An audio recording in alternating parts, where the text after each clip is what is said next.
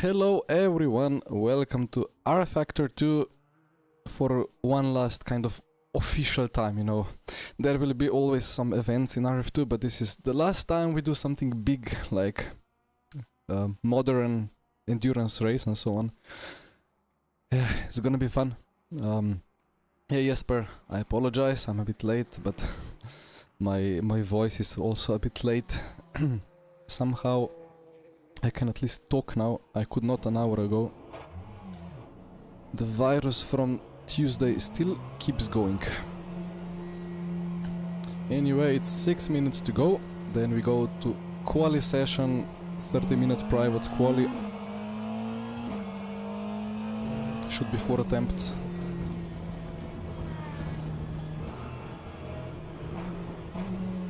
Red track limit copy.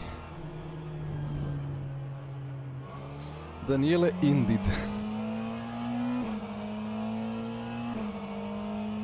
Thank you, Liminal. Yeah, so basically, I don't know, like it's the prep hasn't been the greatest, right? I mean, from my side, the issue was that I was a bit sick during the week, so I couldn't really practice as much as I wanted. The good news is that I still seem to be only 2/10 off the fastest BMW in quali, which is fine. Last year we had McLaren. Jimmy Nisula was on pole last year with the McLaren, but this year the 6th gear on the McLaren has been lengthened by a lot, because last year I heard the McLaren engine blew because of too high RPM, but now we are blowing our top speed by 5 or 6 kph, so car is over half a second of pace because of 6th gear compared to last year, but I will not complain about BOP, it's alright. BMW should have a bit more raw speed, we should have less tire wear, maybe it averages out in the long run, who knows, let's see. The Aston is quick as well. Yeah. I should be probably saving my voice a bit, because I'm gonna be without it if I speak too much.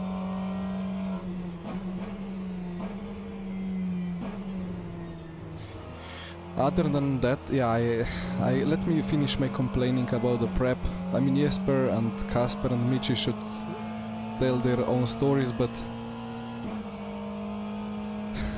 Jesper's maybe Jesper can say it through the voice chat, but the RF2 completely shat itself yesterday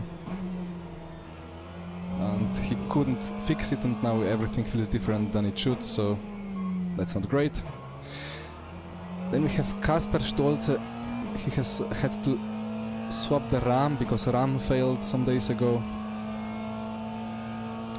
Then we have Michi, who is, I don't think he's having any PC issues, but probably he would make good use of 1 month of Hawaii holidays. Yeah, we are all old and grumpy and cranky, and the PCs are not happy, and at least we have the pace and experience, and we can't be bothered by the problems too much, so it's gonna be fine. We will just drive and enjoy one last ride into the night and into the sunrise and see what happens. Until then, I'm not even gonna make the whole final quali attempt in practice, but anyway, at least the Man Ultimate works, indeed. Yeah, it's gonna be a big week, right? We finish our symbolically we finish our RF2 story tomorrow. Then we have a good night's sleep. Then we update LMU. And new era of properly limited sleep angle begins. Tiny pedal behind the steering wheel. I basically just have tire wear and current lap tire wear there, so I'm kind of hiding it there. not sure why, but I just turned it on like 2 days ago and found it kind of useful, and I just placed it there.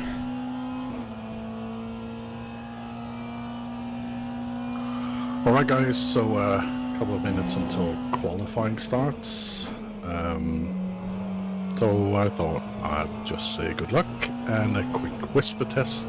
This will be my volume if I call a code 80. Good luck.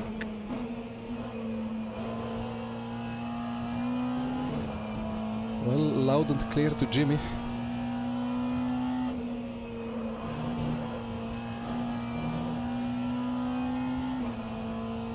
It's so weird driving these RF2 cars after being used to LMU. Like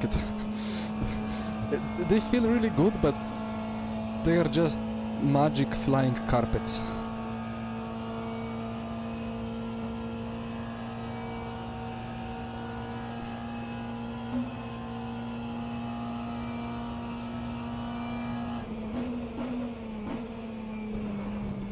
And to answer the question on the forum, Understeer. It will be private and you are allowed to hit escape. Thank you, Yannick. You drive as well? If so, good luck to you. And thank you, Robert.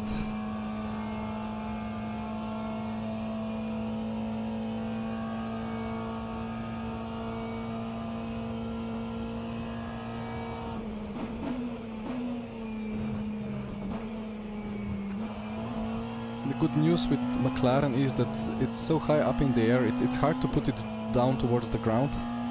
But we can just ride the curbs like they don't exist.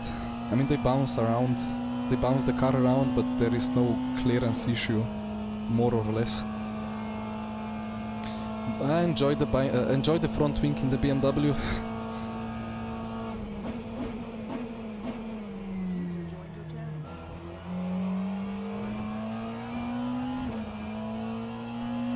Yeah, no Mustang. That's true. I would love a little bit of Mustang balance though. I just hope that Jimmy leaves the server running enough so that I can practice one more Indy King. RIP. Okay, well, anyway. Here we go.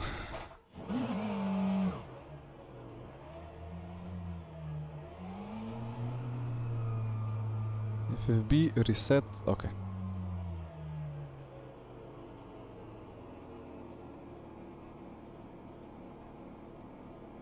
Ah, the tiny pedal radar is a bit annoying. Let me turn it off just for now. No need to see the hidden cars on the radar. Melee, good luck, good fun to you as well. Well, the gap between us is a bit higher than you guys would want, right? But, well, let's all have a nice race. Michi stream, so Michi...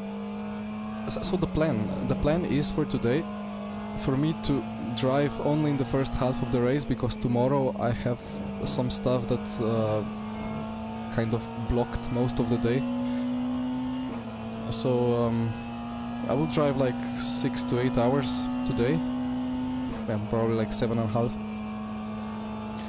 And then Jesper and Kasper will drive with me, and then for the second part of the race Michi will be streaming it and I will not be.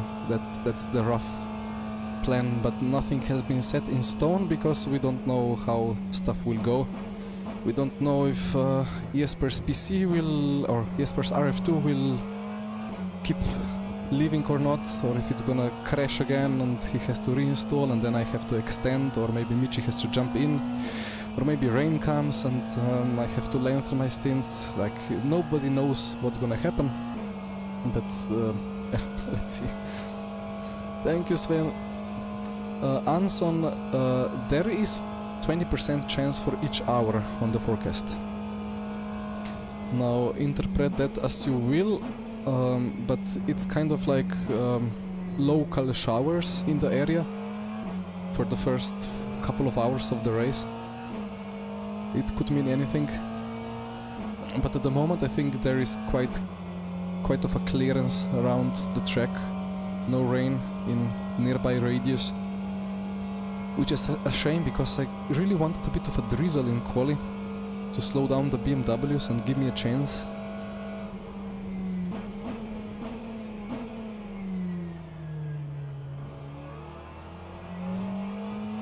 But yeah, let's see, maybe rain starts spawning out of nowhere right on the top of the radar, because we are running the plugin with real weather here. Also guys, if the volumes are a bit off, let me know. Like my voice is a bit off today, and rF2 volumes are a bit different than LMU, so if there is a problem I can just quickly do a press on the stream deck and it's gonna be better. Thank you, Mario. Yeah, all we have to do is finish the race, or actually we get the points if we finish more than 50% of the race, but yeah, we are battling for the championship with the Caspian, with the Porsche, but we are quite far ahead in the standings, so we just need to score a couple of points, and it's not really on our minds today. We kind of want just to win the race.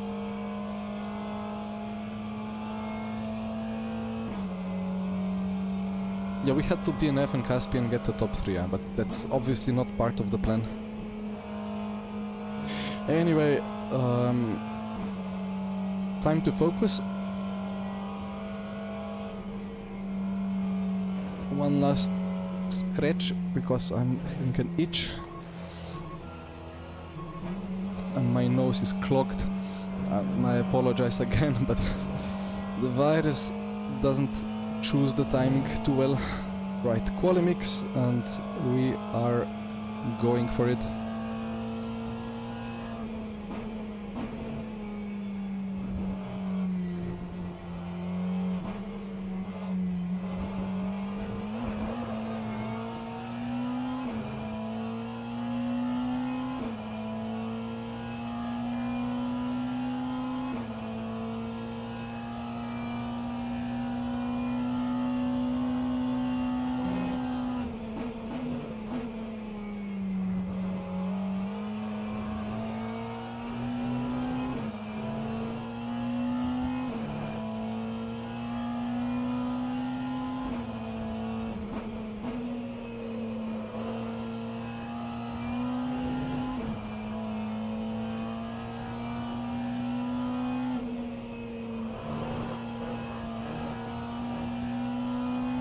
That's as clean as it's gonna get. I could carry a bit more speed through Tertre Rouge, but the rear always snaps, and it has to snap, otherwise the car understeers.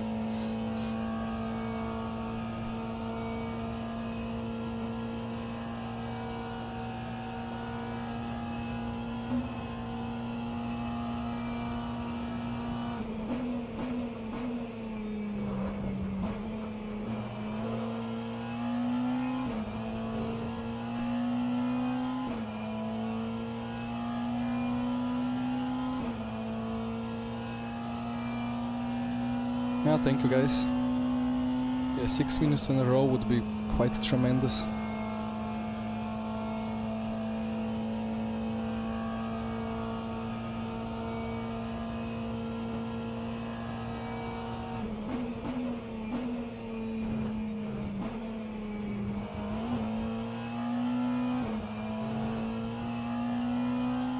That felt way too much under control, but I broke quite late. So should be fast.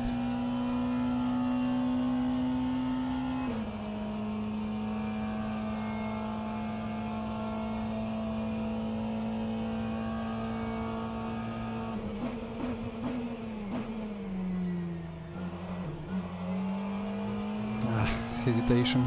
Yeah, that apex is weird. You can cut. Like you can go 4 wheels off the white line and still not a cut until it is.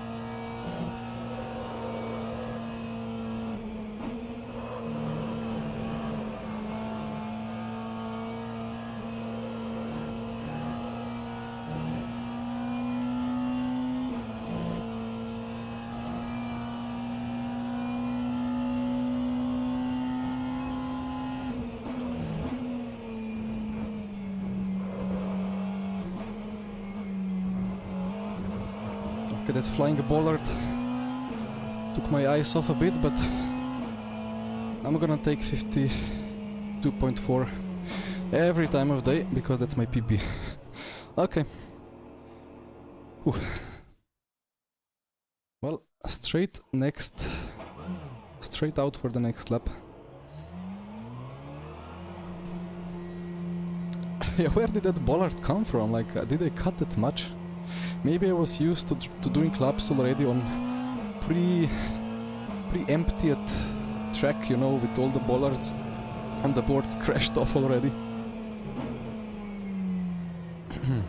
The customary off track on the pit exit.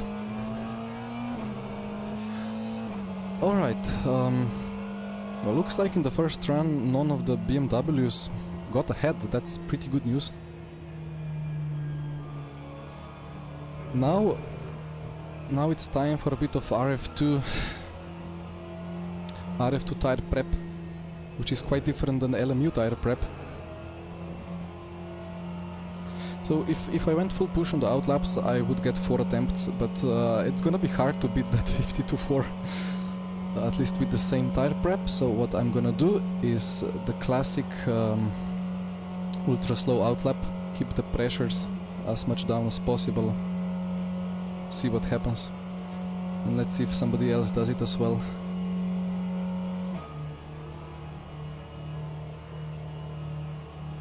Hi Mark. Yeah, thank you. I was impressed by how stable it was, because that's the most stable quali lap I've driven around this track in the past week. It's funny because the ABS is really tricky. It's kind of like in LMU, you know. It's already quite good in rF2, just you don't feel it that much in the steering wheel. But if you brake deep into these chicanes in ABS, it's just gonna throw the rear around. And then if you just lift the brake a bit, the car can just carry speed, no problem. So,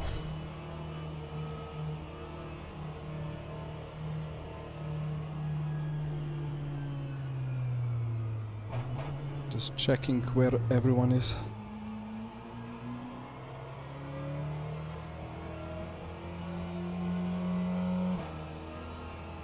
Yeah, a couple of BMWs will sooner rather than later be ahead of me in the standings if I don't improve. And Daniel, yeah, about the 2 hours open queue, I mean it was fine, but it wasn't great because the first lap counted, and on all other laps you got traffic. And the guy that did not get traffic for whatever reason on one of the following laps got the pole because the real road, the rubber was higher, and it was just a bit too random and a bit of a waste of time. So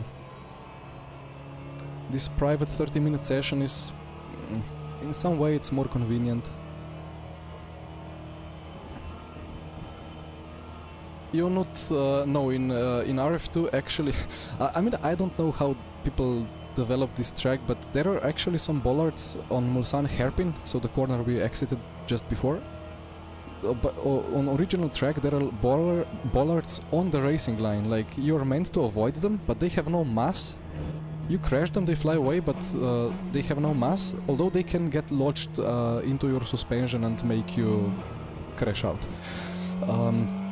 But they are on a line that's not a cut line, so you actually have to wait for somebody to crash them off, and then you can use that line. So Jimmy, the admin here, who also worked with the studio for some time, he removed the bollards in some corners, so we don't have that issue.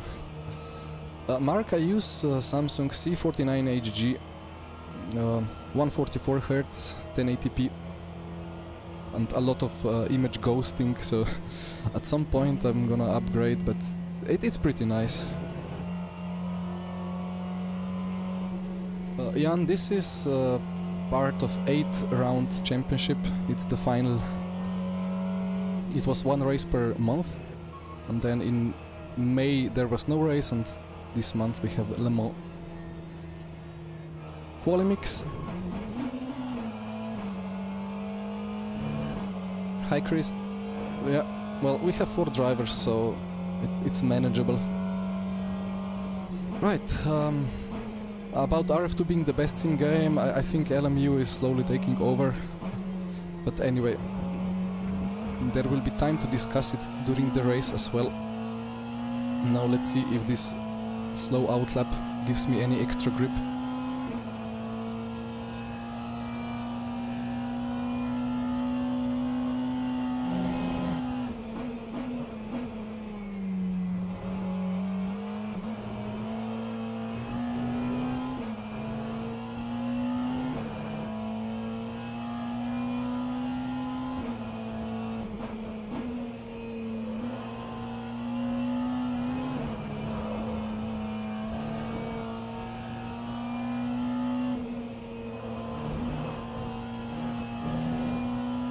Better exit onto the straight.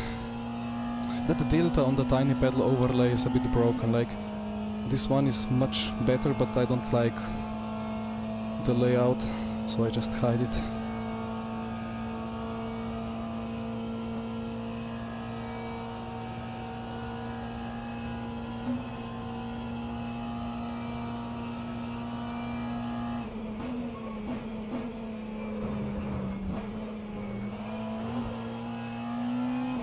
Yeah, that's that chicane explains if RF2 is best or not.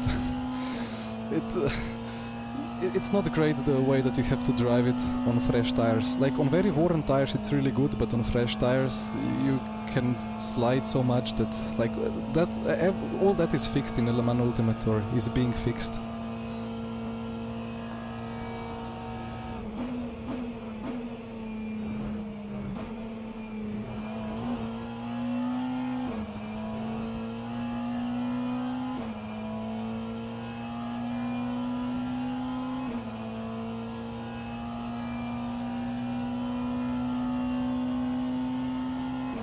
And this very slow outlap should work best, or should gain me most in the third sector.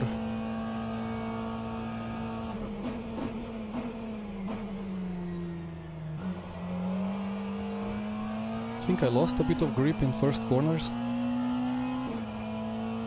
It's the same as it was in Le Mans Virtual Series, I remember. Pit limiter outlap gave you a tenth slower sector 1. But half a second quicker sector 3.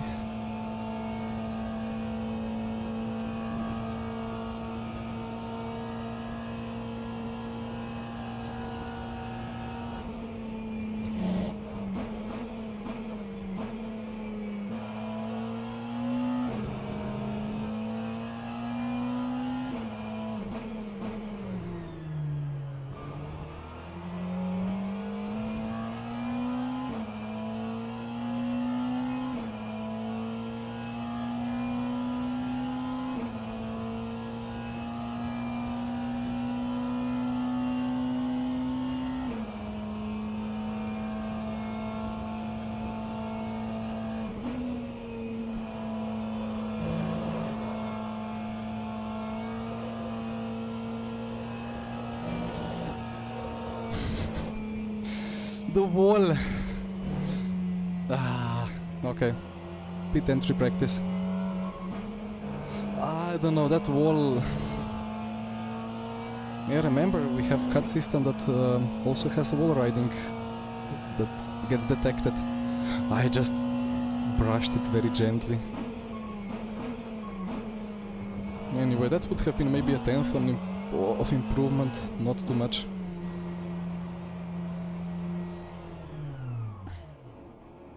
Anyway, next one. We always had to complete the in-lap in VC, but recently Jimmy switched the format, so that's why I'm able to escape every time.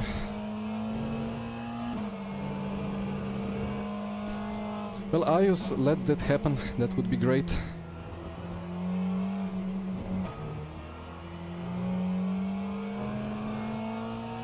Still P3 after 2 runs from everybody. I mean, I don't have huge lap time remaining in the last sector. Like I would probably exit the S's with half a tenth to 1/10 green in the delta, and then maybe gain half more tenth. Although not sure how much that flying bollard in the first attempt screw over my mind. Now Erzen in the BMW steals the pole, but again BMW is just so quick on raw pace.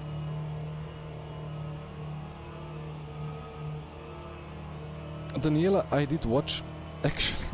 I clicked on it, I was like, yes, James has done a new video on LMU, new tire model, and then I realized, it's not LMU, it's iRacing. No!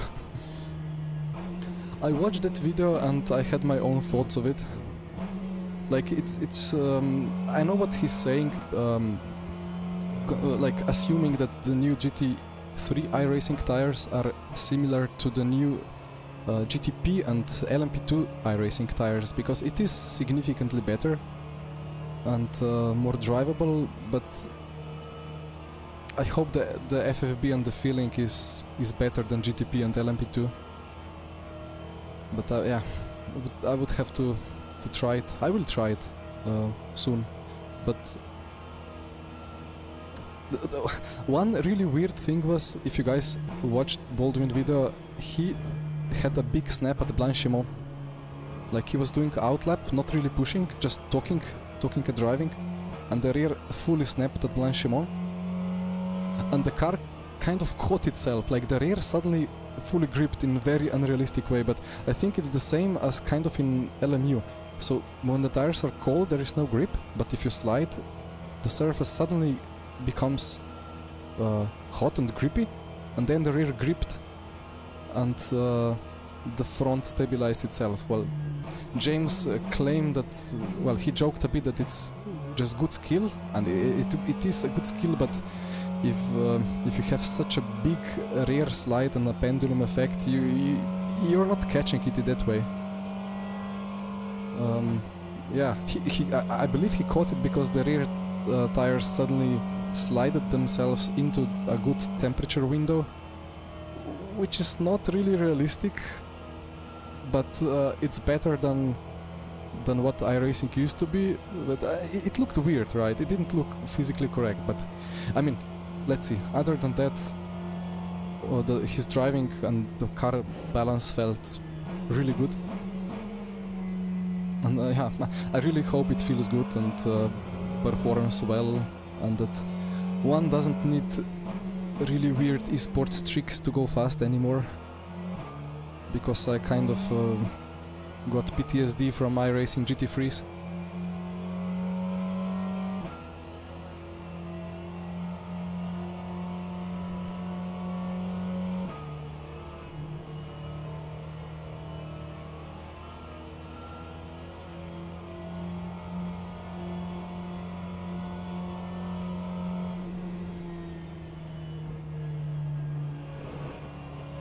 Quite a big field spread here, to be honest. Wonder where all the BMWs are, but I mean, it's hard to get a good lap time. It's a long track. The tires are all over the place in quali. I really enjoy driving these cars when the tires are under 30%. But the first 10% of fresh rubber is just so difficult and so annoying. Anyway, attempt number 3.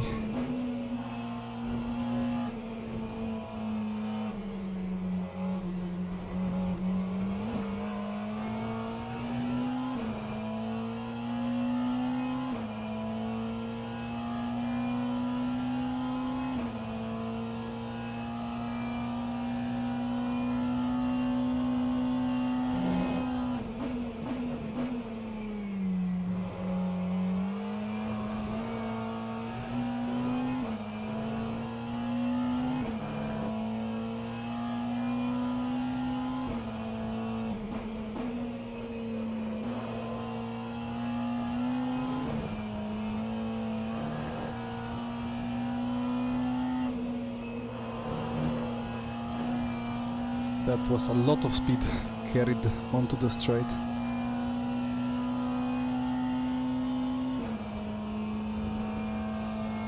And the rubber is evolving still, so track should be a bit quicker.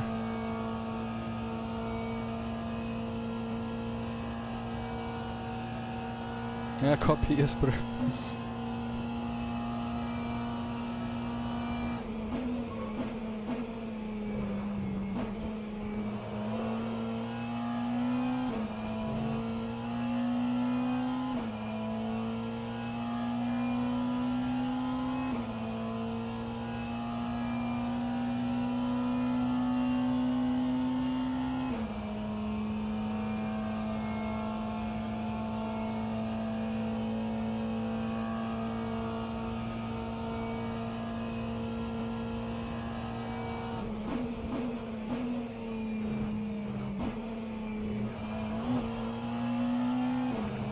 No. Well, escape, drive, and I'm gonna do the slowest outlap you have ever seen. Yeah, that exit is weird. In Le Mans Ultimate, the track limits are super different, because in Le Mans Ultimate, if you even use the whole exit curb on the left side, you're gonna get a cut. You can only use like 3/4 of it, I think. That's what it feels like from in-car. But here you can go much beyond it, and but then it's difficult to know where is the limit, and it depends on the angle that you take it. And I really thought that I was recovering quick enough onto the straight. To cut, it's been changed like 2 or 3 rounds ago, when some well, that script of Jimmy didn't work properly and he just couldn't be bothered anymore, so he just said, just make it private, go out altogether, don't mind the timing, you can escape, everything is fine. So we are doing that. And yeah, I guess no official stream for Quali. I mean, last year, or all the prior years, last year I don't think it was even streamed. It was 2 hours Quali session 1 week before. But then they started the race stream right on the formation lap. Jesper, I hope. I mean, I will try to do a Rogers outlap, and I will try to do a Rogers pole position, but maybe I'm in the wrong car. Let's see. Thing with Le Mans Virtual Series and LMP2s was that the LMP2s produced way higher temperatures, so it really made a big effect to go pit limiter on the outlap. I mean, he didn't really go pit limiter, he went like 100-ish, I think.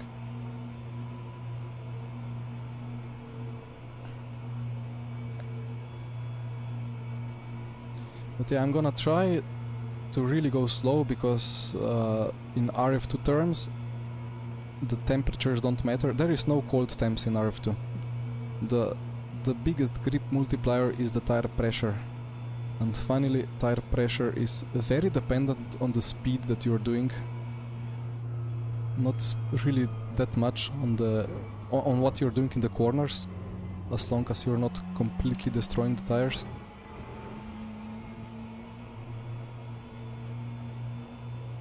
So let's see.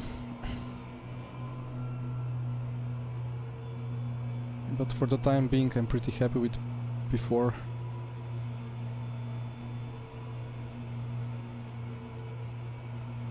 Let's see if there is some last minute hero improving by a second plus. But I feel like Nisula can easily get me.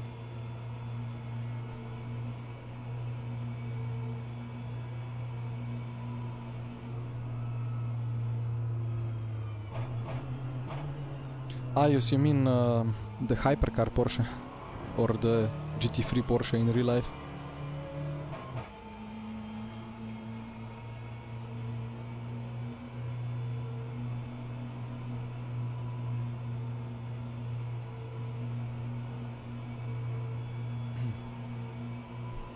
I need to pick up my speed, otherwise I'm not making it to the line.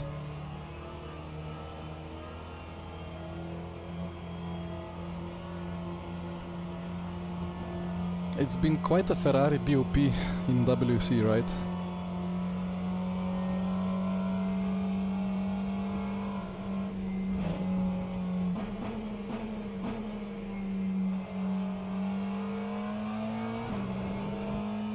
Hi Charlie.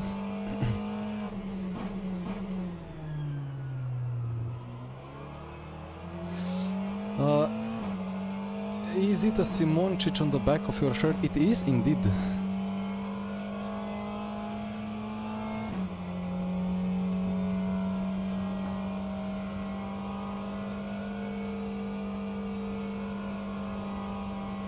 Alright, minute 15 should be good enough for the final couple of corners, so I can take it a bit slower again. Reigns, this is LMU's minus 0.5. Yeah, it's rFactor2. The final Le Mans 24 in RF2 before LMU takes over. Yeah, Jesper's back of shirt is a bit unfortunate. Okay, quali mix.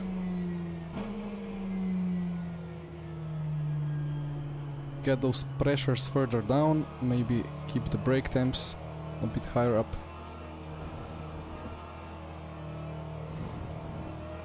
Let's go for it.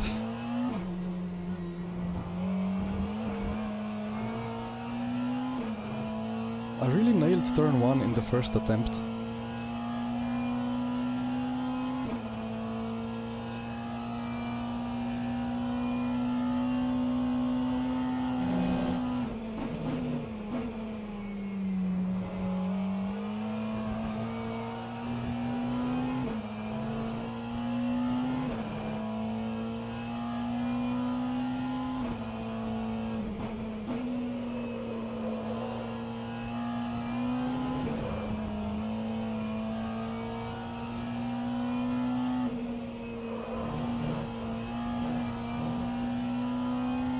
Couple of slides that should be unsurvivable but are actually quick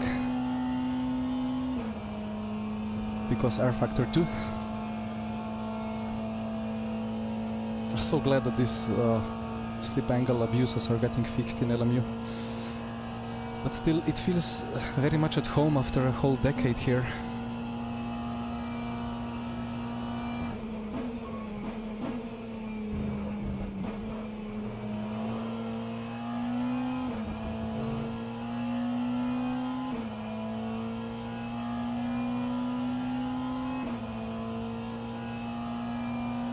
I saw some people taking the white line still, but I did not experience any gain by doing it.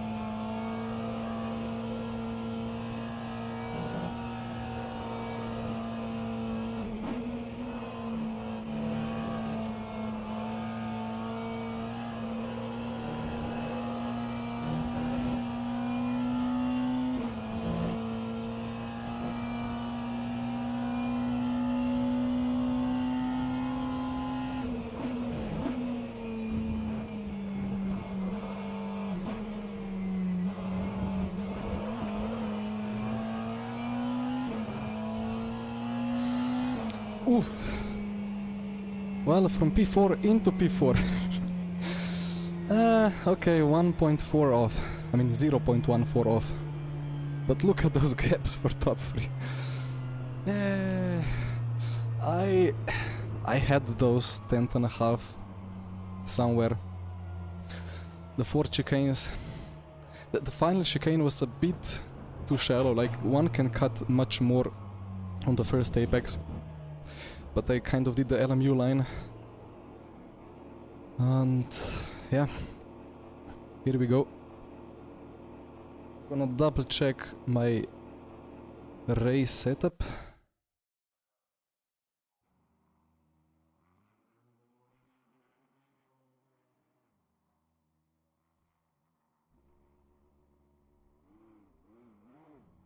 Wets are on.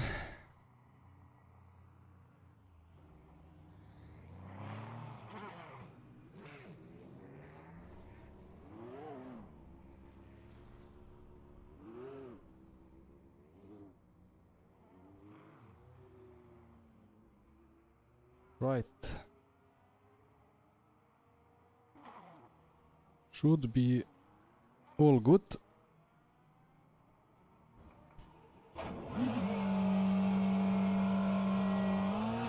The clutch bind point perfectly mapped. Oof. Yeah, that was quite a nice lap. I think the slow out lap helped as well, but it really doesn't help as much as on higher downforce cars. If you remember watching me do Formula Sim racing, we were doing those extremely slow out laps in 24 as well, in rFactor2.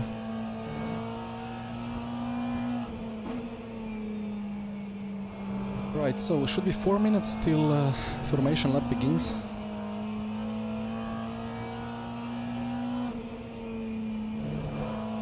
Just enough to get ready, to get the feeling going for the race setup.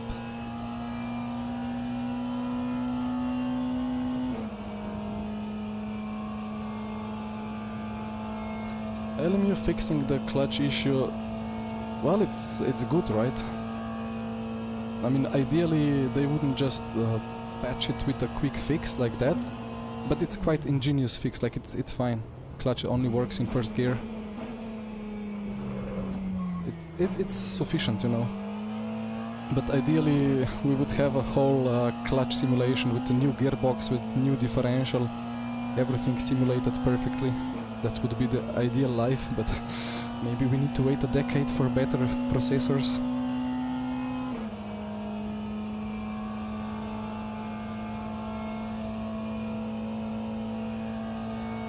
Now I have 4 BMWs behind me for the race start.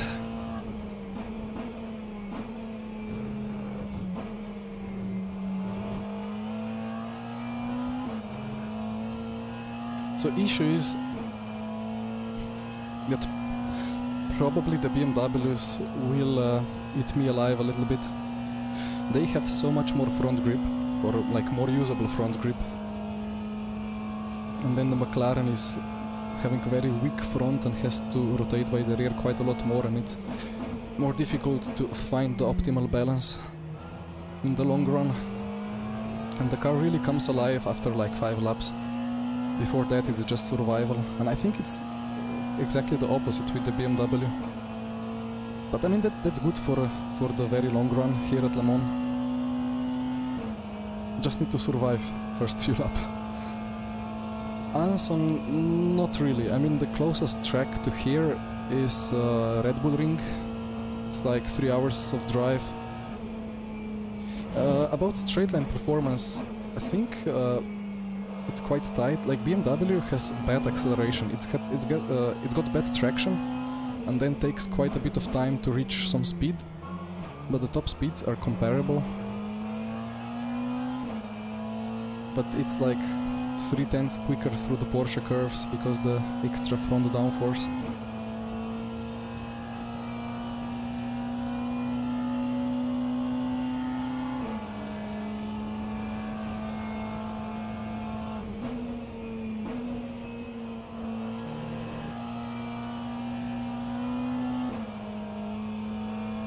That missed apex at that flat out left corner is super dangerous, because that wall that costed me a quali lap, it just sucks you in, it's crazy. And then you get invalidated lap and suspension damage. And actually, let me check where we are in the pit stops, or in the pit lane.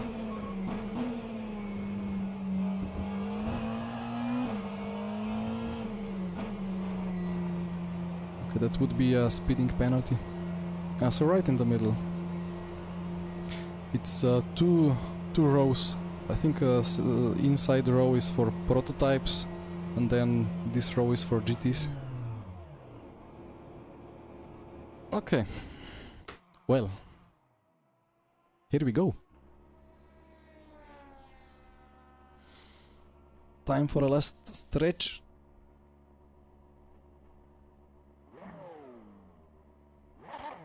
Well, not much of a stretch, but my back is doing weird sounds. Slovakia ring, it's not closer. Red Bull ring is actually really close. Like I need 1 hour to the border, then it's like a mountain pass, and then it's through a couple of towns of Austria, and then you're already there. It's quite close.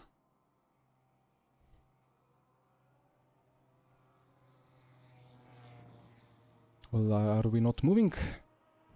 I mean, I guess I can do a couple of more corners.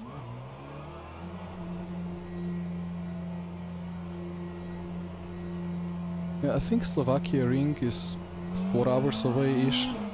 4.5. I would need to check Google Maps. Yeah, thank you, Marius.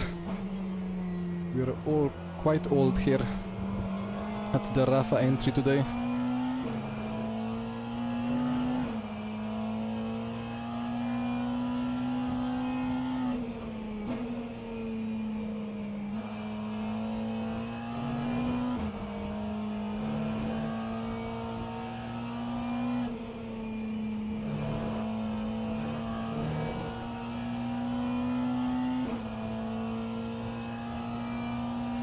Yeah, Daniela, I no idea to be honest. But yeah, I mean, currently at Le Mans in LMU there is a big problem, right? Because if multiple hypercars pit at the same time, they get crashed into each other during the pit stop. Jesper is Jesper half a year younger than myself?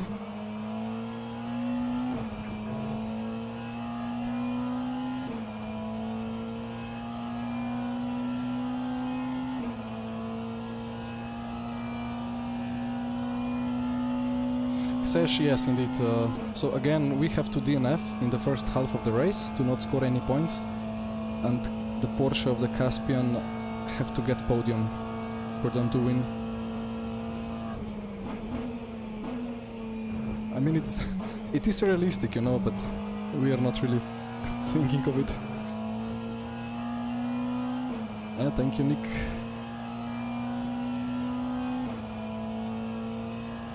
I guess we're going till the end of warm-up here.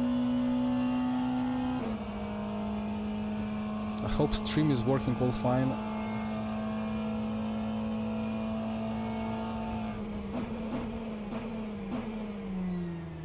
I got that extra widget on to show the full MFD, which my teammates will complain about, that I'm leaking the strategy, but I mean, we are the only McLaren anyway.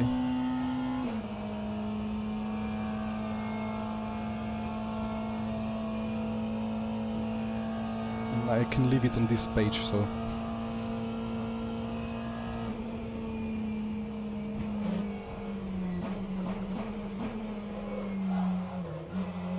Yeah, that's a McLaren experience in the first lap.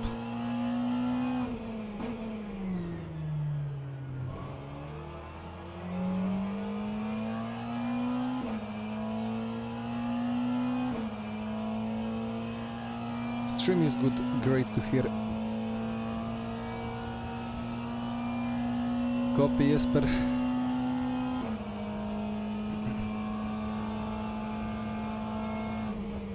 Well, about competitive RF2 races, like that historic Formula A thing that HRC is organizing is quite competitive, you know.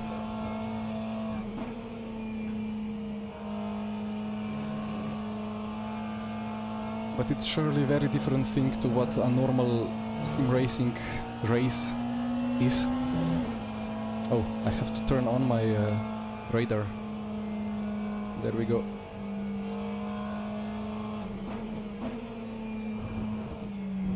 I mean, I hope it works. I wouldn't to go close to a car. Too much of the curb. Hey, Yun.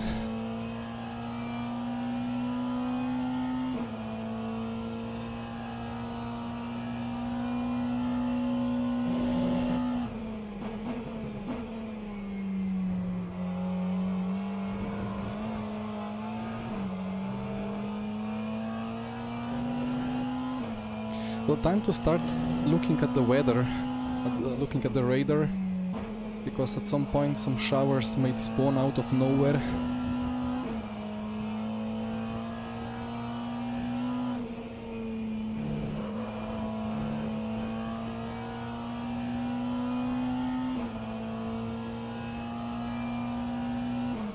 Wonder why are we not moving? Maybe the game is waiting for everybody to box. Either that or just count down. There we go.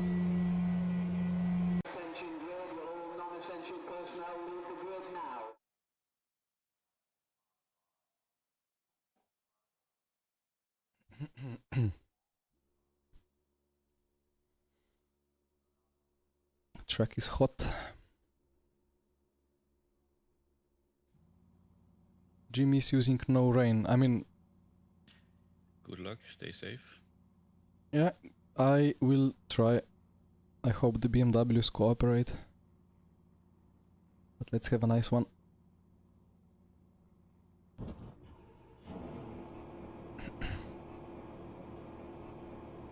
Okay, radar works. And Nick, I honestly don't know how exactly that app works.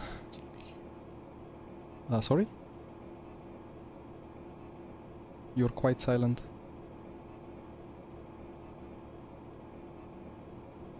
Anyway.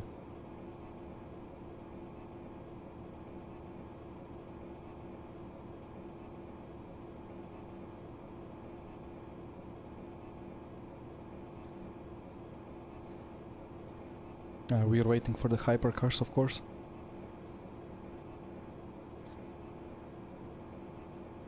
I'm muted. Oh no.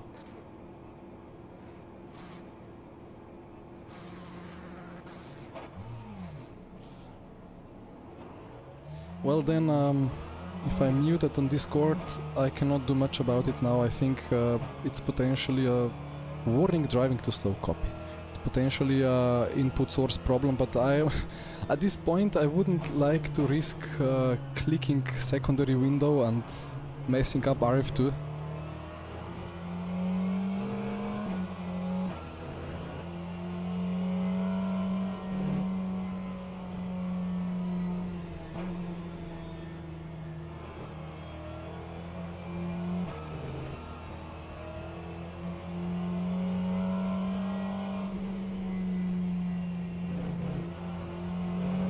Daniela, that warm-up lap will not be too slow. I think hypercars are allowed to go 150.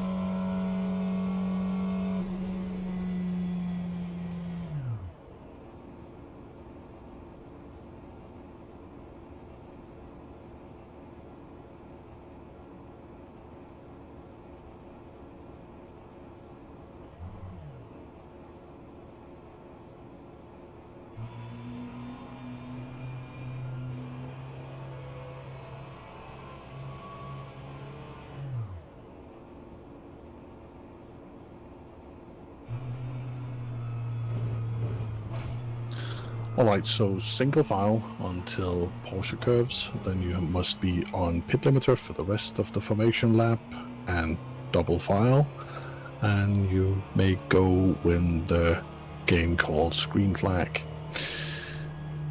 I don't need to remind you that it's a 24-hour race. You won't win by overtaking on the first lap, so be careful. Leave a little bit of gap between classes, not much, but just a little bit, and then good luck. I hope I don't hear from you during the race, or you hear from me. Good luck.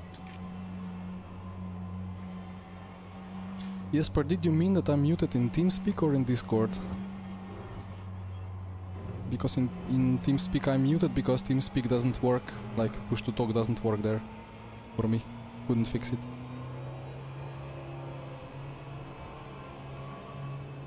Okay, if this in-game notice would stop flashing at me, it would be pretty nice.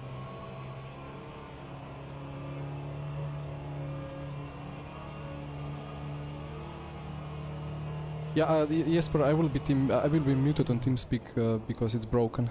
It doesn't recognize my inputs on any controller.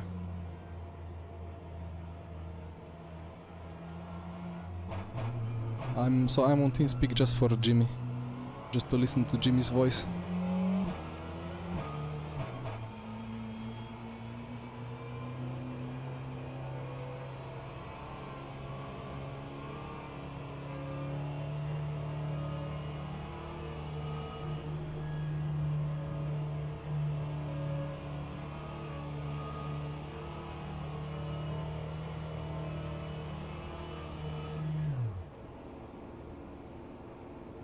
It's annoying because now I keep braking and wasting my fuel. But at the same time I don't want a drive-through from the game for erratic start.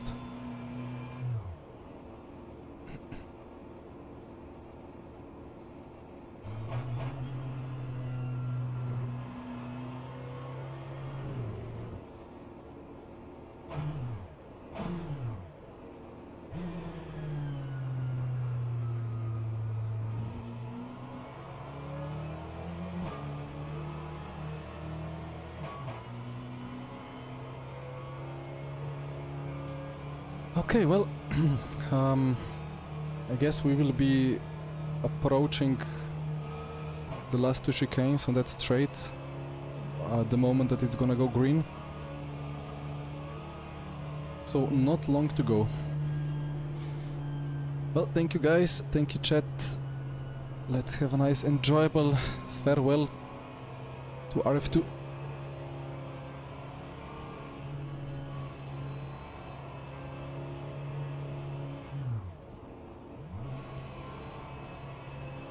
They are still pushing. They should be on pit limiter now. Ah, okay. All good.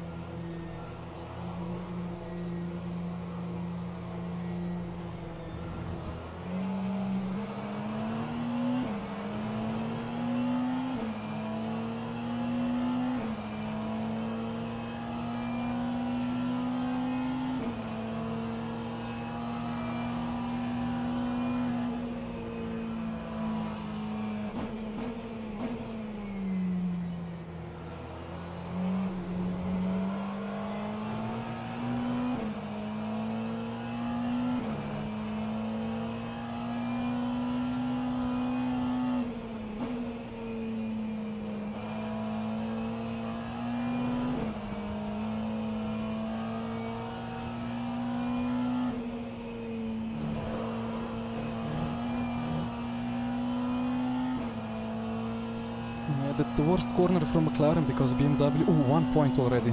Copy. Because the BMW can just carry so much more speed through the high-speed apex. Snapped by Dan, it's tiny pedal overlay.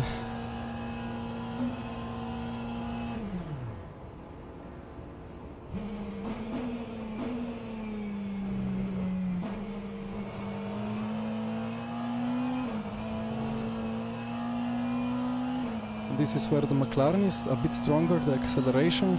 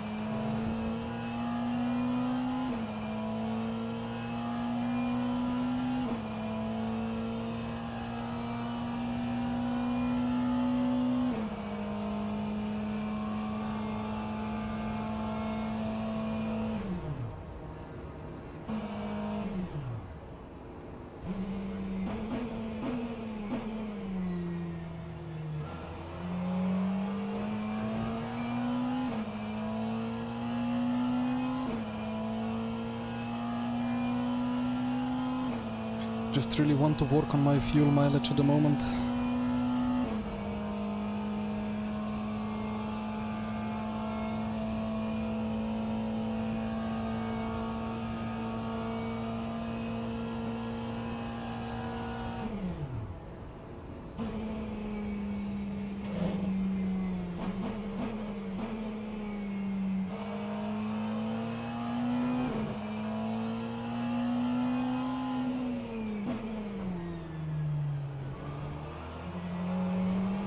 Let's see how many are going for 13 laps. 13 should be marginal to quite a bit of a lift and coast, because we did a whole lap already. And then 12 laps is full push.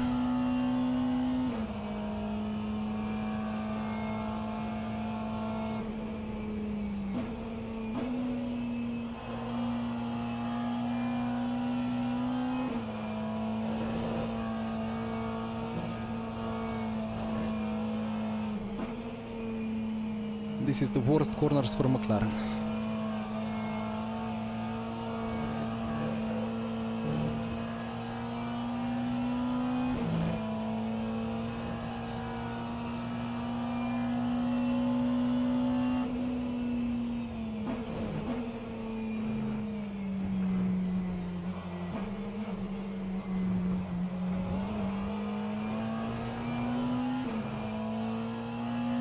So we have 72 cuts that we can use, 3 cuts per hour.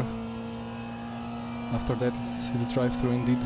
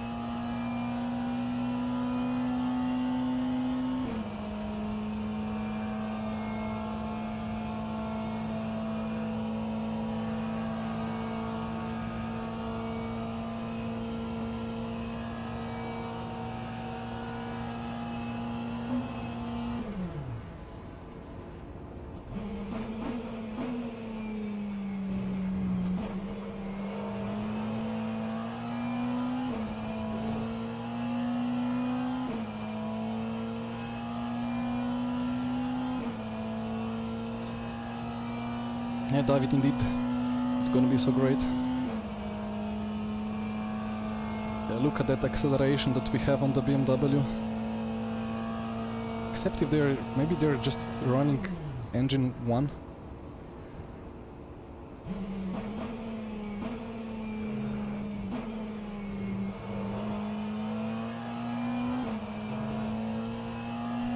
But I'm gonna take, if it's same lap time, I'm gonna take higher top speed to higher corner speed any time of day.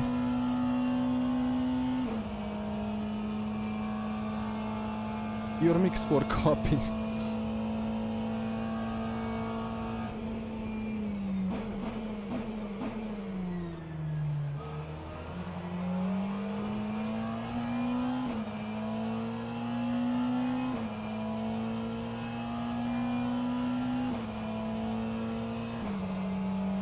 That's... is that mix 4?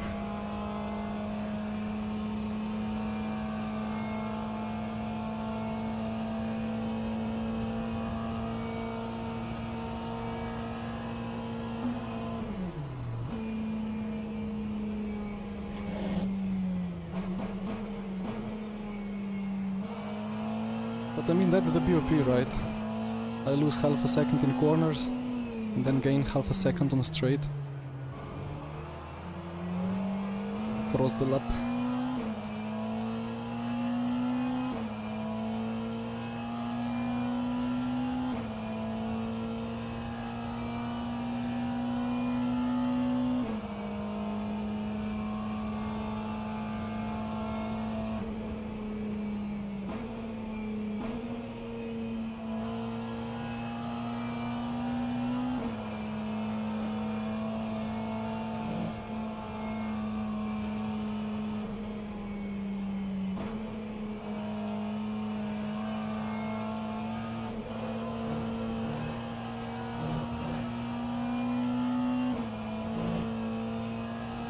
That's all I have in the Porsche curves.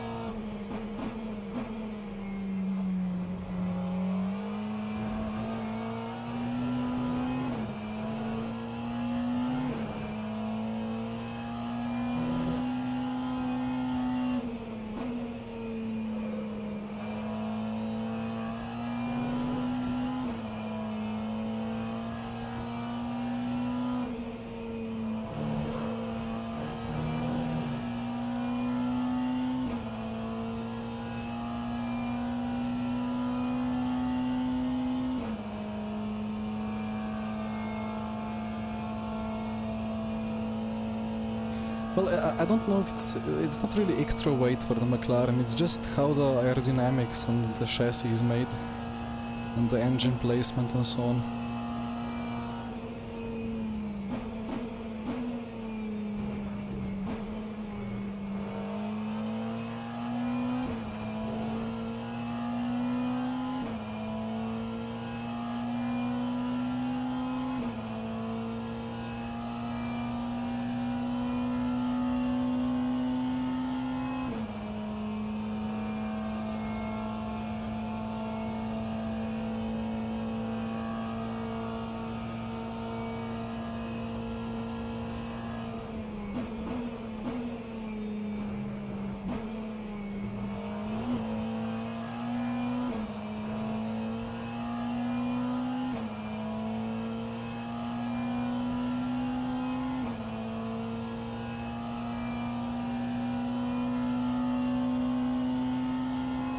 Yeah, they're drafting themselves. It'll be hard to come close, except if they battle.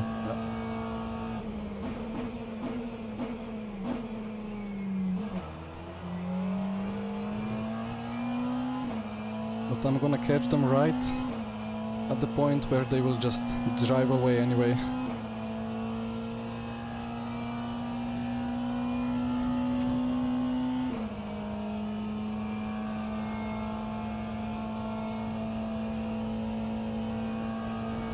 Yeah, done. Well, it's very difficult, to be honest.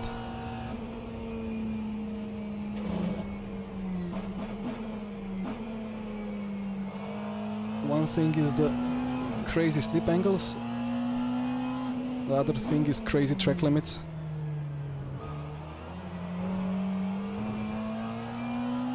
It's not easy to learn two tracks at the same time, and it's actually the same track model, but the track limits are vastly different.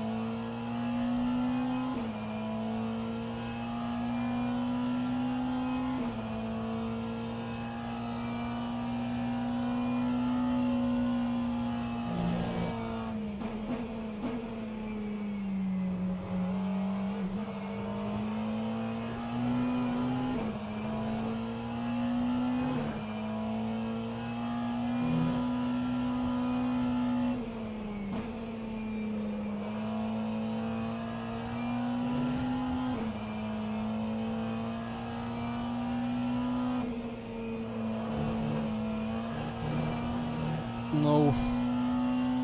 1 point, right?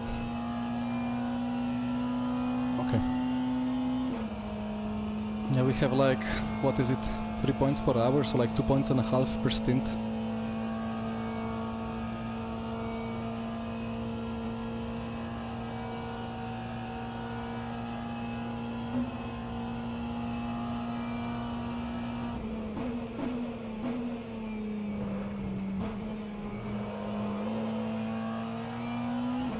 The full send to get back the toe.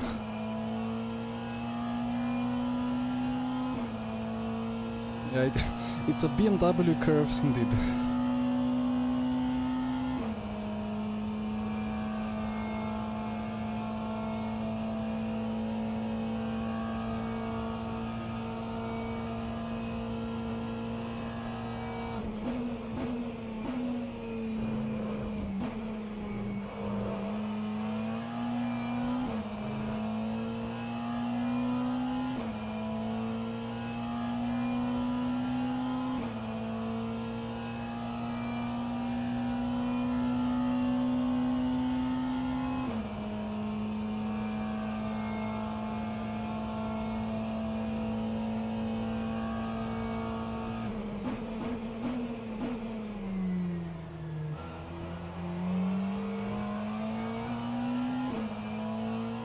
That smells like slipstream.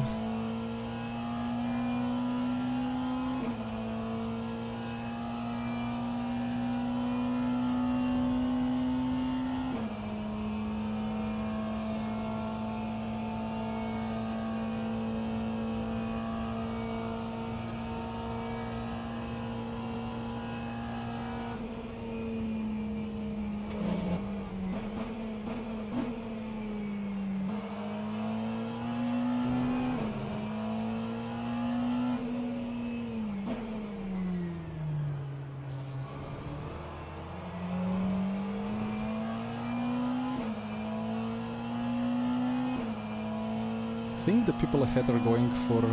maybe the Aston is going for a 13 lap stint. Let's see how far Erkan now pulls.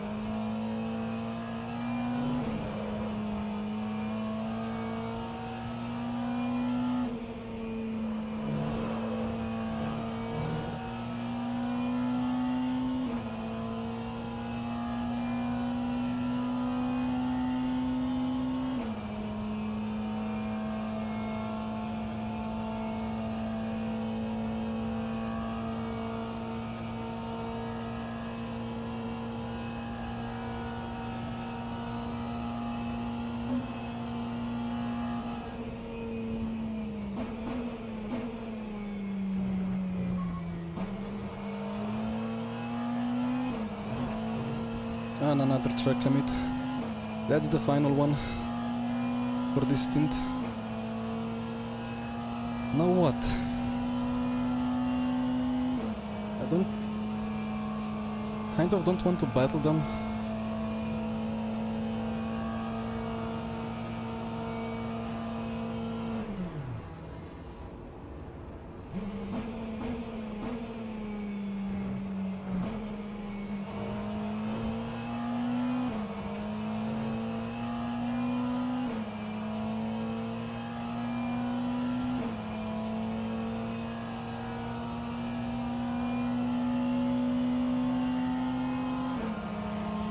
Oh, thank you for the tow.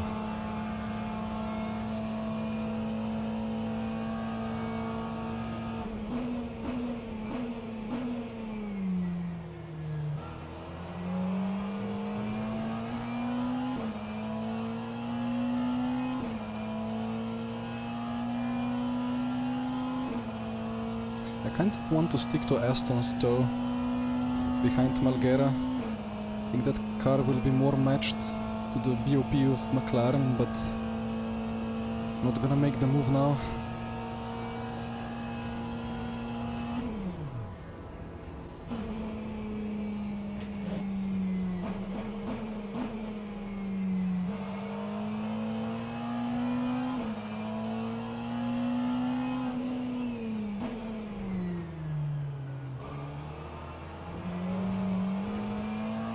Was too close to the wall.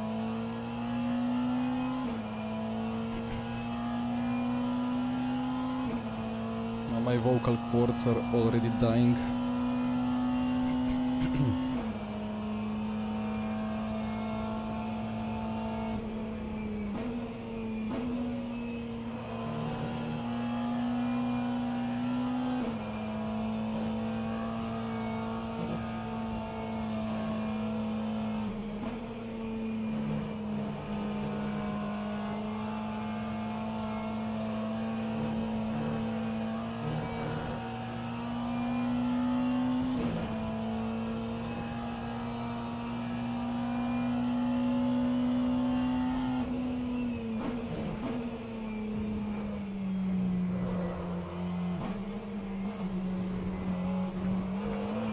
Battling into the fourth chicanes, that's insane.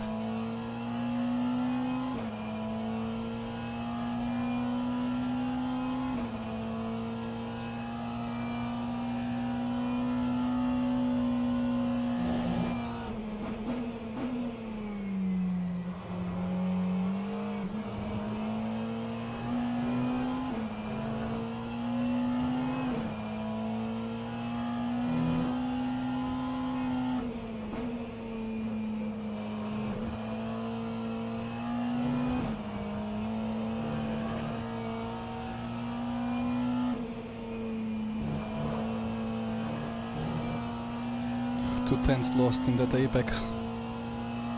Well, front wing is front wing.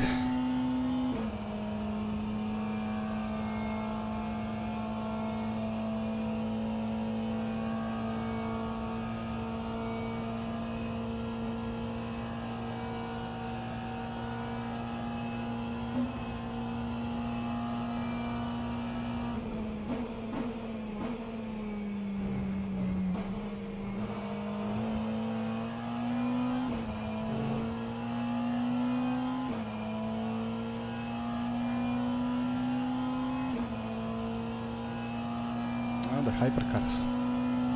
Here they come. All three of them.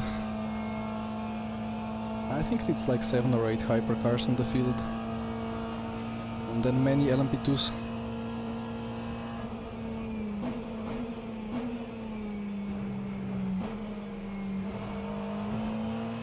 Nice.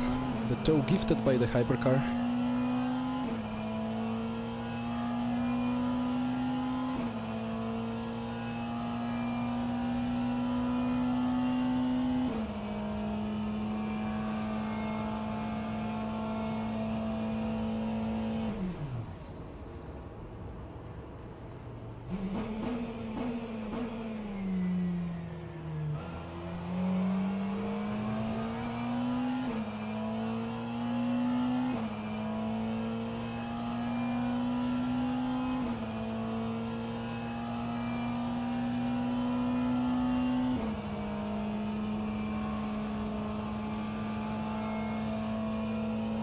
Thought of it, but then the hypercar was coming.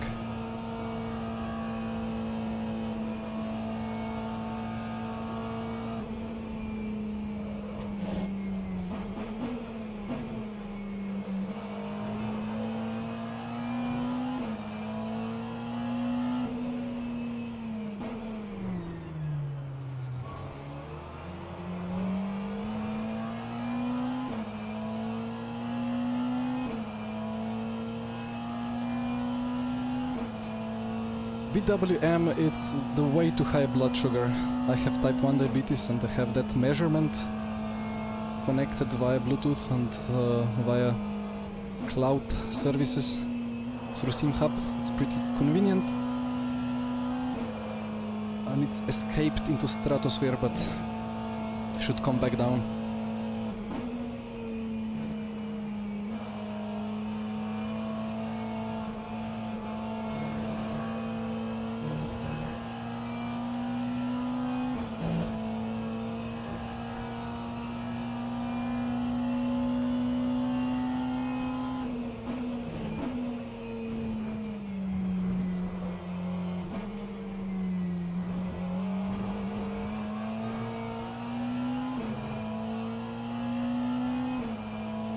LMU has progressed so much further, so it's kind of similar to rF2, but a lot better in many ways. If only it supported modding, then it would have been crazy nice.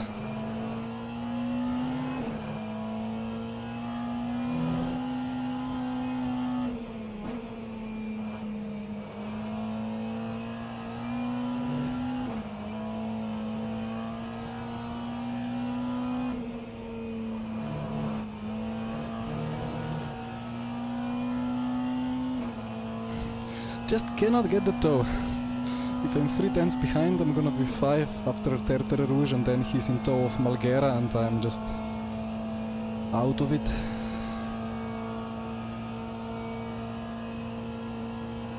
But that super long BOP 6th gear doesn't help either.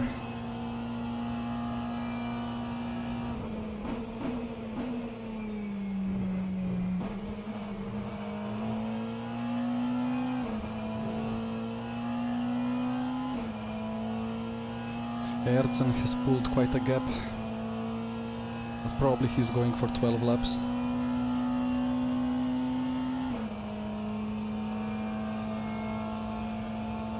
BWM, no worries.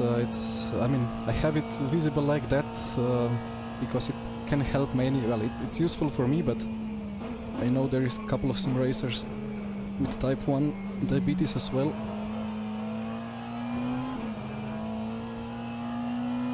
Or type 2 or any other need for measurement of blood sugar, so it's quite convenient.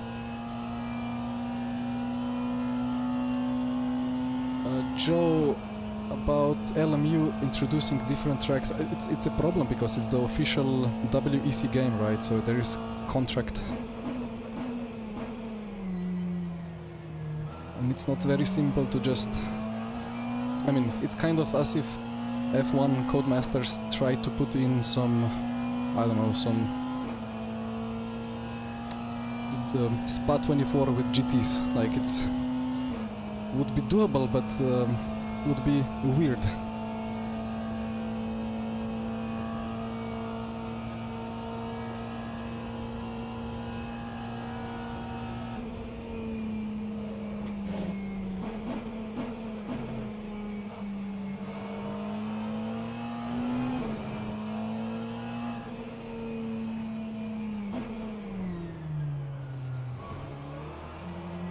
But again, there is still a lot of potential with Asian Le Mans series, with European Le Mans series, with all the possibilities of old licensed content from prior eras.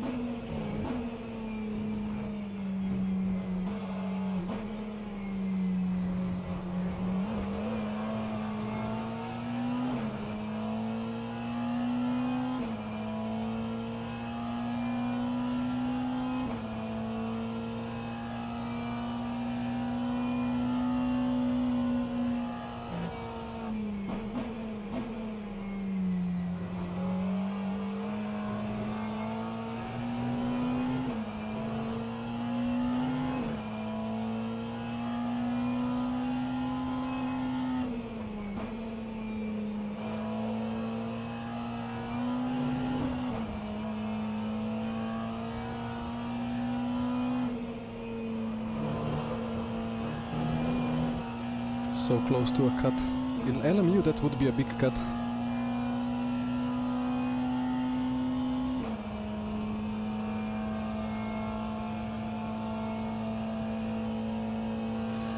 Hvala, nacionalna klasa.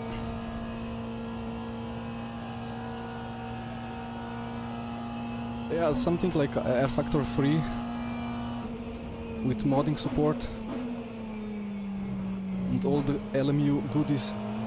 Not necessarily the LMU content, but just the physics and the good stuff. That would be so great.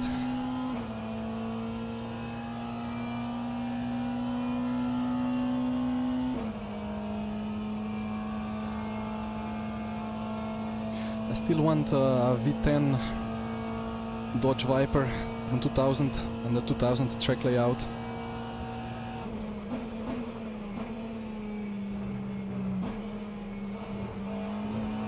What a battle going on there.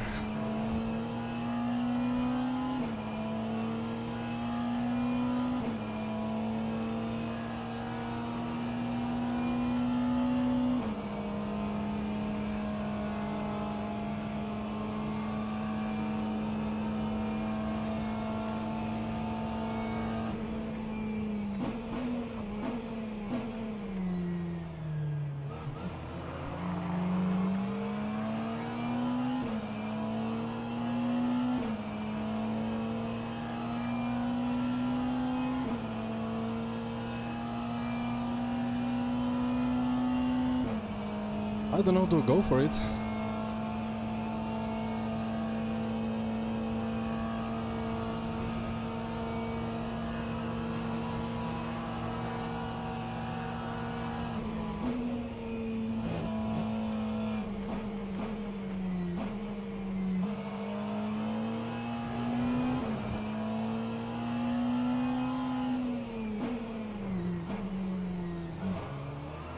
That 6 gear is just impossible. And then the side draft. And I need to go down to 80 kph to make the Indy King to survive it. Anyway, into P3.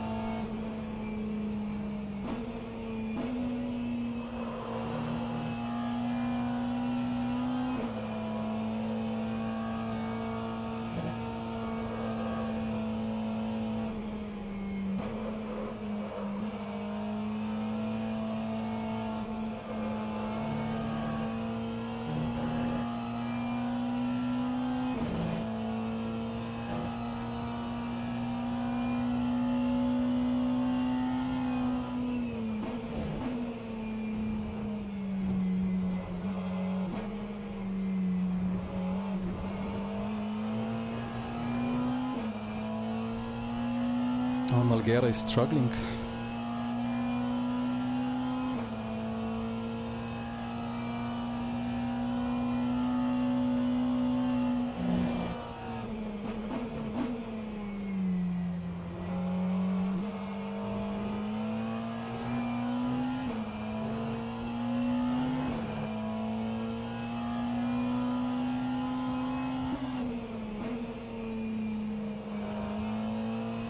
Borre is not particularly hitting the apexes either.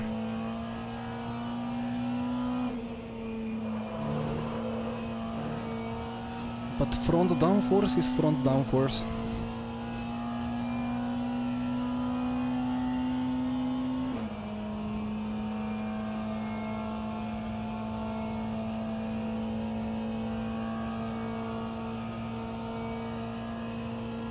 It will be always difficult to battle against the official F1 game, but modded F1, or maybe a licensed, if there is a license for one car,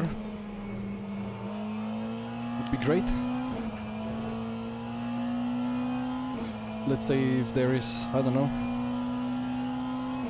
well, I'm not gonna say Ferrari, because Ferrari is probably the least likely to just give a license, but maybe, I don't know, the Cadillac or the Audi. Maybe they suddenly start dishing out the licenses and we get actual data for F1 car.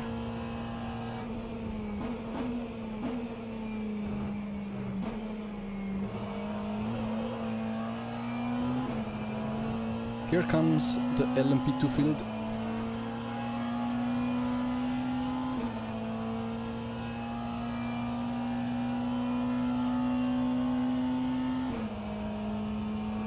To be honest, Formula Sim Racing and leagues as such have been the ultimate F1 sim.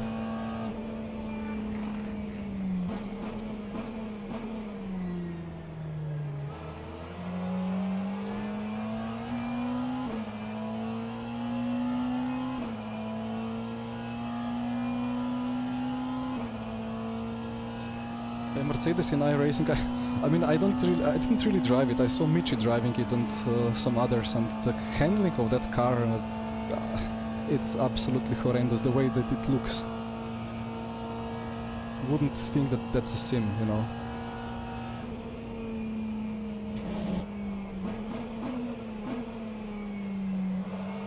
Still remember that other F1 kind of, was it some imaginary iRacing F1 car that they plan to use for some WC.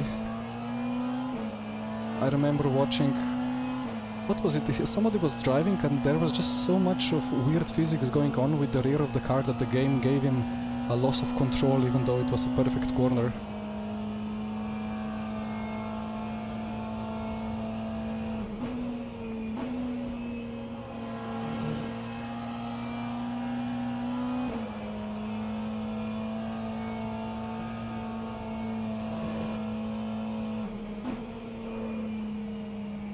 Am I speaking bad of iRacing again?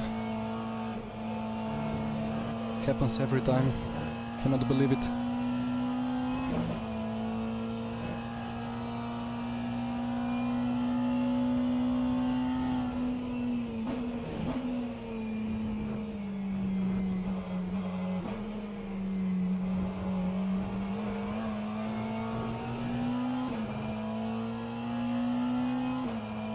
Fuel target is fine, tire wear is fine, gap to Arda in the lead is stable.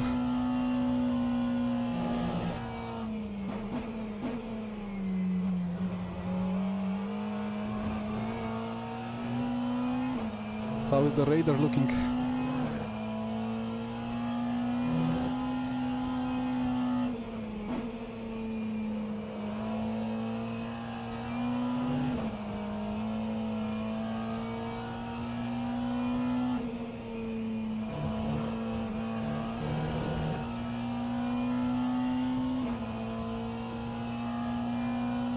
Hi Klotz. See you, Davi.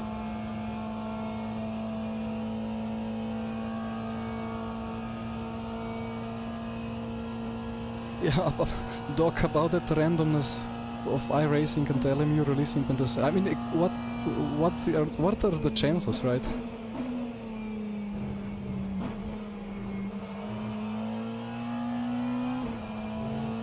Well, MSG and Studio wanted to release the updates a month ago, but they ran out of time.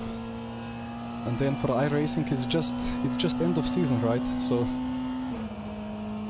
not sure how much of malevolence or like competitive spirit is in there between the companies, but it's quite a coincidence, you know.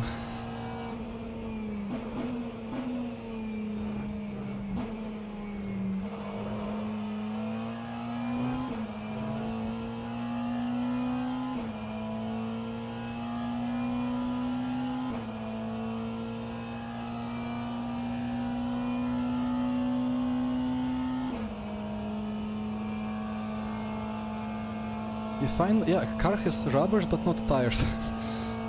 That's a good explanation.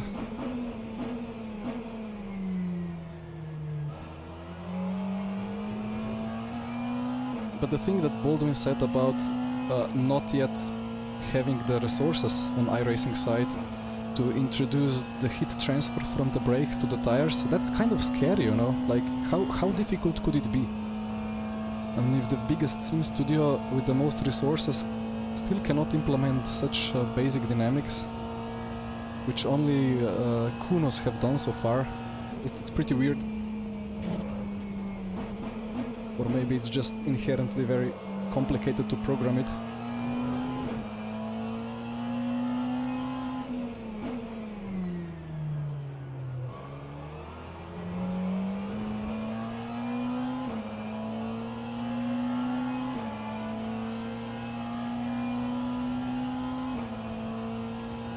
quite a battle going on behind us. Good to see.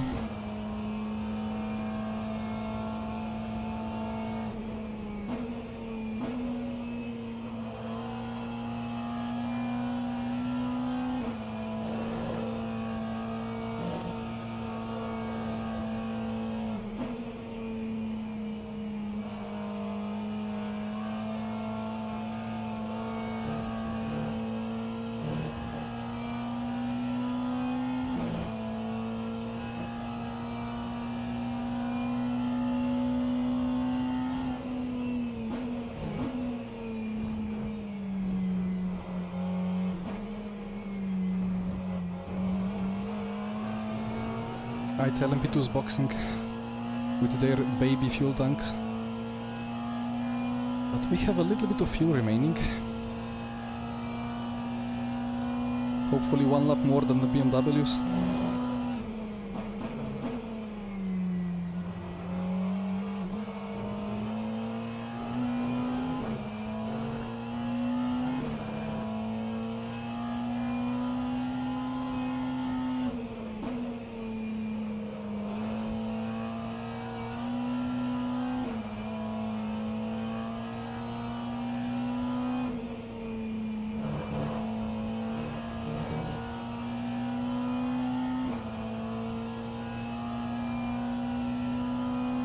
"24 hours of pit stops for LMP2." Yeah, exactly.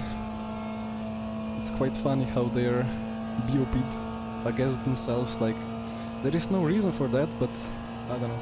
Maybe, what's the reason really? Maybe they wanted to just offset the pit stop sequences of different classes.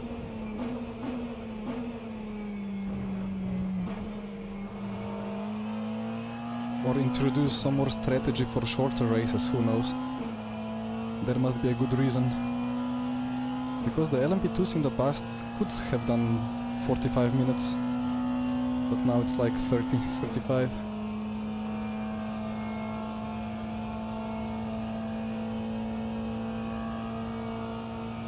ETS devs into sim racing. Exactly. Still don't understand how the truck simulators are so popular.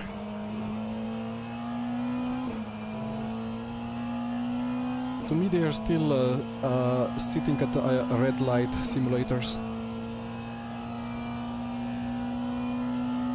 3-layer BMW sandwich, yeah, actually. Crazy.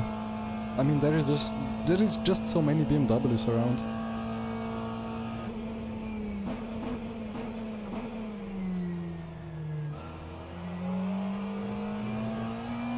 And it's weird to see that Malgera in the Aston dropped so hard.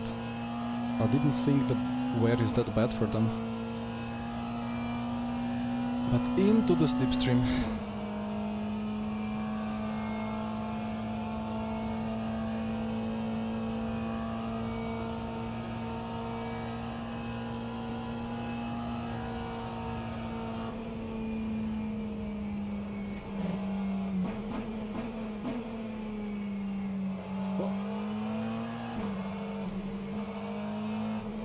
Just take the racing line, please.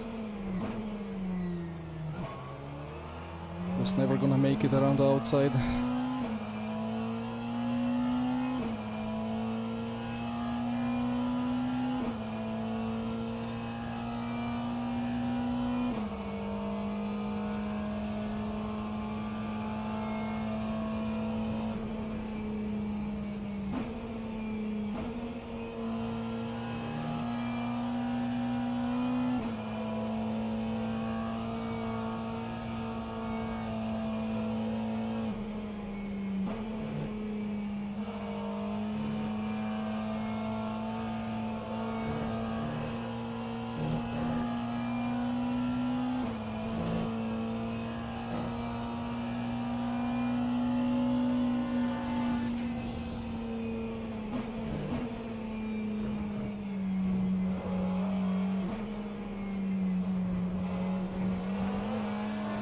That slide of Bore in the hairpin costed us dearly.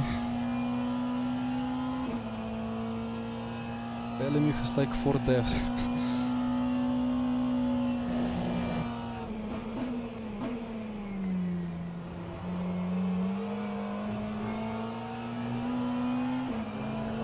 It's a pretty good sim for 4 devs, you know.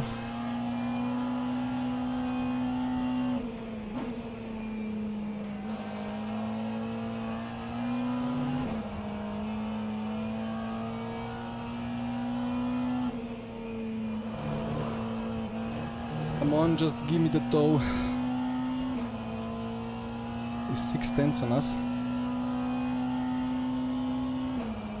Until I have to upshift to 6th it is.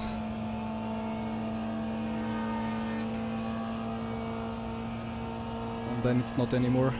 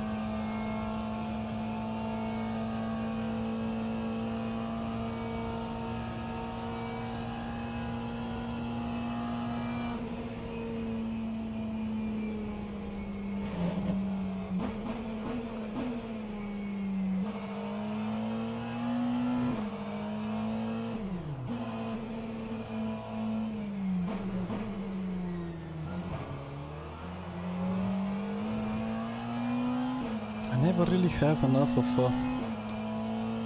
something to make the move. I don't know what. I think the 6th gear really prohibits me from getting that final push to the inside.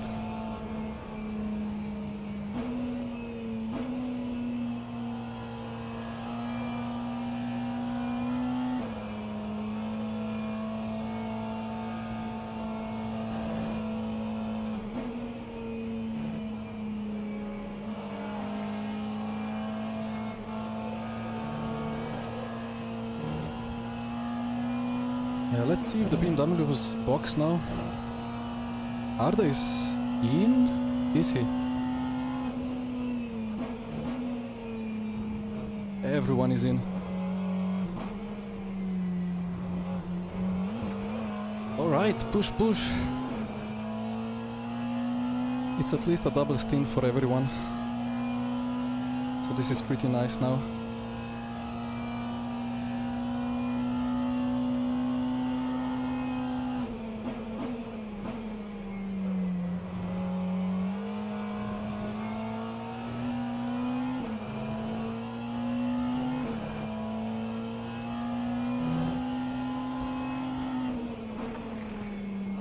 This is exactly what I don't need on this in-lap.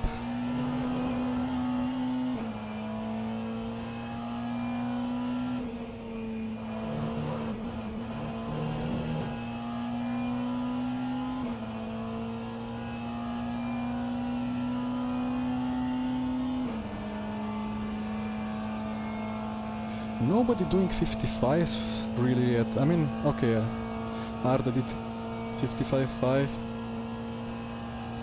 But it's not particularly crazy fast.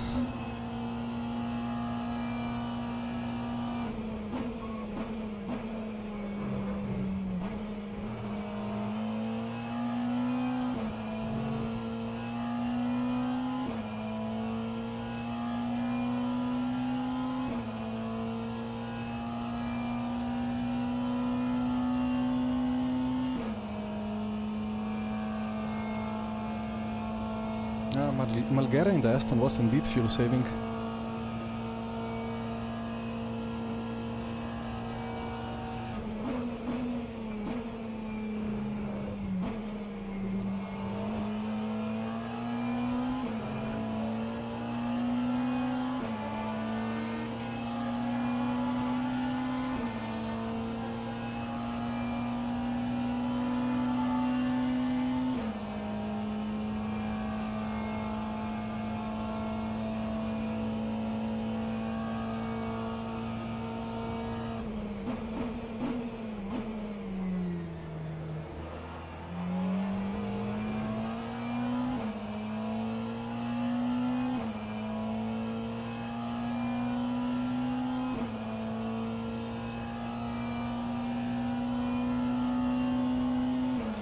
Box, box, box. And tire wear is slightly lower than expected.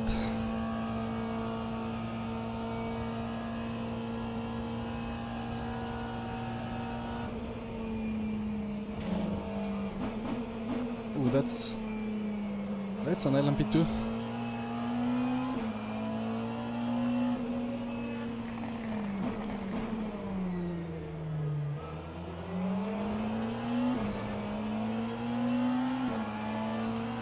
That could be a code 80.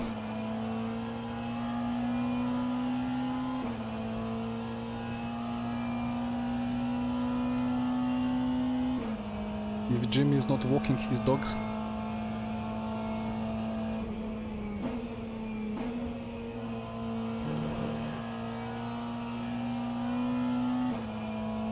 I mean, I have to box either way.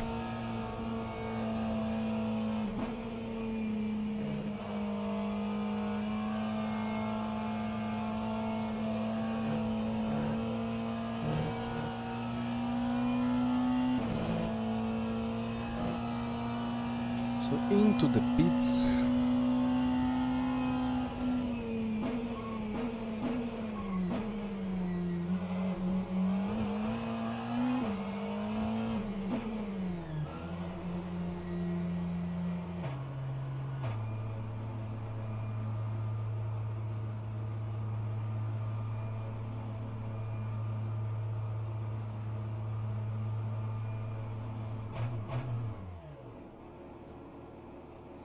Oof.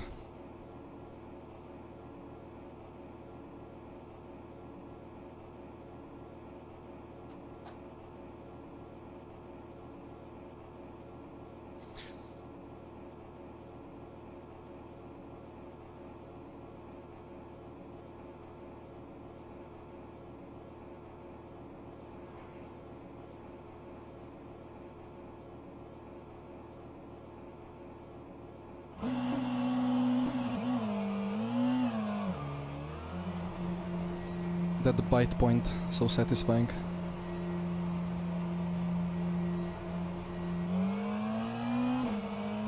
So we have indeed overcut.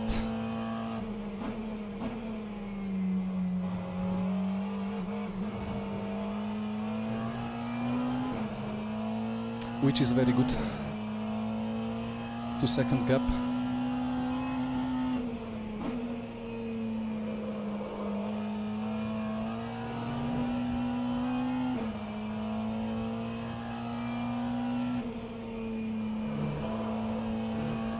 Now theoretically McLaren should start coming on its own with tire wear, but let's see.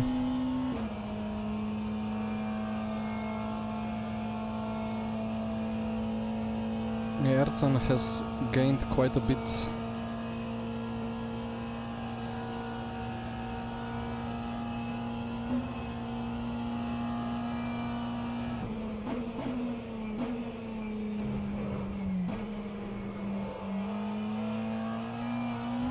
Track limit, okay. Straight into the next batch of the track limits. So I need to be under 5 after 2 stints.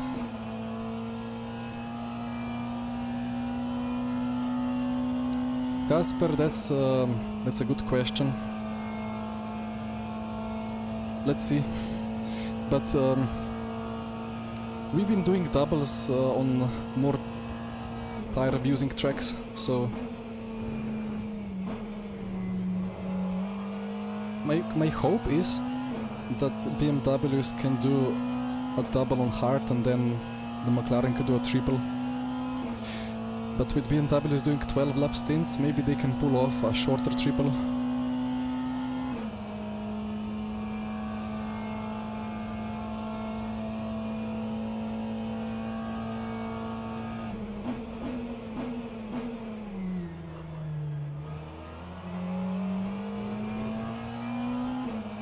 But that's quite an intriguing chat. Keep it going.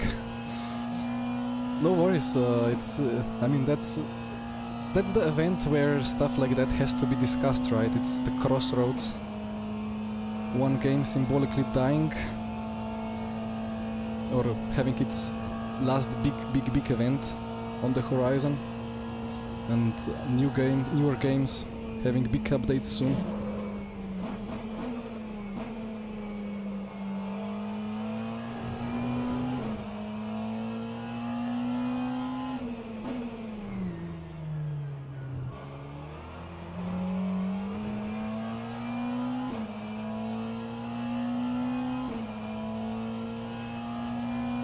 Well, that wasn't the bestest of the laps. It was a bit sideways.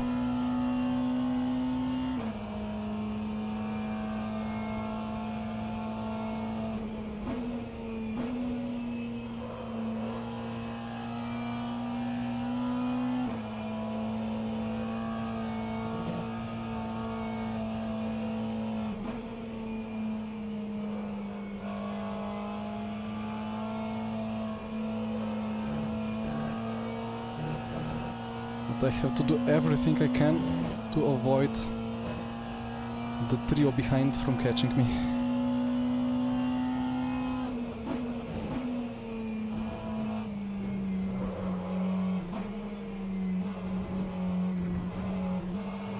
Too much of the anti-cut.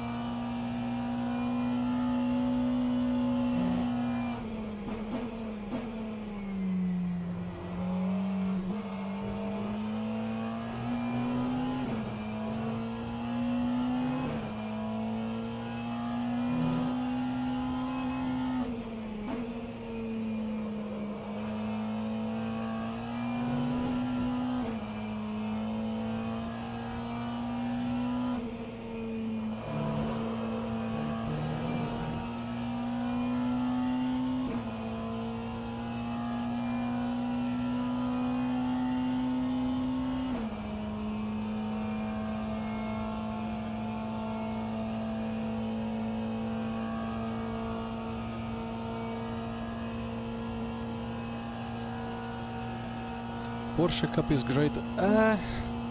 Porsche Cup is great on the default setup.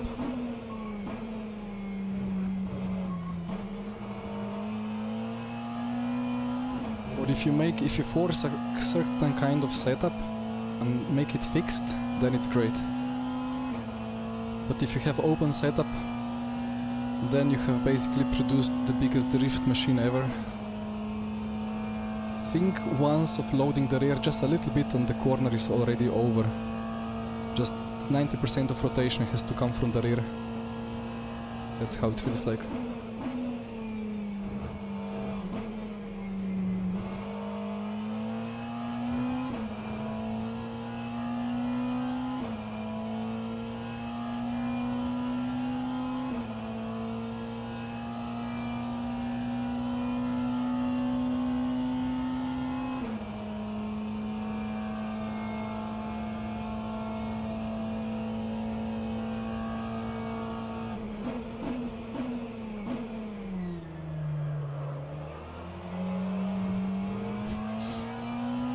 That's how Porsche Cup would create purple sector.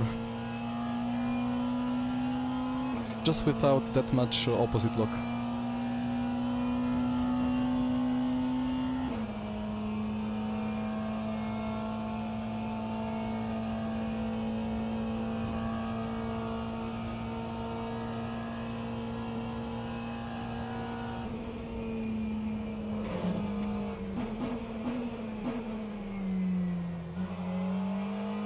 think I have overall overheated the tires a bit.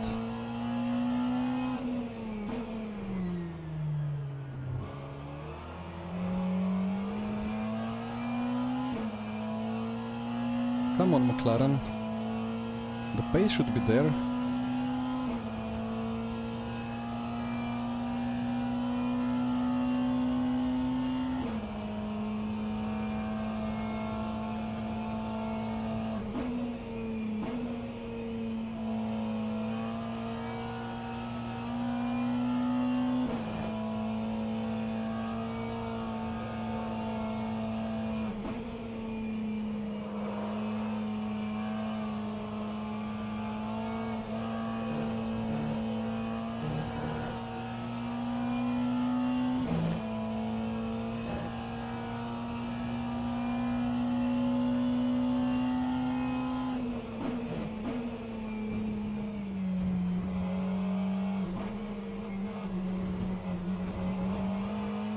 The BMW prototype catching me from behind.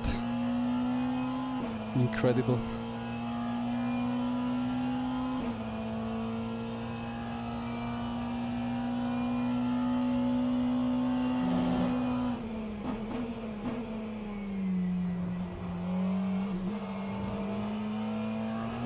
But I did a 58.4, that's terrible.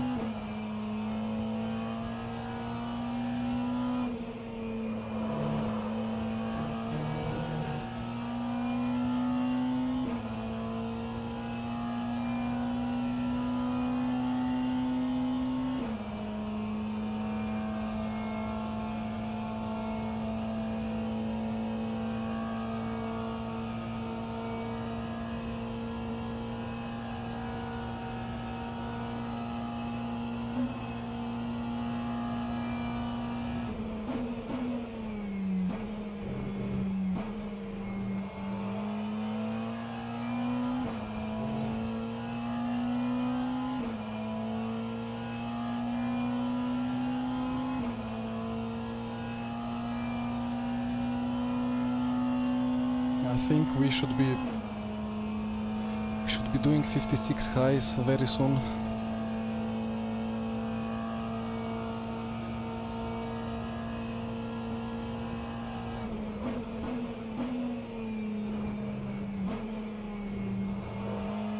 I'm just ABSing like a madman.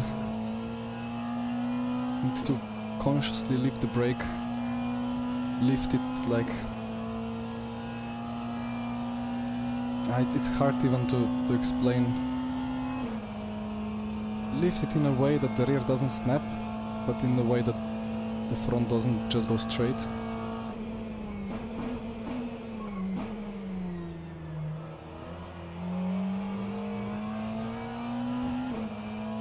That was good. So if I get the gap back to 1.5 into the Porsche BMW curves, then I'm alive for another lap.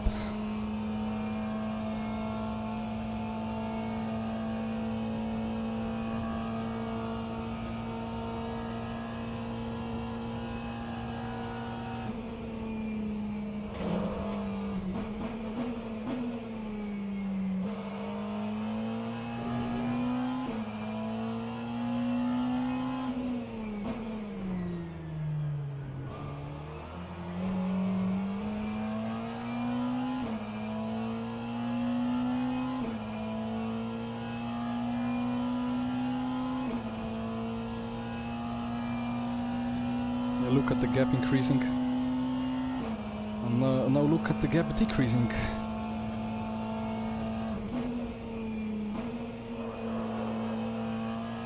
As I try to survive.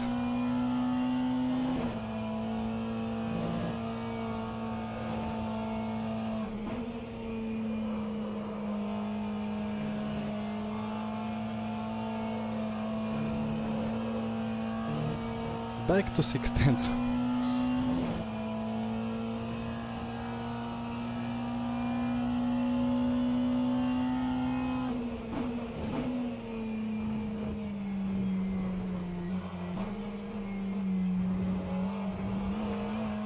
good chicane.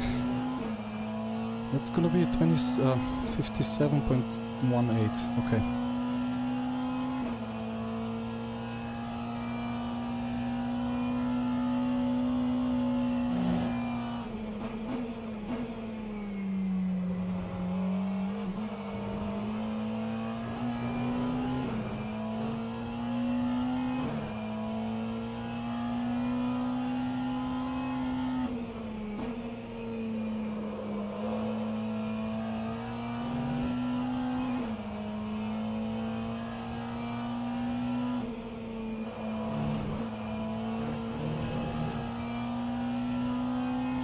Yeah, the BMWs are on lower fuel now as well, 1 lap less.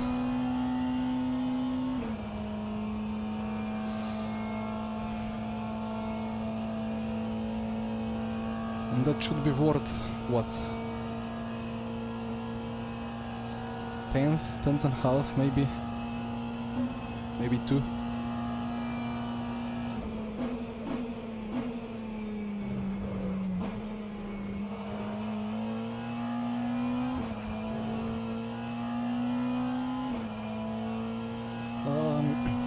Well, provisionally Michi will be in the car in the second part of the race, unless, like, I have to make all my stints in the first half, because tomorrow I'm not available.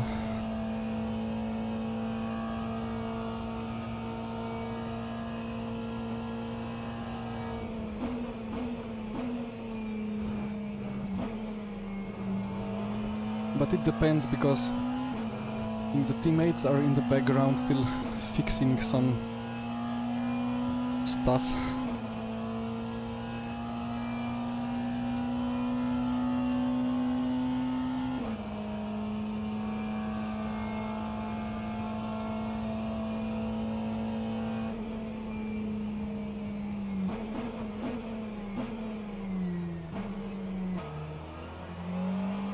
That was unfortunate. I think Nisula overshot the apex anyway, so gap will be good.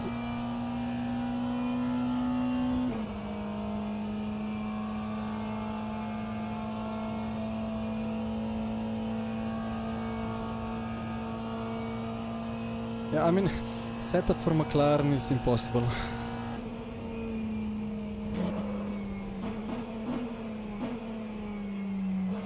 Like, the front is weak and the rear snaps.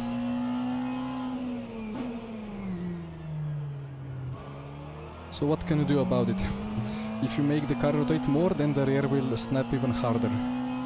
If you make the rear stable, then the front will never make a corner. So it's been super hard through the season to actually make it work, but at least the car is decently quick overall. And it doesn't wear the tire much.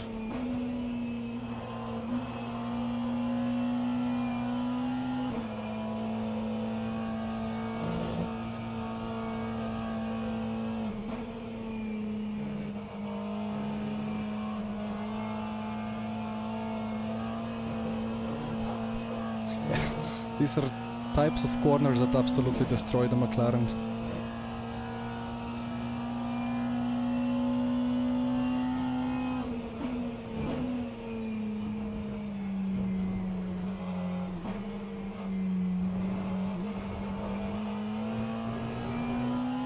If there are only hairpins and acceleration zones, then it's kind of fine.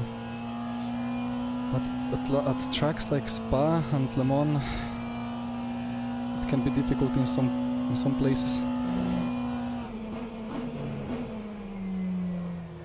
Uh-oh.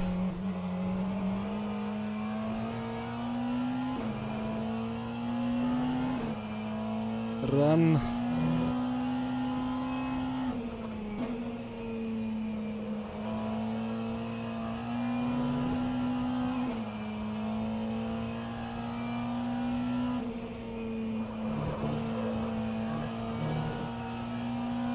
That's a BMW in my slipstream. Unlucky.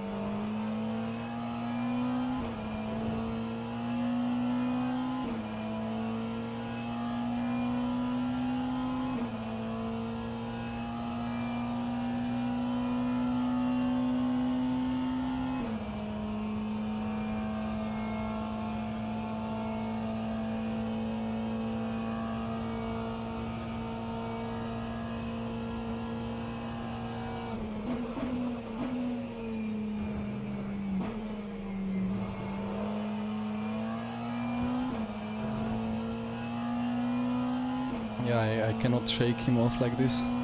Now he sticks behind in the toe. Maybe he drops out a bit on the straights, but in the corners he can get closer again and... Anyway.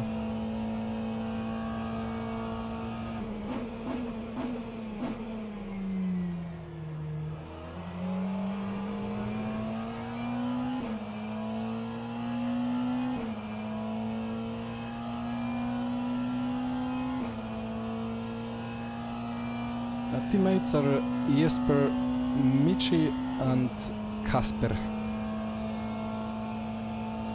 Oh, this connection already, rip.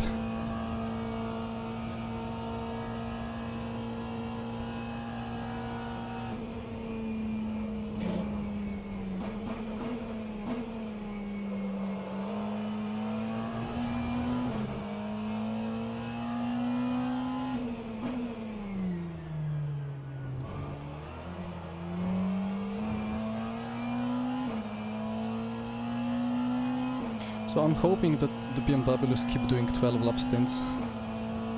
Surely they don't look like they are fuel saving.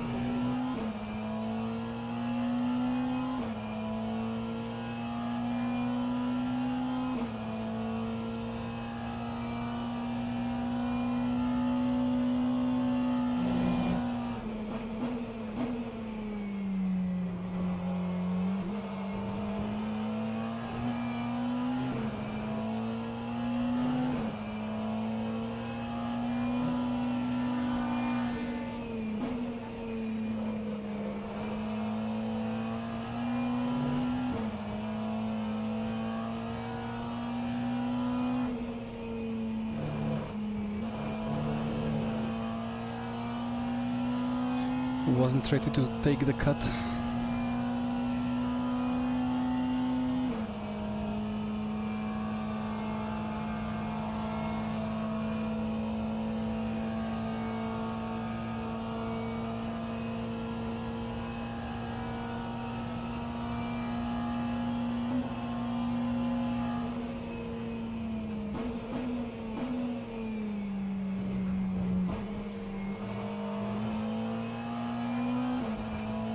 Let me enjoy a little bit of draft again.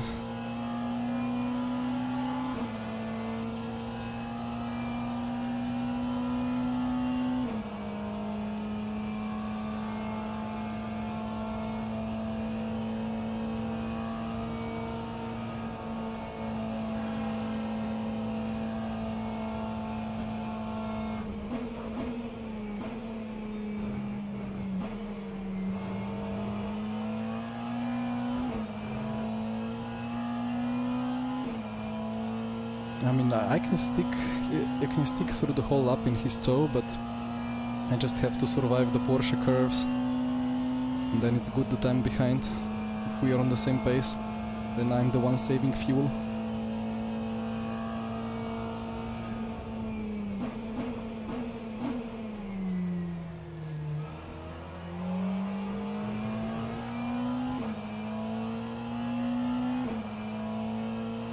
It's not about running less downforce. I mean, I'm on rear wing 1, of course, and we have tried to make the car as slippery in the straight line as possible, but there is only so much you can do about it. So it's kind of a BOP thing. The BMW struggles with acceleration, but actually has good top speed. Just takes ages to get there.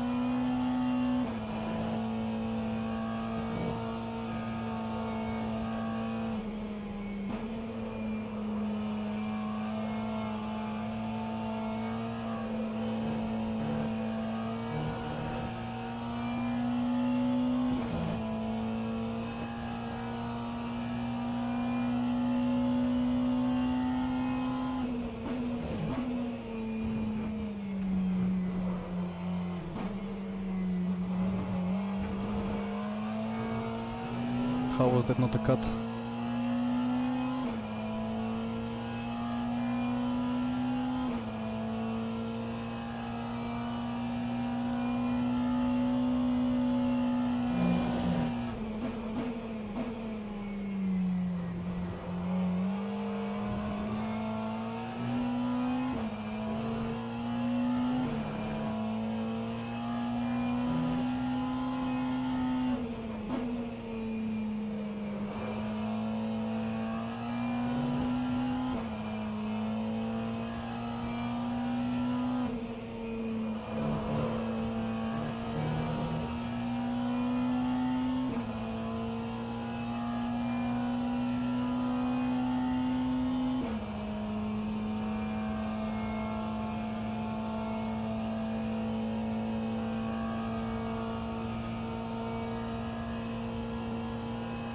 How it's going so far? Well, I can make a quick stint 1 highlight.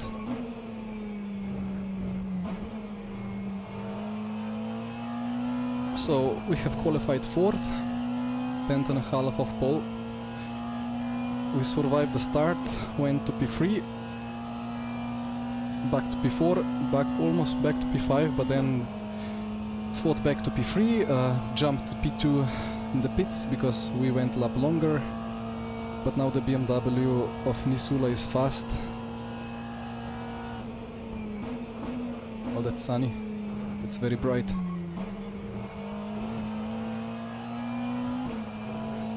Overall, the McLaren has better fuel, looks like, but well, the leader Erzen is pulling away quite a bit. It's a bit worrying.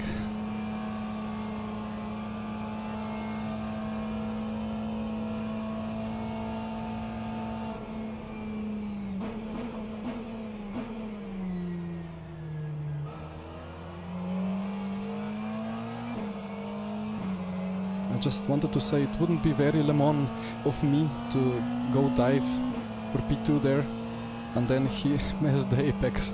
Well, I guess I'm saving fuel. Not enough overspeed possible to build.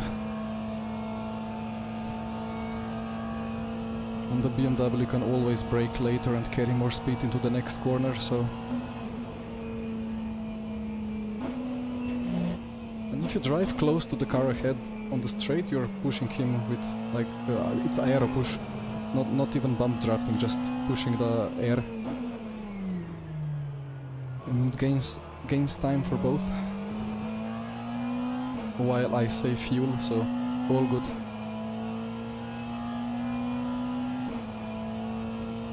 Yeah, last season Missoula was with the McLaren, but he blew the engine because the 6th gear was short.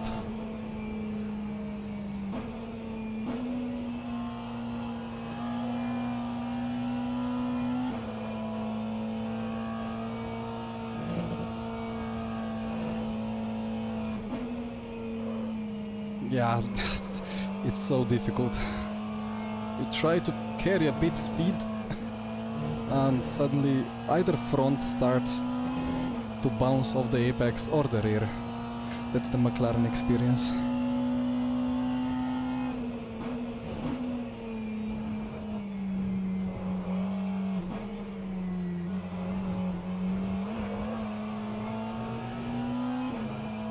Unlucky.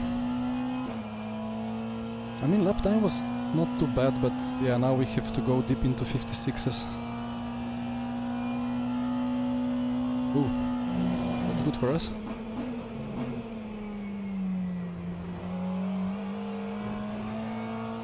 I'm still too far for a good tow.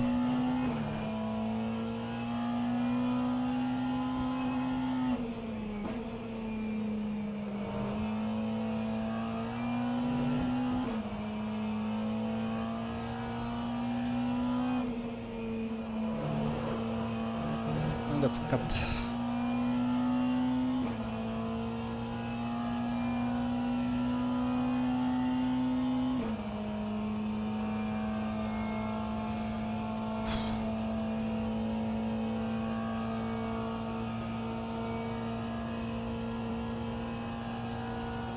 I mean, 12 seconds to the leading BMW is a lot, but at the same time...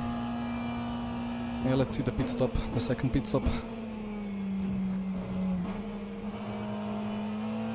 If they're doing 2 12-lap stints and then switching tires, then maybe 12 seconds to the lead is not that big, because we can do 13. Yeah, let's see if they swap tires or not. That will be the important deciding factor.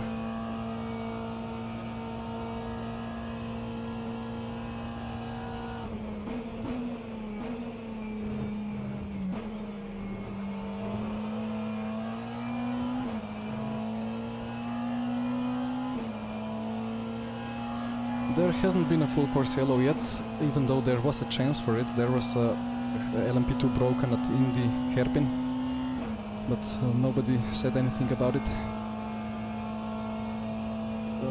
Yes, Mike, well,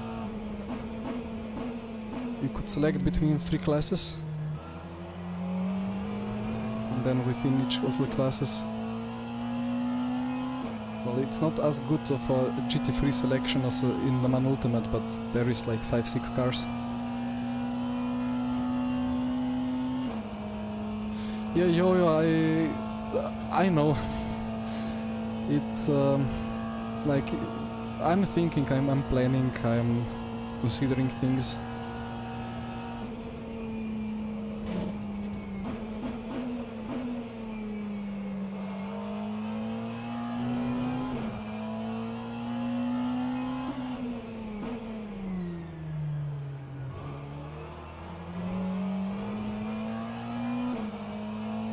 Yeah, that hot lap was quite nice, with the views. And the Lambo hot lap from Imola was quite well watched as well. I couldn't believe it. Hi Stavros. And yeah, indeed, rF2 and VC have been quite a ride through the last decade.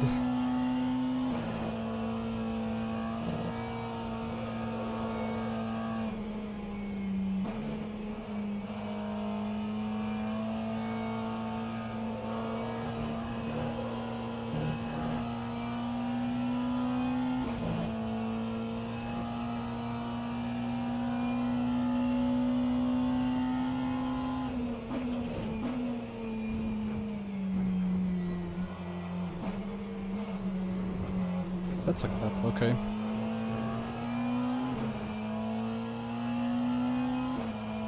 So again, it's 2.5 cuts that I can afford per stint. So that was the last one basically, for this stint.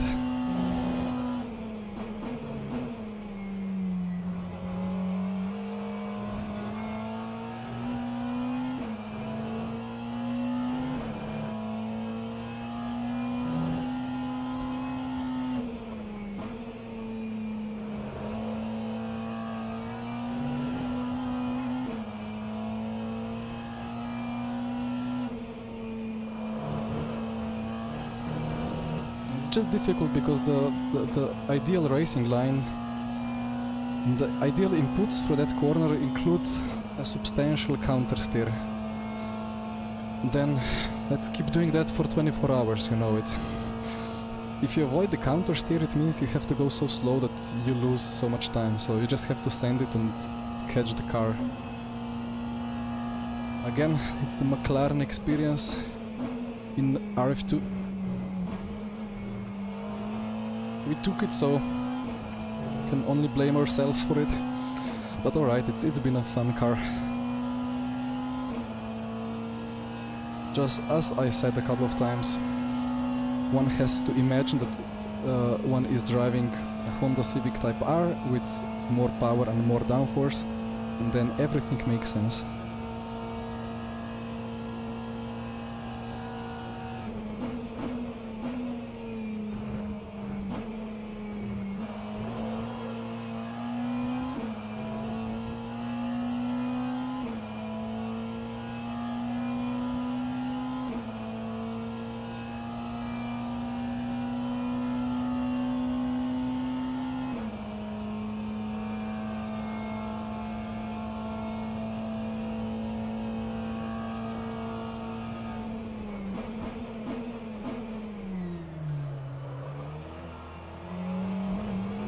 Copy.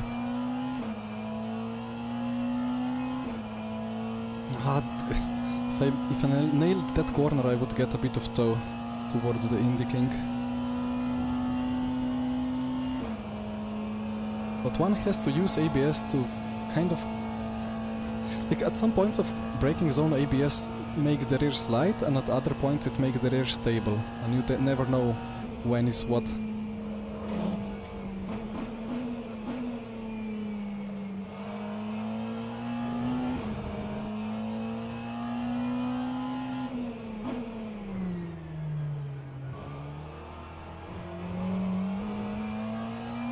Too close to the outside wall again. There is a Honda inside me.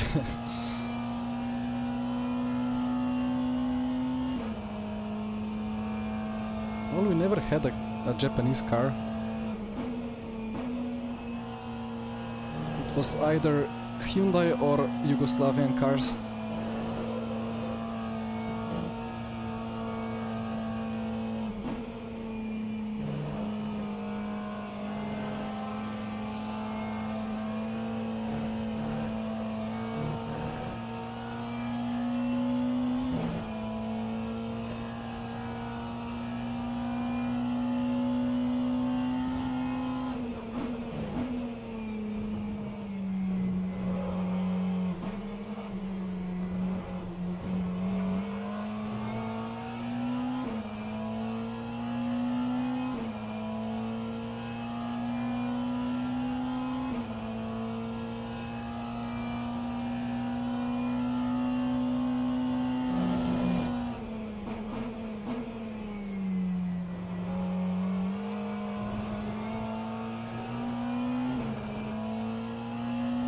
Well, in LMU you can take a lot of hairpins in second gear actually.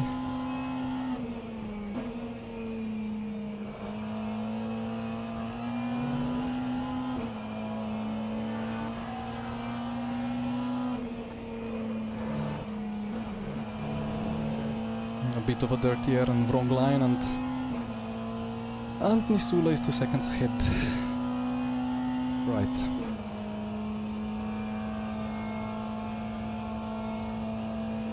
In LMU, it's weird because on many cars, on the current public tires, you get a bit of a rear wheel spin very early out of a corner.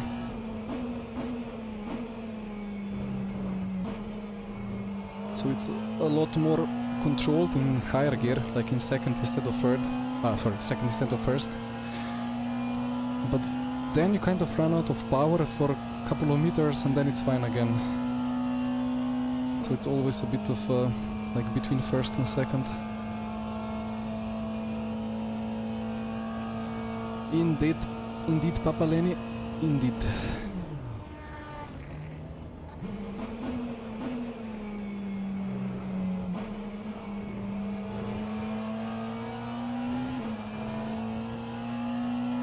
And I really have big hopes that we can continue doing VC, maybe at even better level, with more involvement of Jimmy or maybe of other mods and admins, but in Le Mans Ultimate.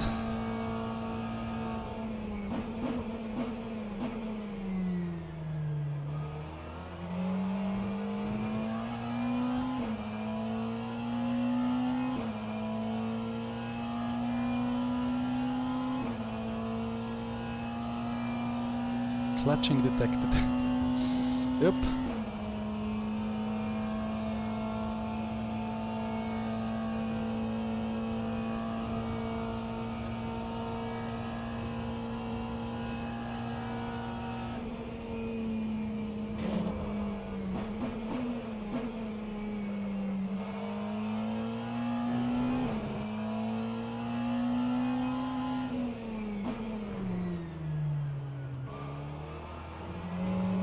I mean, you will see my teammates probably using first gear through Arnage.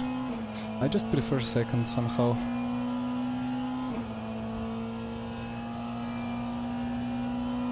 It's just short enough on a certain line.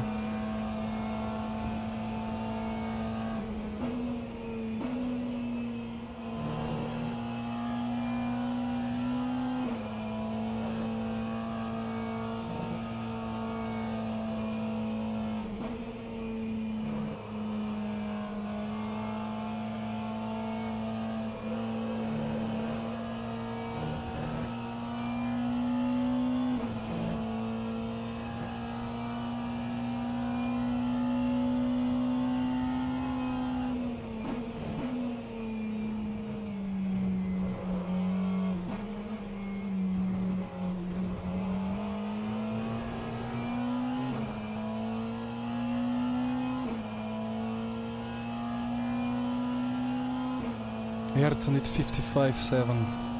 Crazy.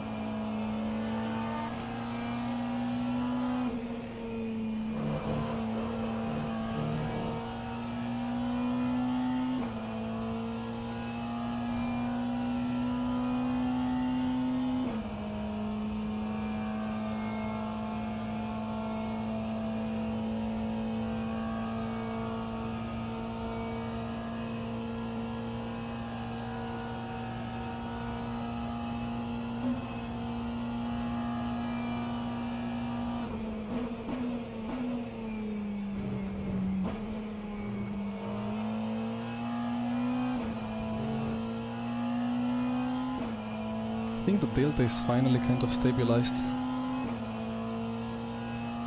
Like, it's funny because in the end of the second stint it's still possible to beat PB of the first stint.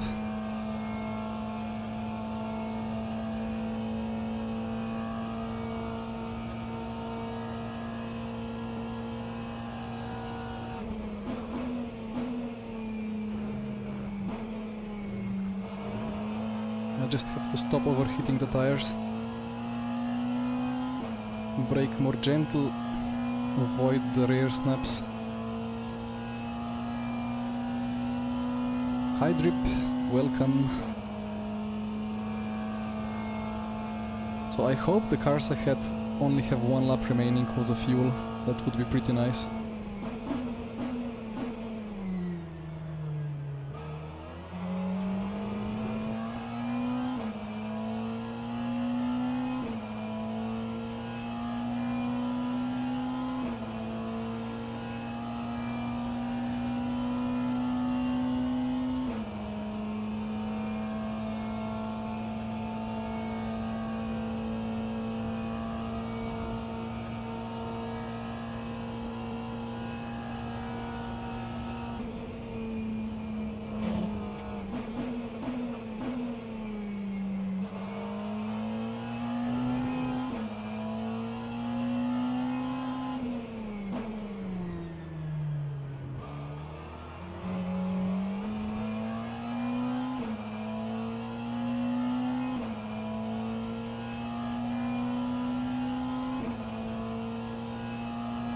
It's just funny how in the last 3 laps of fuel tank, car always becomes kind of alive.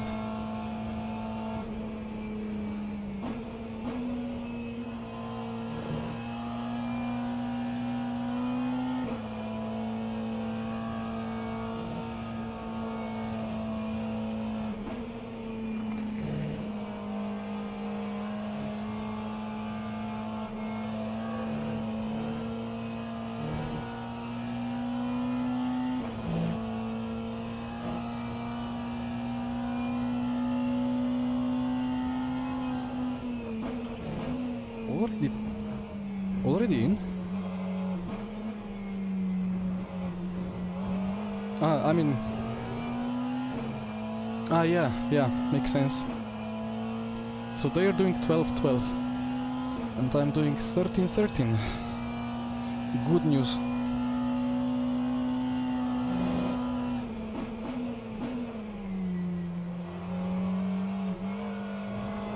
Now the next question is, are they swapping tires or not?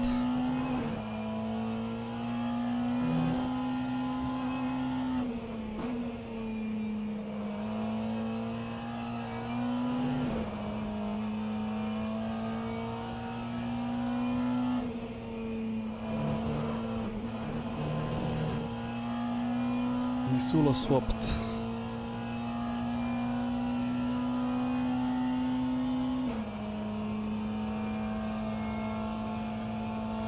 And Erzen didn't. Interesting. Very interesting.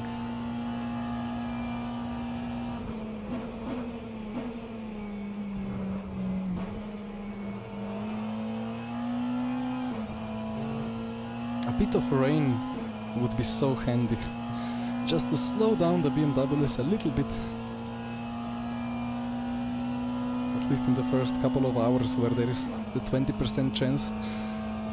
But it's quite sunny.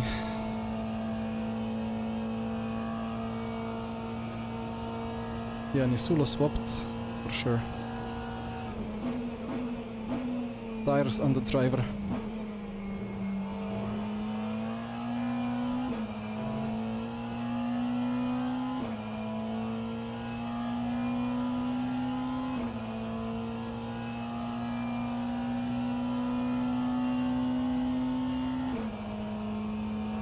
Well, into the lead for now.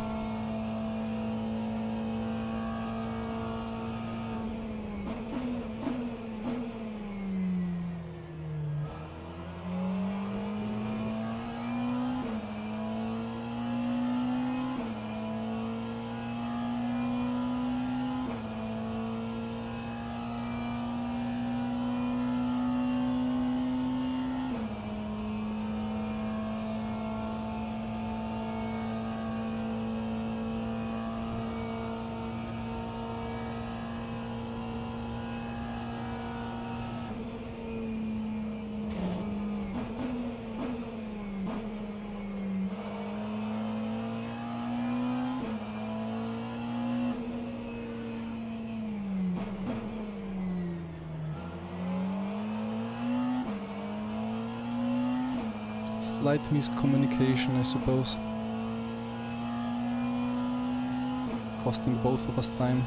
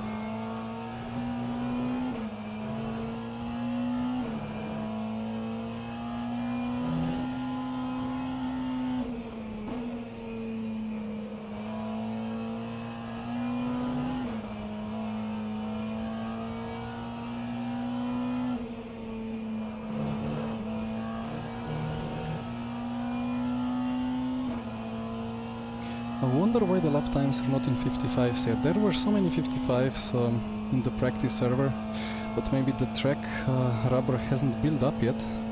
And also it's quite hot, 42.7. We've been doing quite a bit of evening runs in like low 30, high 20 conditions, and it's maybe it's the thermal deck being a lot lower. Or just tire pressures generally.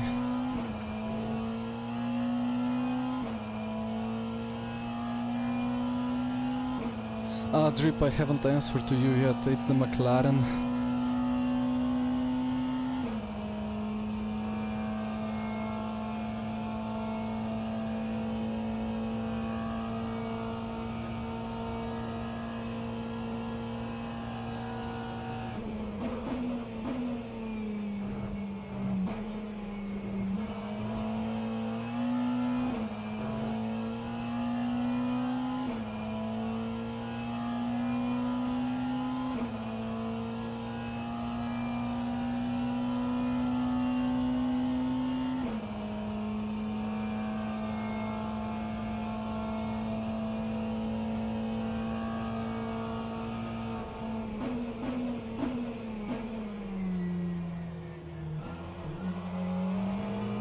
Sometimes the rear snaps and helps to rotate, sometimes it doesn't.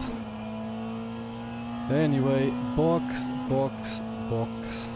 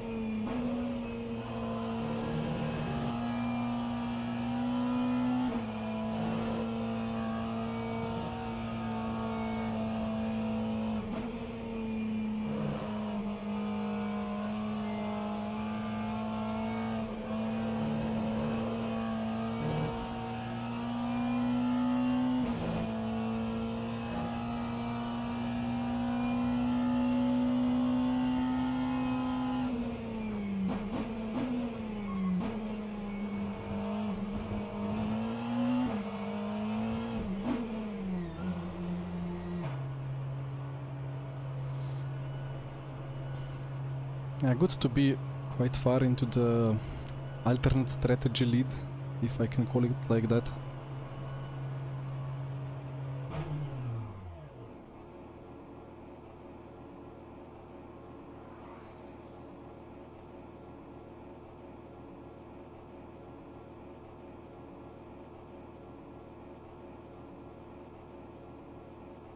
And then if you're doing the BMW strategy of 12 laps, so you do like, well, you lose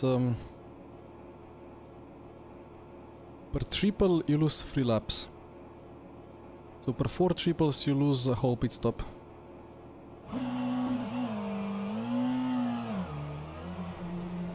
A whole pit stop means fuel plus drive-through. So that is like 50 seconds per 12 stints. Roughly 4 to 5 seconds per stint. Well, obviously Ercan has got more than the 5 per stint, but that was mostly because I lost some time in the battle.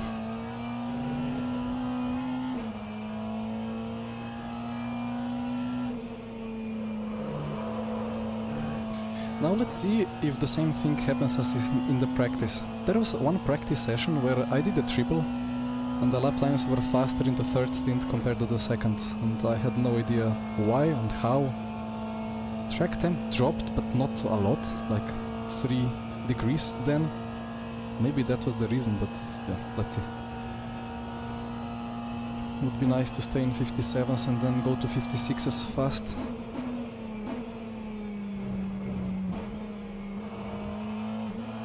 Come on. Taking the cut straight. No need to wait for it.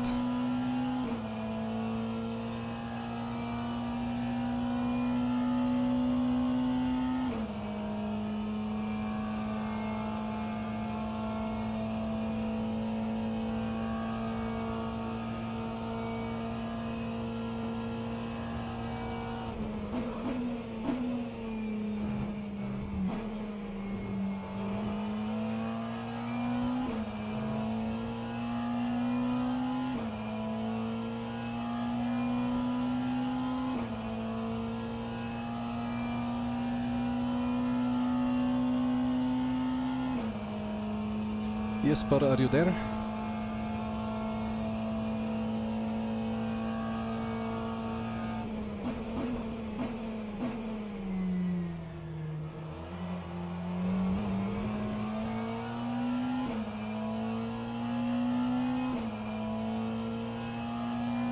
I guess that's a no.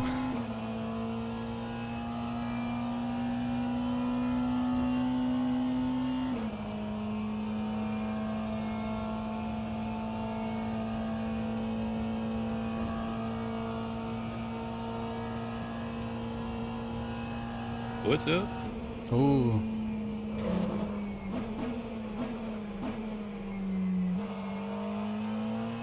How are things? One stint to go. I'm cooking.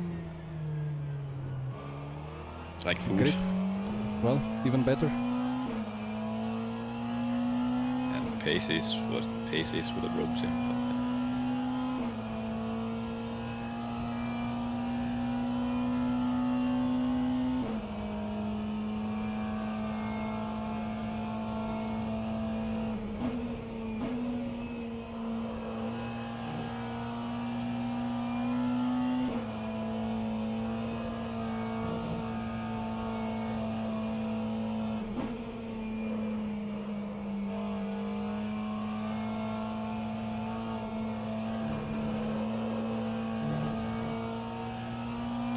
Kasper, it's basically on track now.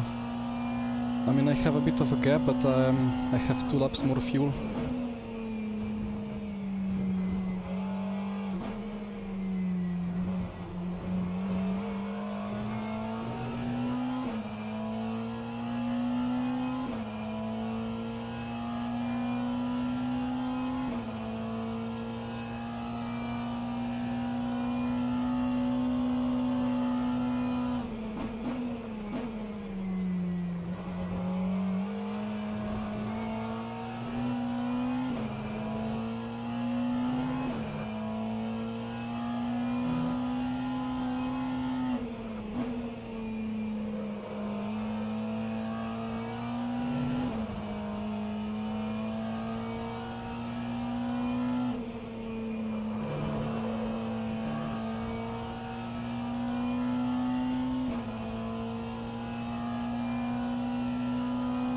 I think I must have lost like 5-6 seconds against him when he was in clean air and I wasn't.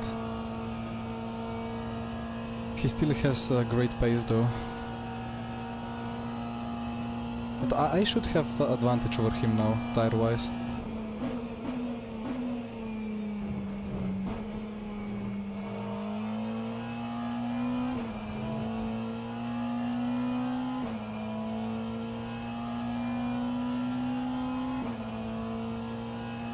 If previous races are anything to go by. Yeah, indeed he will not drive for hole 24. But I won't either.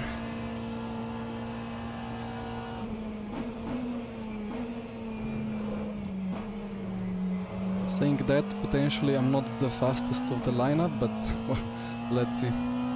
Each of us, as I said at the start of the stream, each of us has some kind of a issue. Software or hardware wise or health wise, or yeah, it's been quite of a mess, but yeah, let's see.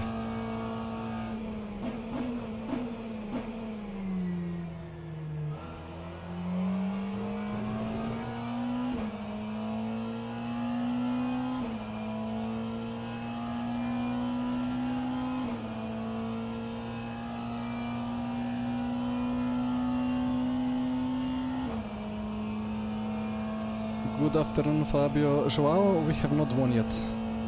We have to score just a couple of points.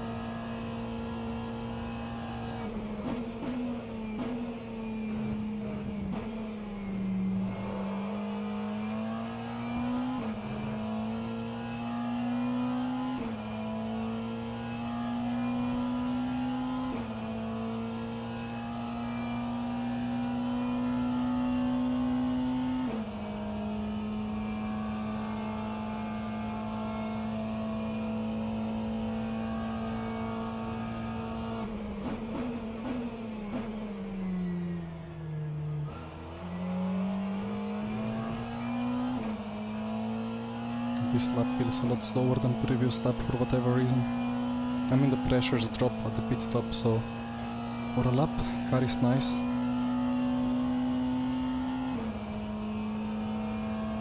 Would be lovely to stay in 57s, but yeah.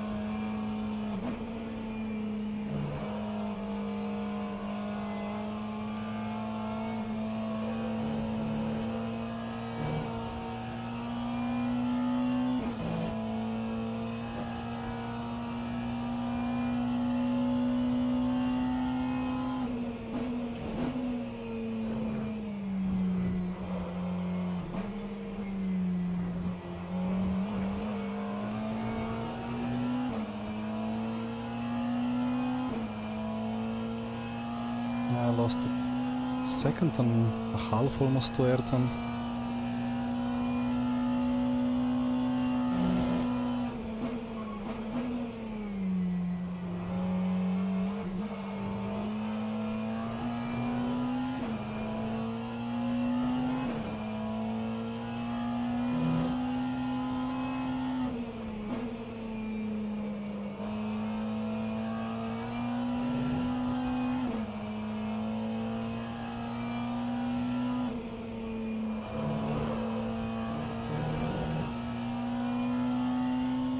Probably I shouldn't really even mention BOP and so on, because BMW had some tracks where it was really awful through the season.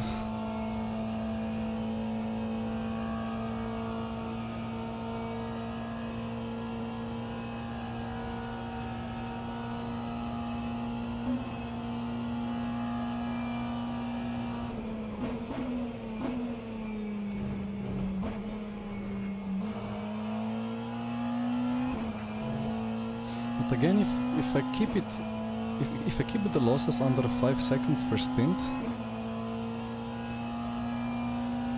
that should be fine, right? Because I'm doing a lap longer stints. Should be just about fine.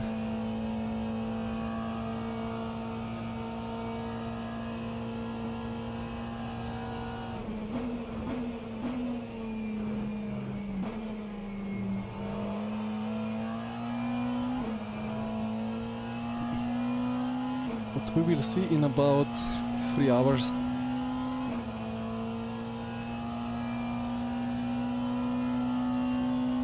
Or even more. Actually, strategies will never really converge. We'll just have to see what's going on after half a race. Because when the strategies converge with fuel, they will be still off sync with the tires. Yeah, trip indeed. Really looking forward to the first LMU races. It's gonna be the special events. Probably 6 hours or so for the starts.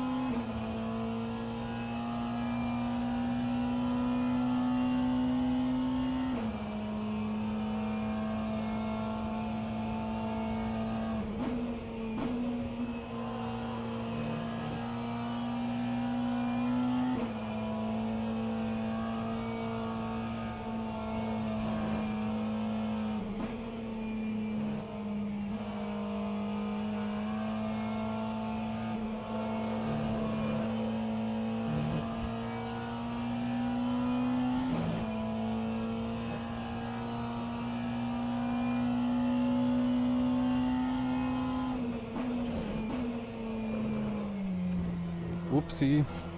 All good. That was the, the worst 4 chicanes ever. Arda keeps cutting ahead. But that would have been a low 57 if I didn't fully butcher the 4 chicanes.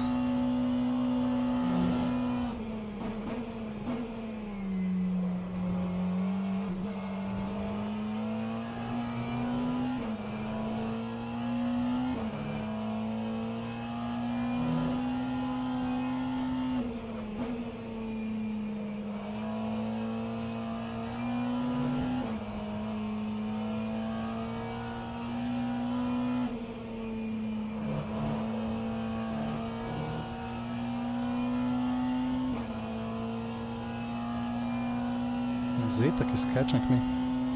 I really don't fully understand the exact BOP here between McLaren and BMW. They all have less fuel, so of course they're faster, but I thought the McLaren tires would be in much better shape, but they aren't.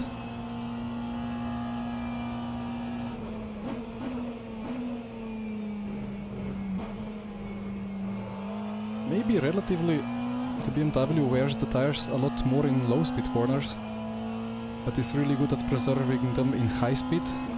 And for the McLaren it's exactly the opposite. Maybe it's like that.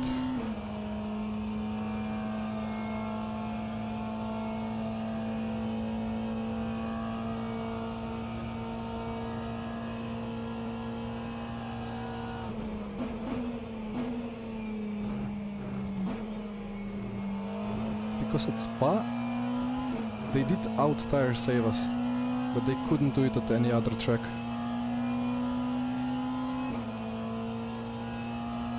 Please, man.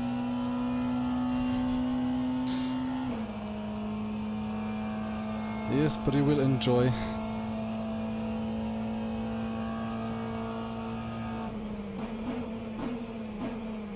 What will I enjoy? The sim racing. The car feels so odd with this sim now. I'm like 8 tenths slower than practice earlier. After the game shut itself. Well, 8 laps for you to jump in. If it's your turn. Sadly it is. Just warming up.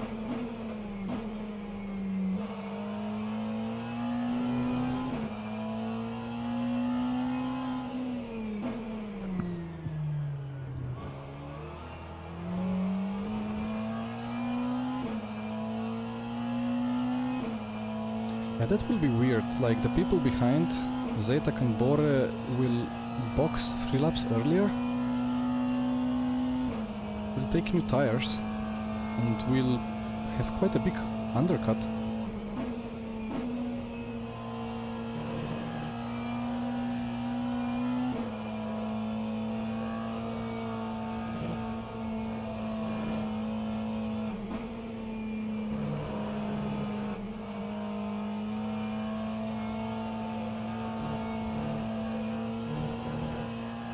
At the same time my tires will be quite happy still, so might not be a big undercut.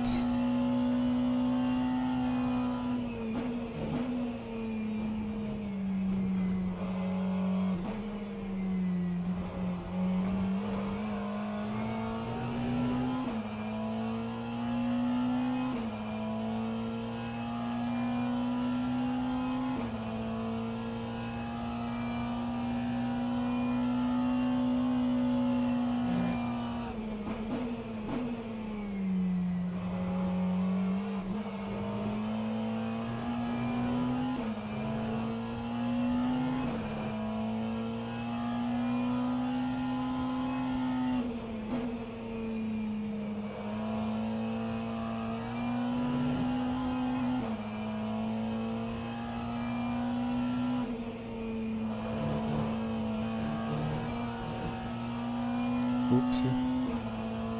1 point?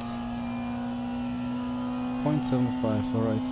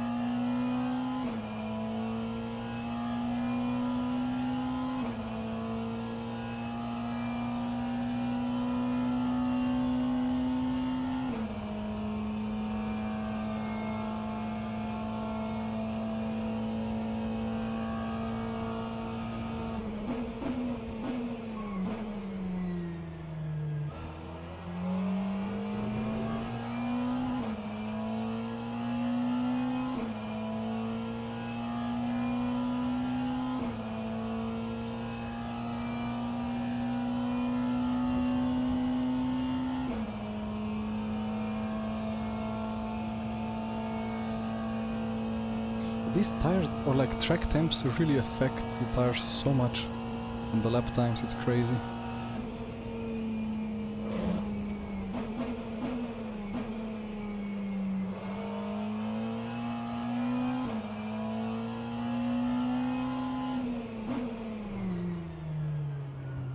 If it was night, we would already be all doing 55s, I think, even in the third stint.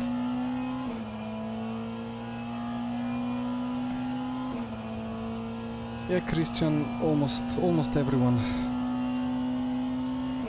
And Jake, if this can be even called eSport, then indeed it is, looks like.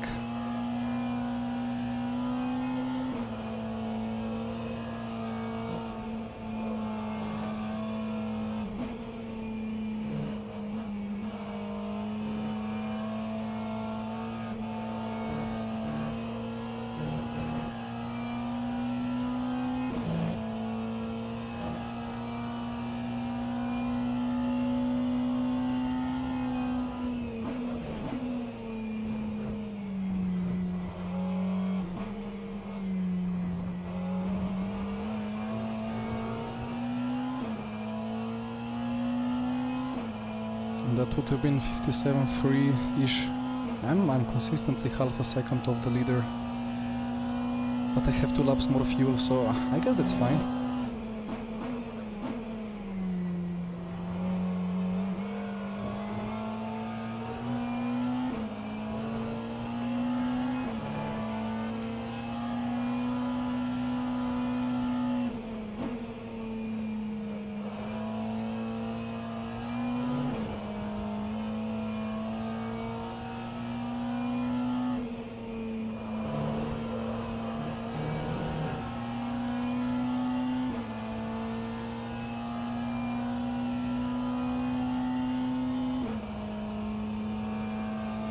So 3 laps to go for the BMWs.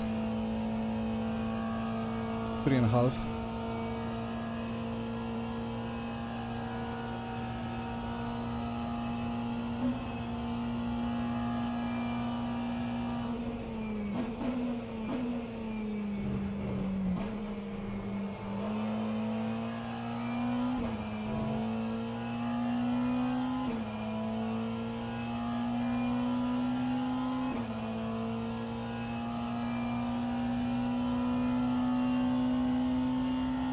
So many people cutting, like if you see this stuff here, if it says out, it means that it's either out lap or a cut lap.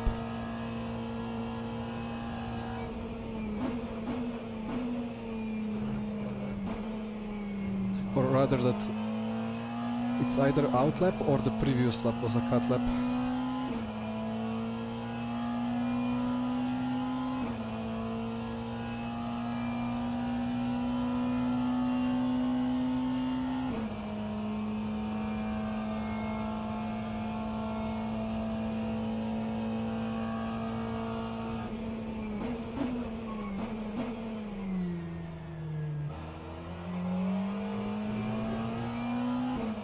Very nice apex.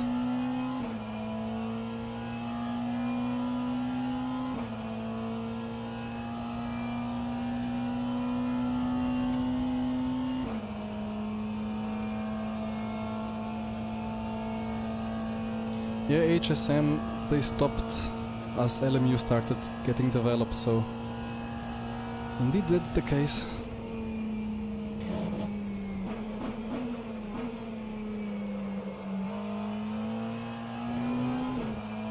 Therefore, this is probably the last season of anything top level in RF2. Apart from, I mean, probably GPVWC, like F1, F2, F3 system. Like there is a big community there, and that's still quite thriving, right? I think.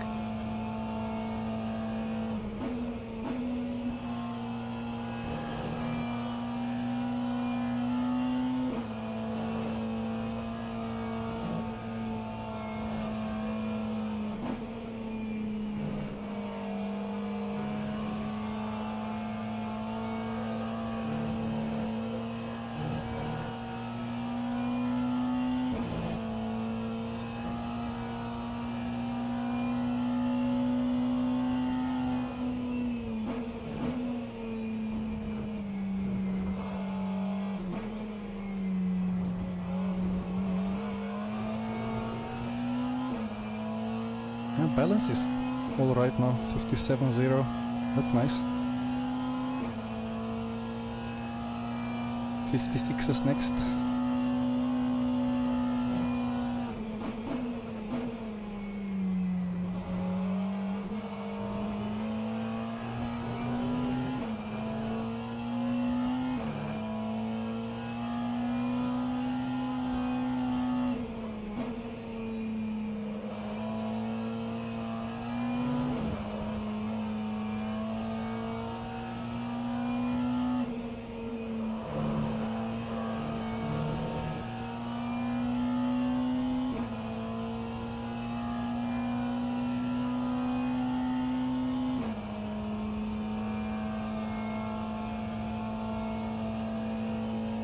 Yeah, Jan, indeed.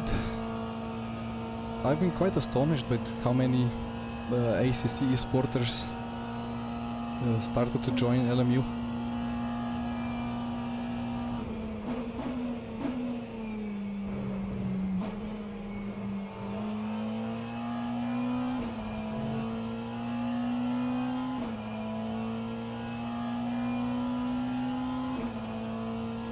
Ah, right, yeah, P1 Gaming and EES. Yeah, I'm not really following them that much, but let's see, like, sooner or later everyone that's doing GTs or endurance stuff will just migrate to LMU. It's just better and easier.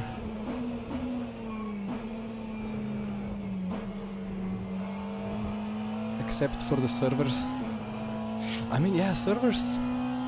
In rF2 it's very difficult to... or not very difficult, but it's not easy to make a server, but you can run it for free on your system. In LMU not yet, or maybe never.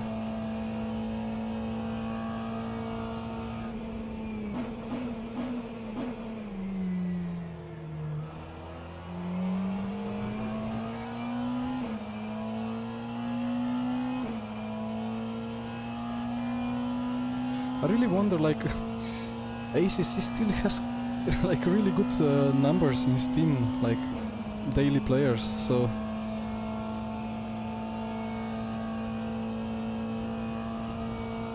it's weird how that works.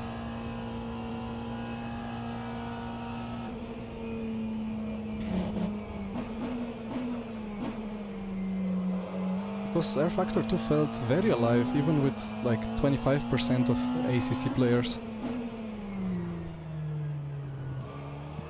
When it was in its golden era. 5 to go.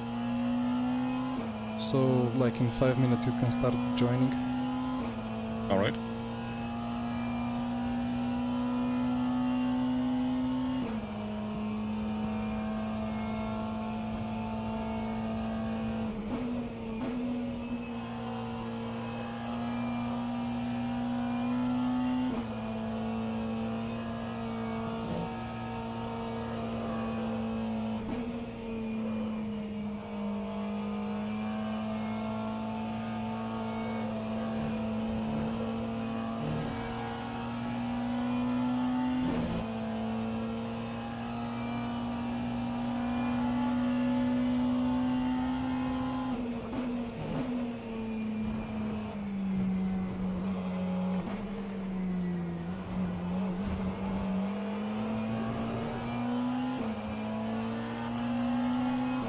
Still a 57, but I was getting swarmed by the LMP2s.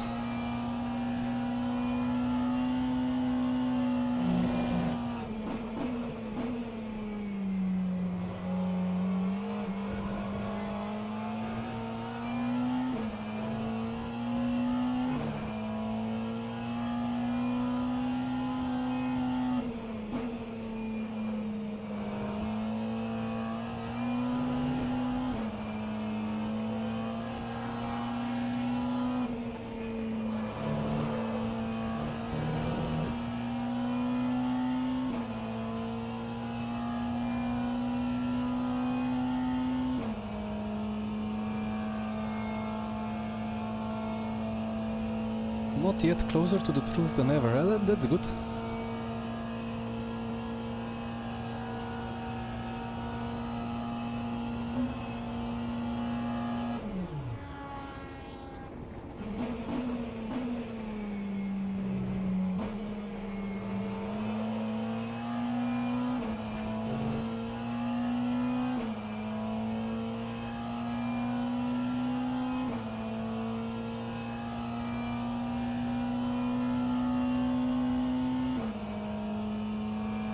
most of the community leagues move to LMU. Yeah, let's see. But yeah, the content is limited for now, right?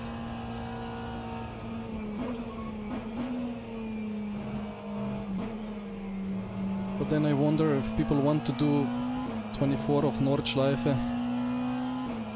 Like, I don't know, iRacing has a very big unpopular event, so eventually people might just accept to be 2 seconds of pace or 10 seconds of pace and drive worse handling cars rather than go to RF2 and have just like kind of, I don't know, organized Nordschleife event with low attendance and so on. I don't know, let's see. I mean, I'm pretty sure if somebody says, well, here's 1,000 euros, that's gonna be split per top 3, maybe a part of it goes to a random team. Now go for it, it's gonna be 24 Nordschleife. There would still be a good attendance, right?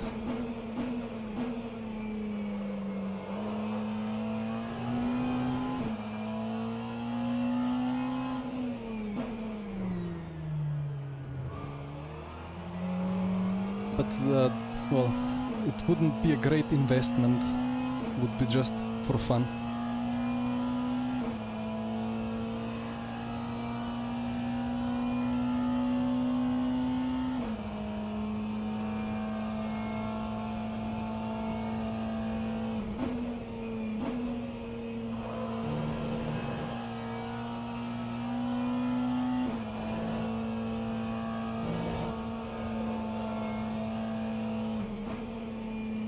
I really don't understand why these curbs behave so aggressively towards the tires.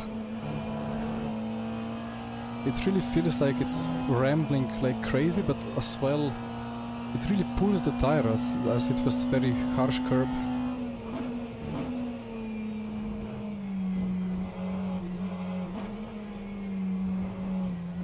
Sometimes the curbs are just loud and FFB is loud, but the car just eats them up. But here, it's not that loud, but the car balance absolutely dies or changes a lot.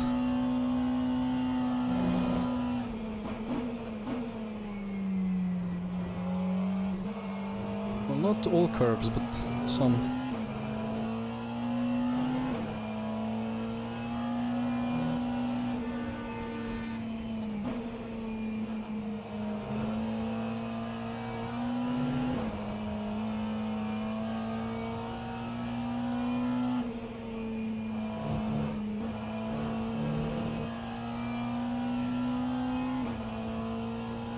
Not quite lucky with traffic. I think I lost like 2 seconds lift and coasting.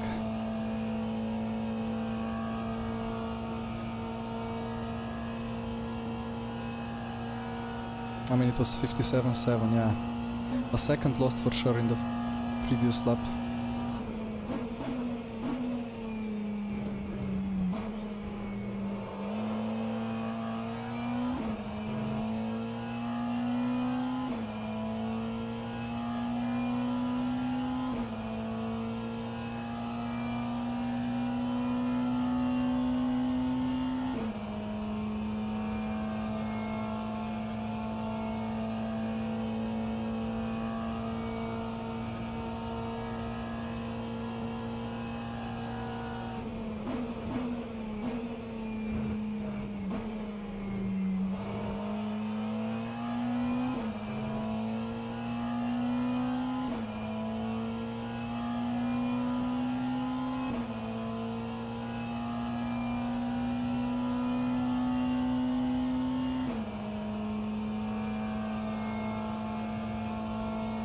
Oh, AC1 curbs, don't mention that.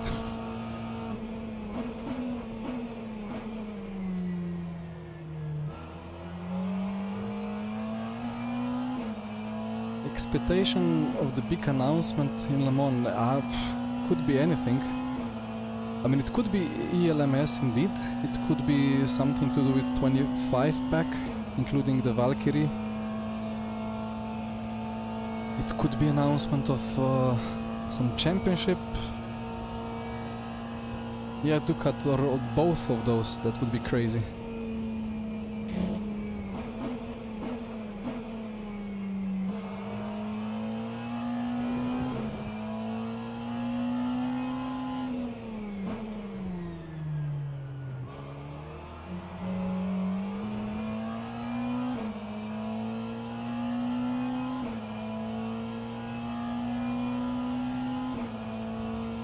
Man virtual to be announced. Yeah, I mean that would be the dream scenario.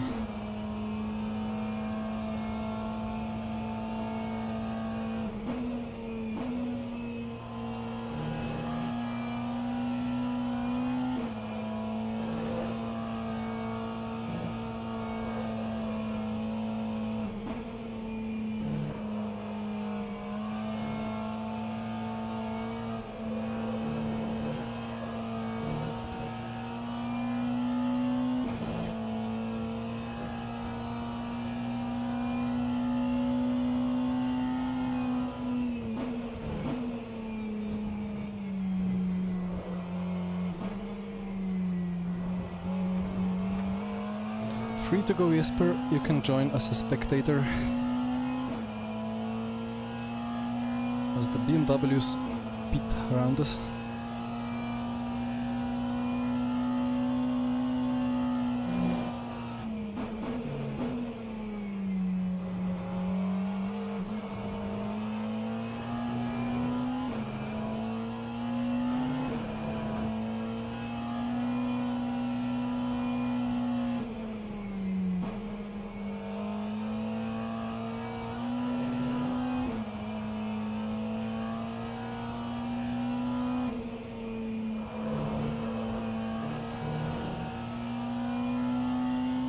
So I lost... what did I lose? I lost like 6-7 seconds in 2 stints. Or was it 5? That's kind of alright. I think that's around on the target. But hard to calculate everything now.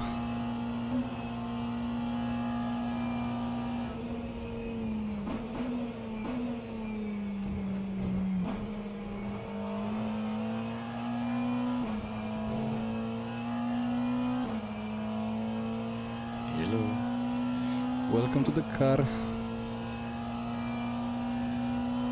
I'm not sure if I'm gonna say thank you or what, but I'm here. Can give you extra rear wing.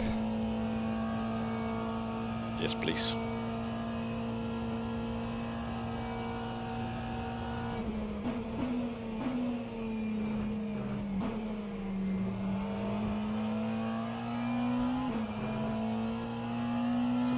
Pace was 0.6 off. Of what I'm doing or what you were doing yesterday? What I was doing yesterday.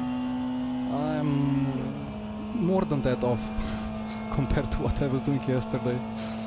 Maybe it's just the track conditions, I don't know.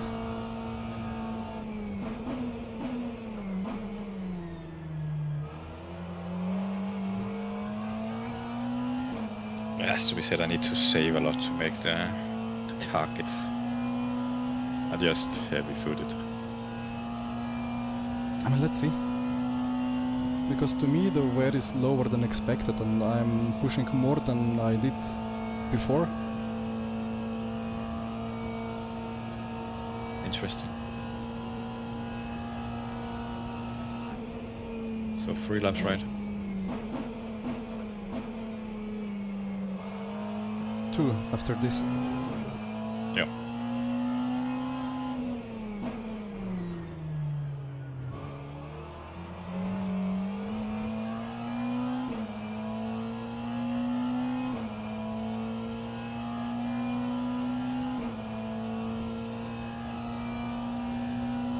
Kamal in the Black Hawk.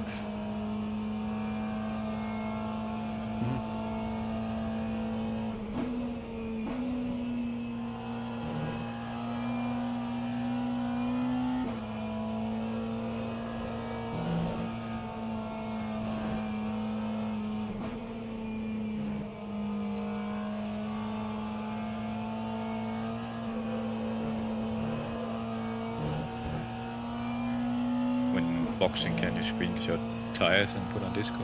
Yeah. Okay.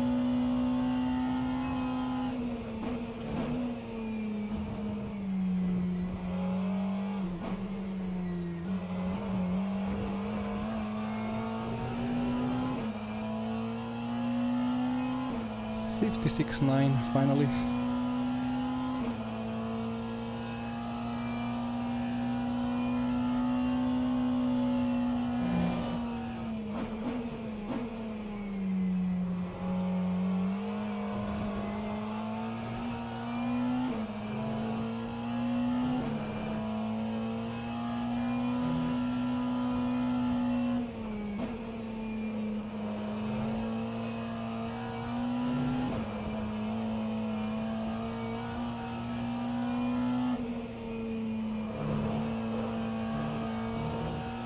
Why is Kamal only 40 seconds ahead? Pit stop is not 3 minutes. I see 1 minute 21 second gap to Kamal. Okay, then my overlay is broken. Overlay will update when you're in the car. Okay.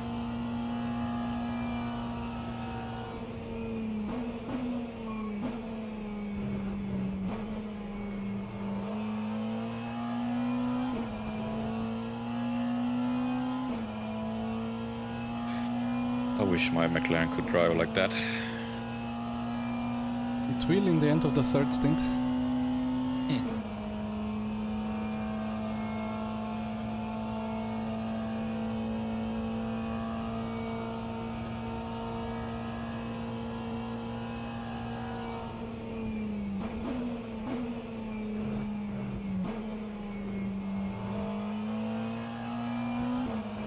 Mine drives more like that.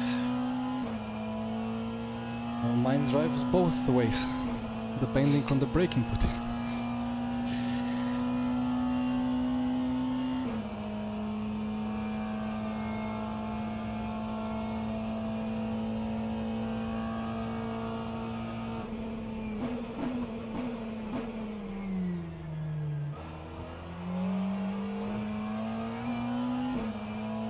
That was a lot of ABSing. I'm too harsh on the brakes. Anyway, tire wear really not critical, so...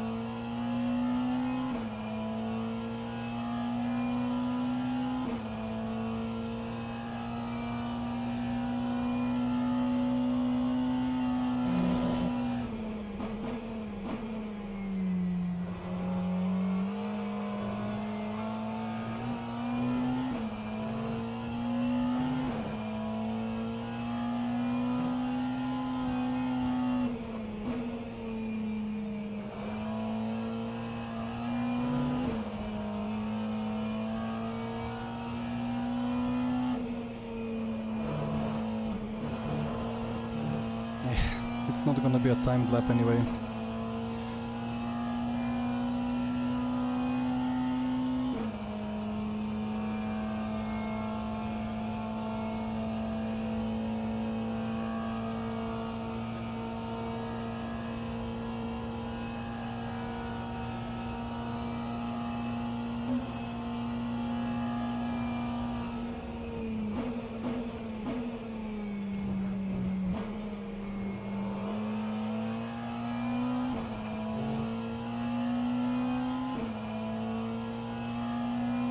So request pit stop, me selected, full fuel, no tires. Yep, I will do it out of Mulsanne hairpin. Okay.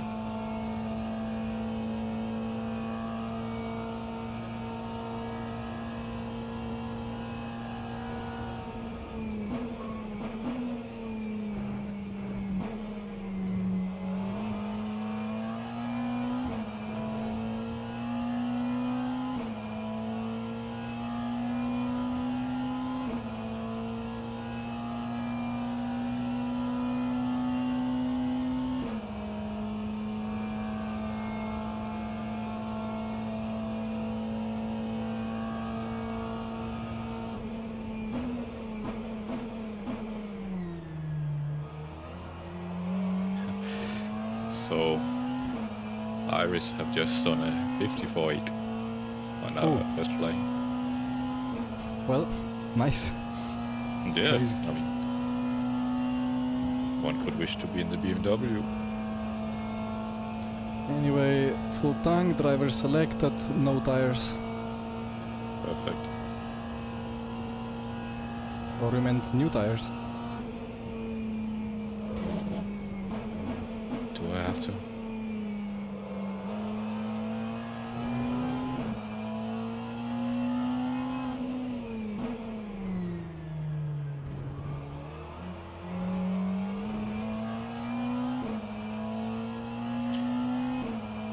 Usually I'm confident about pace, but this time it's gonna be shite.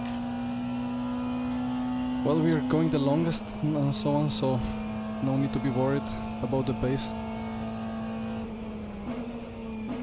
Depends on how much I lose.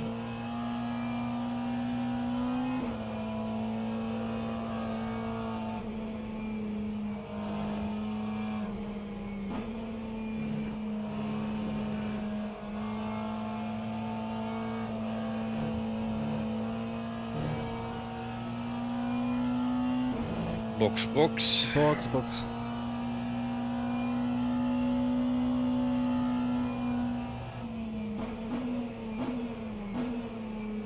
Be ready to do something if my PC blue screens. Yep.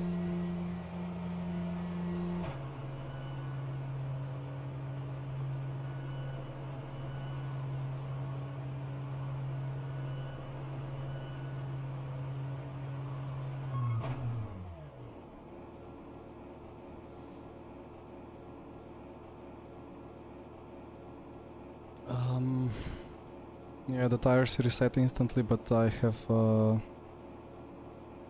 will write the numbers in Discord. Alright. GG's Arda, that was a nice first stint from you.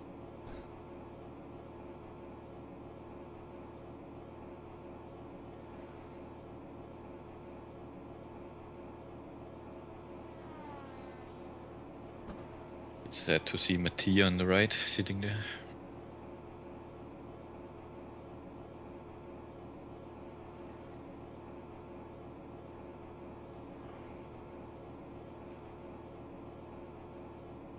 Ah, you mean in the garage? Yep. Yeah, for sure.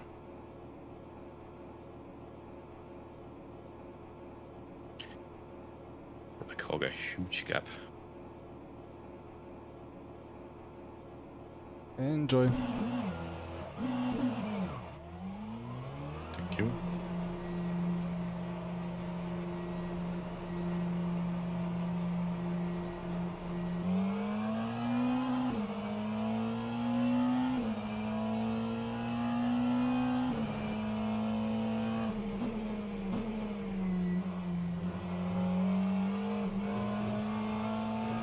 Alright, well that was 3 stints at Le Mans.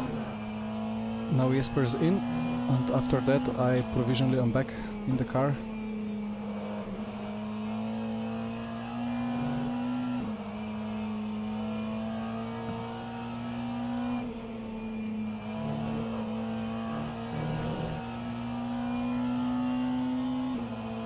Check brake bias, headlights, DC.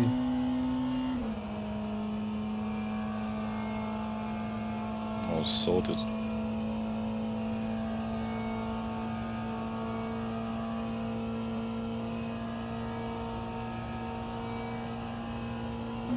Indeed, Jan. Yeah, currently we are just very nervous about Jesper because yesterday he clicked spectate as he tried to practice a driver swap. The game crashed, the game didn't reopen again, failed to find player JSON. Oops. Then all the controls, everything got completely messed up, so instead of practicing quali and instead of Jesper doing long runs, we spent 2 hours fixing his rF2 install. Maybe not 2 hours, maybe 1 hour, but yeah, that's the rF2 experience. In LMU it should be all much more safe and straightforward without the hassle and the bugs. Okay, looks like... Was in safety car, why that? It's a bug, sometimes happens.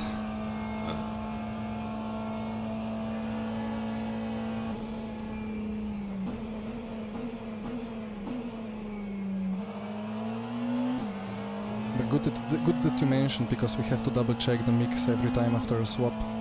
I didn't put it to mix 1, it went automatically. Yeah, that was 2.3, 2 car behind. Yeah. And corners weren't perfect, but it wasn't that bad. Yeah, you have newer tires now, so should be able to stay ahead.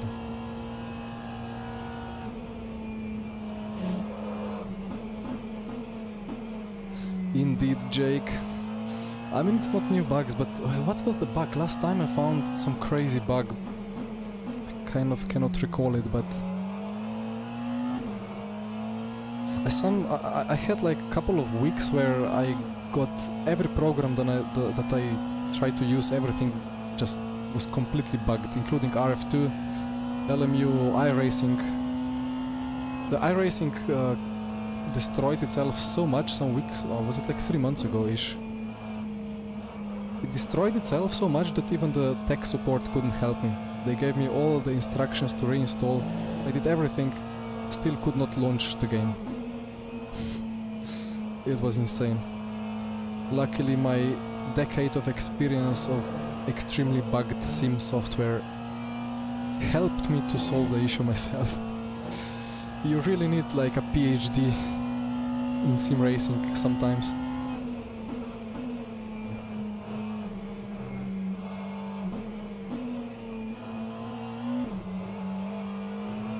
I mean, I think there was some problem in iRacing with anti-cheat.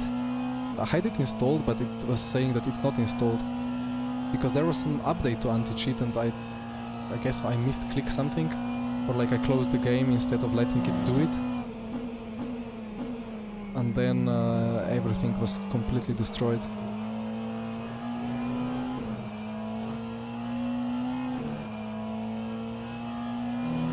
HSM, I have a little bit of hope. For sure the GTPs drive quite well, LMP2s as well to some extent.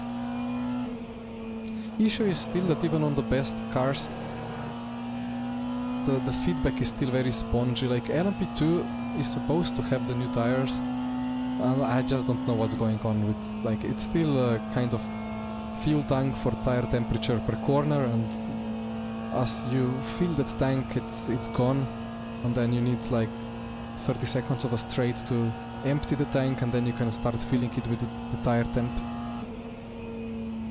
I mean, it kind of is always like that, like the tire temperature kind of starts saturating through long corners and until the tire is overheated, but it's never like, you don't lose 4/10 per corner because of it, right? I still have that issue where I nailed the braking zone, I nailed the apex early on throttle, but because the temperature is behaving weirdly, it can be +/- 2/10, and I have no explanation. There is like, you cannot feel it because it's temperature, and I don't know. I have somewhat high hopes for the GT3s, but I had those hopes for the hypercars and GTPs and LMP2s as well, and it's kind of better, but not really. And then again, in rFactor1 and rFactor2, I got used to drive purely from the feeling, and if the substantial part of the grip goes like misses the FFB, like the tire temperature is not really conveyed through FFB, but just kind of side effects as you start to understeer or so on, or oversteer. Because that big dependence on the tire temp in iRacing, I don't think it's gonna be gone like that. It's just gonna be a bit better, but it will be still a struggle for me as RF2 guy to feel stuff and to go fast without thousands of laps. Yeah, Namesy, I guess that's a good explanation. I mean, I can catch some slides, you know, especially in low speed on hypercars. I thought, like a year ago when I did the first endurance event in iRacing at Daytona with hypercar, I thought that the wheel, like the rear behavior is really good. Like I could feel everything, and low speed snaps were really realistic, even more realistic than in RF2, because in RF2 it grips so violently, or like even at high slip you still have so much lateral support that it feels a bit broken. But in iRacing it kind of slided in kind of linear and predictable way in low speed. But then high speed is different, because in high speed you achieve temperature saturation within 2/10, and then it's gone. Grip is gone for 5 laps.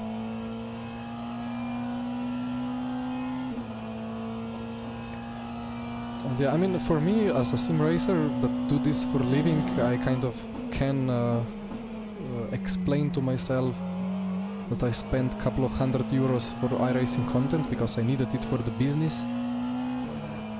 But as an average Slovenian racing fan, the price of the content is absolutely out of any limit for any reasonable purchase. Hello. Hello. So spots of rain around the track. Exciting. Yeah. It's fully sunny here.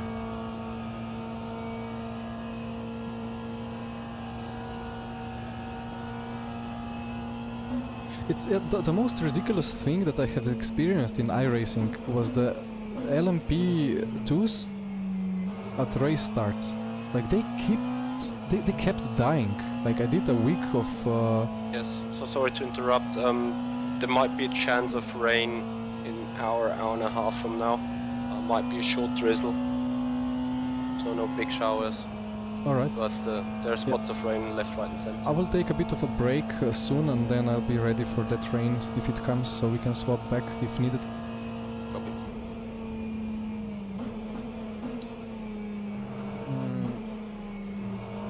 So yeah, like at Sebring, let's say, race starts every time some iRacing Pro Enjoy the with drive, Jesper. with 8k iRating just died at Sunset Bend as it went green on the race start. It was unbelievable. Like every time, like 7 to 9k players, they just kept losing the rear on cold tires. I thought that it felt like there is no rear wing, and it's really nervous, but it was so bizarre. My RF2 experience kind of helped me not spin there, but I got collected in the pile-up a couple of times.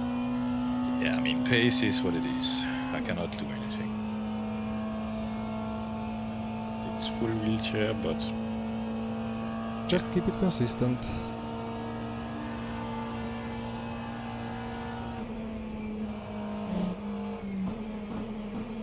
Let me try to spectate Jesper for the inputs.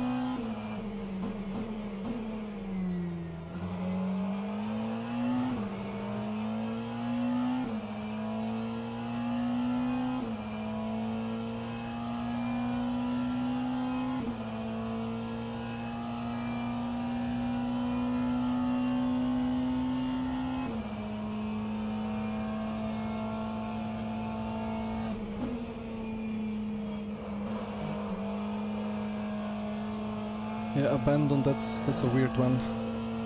Never experienced it, but yeah, as Ducat says, that could be the problem.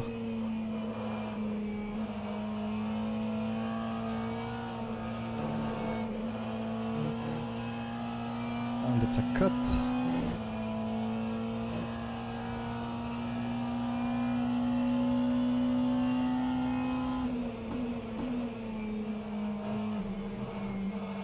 Yeah, on LMU Discord there is like a support chat, so it's pretty populated there. Okay.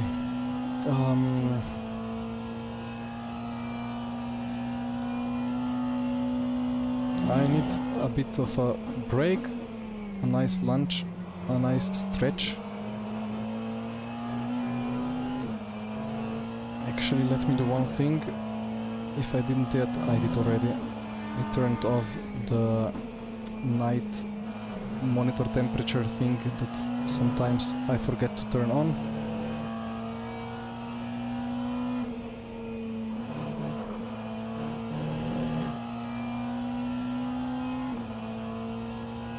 Looks a bit bad with this, right?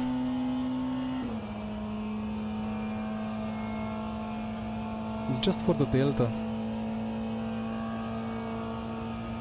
Although the tiny pedal overlay delta should work as well, to be honest. I'm gonna keep it like this.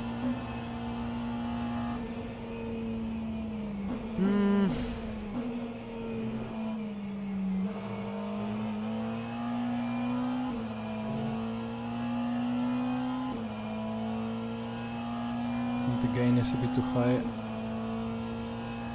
The camera, that's a bit more natural, although it is quite sunny.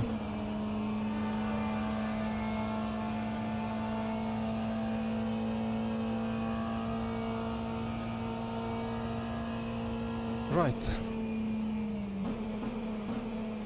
Time for a break, guys. Enjoy watching Jesper. He cannot stream like he normally would stream on Twitch, but yeah, rF2 and PC blue screening yesterday doesn't give any confidence to keep streaming. Let's hope he survives.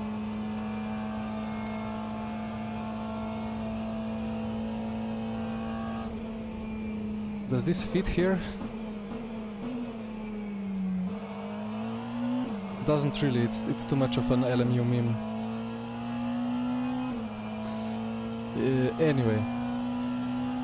Yeah, enjoy the consistent pace and see you soon.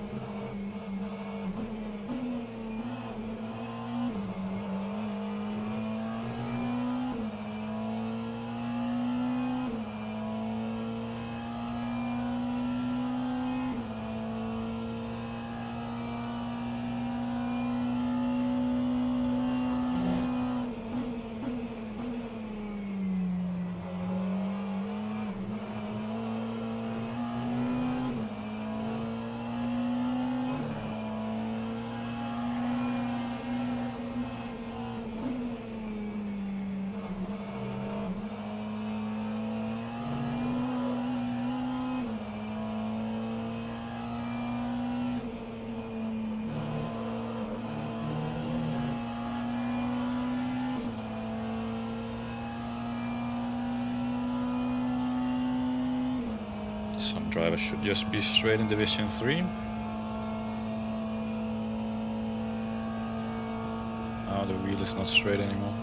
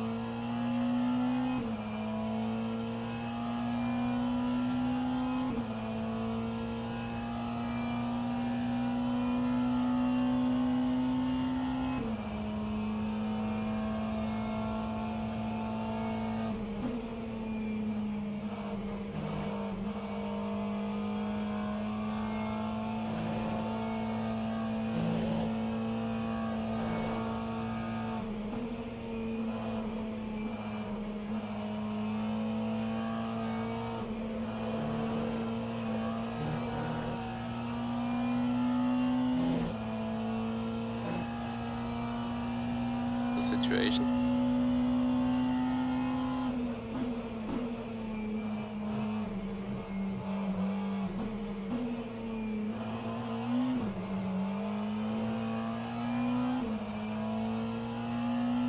I'm doing a truly train. I think that's it. Steering. I mean, a little bit bent, but nothing.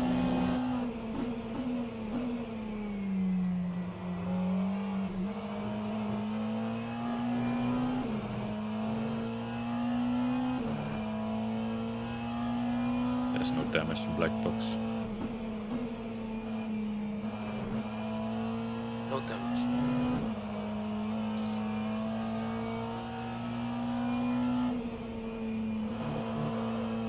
But as I said, I'm dead slow, and I can do nothing about it. Yeah. Tim is driving like a, I don't know, ACC or something like that. And I uninstalled that.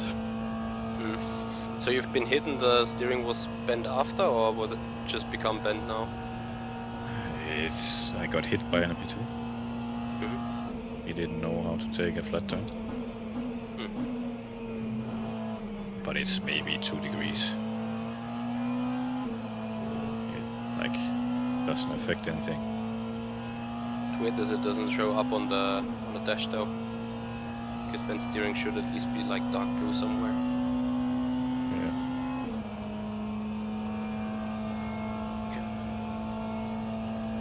We'll leave you to it then. I know you hate the talk.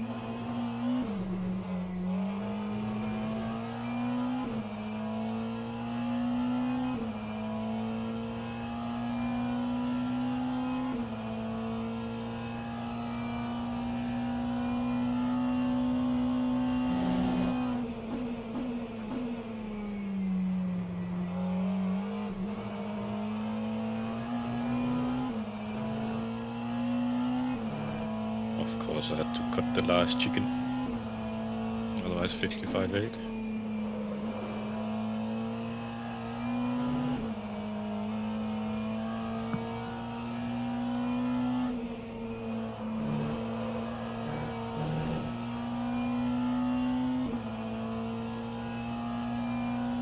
I know it's quite slow, but with a broken sim, I call it good.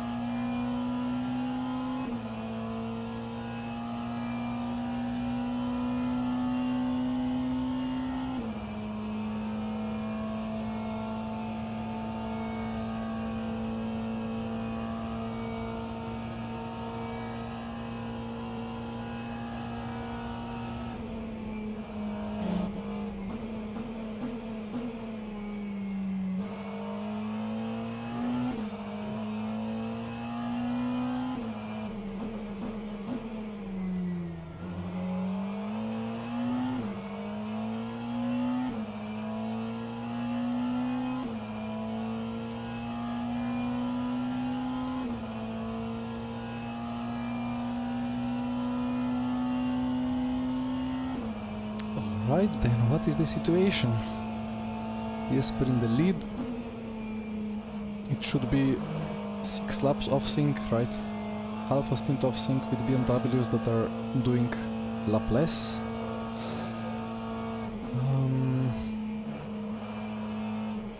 It's quite dark.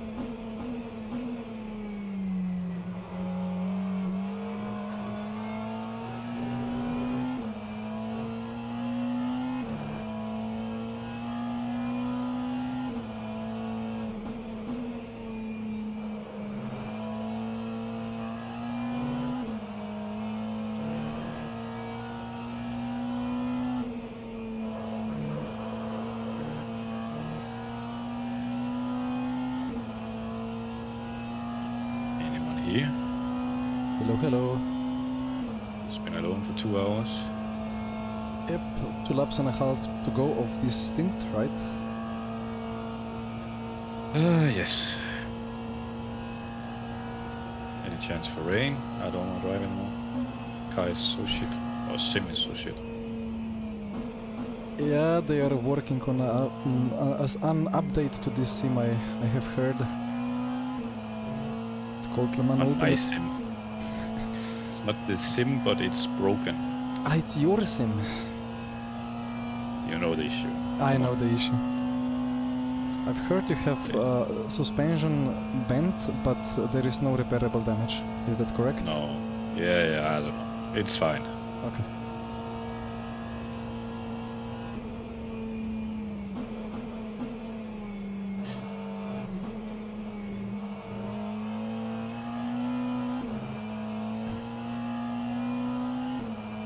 But I've cut so many times, it's critical. Because I don't know what I'm doing. What is the cut count? I don't know. 11, 12, something like that. Okay.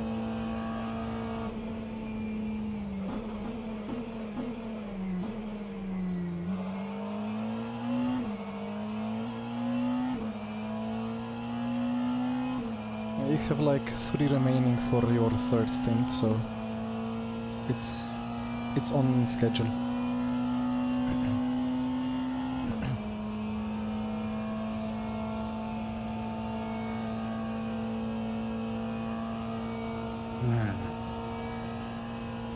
Should I put on rain tires and you will?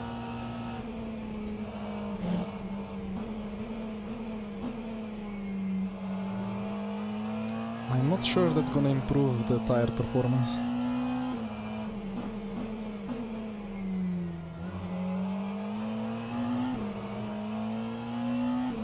But I'm done driving wheelchair. I mean, you're in the lead. Yeah, because of stops. Yeah, I mean, lost, I that's, don't know, 20 that's the seconds plan. to the leaders or something. That's the plan.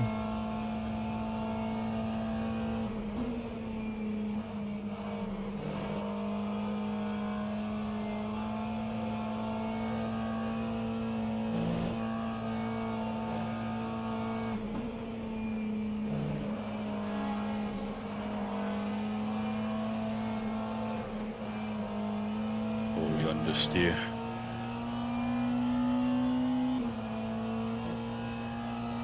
I just cannot get a brake and do a 56.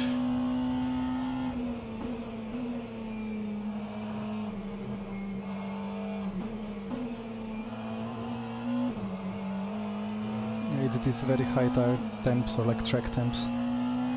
It will be better later. Yeah, but last lap was a 56. But I cut last chicken and cannot prove it.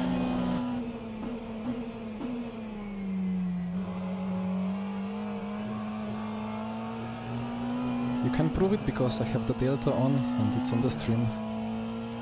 Okay.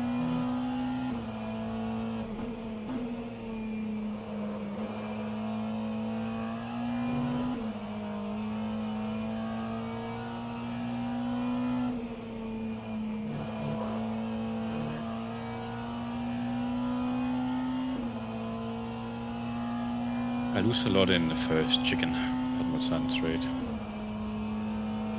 Compared to delta, and then second chicane is the same. In sun corner, same. In the same. Nice, half a tenth. So it's really weird.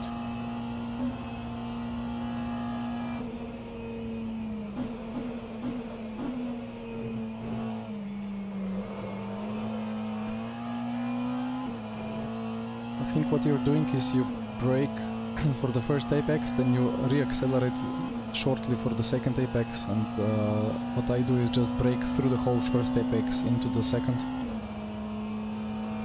But it's, I mean, it's not a big difference.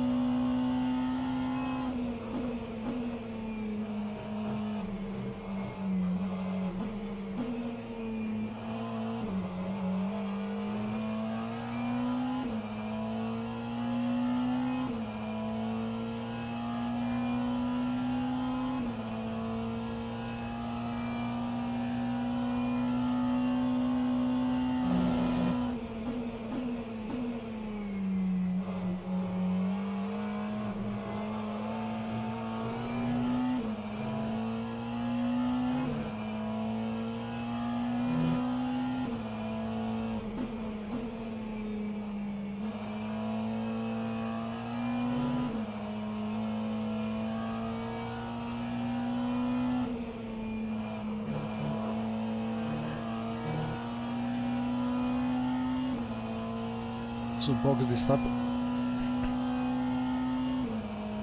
Yep. No change. Keep yourself in the car. No, please.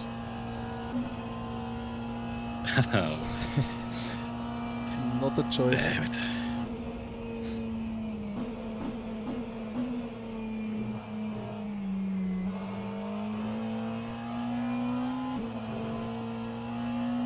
Going to rewrite with you after the stop just to be safe with the system. For probably smartest, otherwise you win the car.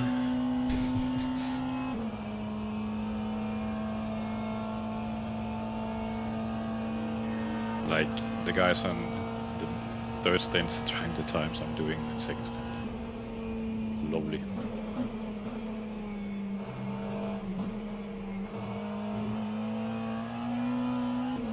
Even with a non-broken sim, I don't think I could challenge the GT2s.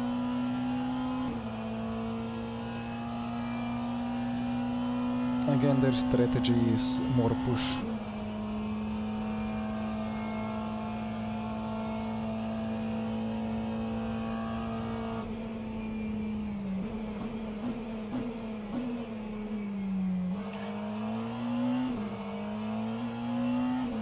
Is there a chance you can mute our conversation when I'm in the box for the stream? There is a chance, yes. Could it happen? I can do it, yes. Thank you.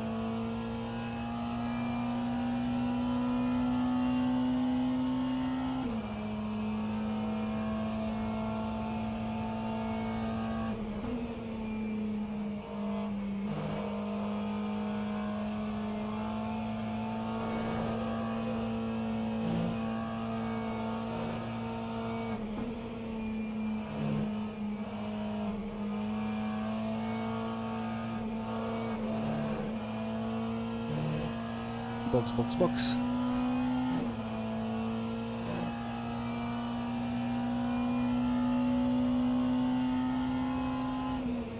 So let me briefly mute everything so Jesper can ask me private questions.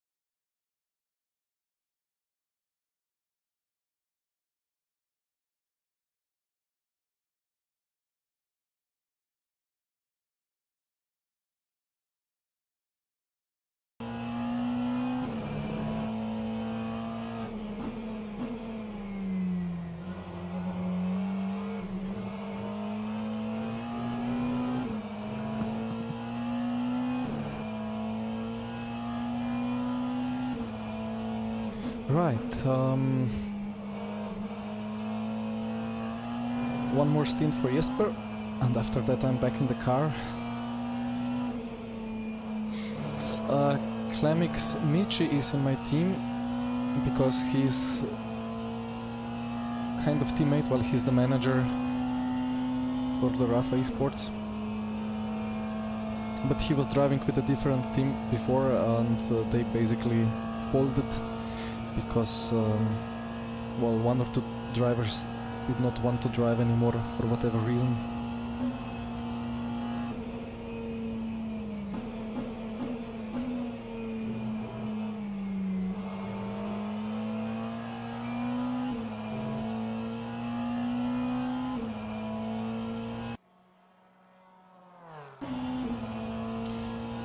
Okay, so strategy, let me check.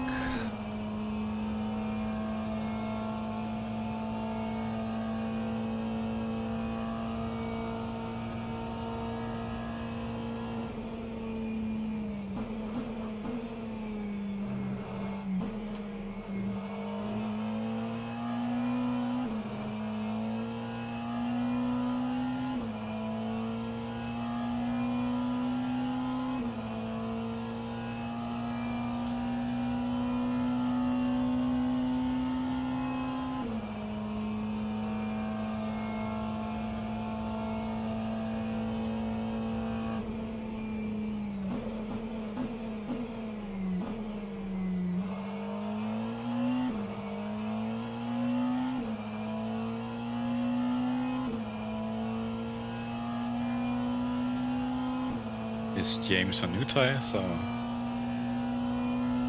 Yeah, it must be. I think so. The Monkey's behind. Should be. I think only Malgera is on the same strat as us. Okay. And what's that gap? 50. 50. It's the Aston.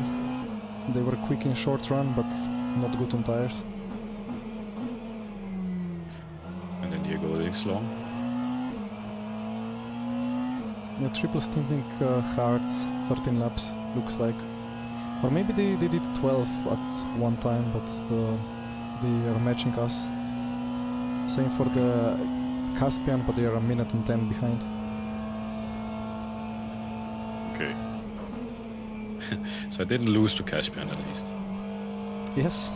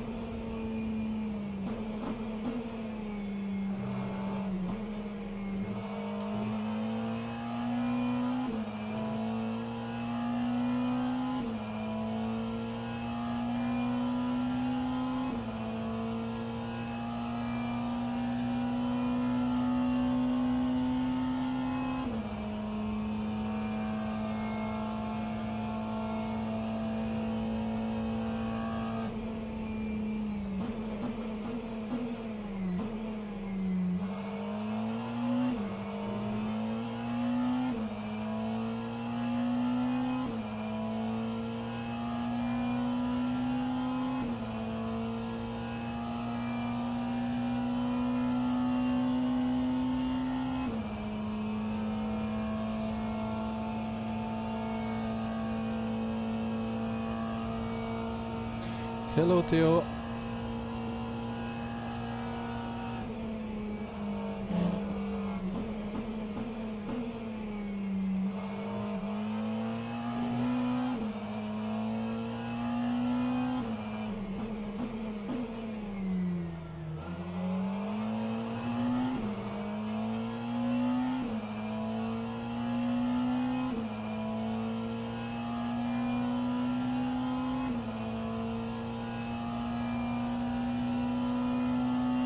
Right, the strategy is under control, I think,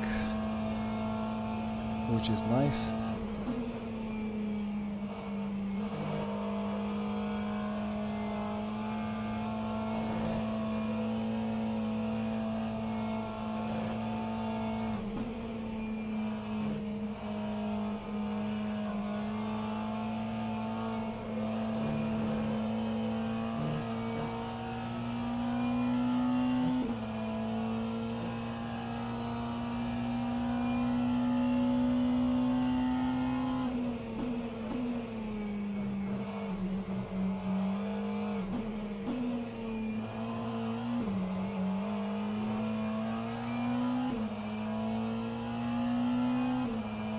it's quite dark, even with max brightness.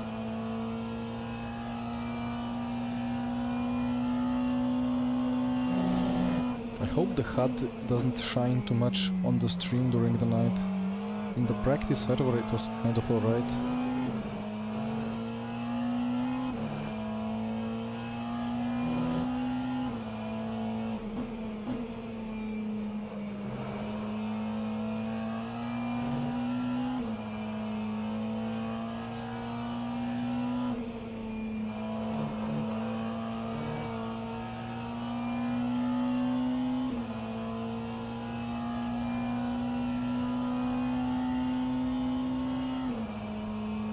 Yeah, we have now like almost half a stint advantage over Naui and Blackhawk, and they have just over a half stint of time advantage, so yeah, let's see how it unfolds.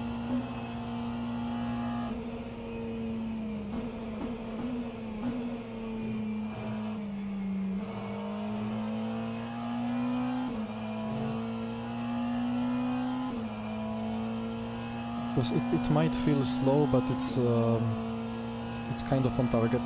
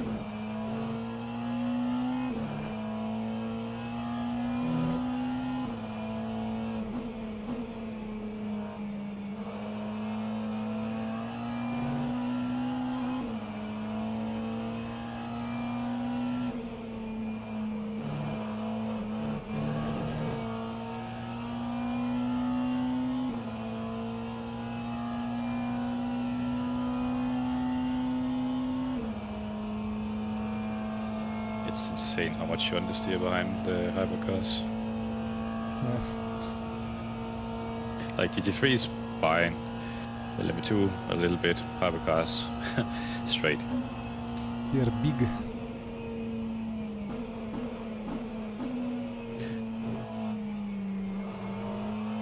Only big because they drive sideways. Ah, that's true.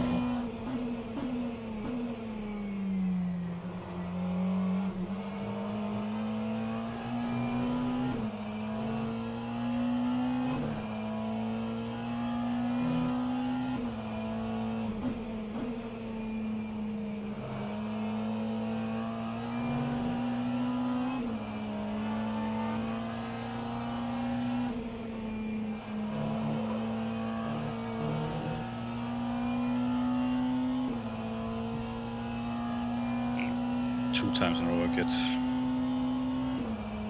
faster car there. Only I two? did, I just go. That's rookie numbers. Okay. 5 at least. I'll count the next 3 then.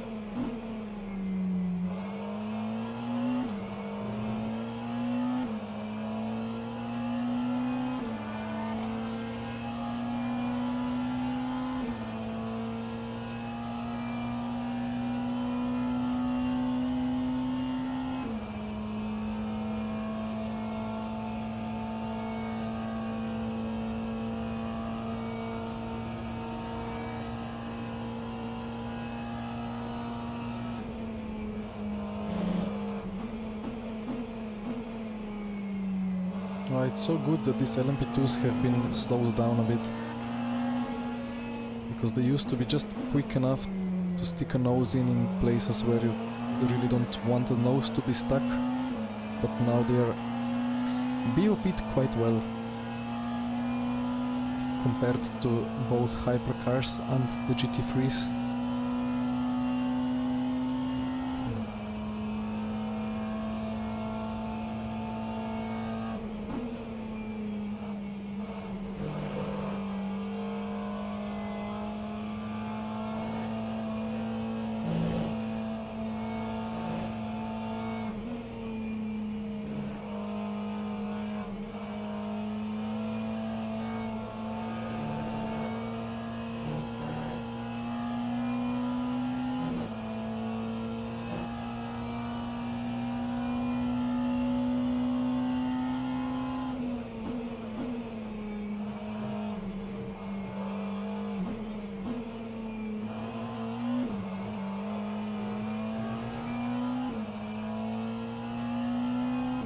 All the cars around you should box in 2 laps.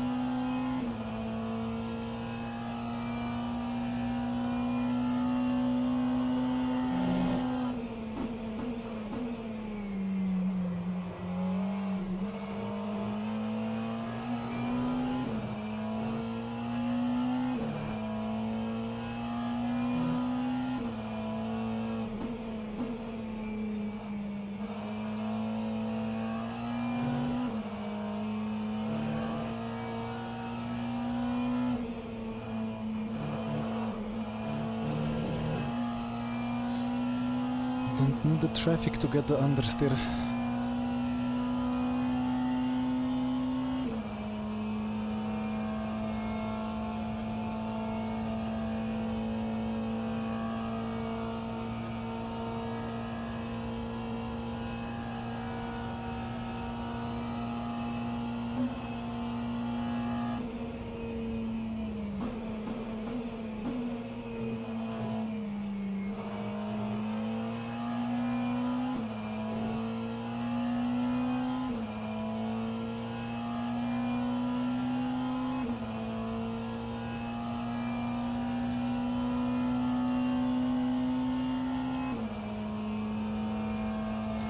Alright, so yeah, Arda, I'm hopping in. Sven is indeed doing RF2, and thank you Hyper for the good luck wishes. I don't really know how to interpret the current strategy battle, like it's 3-4 cars relatively close together, all on different strategies. Sven doing 55.9 third stint. That's not too bad in the GT2. Is it a third stint or isn't he on fresh? Oh no.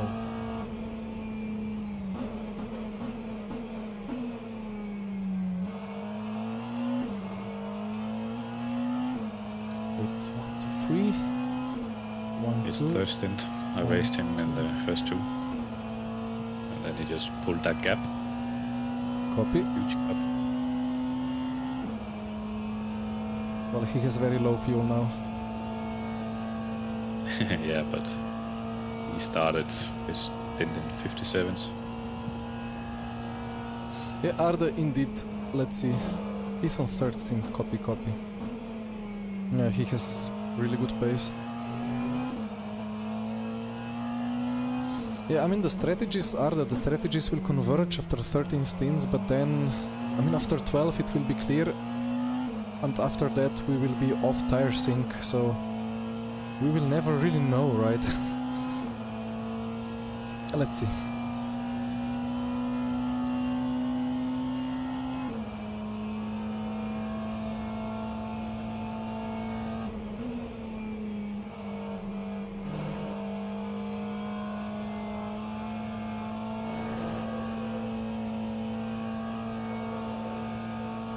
Yeah, true, Arda.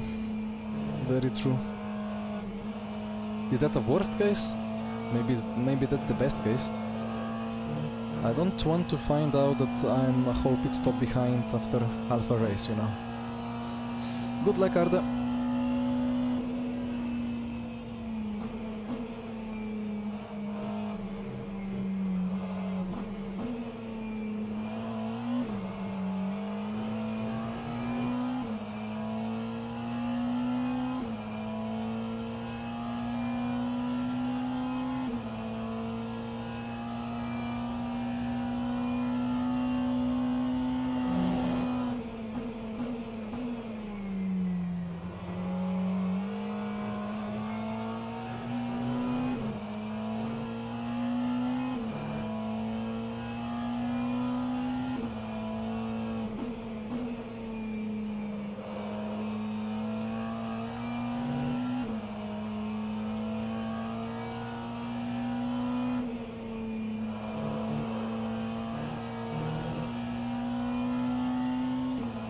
No slipstream for the BMW behind, that's nice.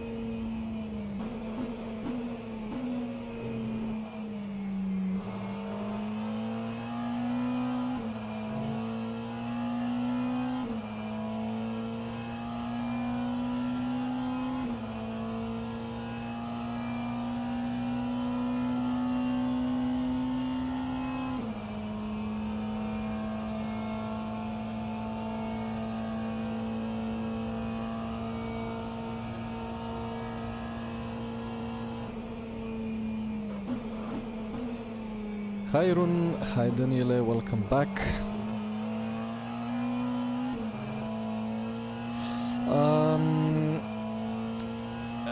it was gonna be a lot of me today, and then a lot of Michi tomorrow. I'm not sure how much though.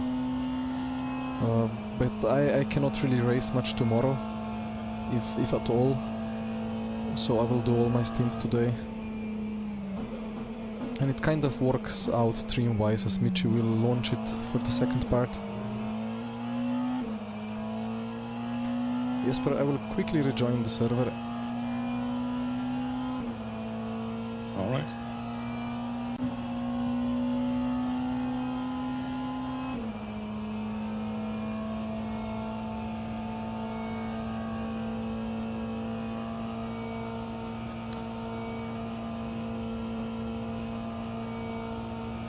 Just in case if there is something happening with rF2.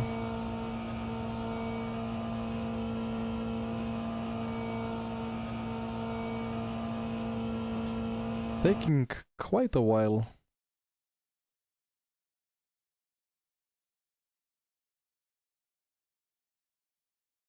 I mean, we'll wait a bit. And we'll assume that there is no game crash.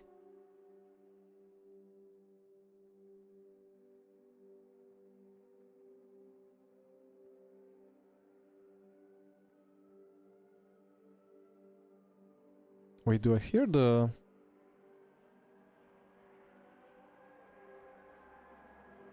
Oh yeah, there is the UI sounds going on. Okay. Nice. Very nice. So authenticating. It's still authenticating. Anyway, close rFactor2.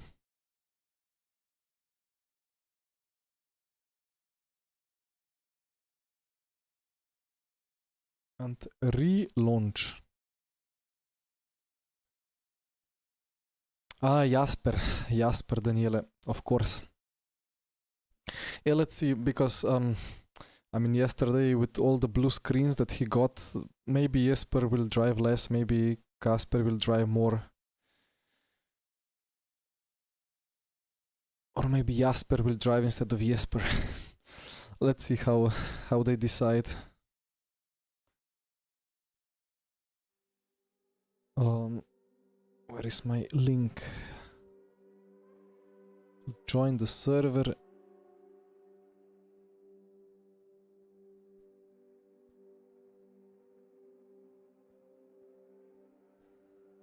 Spectate, and we are rejoining. Hopefully. There we go. Yeah, Jesper got a blue screen yesterday as he clicked spectate to the WEC practice server. Just blue screen, and then rF2 install got corrupted. Who would understand?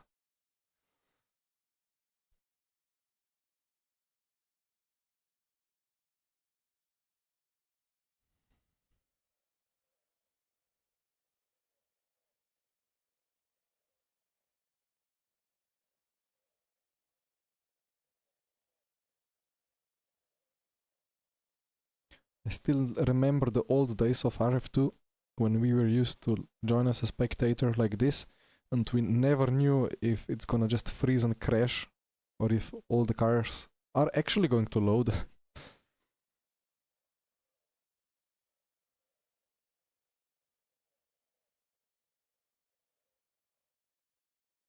GG Daniele. Here we go. Wait, what was that bug as well with the joining as a spectator? I think for some time there was a bug for some that made the real road update extremely slowly. So if the track was drying, it actually meant that people in server had already fully dried line. But if you joined as a spectator, if you were seriously unlucky, you still had a wet track for some laps. So you had to join really a lot in advance. Good old times, good old bugs. Happy to have Le Mans Ultimate.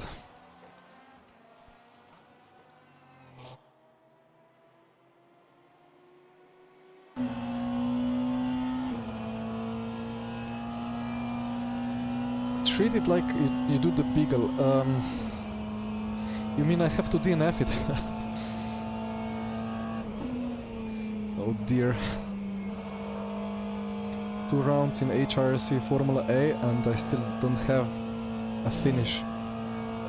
Okay, it wasn't my fault in the first one, but in the second one it was fully on me.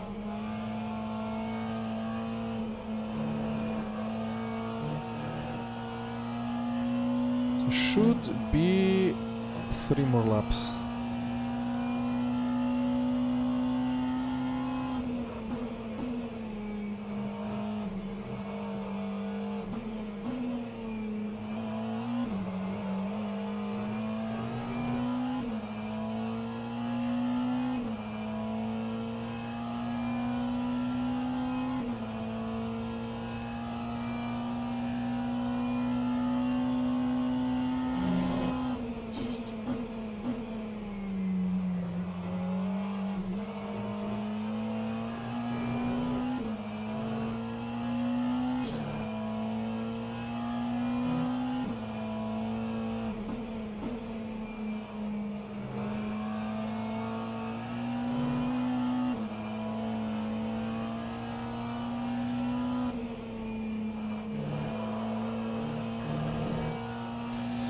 So supposedly FFB is on.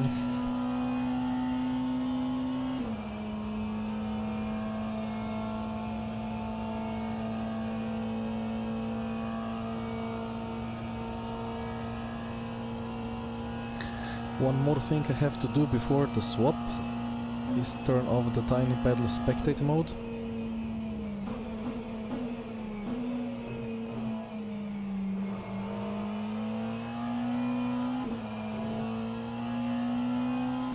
Gonna wait a little bit more with that.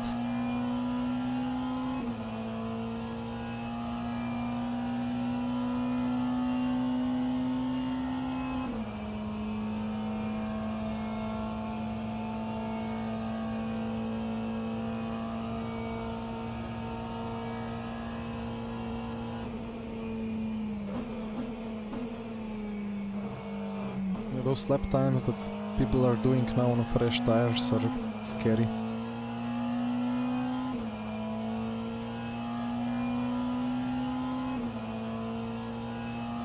But Jesper isn't enjoying his ride either. Malgera gained like 10 seconds on him. And we are on kind of same strat.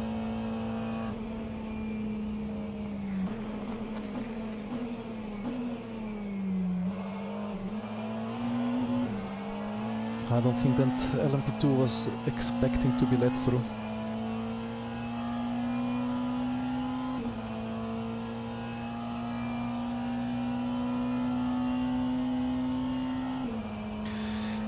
That cost 6/10. I think he was ready to stop the car behind you, and then you kind of let him.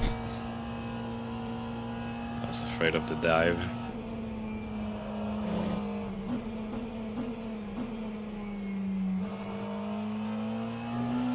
I heard about LMP2 incident before.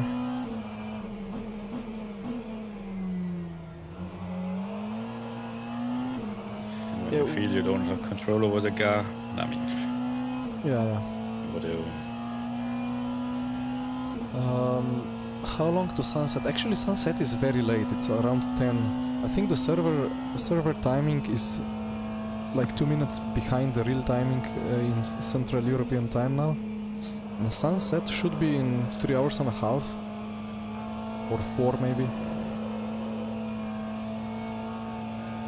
Yeah, Wians maybe, but as well we took the strategy that's the fastest for us. Like we could do more push, but it wouldn't be quicker. This is the best we can do.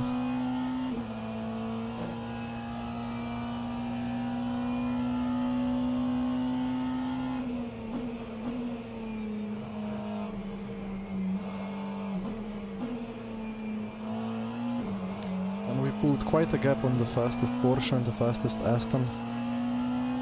The fastest Corvette is a lap down probably. But it's quite a BMW fest. Let's see how it goes anyway.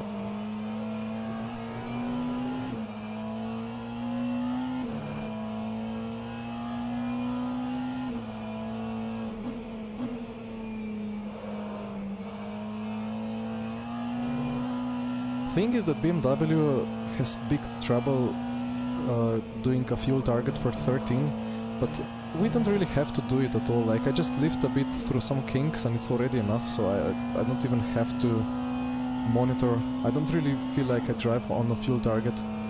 But yeah, it's if you have a fuel target and traffic isn't that costly.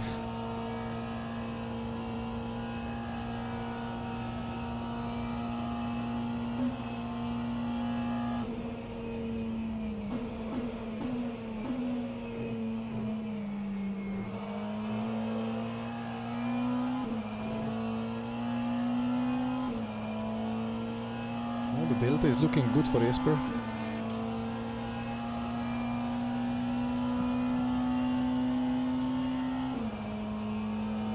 One more after this, right? 2. Copy.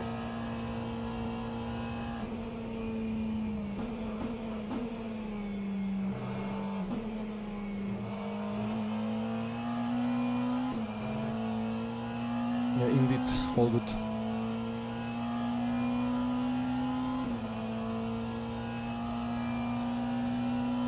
Yeah, Wians, that's true. Although, when you figure it out, like around Monaco, if you do full push everywhere, you need 210 liters, and if you save in some places, suddenly you need only 180. Then those 30 liters kind of already mean something.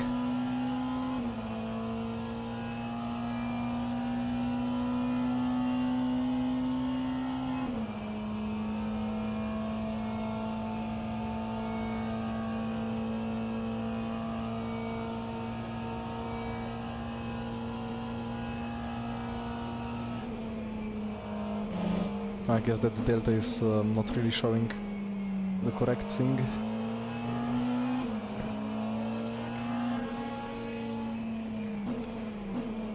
Good decision.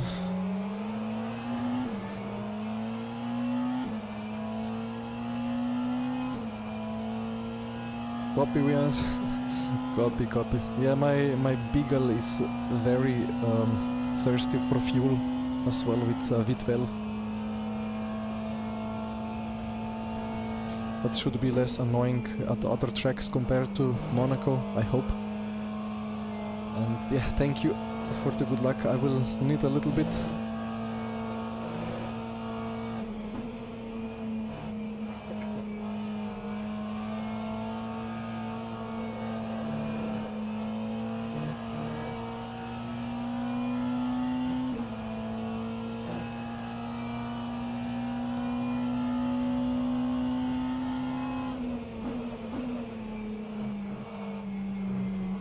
That's a lapped BMW hypercar behind.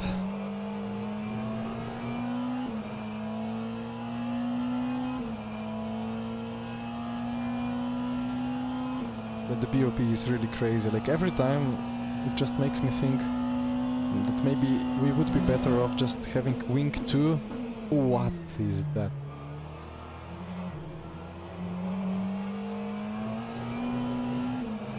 Was there a car going around you? I thought I saw something. Yeah, some back market just slide like that.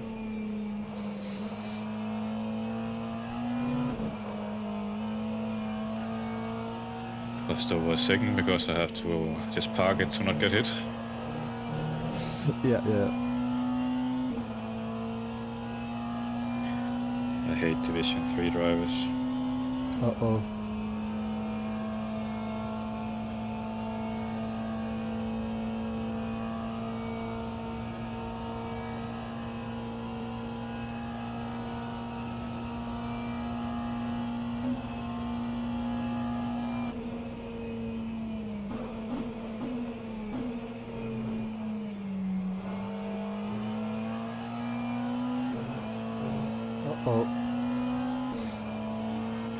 that curb is bad. Remember Michi got turned around yesterday on it.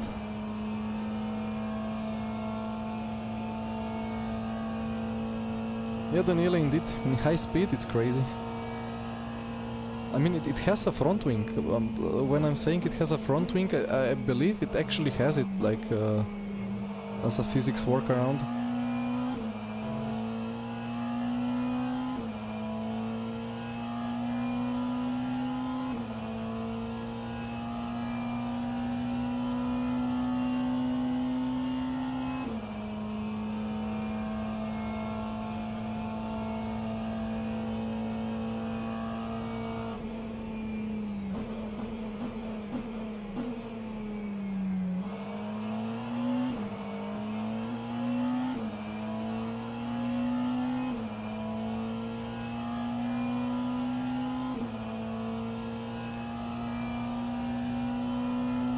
Yeah, Kyle, I did hear some small things about Mr. Pfeiffer.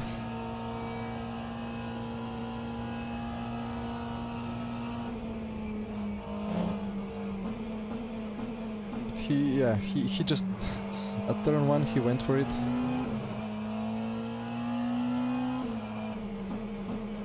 $50-50, crash or no crash.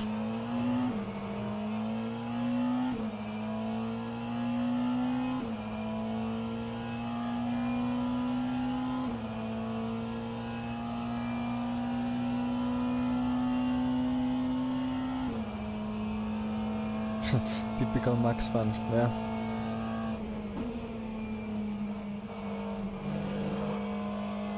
Now the downforce is turned on and the BMW disappears.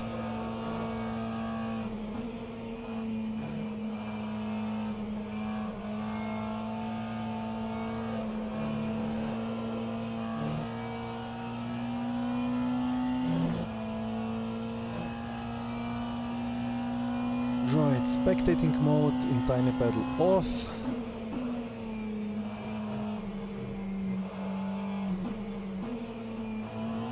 And it should turn back on during the pit stop, hopefully.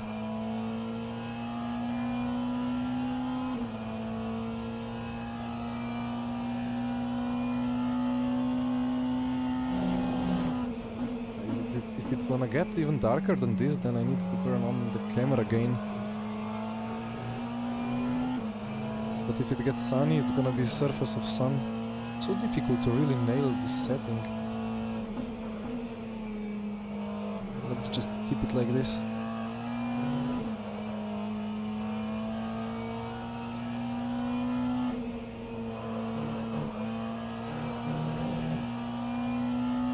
Hey Hajemi, we have not really thought of it yet. We are more like sorting the current situation and well, just finishing VC and thinking of iRacing and what to do with it. And we have not really we have not made any real plans about LMU. It's been a bit in the clouds for a year, but we will figure it out very quickly.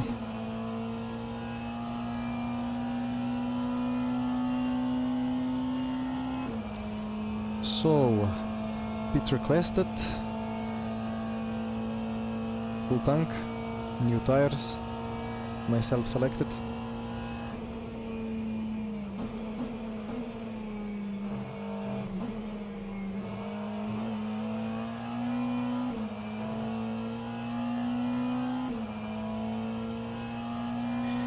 All sorted. Copy. It's gonna be indeed crucial. It's really important to have somebody setting the pit stops, because every time we were, I mean not at Le Mans because long straight, but on some tracks we were just losing a couple of tenths because of lack of focus, as the pit stop menu had to be set, and then in quickly changing wet to dry or dry to wet conditions It's always tricky to set the fuel and so on. Way too hectic and then mistakes happen. So it's really good to have an engineer for sure. But let's see.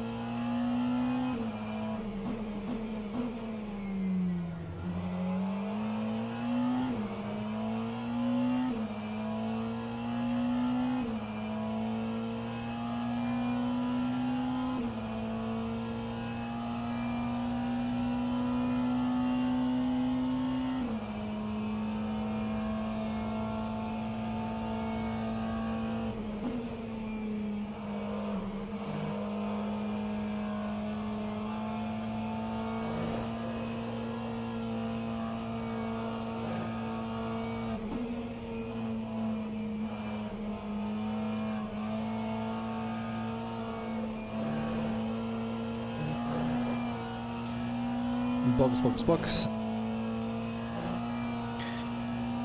Boxing. How is that 1 point?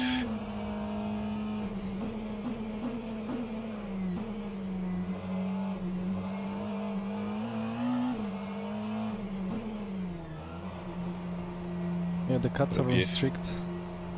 56.5 could that lap be, but I know like 3 laps before that I had stupid traffic and Yeah. Division 3 sending me and yeah.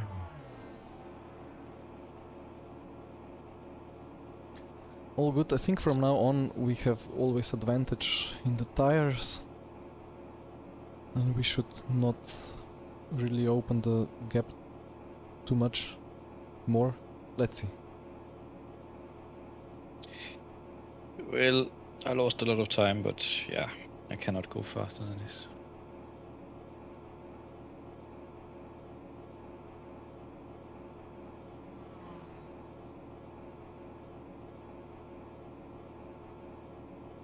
Thank you, Kasper. I will keep the seat warm for you.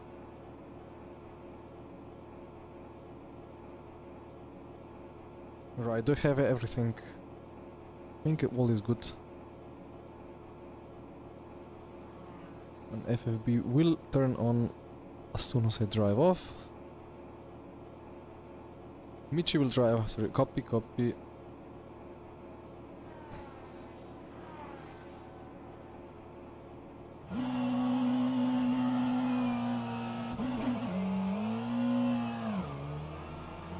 Enjoy. Thank you.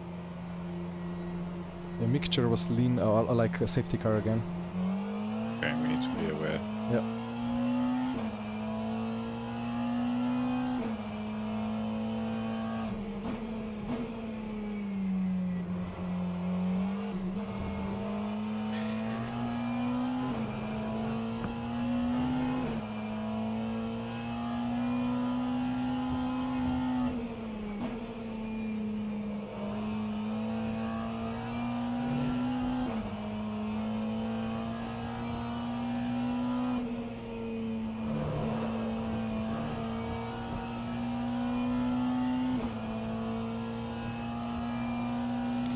.55 to Erzen.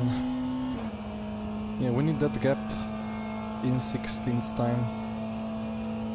Cannot afford to lose anything more. Otherwise they have advantage.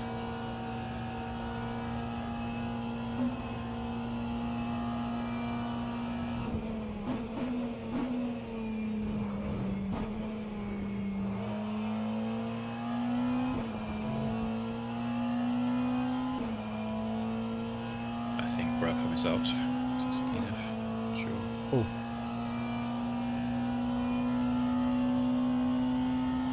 It is good.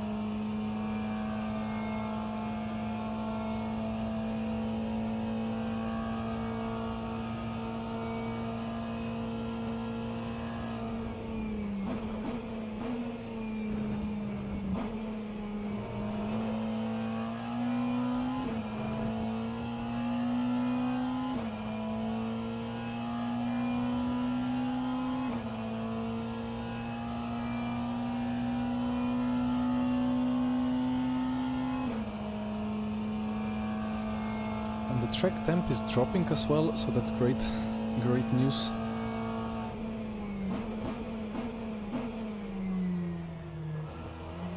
Car should be really good to drive now.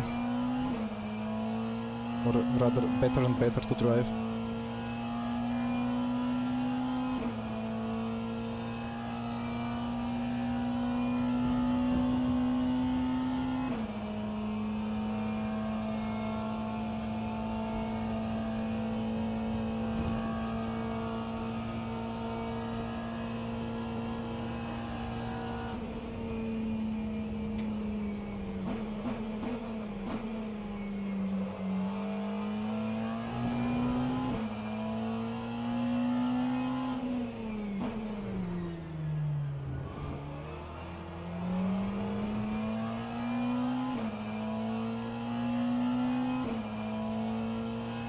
Have you increased some TC?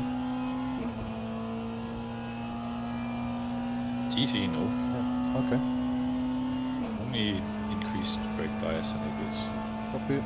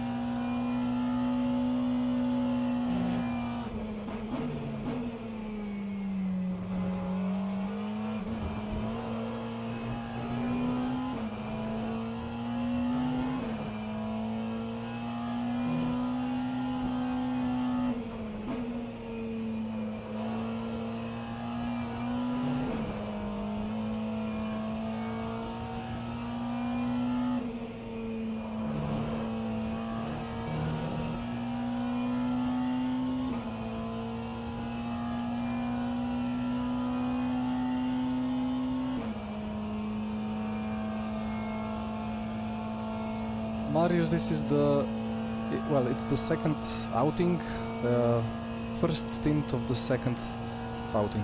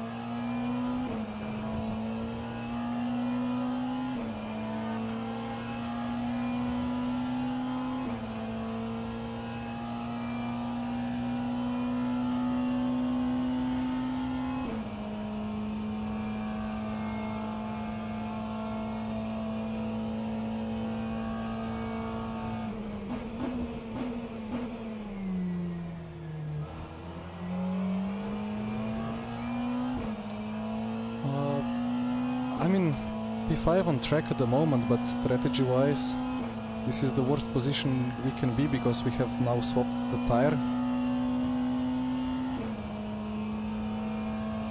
So we have strategy advantage on everyone ahead.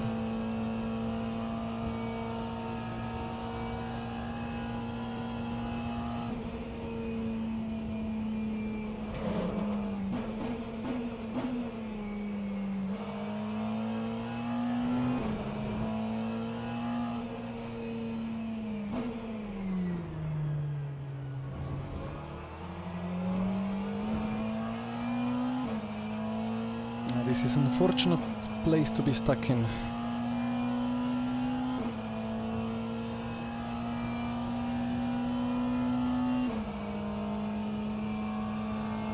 I don't have a chance.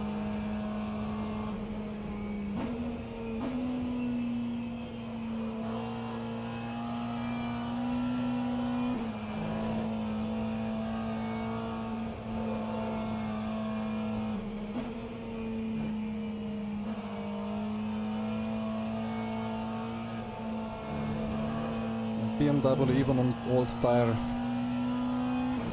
unbeatable there.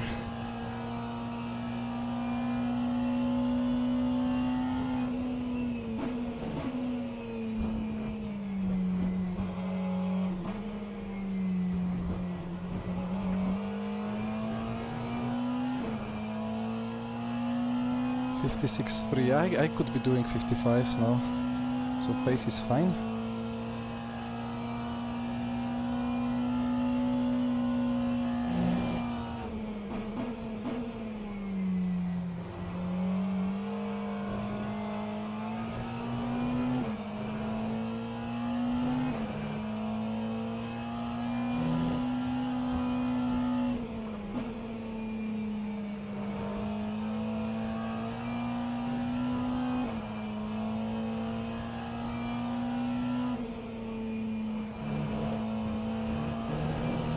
I think it could be like 2 stops less indeed, 2.5 maybe.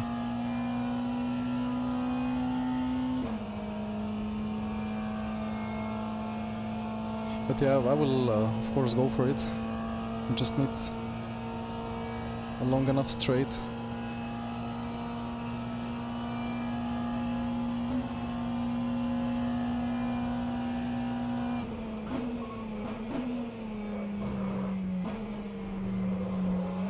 Dear McLaren, please.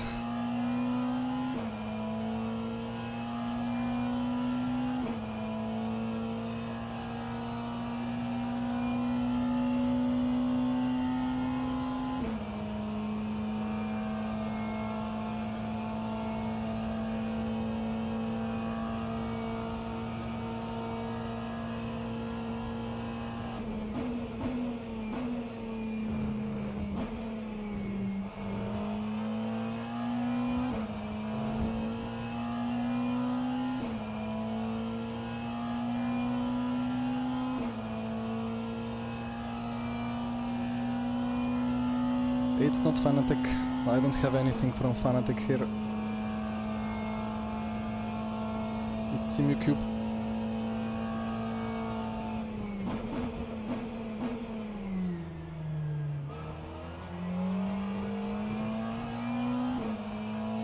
And the steering from Grid Engineering.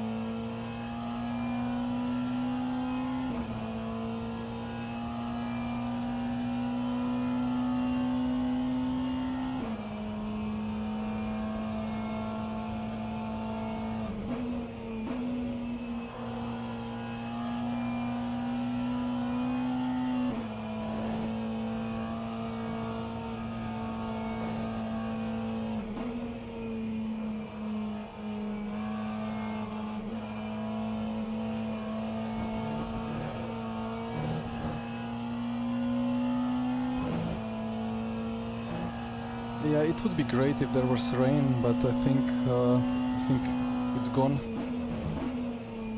There was chances for the race start.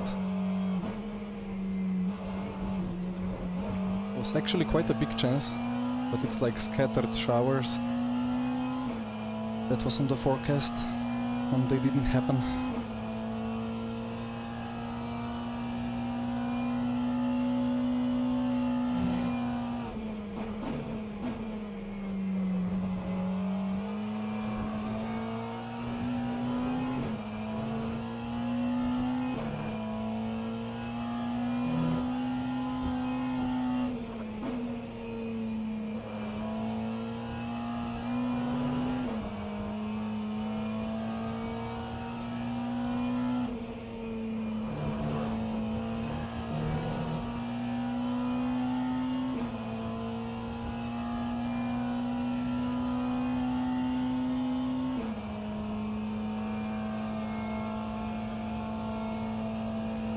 How many cuts do we have? 13.5. Oh, okay. We are behind the schedule, so we can cut more.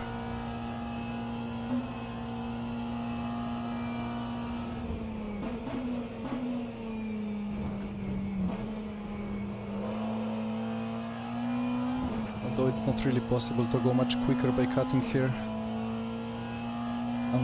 Yeah, except maybe last chicane and cutting the apex at Mulsanne hairpin.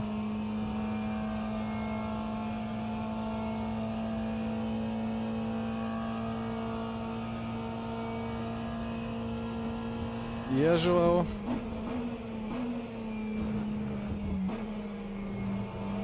Well, it's been triple for me, triple for Jesper, and now I am back.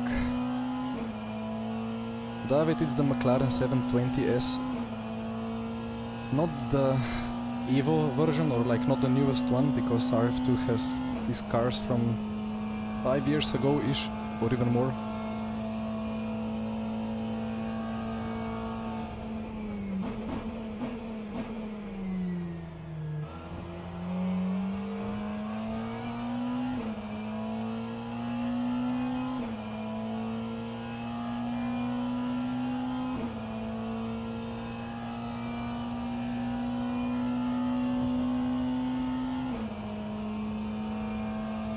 Should remove this Porsche badge here on the wheel rim, right? Put the McLaren 1-1.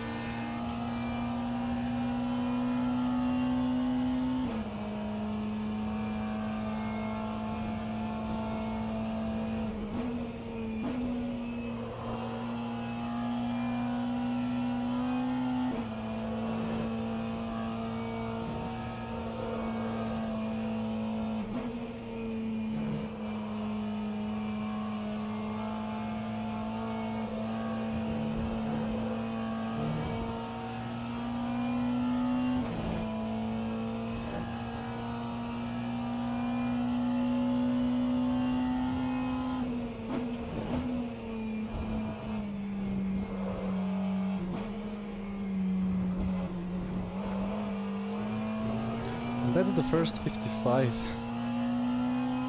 55.6. Well, 0.7 kind of. Matching the leader.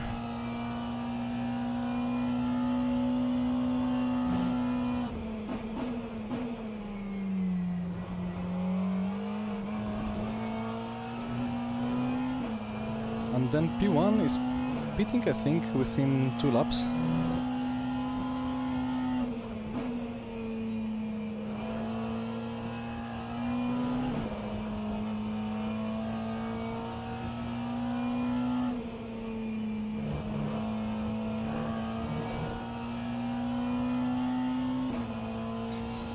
Look, I don't really know. We're a bit slow,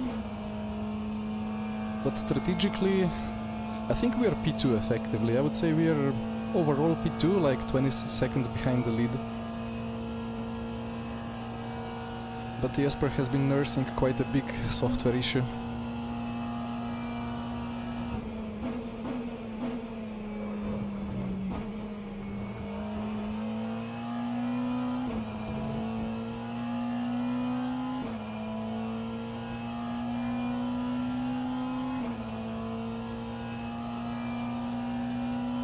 I think some cars ahead have old tires, and we have now done the swap, but yeah, again we are like we have half a stint advantage.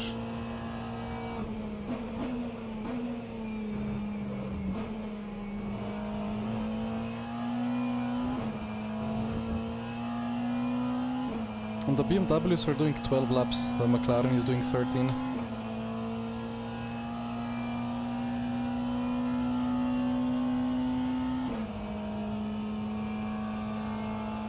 Ah, yeah, Marius, I know what you mean. It's just... it's kind of like that, but quite different as well.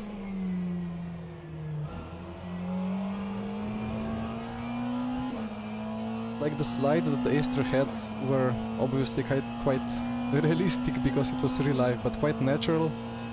And if a slide happens here, it's... I don't know, it's hard to explain. Every slide is quite... like, grip is almost the same and the slide is kind of violent.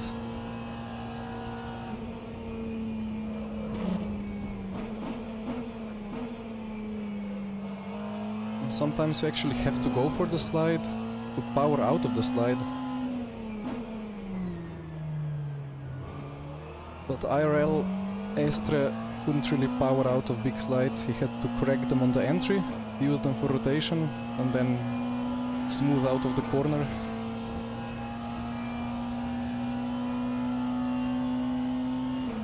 Yeah, indeed, Hyper. Indeed.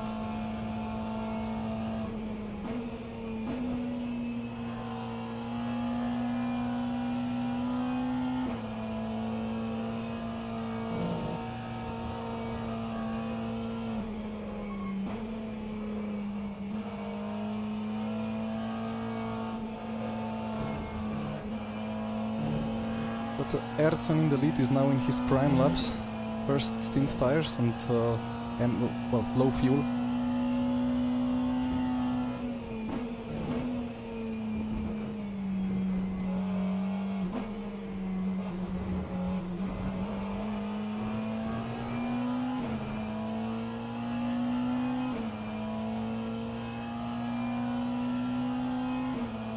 Porsche curves are the worst nightmare for the McLaren. Long, fast corners. So hard. And impossible to set up.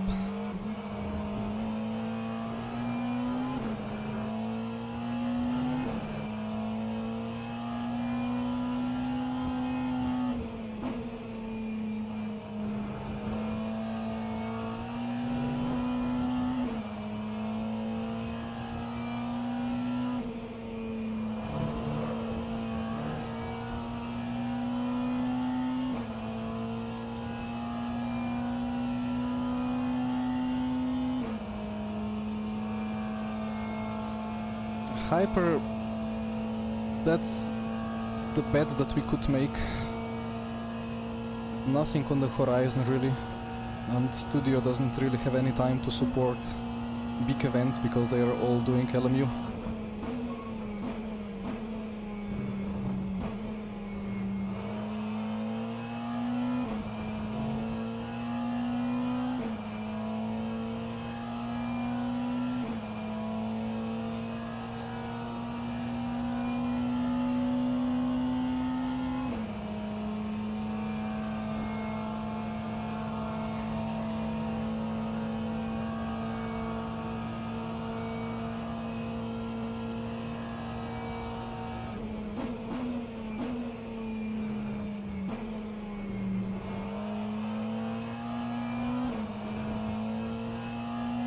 Thank you.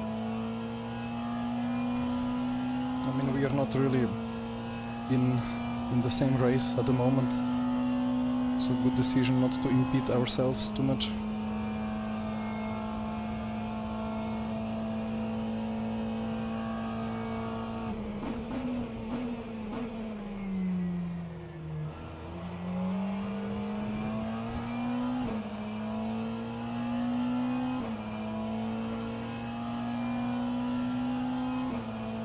Well, soon, LMU will soon have everything.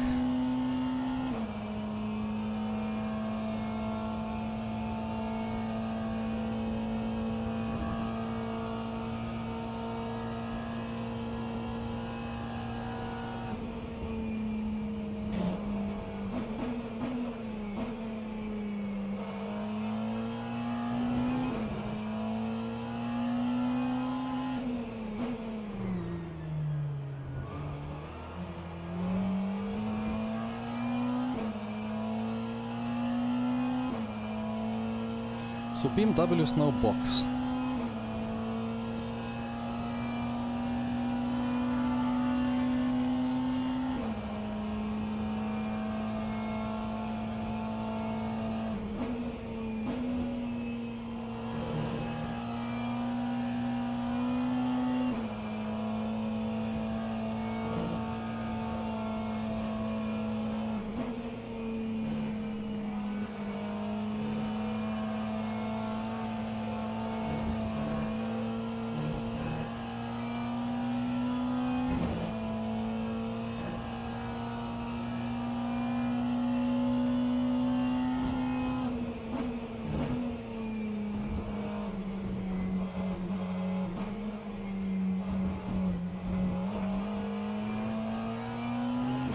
Actually, this could be close with Erzan for the lead now. He's out of the pits already, right? Yeah. That's a bit of a problem.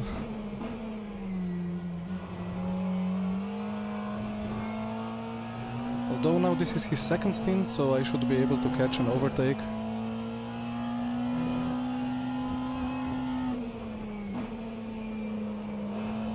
But strategy-wise, he has 6 laps more fuel, but 1 stint less of tire. And tire change is 38 seconds, so I mean, hard to calculate everything. But the fact is that he exited the pits ahead, and that's not the best.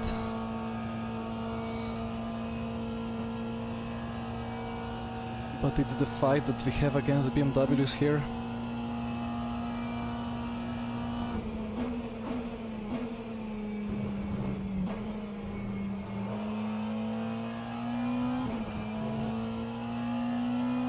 Hi Kostas, thank you.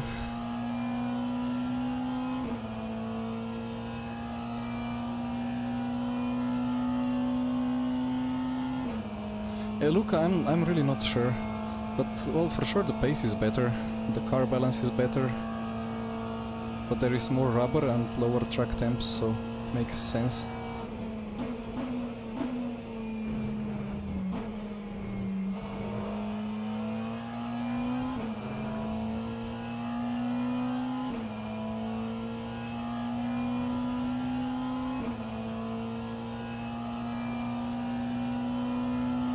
But effectively, well, I mean, Erzan has done the extra stop already, right? But they will have to do the extra stop anyway. The hope was that the strategies will converge after like 12 stints, which is 10 hours-ish.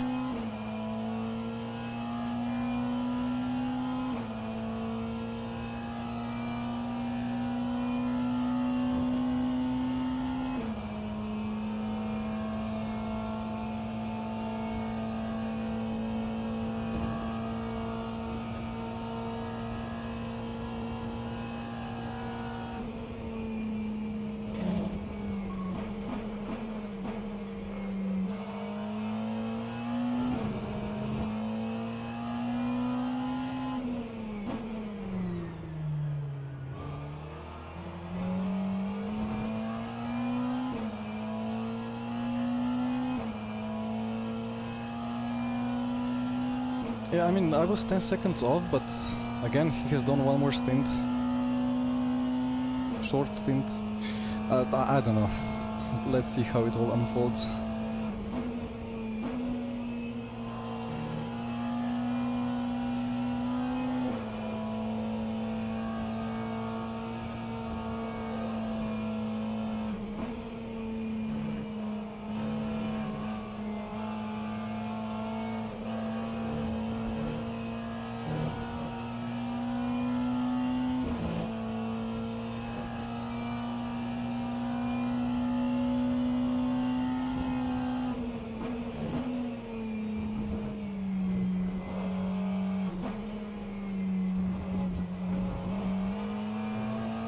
Ah, you mean stint time? Yeah, I mean, it depends. For them it's 12 times 4, for us is 13 times 4.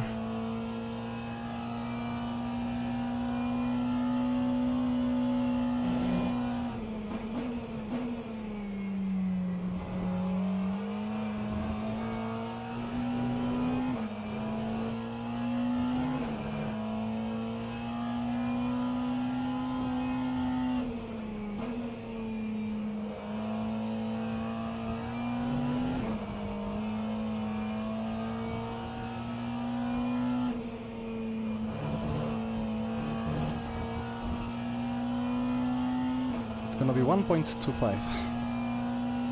Let's go.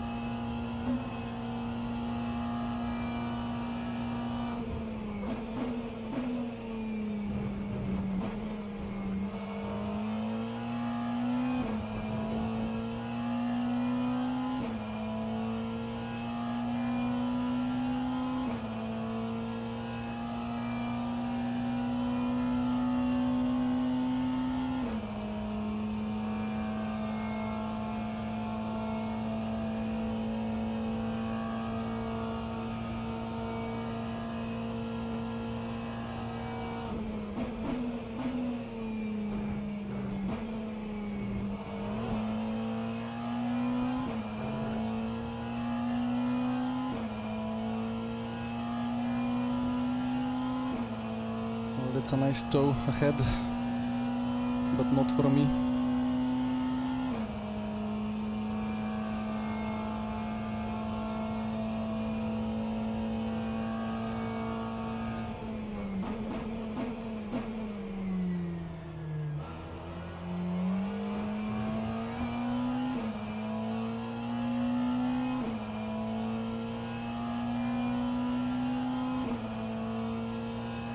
It's a bit of a blue flag problem ahead.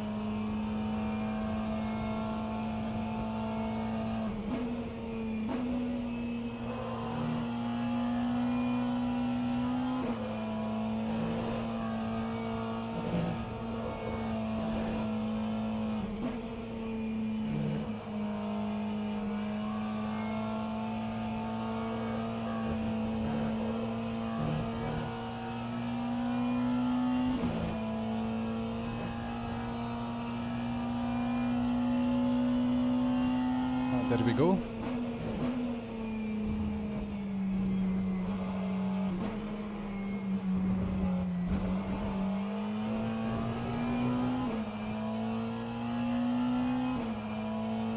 And now I have to do the move for the lead as soon as possible and to run away a little bit.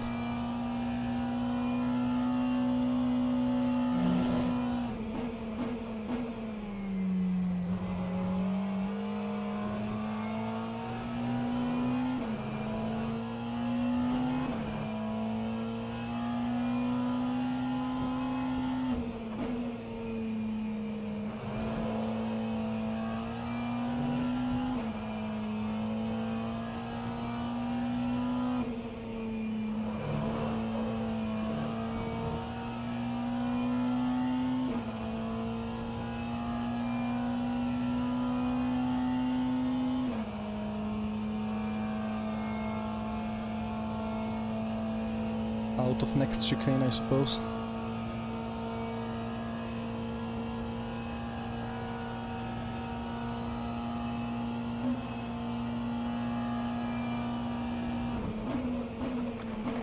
You cannot believe it, like it's unbelievable. Now I couldn't downshift because of shift protection and the whole lap is gone. Why does the traffic always has to be like that? Like it's... Okay, I stop it. It's just unbelievable. Still haven't stopped.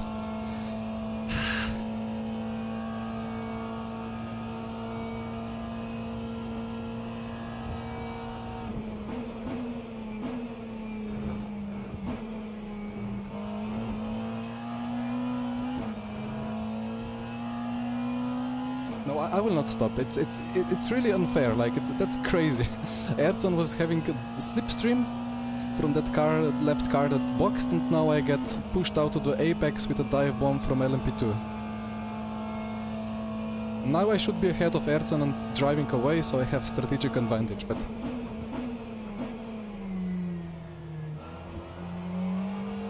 no.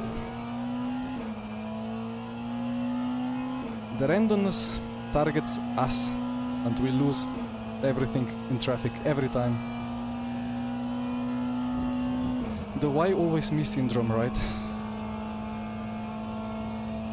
The neighbor's lawn is greener. Anyway, I think I'm done moaning.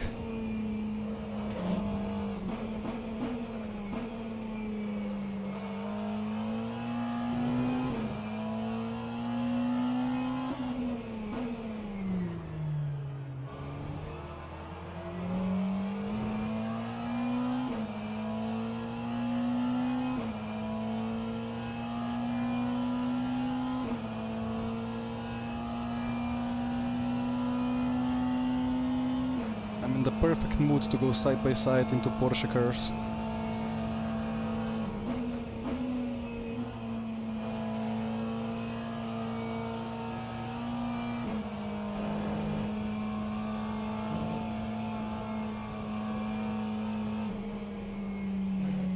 Yeah, but this is 2 seconds of race lap time. That's never gonna be regained. Unlucky. Jesper, indeed. Ah.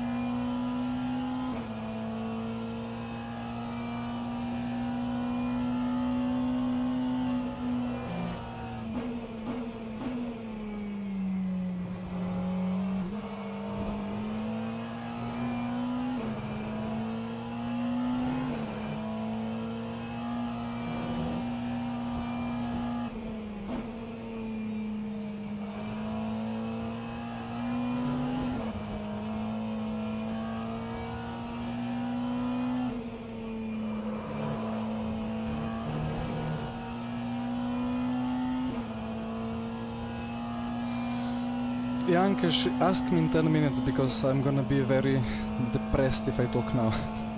Anyway, this is the fight for the win, but I have 6 laps of fuel less.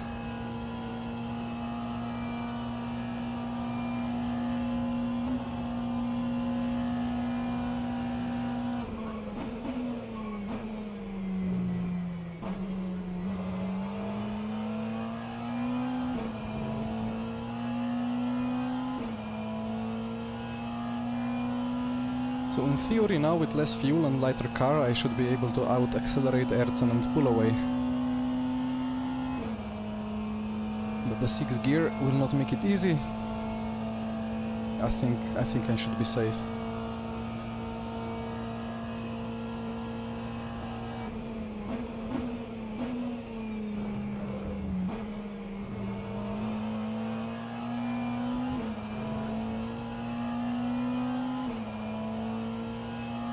Now it's time for Erzen to get an LMP2 in the worst possible spot.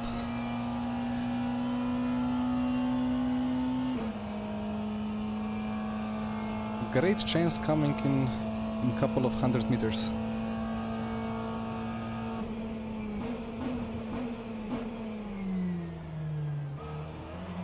But nope. It will never sink like that. It will always sink right when I have to turn in. That's when LMP2s come. Okay, I think I'm done now with complaining, so for real, so let me drive.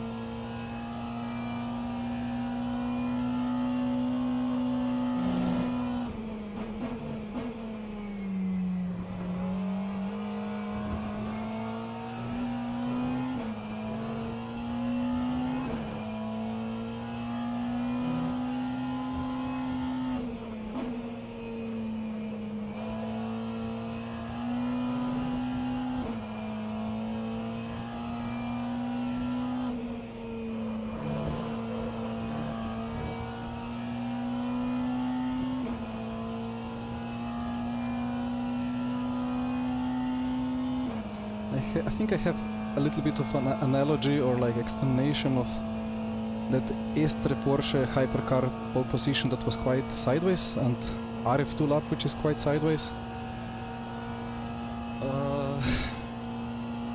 Yeah, let me do the chicane first.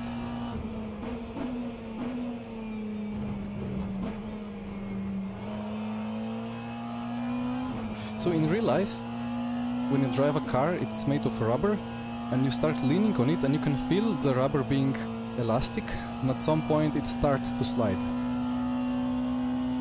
In rF2, that happens as well, but as you turn, the car already goes at an angle. It's kind of already sliding without the actual sliding.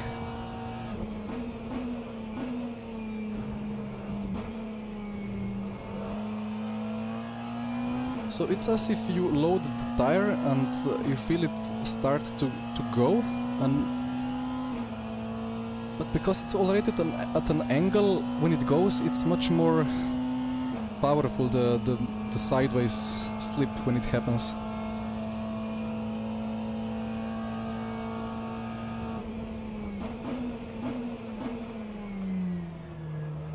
And it would be a real problem if it wasn't for lack of much grip drop-off with the slip angle. I don't know if that's a good explanation. Raga, hello, it's not a silly question, but it's a symbolic last high-level race on rF2 after we have spent a decade on this beloved simulator. And that's because Le Mans Ultimate is the next logical step in the evolution of this sim, and the Studio 397 that developed rF2 is now all in. Gilchinski left the race, so he was in our race kind of thing, but yeah, Studio 397 is now fully into LMU development, so rF2 doesn't really get anything, it doesn't get any esports events. Players are dropping because they are migrating to LMU.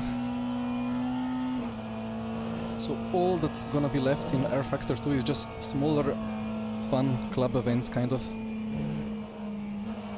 And a bit of Formula 1 simulation for some time in leagues like Formula Sim Racing or GPVWC.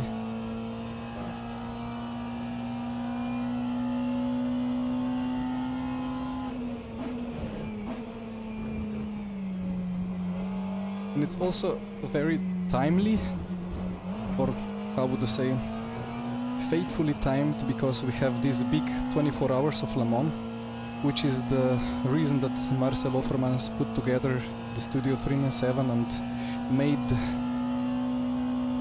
it right, because 397 is the amount of laps that was the record distance ever driven in Le Mans ever, I think. Not sure if it has been beaten after that. Don't think so. And they did it. They got the licenses. They got Le Mans. They got endurance racing going.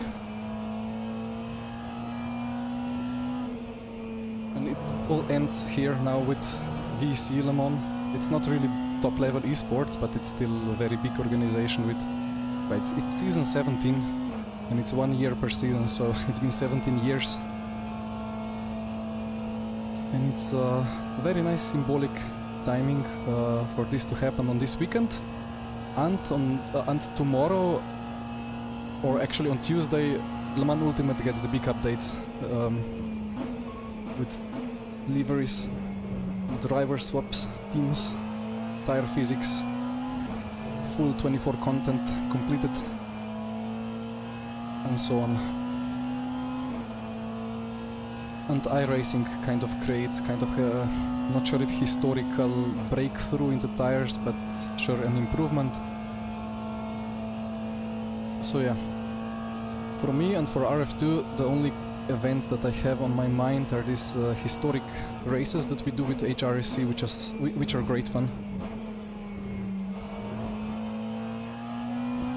But probably there will never be really like big top level things going on.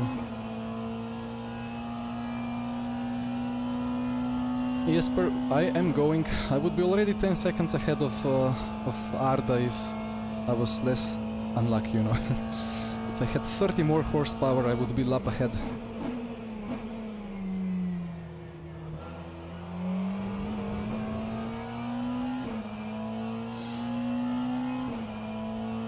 Garage 56, of course. That's gonna be missing for quite a while.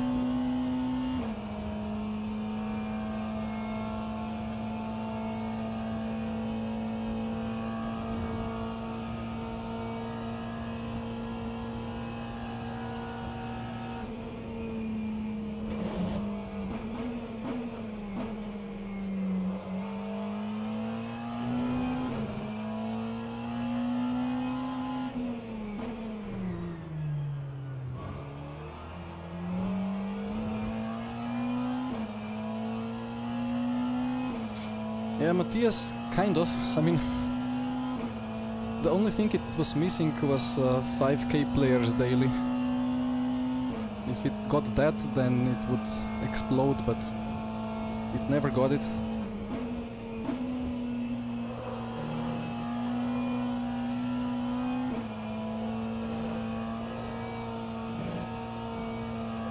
Then there were never enough resources to fully fix the netcode and make Max Verstappen happy during LMVS.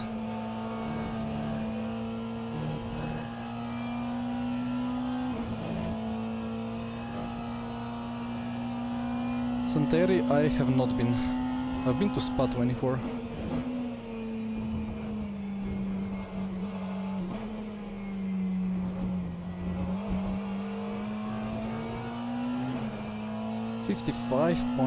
.6 marginal PB improvement.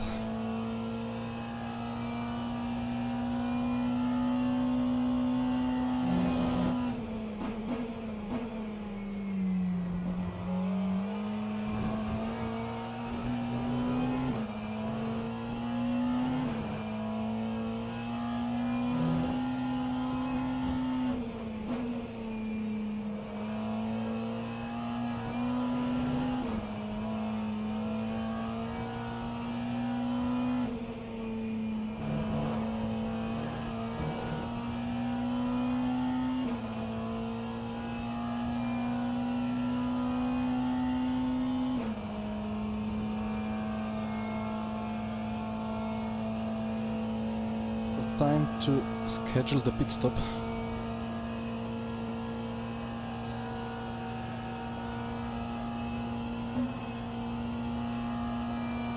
Funny how there is a glitch in the sounds. If you spend too much time flat out, I think you run to the end of the sound sample.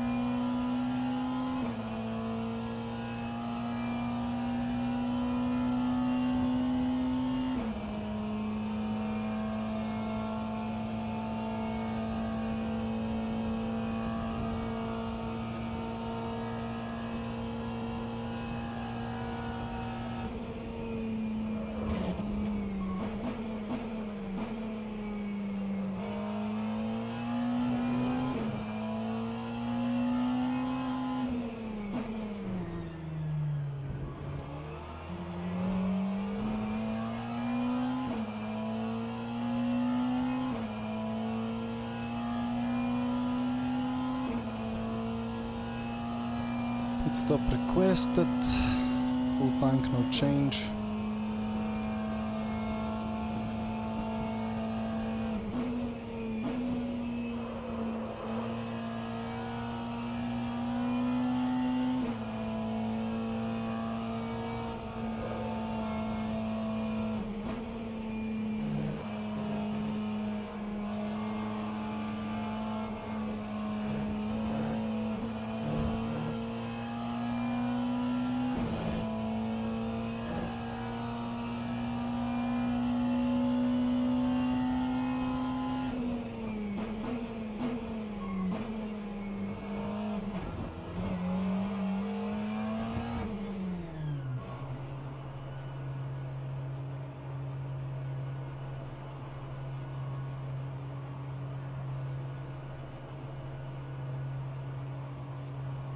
Nice stint.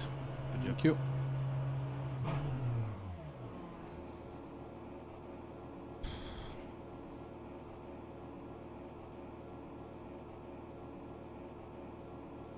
So I guess Archon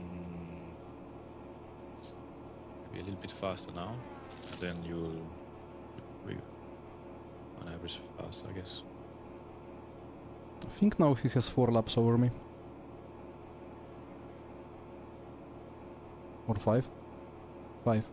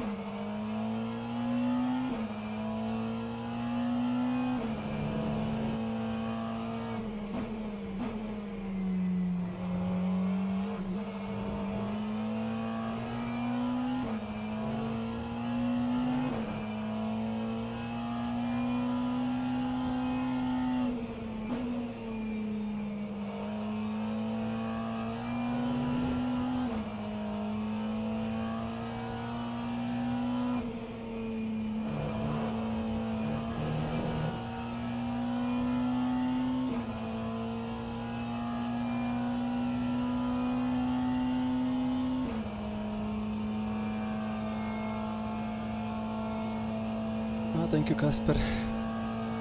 Just a shame that we lost 2 laps behind. Like, Made up a lot of time to P3.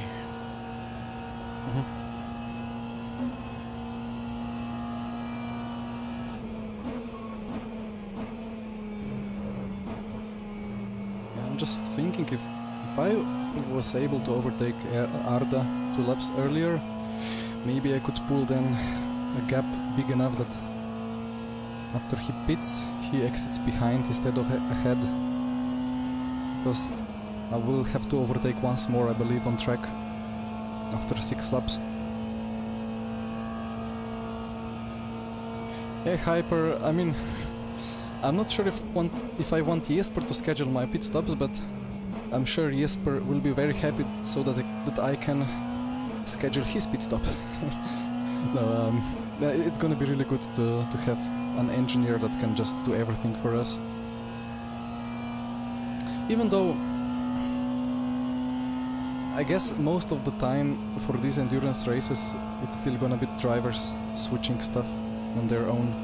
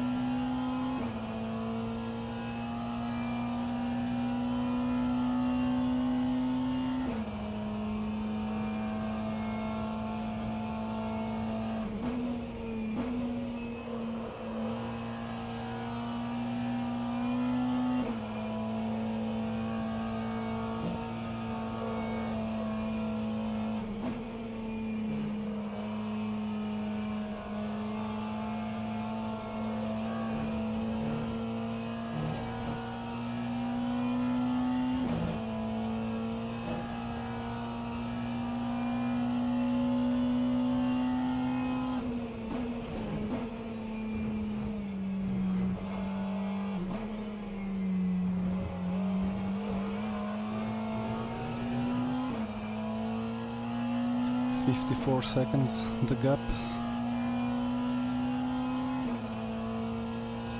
I think I would need like 52, 53.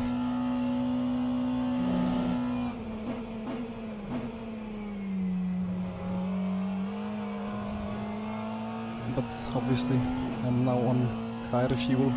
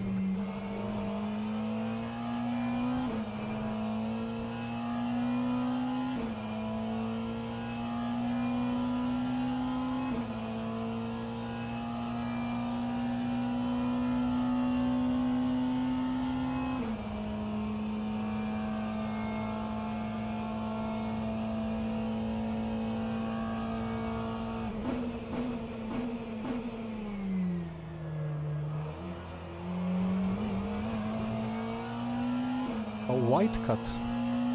That's a first. I think white in RF2 is the same as green in LMU. But in LMU it's often green.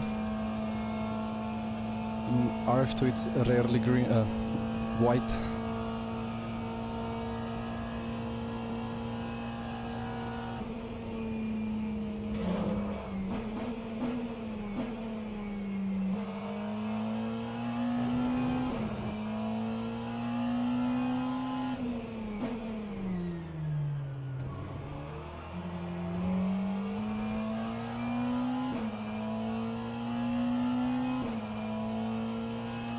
Drip, it is I think 322s for quali, 323s, 22s. 22 is very good, I think.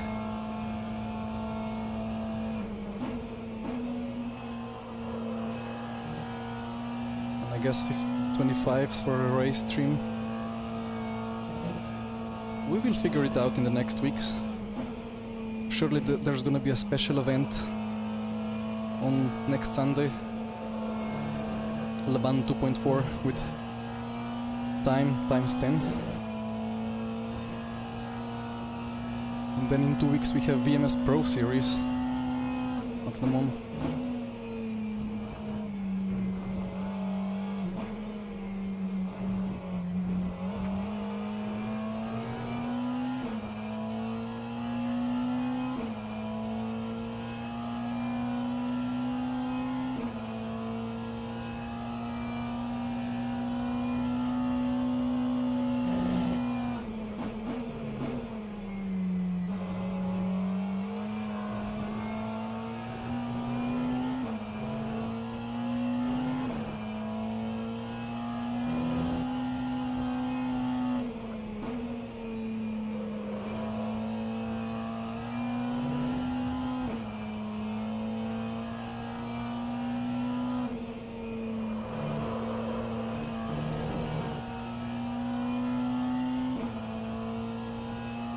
Jamie, I think, well, 2.4 hours is 2 hours 24 minutes. I think, I mean, if it's like last year, then LMU will have a special event. with 2.4. Maybe like I just assume, but for VMS it's 2 hours 40 minutes actually, so it's not really 2.4.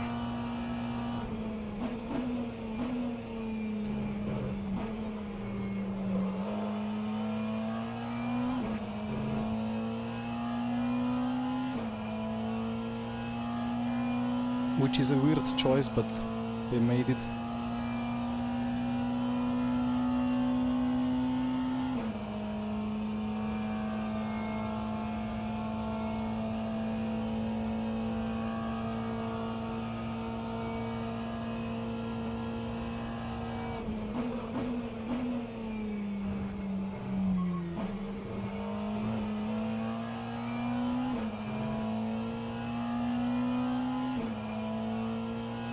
I wish that the shadows were viable to be used.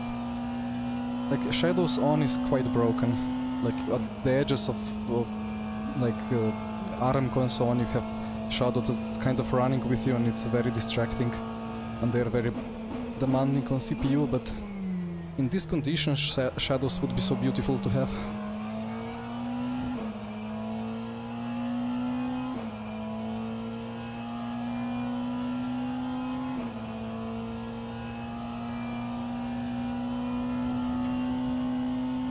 Although it's kind of overcast now, right?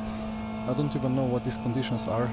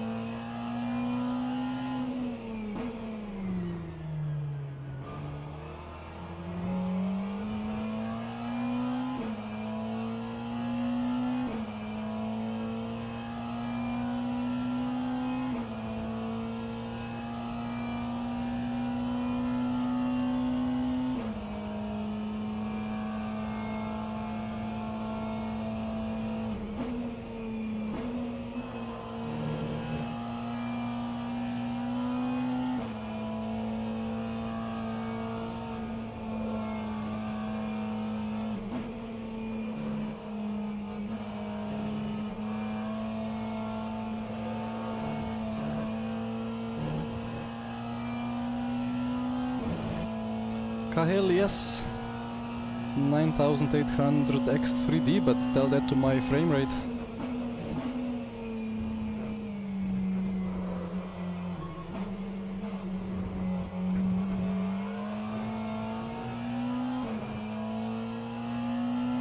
And to my temperatures, like, I mean, I have both sides of the case opened up and I'm spiking to like 90 Celsius sometimes, although it's more like 75 to 80. And I have a heavy cooler.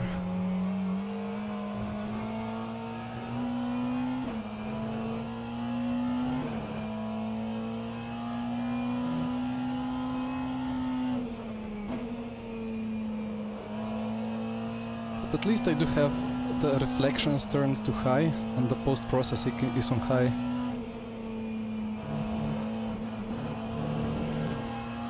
And in all the testing I have got solid 138 frame rate. But the VRAM on the GPU is almost maxed out as well. What is it? 12 gig or is it 8 gigs on 3080 RTX? Yeah, I don't have exclamation marks set up yet. But basically 9800X 3D and 3080 RTX.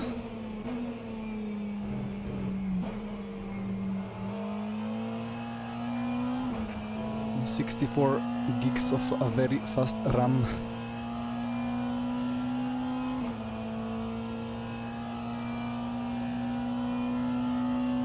Yeah, Weans maybe sometimes indeed.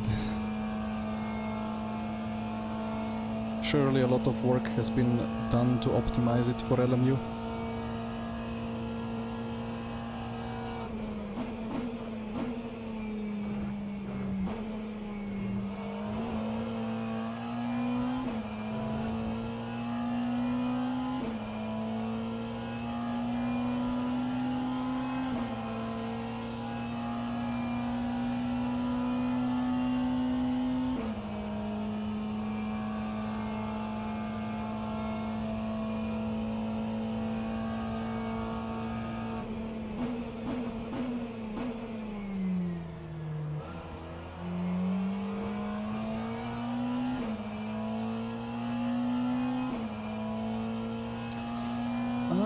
The headset, I don't know. It's not bad. Like it's refilled very quickly.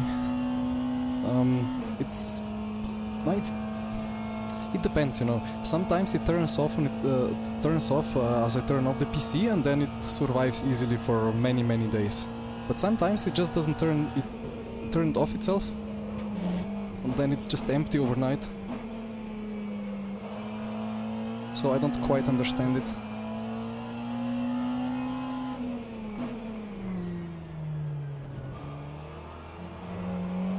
Also, there is this issue with the Logitech G Hub. If you update it, then rFactor2 FFB stops working. What a bizarre glitch, but it's like that.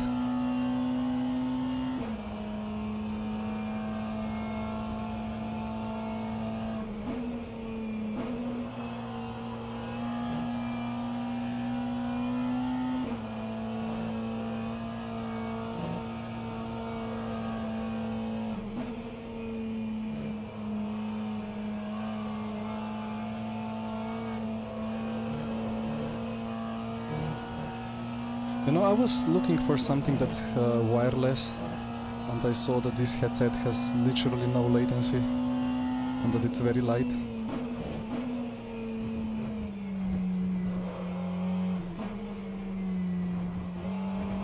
And overall I'm pretty happy with it.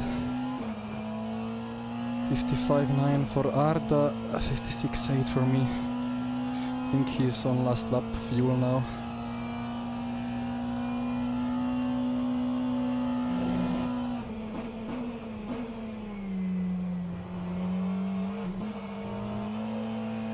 So he will box, he will exit ahead of me, I will have to catch him, repass him, and then we do it again for the third stint. But it's closer and closer, right?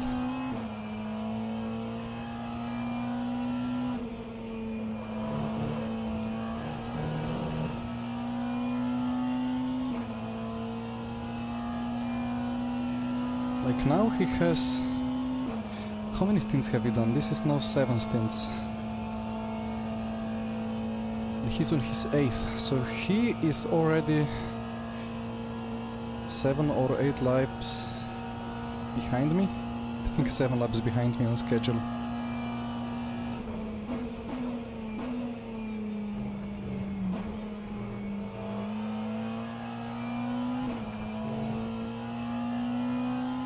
Next stint is gonna be, so that's 5 laps that I can go.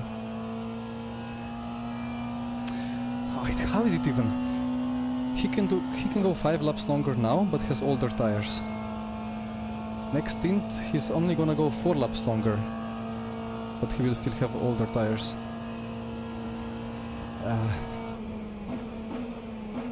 Strategies.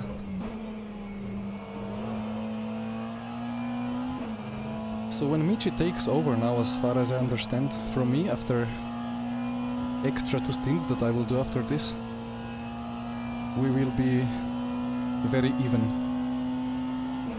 It could be quite close, but for now he has the advantage.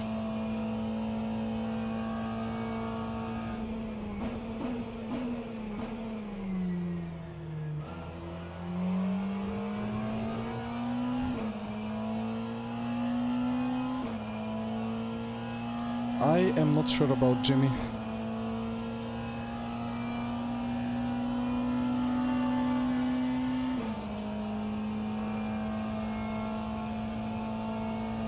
I've heard rumors, but it's just like thoughts of people. But I think it's quite clear.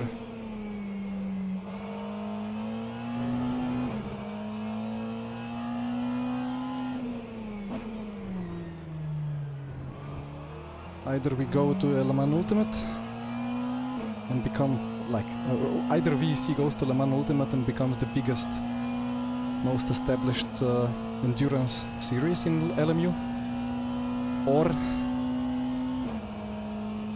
it just dies.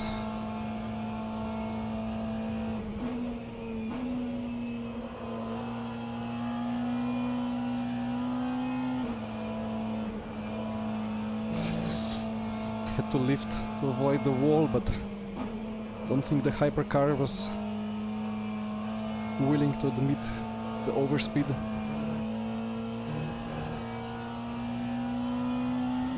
Right, Erzen in the pits. He'll be like 4 seconds ahead again.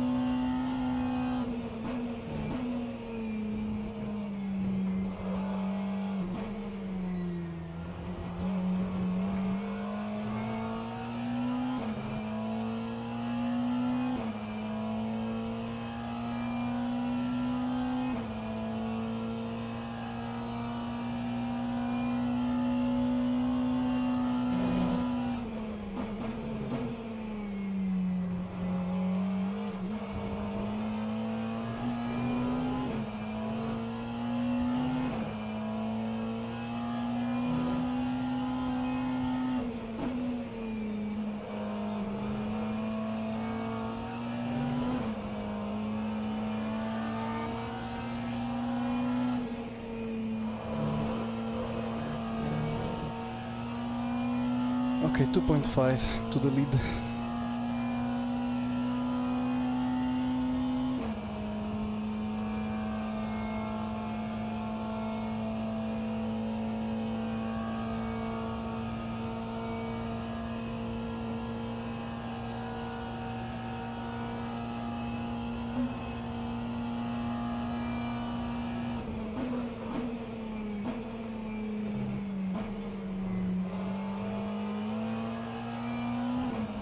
That's how you get yourself to lose time if you're LMP2. Ah, it's Korkiakowski, I remember him. He's been banned for some races some years ago. Flash a car, distract him, and then get blocked because he's trying to negotiate the turn exit. And then you basically almost collect him on the exit because of overspeed. The Joyce.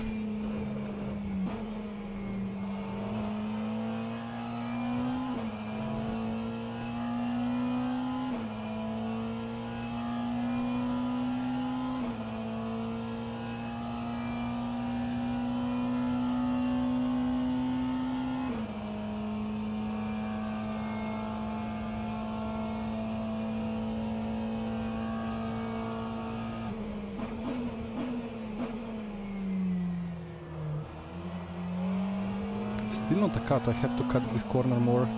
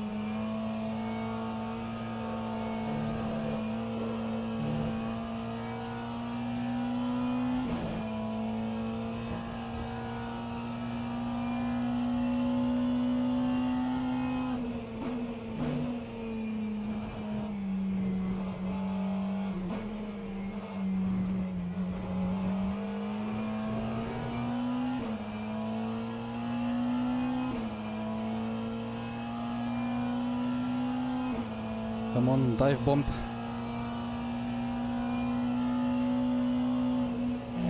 Let's go.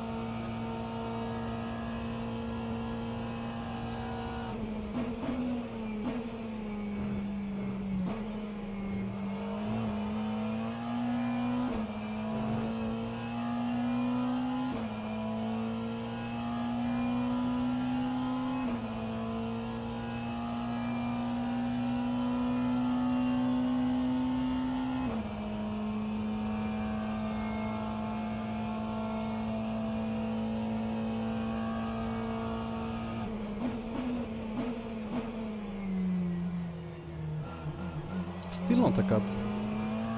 Oh, but that was a terrible exit.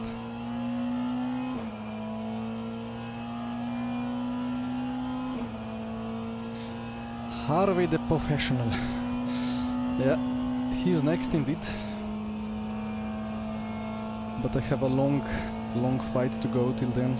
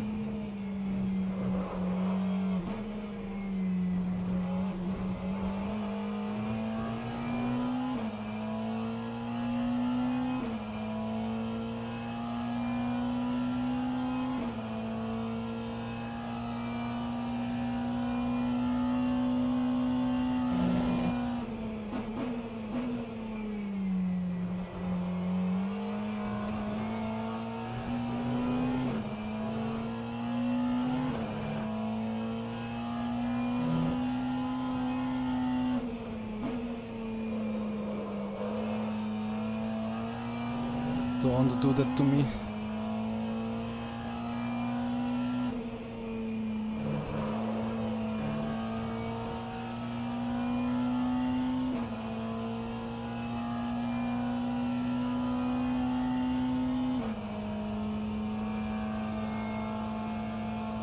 Yeah, that's a good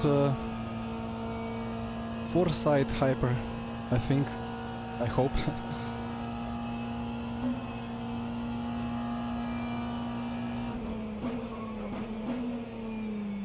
I mean, okay, that can be misunderstood very badly.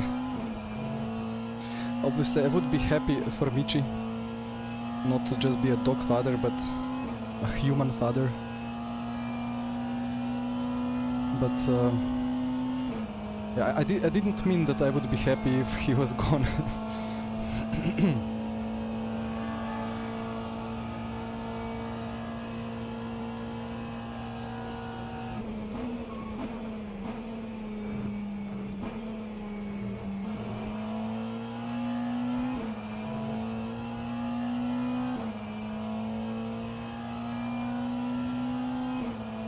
Ah, Callum, that's the worst. Sorry to hear that, and thank you. Yeah, that's really bad. You disconnected on in-lap, right?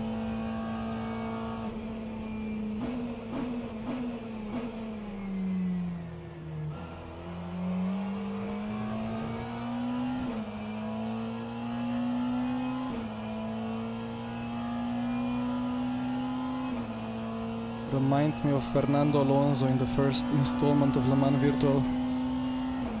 But he didn't disconnect, they got him a drive-through penalty. Or a stop-go penalty on the last lap of fuel, and then it overrided.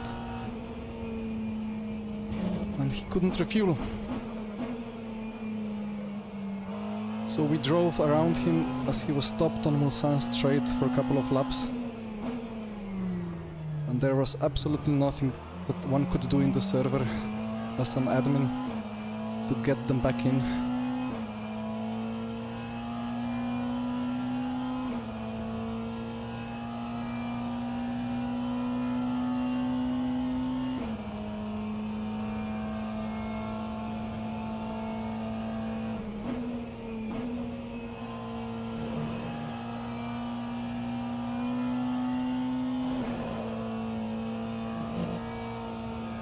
Callum, at least you got some kind of a race, right? Although probably not the substitute that one would want.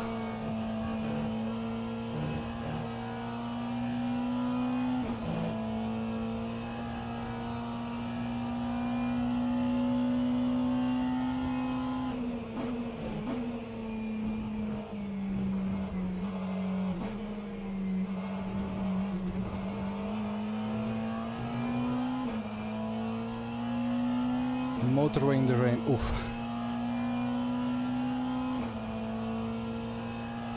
Welcome back, Gaius. I mean, I got disconnected in the same batch as Max Verstappen got disconnected in 23 Le Mans Virtual.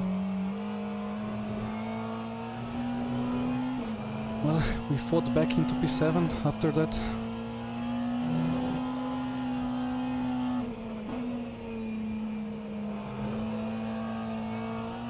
Because the real racers never quit, that was the joke back in the day.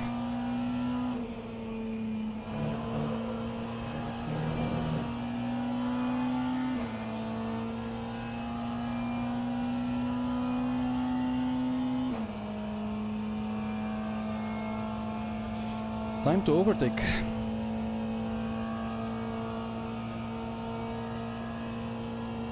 Unluckily the 6th gear is dead.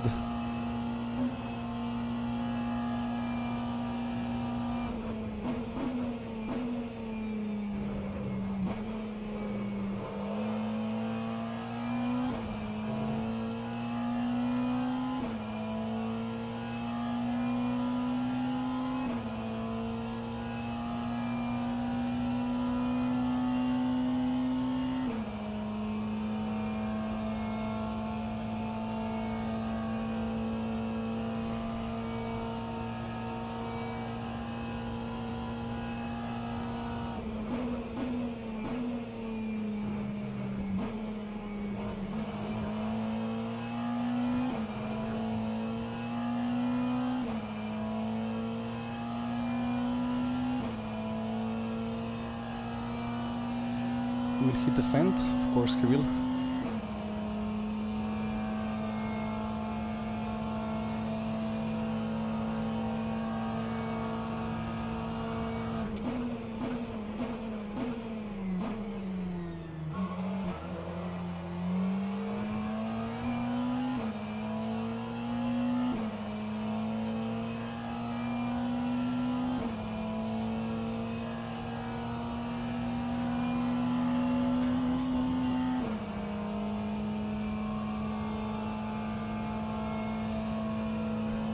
He pushed me off. Ah, that's stupid.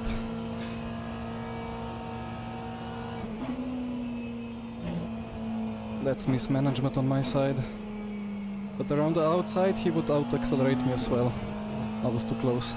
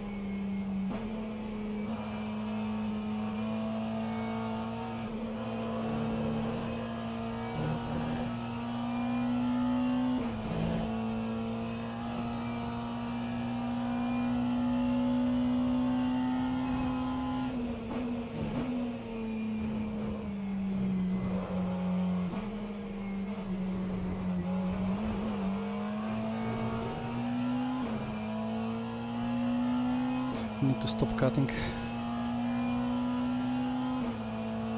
Still under the time limit.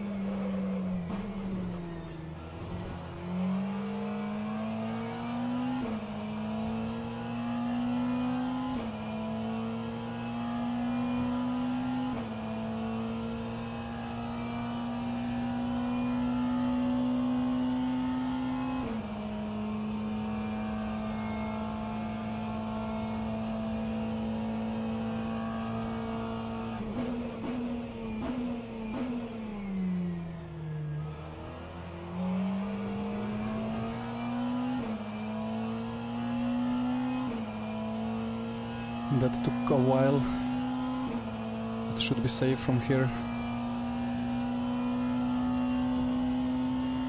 So difficult to pass when you lack the downforce and when the 6th gear is so long that you just lose all the overspeed even in the draft. Ooh.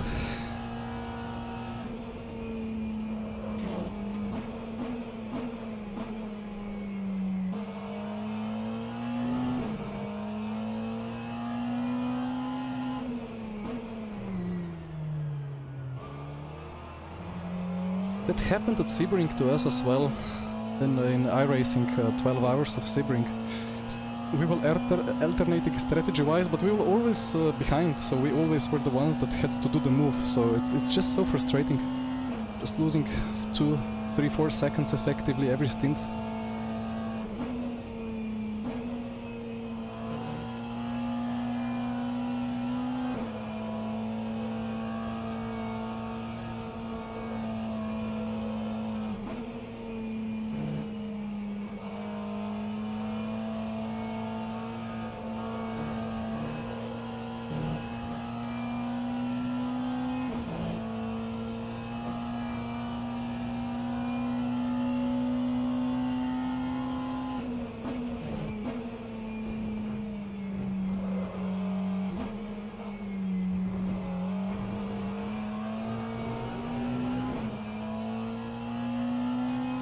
Now I only have 3 laps to pull a gap, worse than previously.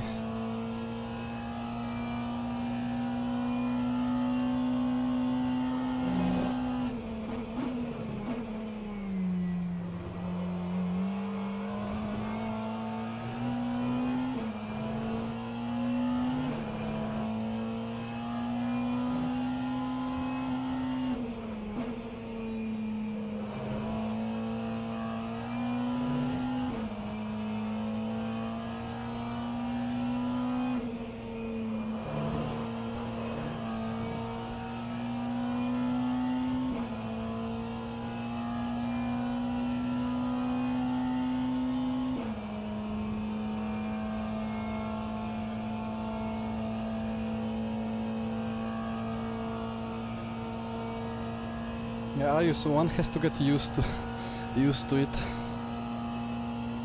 Prepare the brain.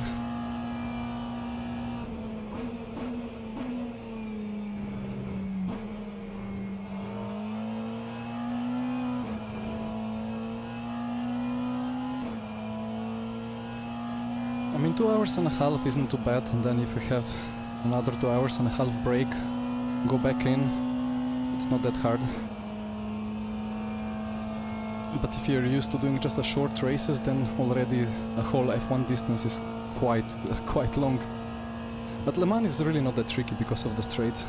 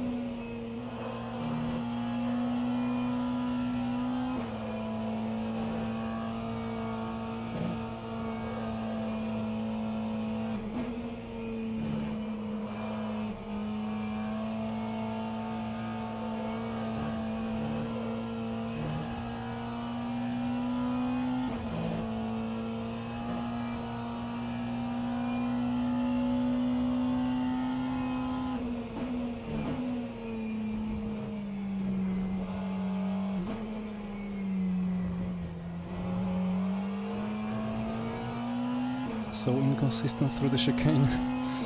The car just does random things, I never can expect what it's gonna do.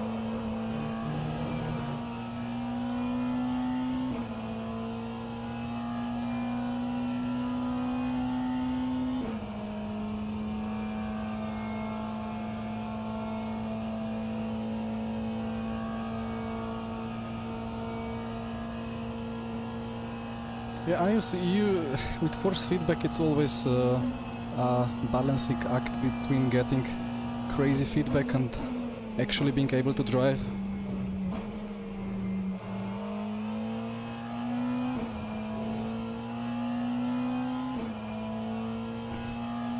But with experience, you figure out what you can do and what gives you the worst back pain or like shoulder pain for the next few days. Like the ones I did a race at Formula Pro. It was the Formula Pro season, esports for money at Daytona. Because of the oval, even though it's flat out, the force was just so high that my shoulder was gone for next week. And you can only feel it once the race ends. Like you try to walk out of the sim rig and it's like, uh-oh. And it's only the banking, no real force needed there. It just because of the banking you have to hold, it's already difficult. But eventually you find some raceable level that you can withstand for hours. Jesper, no, I will not do.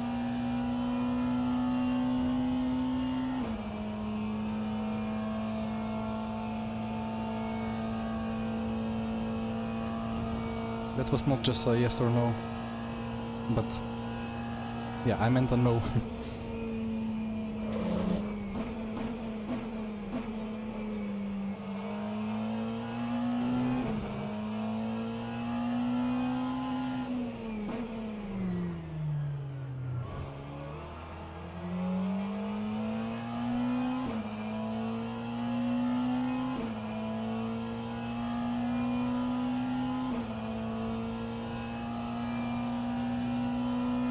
Yes. Look, if you give me and air conditioning here in the game, then it's gonna work. What do you mean? So, but without air conditioning, I'm gonna become a puddle.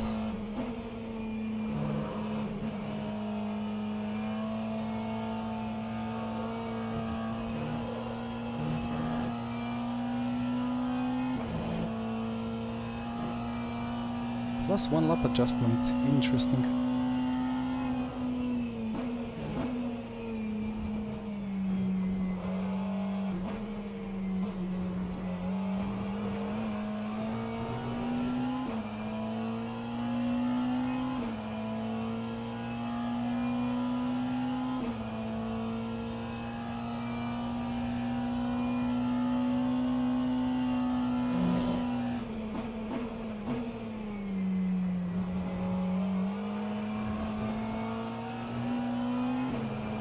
Uh-oh.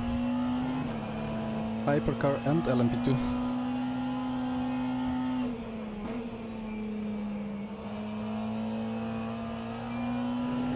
Was bracing for a free wide.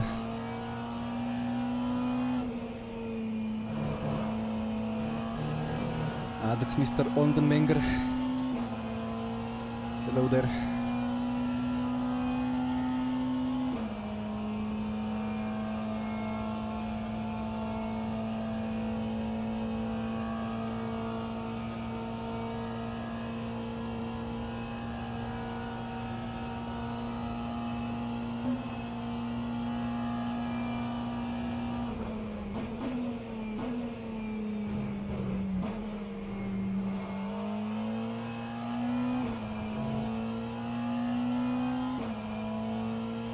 Hi Pedro, thank you.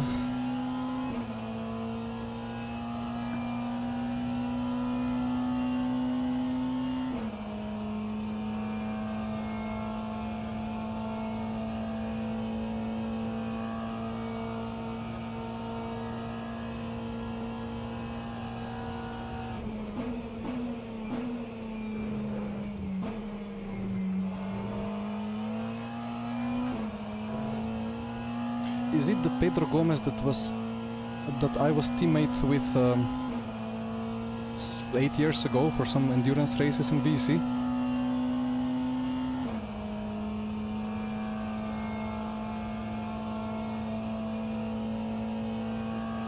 I think that name was Pedro Gomez as well.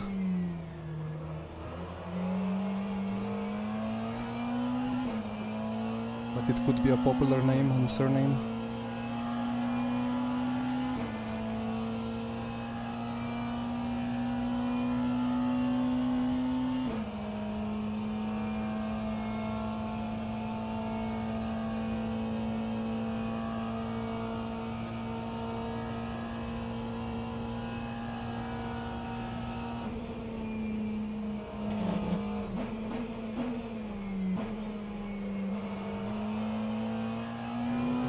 It is you, right.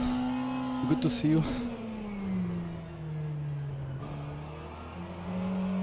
I just remember that we have done like a season at some point where literally in every race some bizarre thing went catastrophically wrong, so there was never a finish for several races.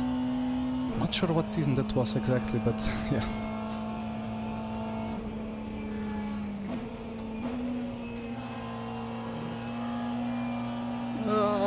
Copy.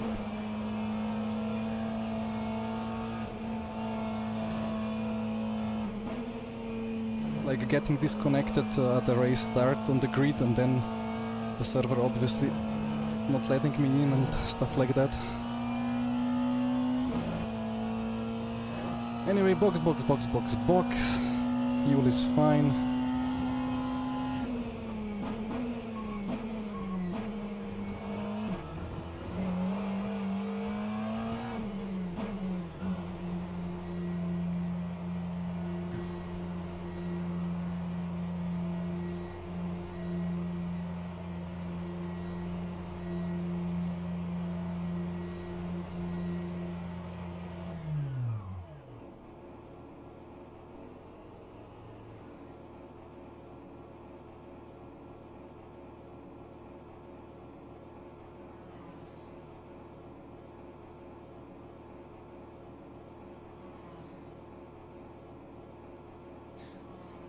Week must have been 2017. Because, well, 2018... What was the... No, 2018 we were at ACR already.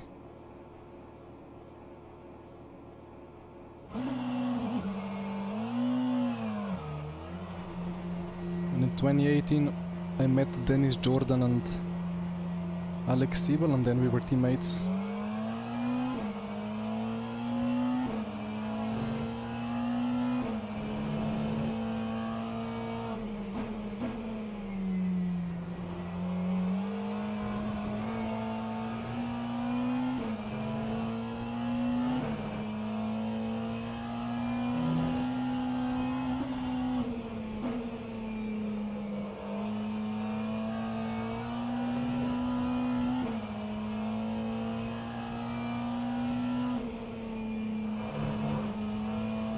So now I am in the situation that I have full tank and I have Yannick Pleiss behind and he has less fuel, but probably he has worse tires. But he could be able to overtake me or at least pressure me here.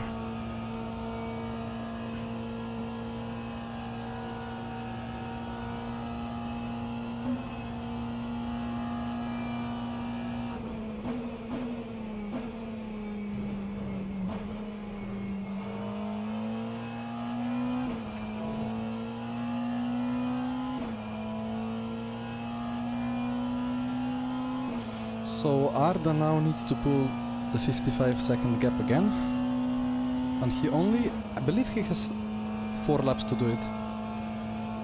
Has to be 4, 3.5.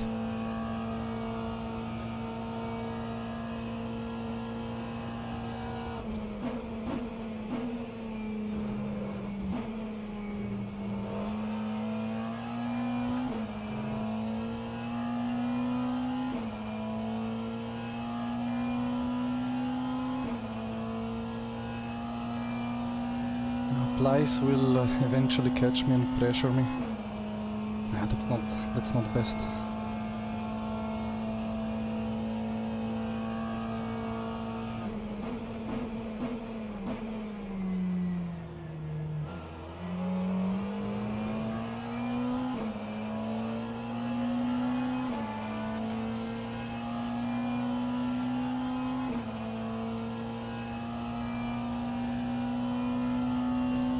Guys, just a quick reminder on the actual pit lane.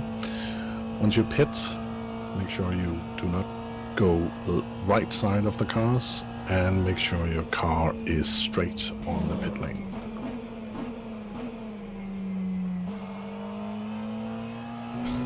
That was scary. If that was a code 80, then Erkan would get a free pit stop.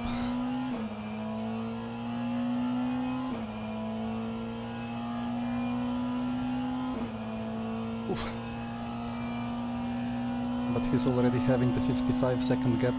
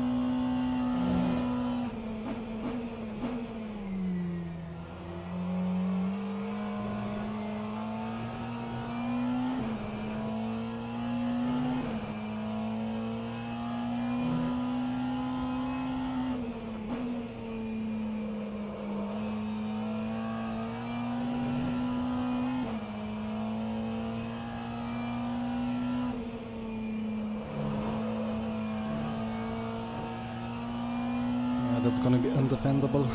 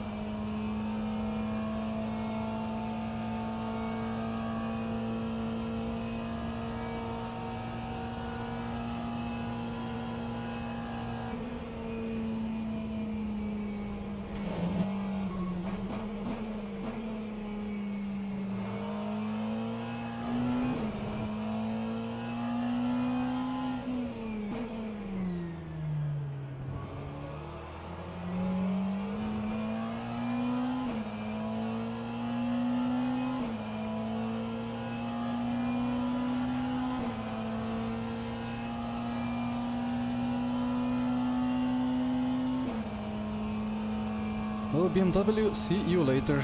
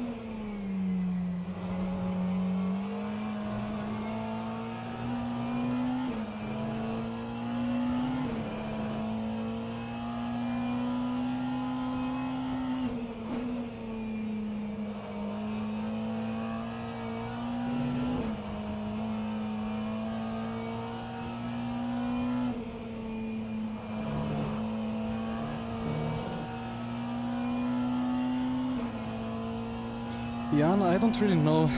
I mean, I think I'm P2. If I had to guess, I would say I'm P2, 20 seconds behind the leader.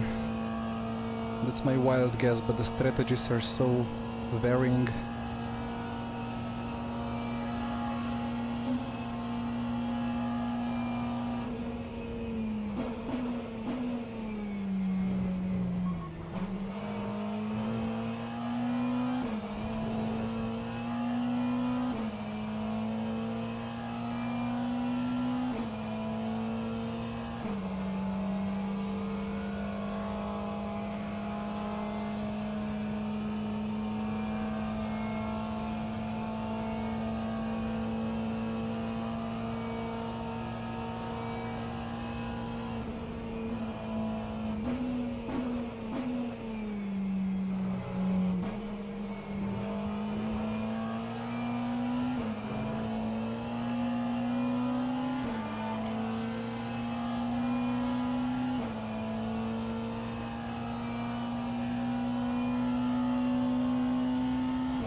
Yeah, we got more fuel in the tank and new tires, but we're a minute behind the leader. I mean, new tires. 10 laps newer tires, or 8 laps. I'm not really following exactly how much newer tires, but it's confusing. I'm kind of... We have done the same amount of pit stops, but he's been doing 12 lap stints and I've been doing 13. I don't know. I'm happy to be aero pushing plies here, saving a bit of fuel as well.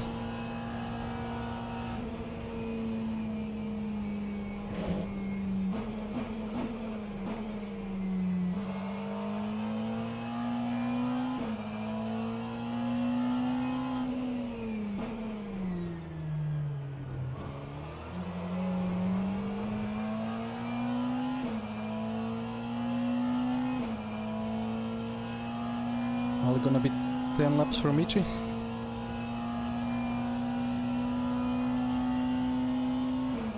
Yeah, my apologies. Minutes, right? Sorry? That's 40 minutes. Yeah. My apologies for sitting so far ahead in the virtual car that you guys cannot see. Warm up. I mean, I know how it is to drive a hypercar.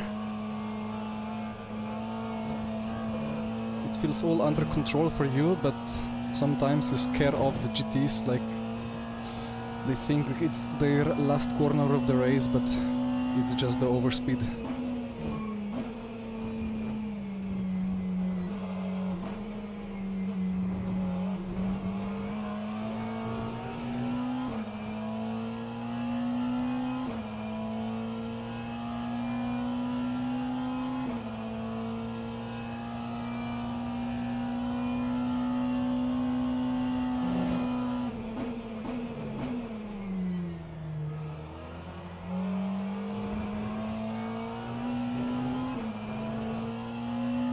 messed up turn 1.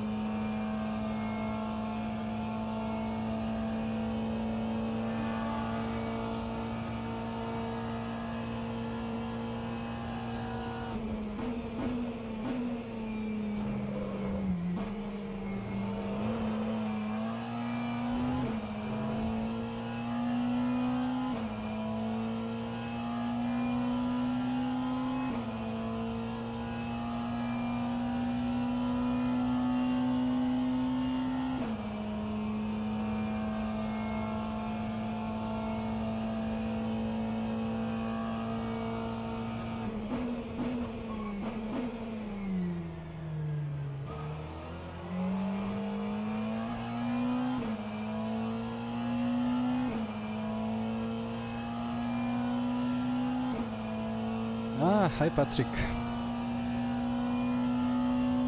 Well, I'm taking one last slipstream from your bro before he boxes. But that's been a good cooperation.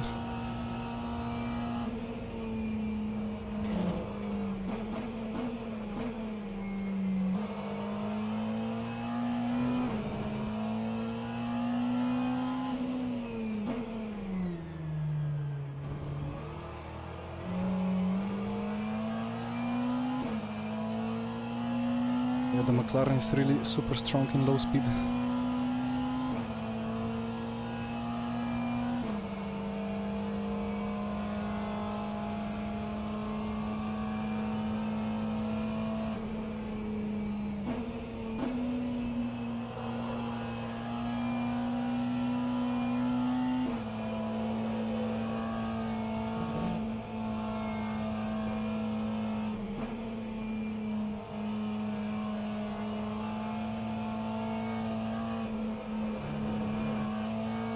Now it's the crucial question is, so Ercan is now in the pits and he has to swap driver, I mean he doesn't have to but he will, and tires.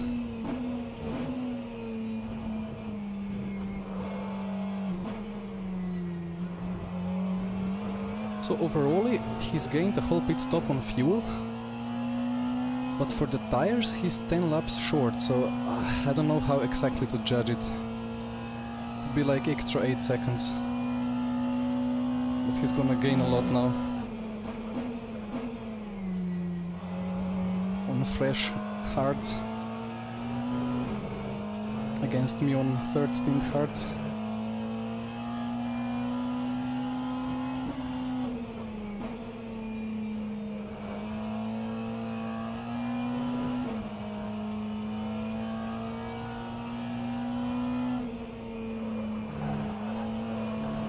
Whoopsie, all good.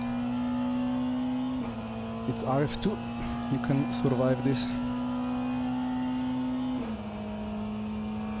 I think I need a small bit of a glucose boost.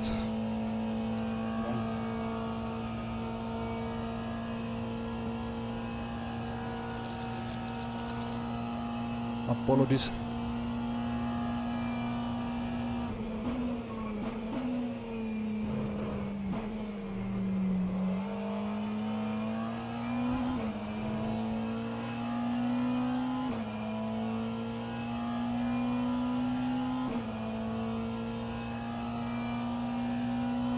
Well, Jesper, who knows? Maybe it's 2 drivers per car, or maybe they are doing our strategy and 2 drivers will do mostly, or like, I don't know. Let's see.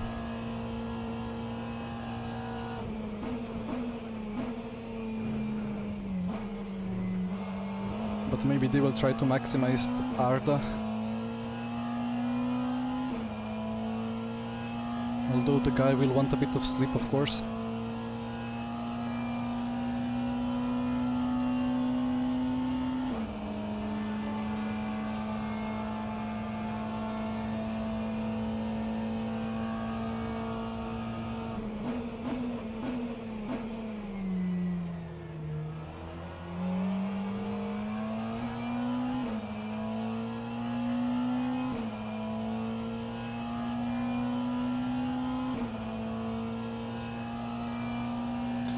Kevin getting ready for the night stint, right?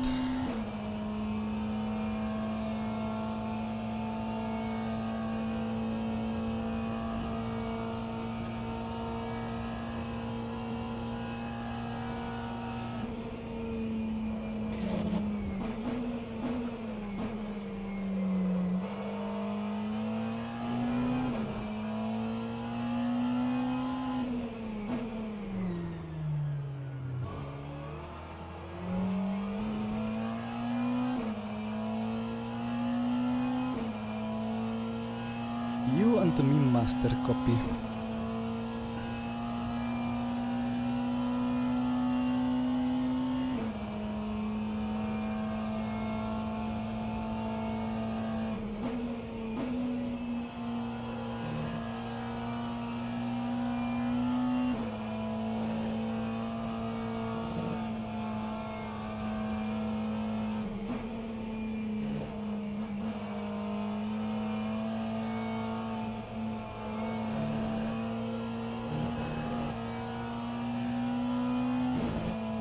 Arda, you can be happy with the amount of time I lost to you there.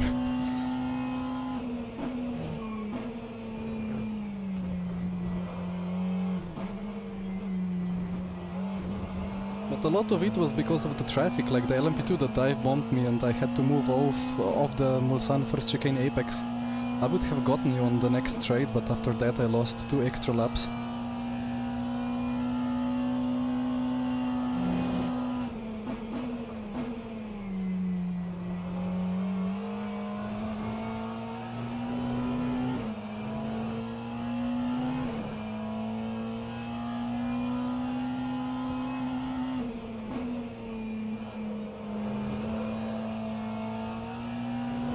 Have you guys got the overtake edited and posted yet?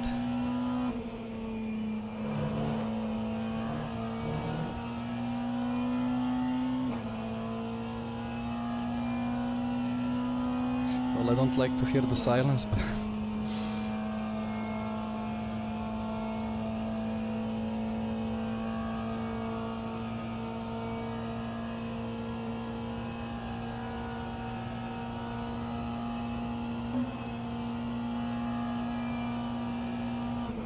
Dear friend.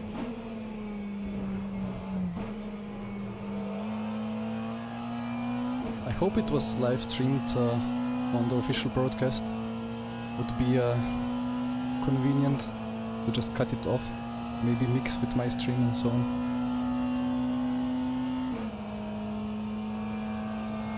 Yannick, well, I think it was faster if with me just aero pushing you had more speed in the corners anyway.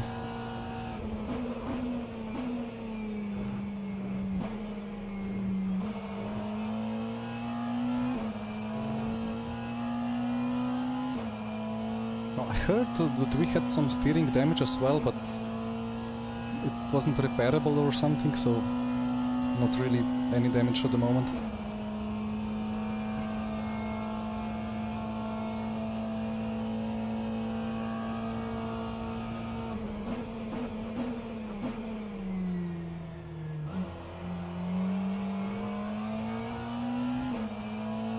Where have the track limits gone?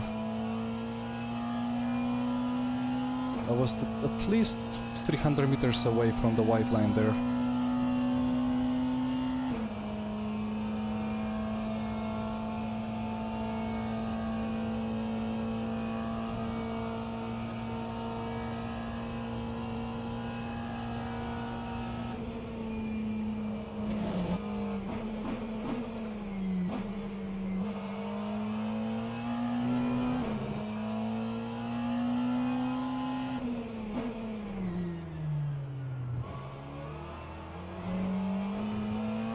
Some aero damage, copy. You hit the Porsche curb wall, or like Porsche corner wall at that weird curb, or was it just an incident with hypercars?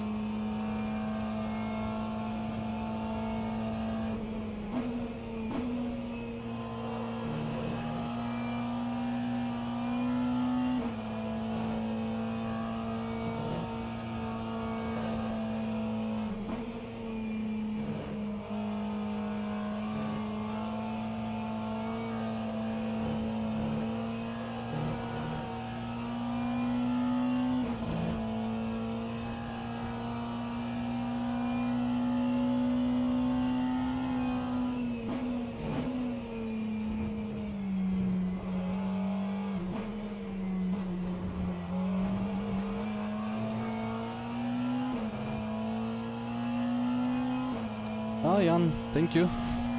Thank you for the fixed. And thank you for the sub. And I believe my widget on the stream that announces the subs has fully died again.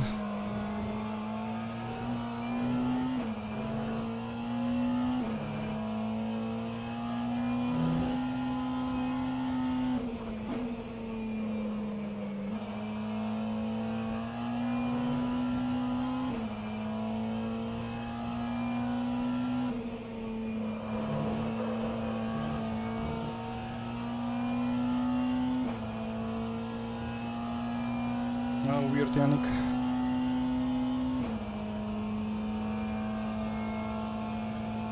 Well, then it was either your teammate or your teammate.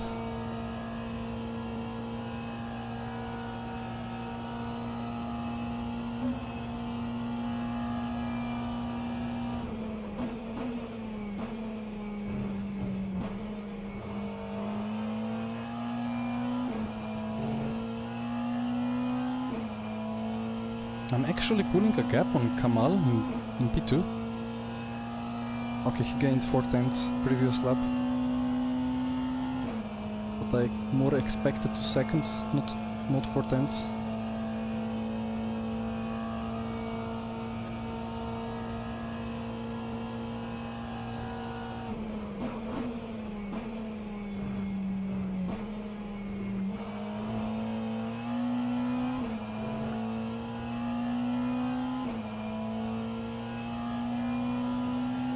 Tire temp, the track temp dropping so hard there, 26.7, that's really good. I didn't even notice it, but that explains why the car feels so nice.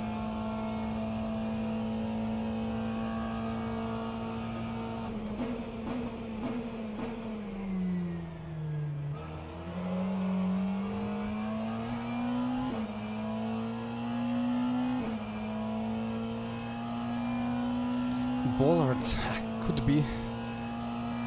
Although, I don't think those bollards can really give you aero damage.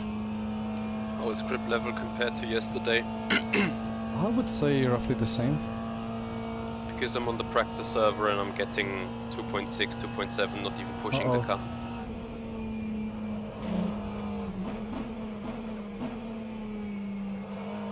What is the track temp on the practice server? 26. Yes, I'm here.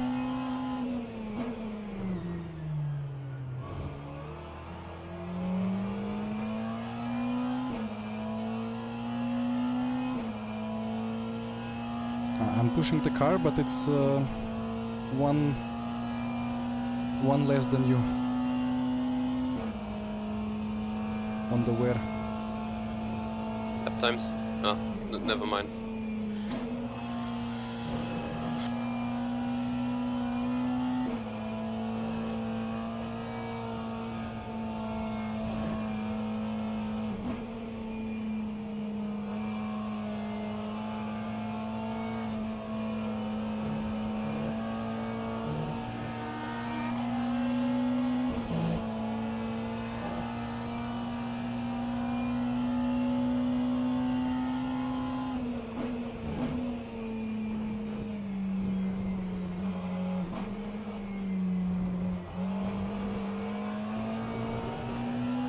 That was a solid lap. 56.9. It's gonna go faster and faster now.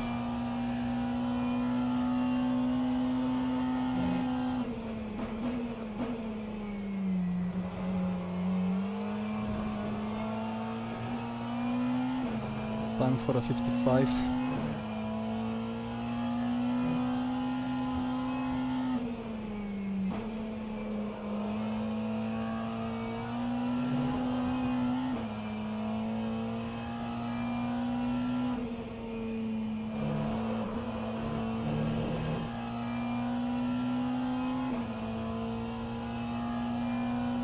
I actually gained 2/10 on Kamal.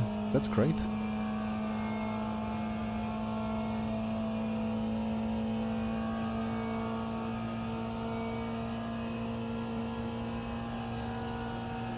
Oh, I see, Yannick. Well, I hope it's not too bad.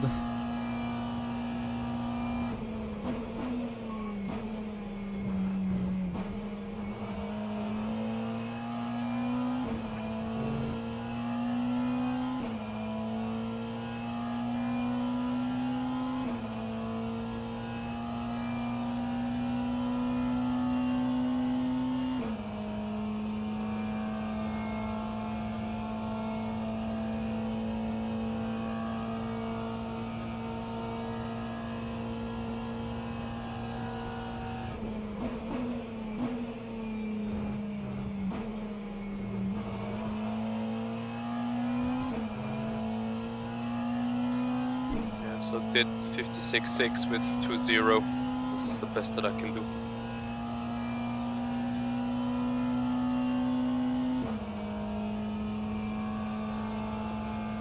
Yeah, that's fine.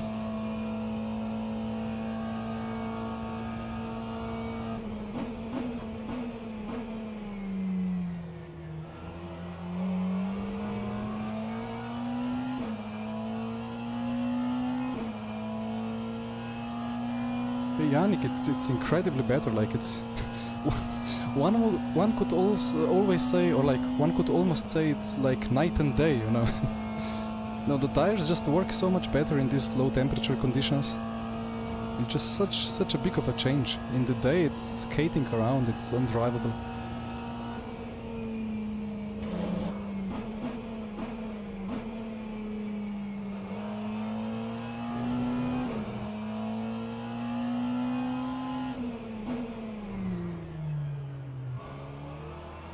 But also now the track rubber is a lot higher than before, so yeah. 2 AM, oof, Anson, the race is interesting. P2 behind has already swapped tires. We will do it now, together with a driver swap in 5 laps.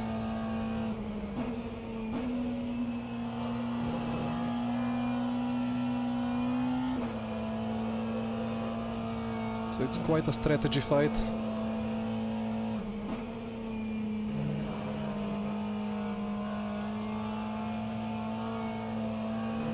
I think they have a slight upper edge at the moment. But let's see what happens through the night.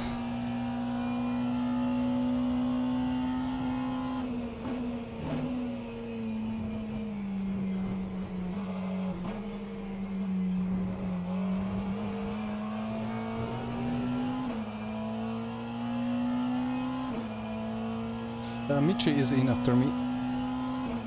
He's getting warmed up.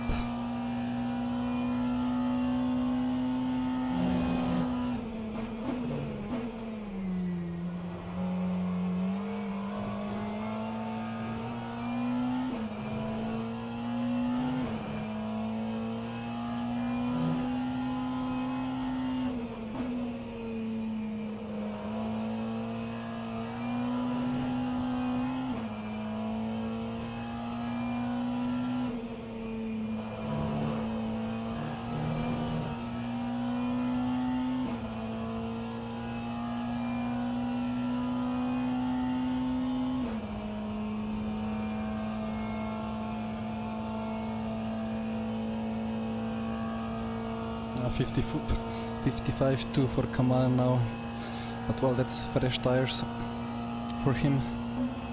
I expected that pace every lap, but maybe he had traffic.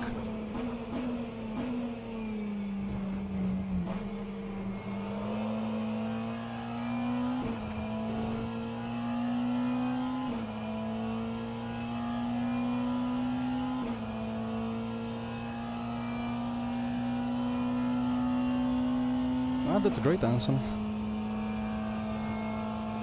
Sepang. What sim is it? rF2 as well, or iRacing, or something else?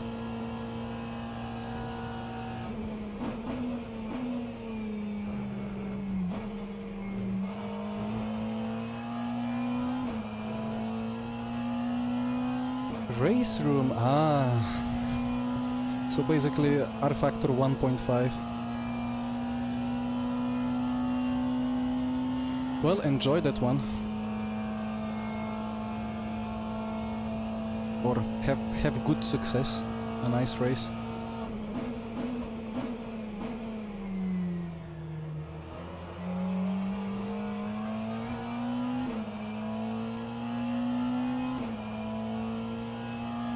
Hi, Michi. Hi.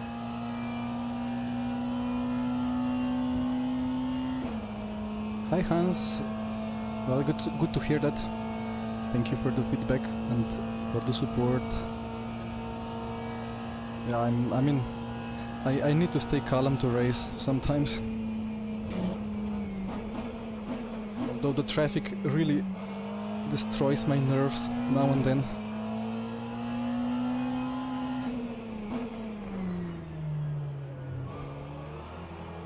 And the occasional dive bomb LP2. Uh-oh. Yeah, that's a placeholder for a sensor problem that usually resolves within a couple of minutes.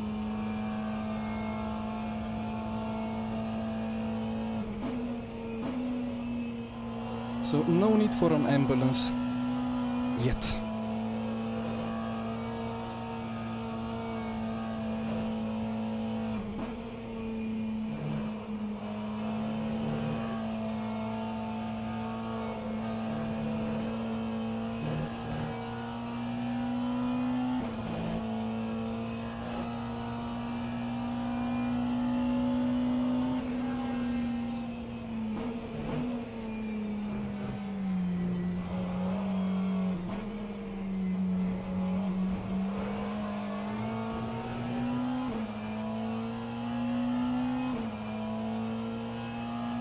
Ah, that's super interesting, Anson.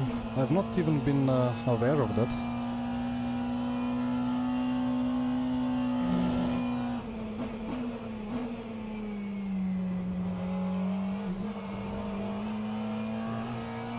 Yeah, Jan, that's... it's a tricky one, right? Because most streamers prefer to keep the natural in-game position so that the steering wheel and the dash are visible, and the A-pillar and so on.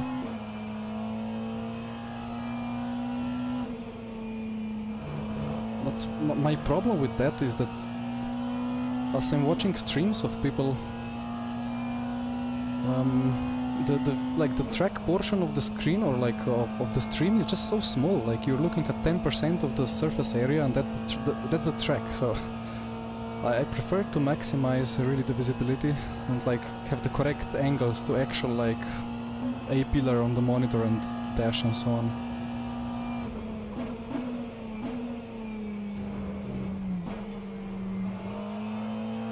And I have argued a couple of times. I think this is geometrically more correct than the default in-game position, even though I am a bit too high up in the air.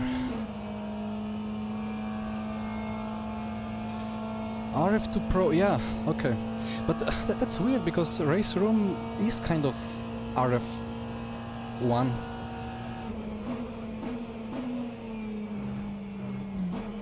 Or it shares part of the code. Fernando, it's my blood sugar from the sensor on the arm because of diabetes type 1. And I'm glad to see that it has finally resolved the temporary error.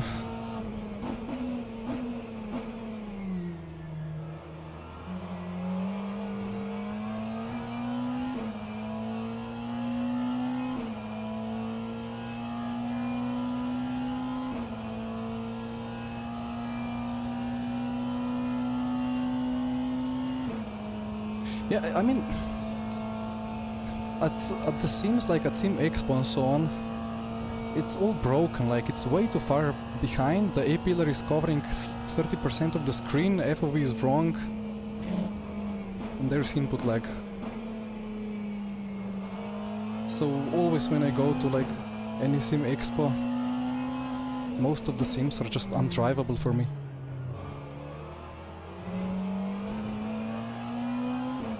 Like you try to go through Eau Rouge and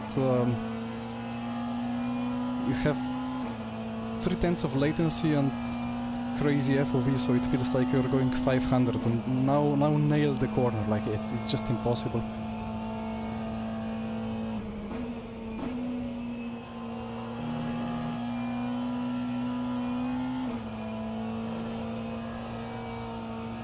Yeah, indeed, like this. You're still in the car, it feels like you're in the car, but the visibility is much better, and you know, you have to have greater visibility than in real life to have similar effective visibility.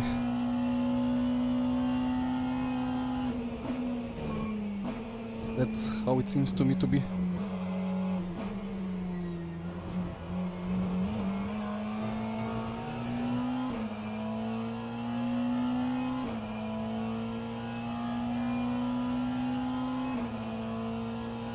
Free to go, Michi.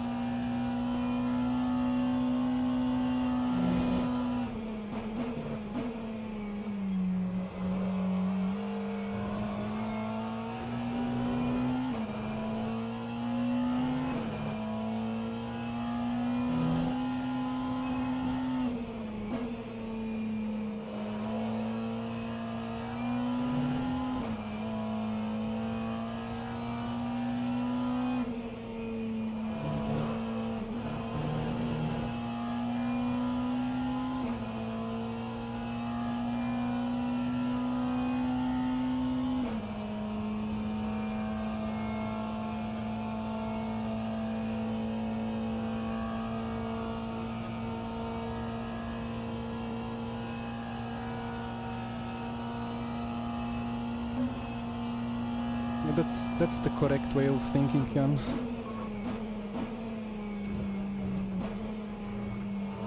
I mean, I would argue it's not correct way of thinking to say that you are slow.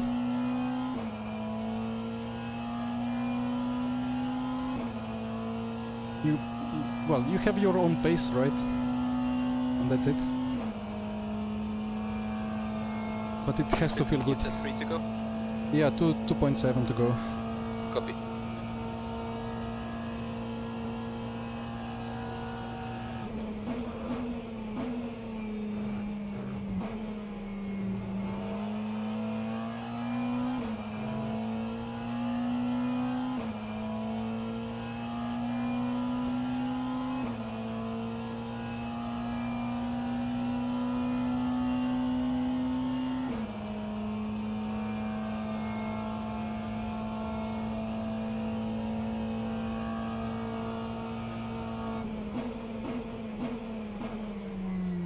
But I have to say that overall I appreciate series having normally the fixed cockpit camera setting checked in the server.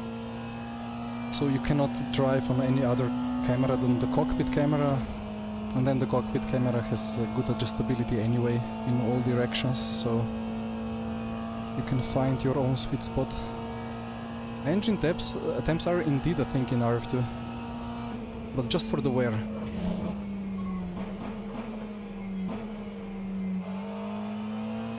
It doesn't affect the efficiency or the power.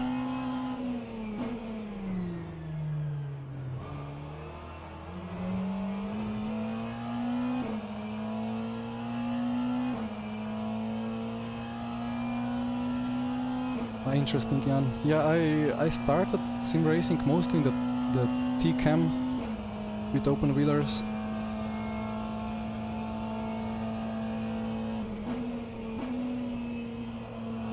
But once you're kind of forced into cockpit camera, you get used to it.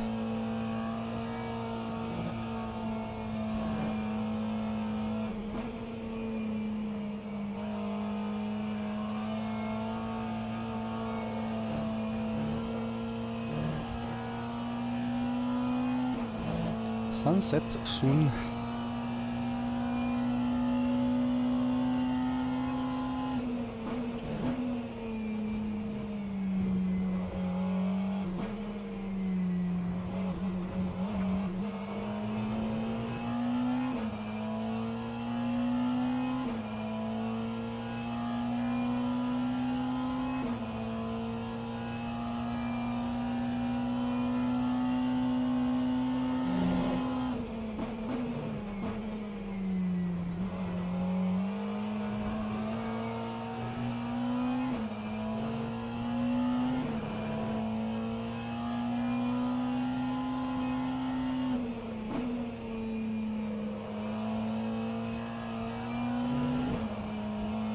On the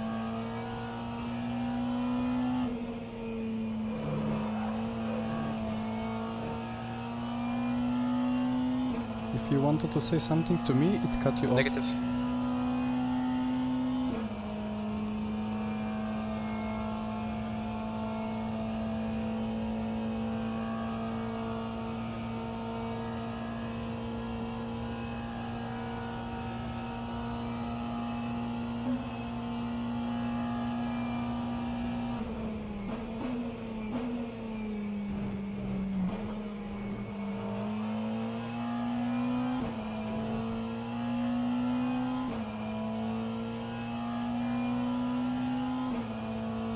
Yeah, the thing with open wheelers is the halo as well. And I'm pretty much appreciating the fact that most sims have the availability to kind of semi-hide it, or to have it a transparent, or like 20% transparent.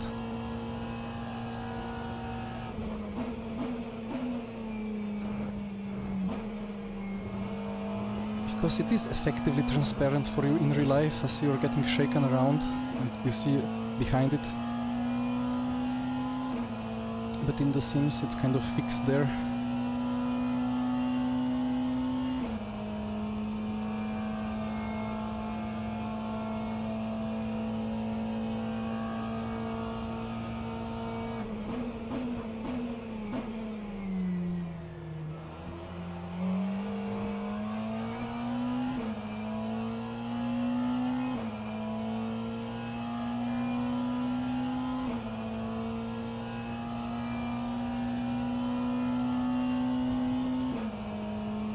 It's gonna look nice now that there is no overcast anymore and the sun is shining from the horizon, and it's just so nice when it shines through the trees.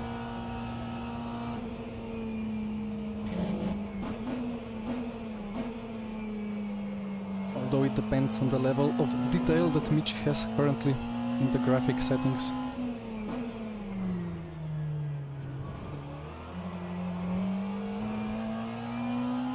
Yeah, I'm gonna drive at night later as well.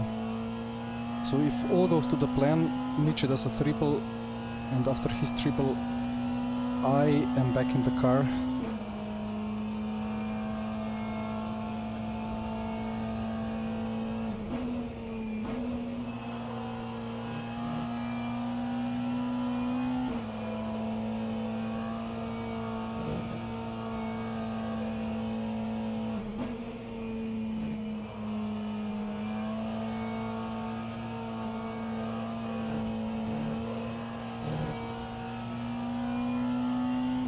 One to go.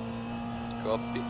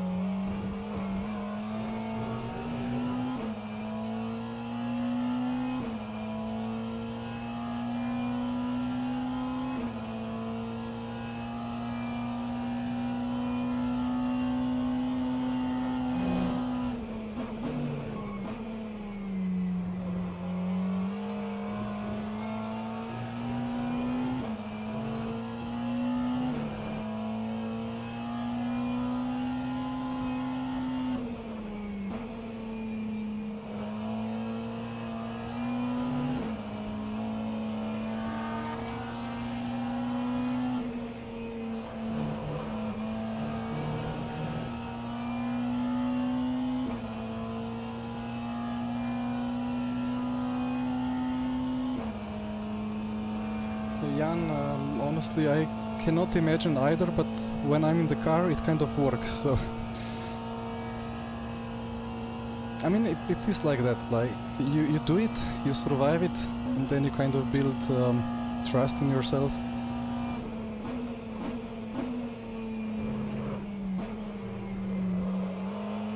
And then it still feels difficult, but you know that you have done it 100 times before, so you can do it again.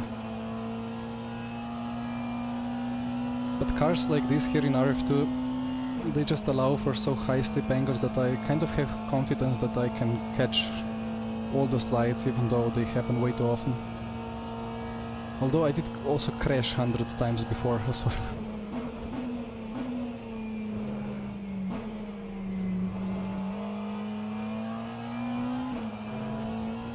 Trying hard to use those curbs, but sometimes the sliding is too big.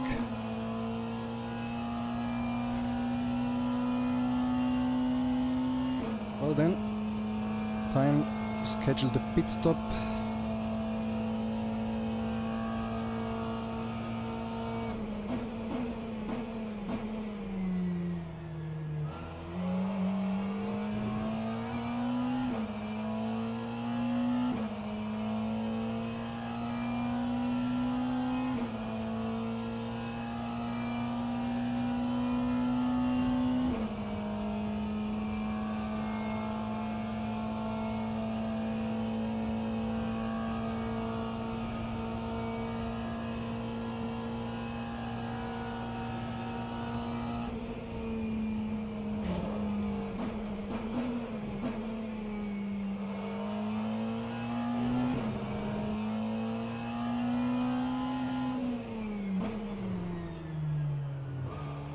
And the ABS is really funny because it's simultaneously saving the car from stepping over and is at the same time making the car to step over the limit, so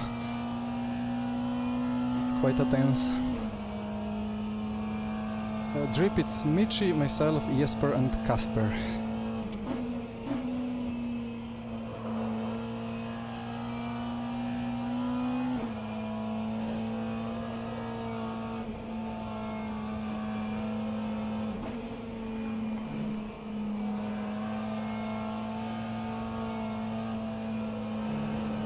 For esports events, like 3 drivers is kind of enough. Or if prize pool is big enough, you get enough adrenaline that you can make it with 2 even. But if you want a comfortable race, you kind of need 4. Alright.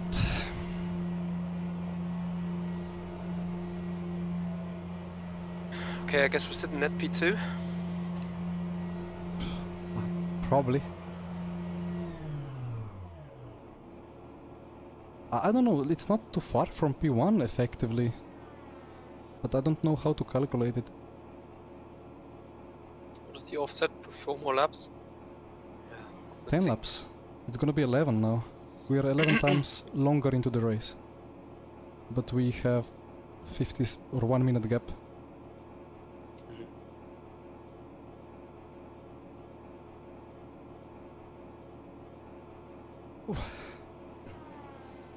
Yeah, the track temp 24, it's feeling really nice.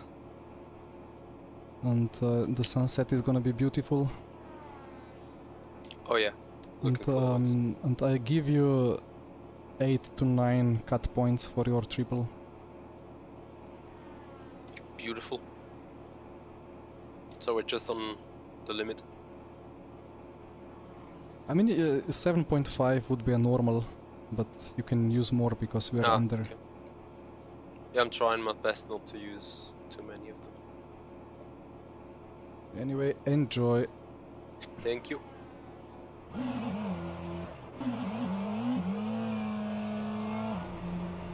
Check the mix, because it was 1 before.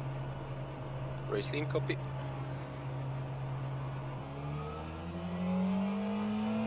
Had no FFB.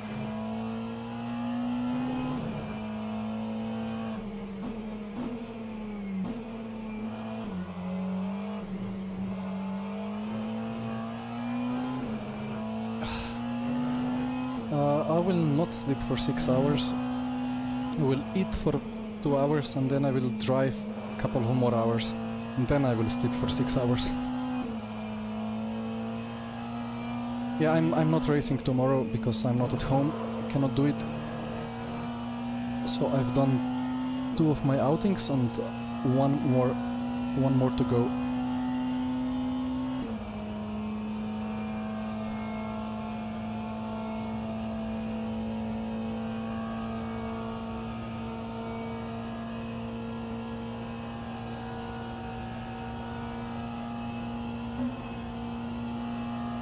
All right.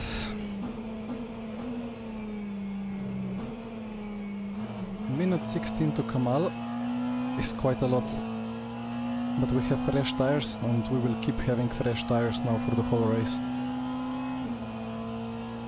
Yeah, they will have to have one more swap. I don't know how that's gonna work. They will box in. They will box in 1 lap. They will box this lap actually, so it's converging now. And then they will be 20 seconds ahead after they box. But Michi has a whole stint fresher tires.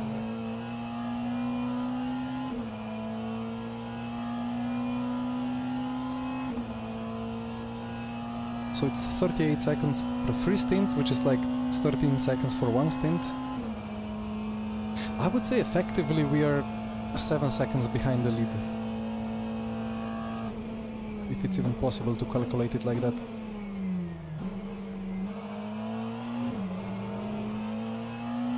Remember that at Mulsanne hairpin you can put 4 wheels off track on the inside, fully cut it, and it's very difficult to actually get a cut. It's Copy. very lenient, so cut a lot there. So even if you get a calculation, it turns green? I never got a calculation. Okay. Try like outside wheels on the curb, right side on the inside, like cut a lot. Okay.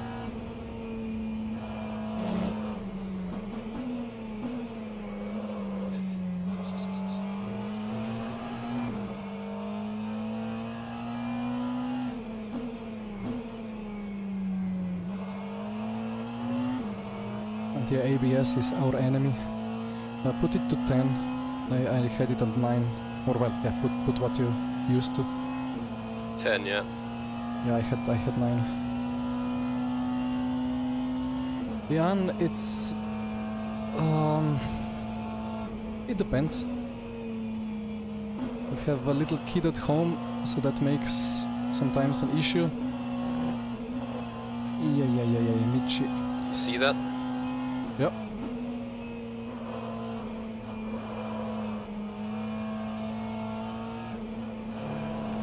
No damage, but I almost died.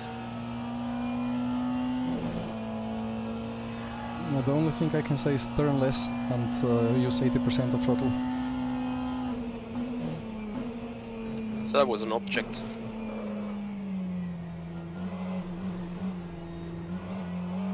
Ah, I did not see It was any one of object. these barge boards, yeah.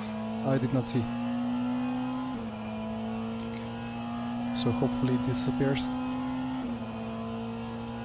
Hopefully cleared it, yeah.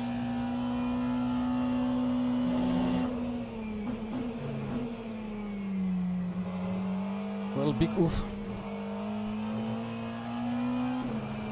I sleep, did I even answer? 7 hours and, like, between 7 and 7.5 probably, overall.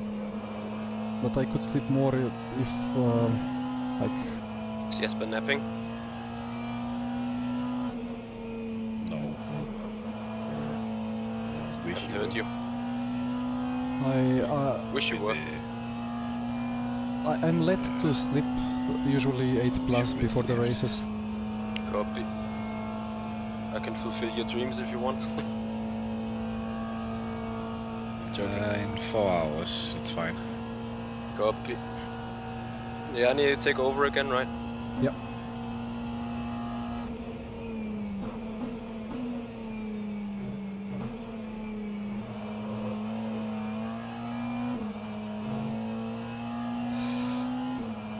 By the way, Michi, are you streaming? Yeah. Copy. So I don't know, do you take, I mean, I plan to keep my stream on. Just do it. Alright. I'll take a break.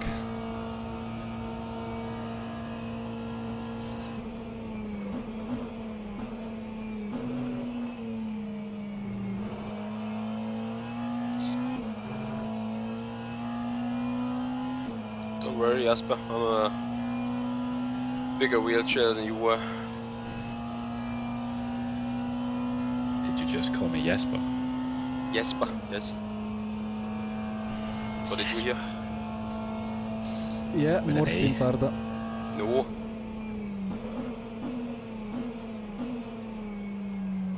More stints Jesper after with an Michi. E. But please don't be a wheelchair like me. You've got no excuses. I have 8.1 right height.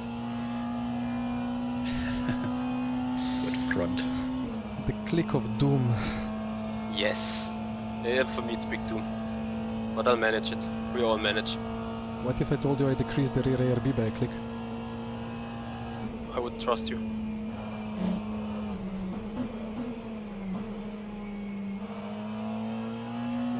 Because if any, you would increase it.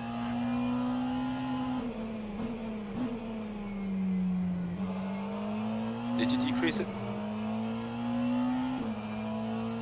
50-50. Either did or I didn't. Schrödinger's ARB, we love it. So in my brain it's decreased until I find out it's not right. Yeah, probably.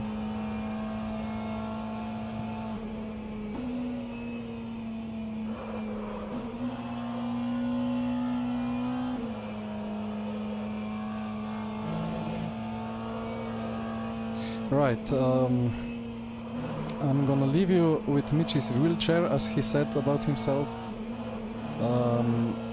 Yeah, his stream is on. Feel free to watch him actually live. But I'm just gonna keep my stream on anyway.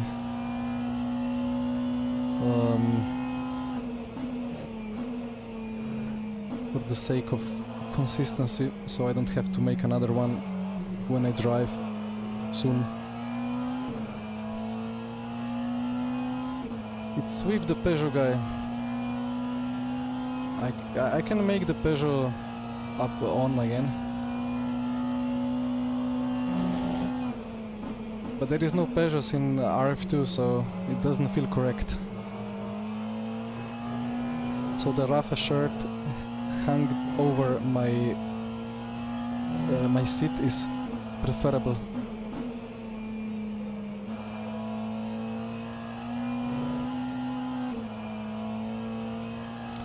Okay.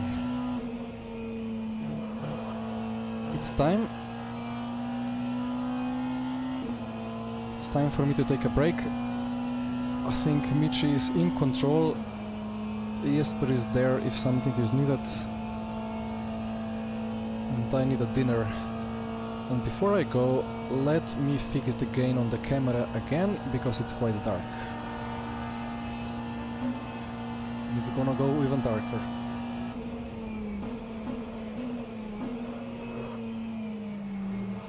Still quite dark, right?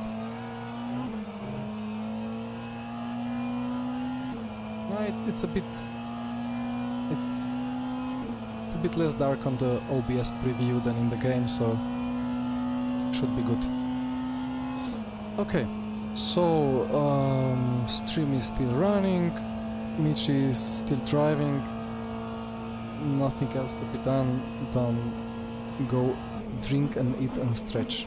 Well guys, see you in a bit. I'll be driving again in... should be 2 hours and a bit.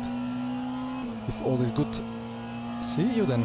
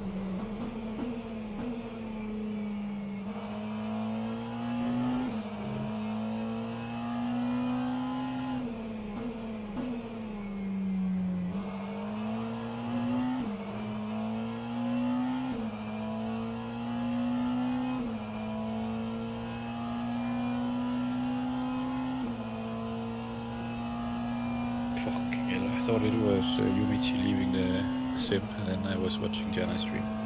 Oof.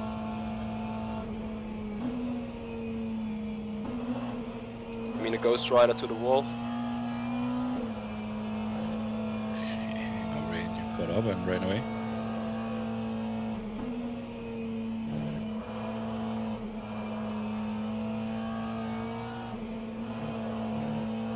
Not yet.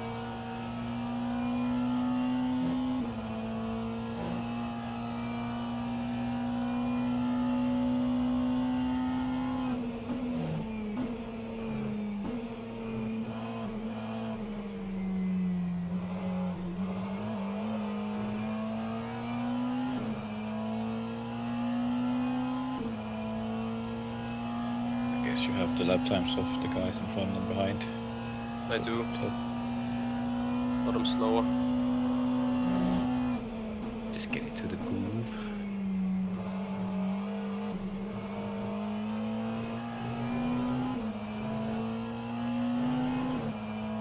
That was a 58.9, so definitely slow.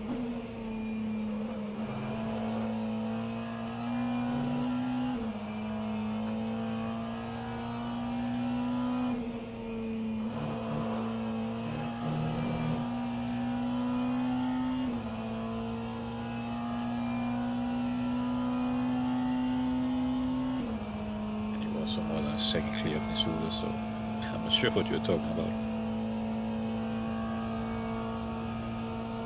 I got fresh tires, everyone else hasn't, isn't it?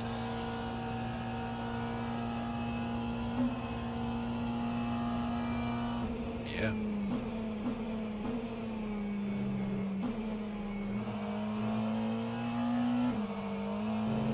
Anyway, what I'm trying to say is I should do low 56s at least.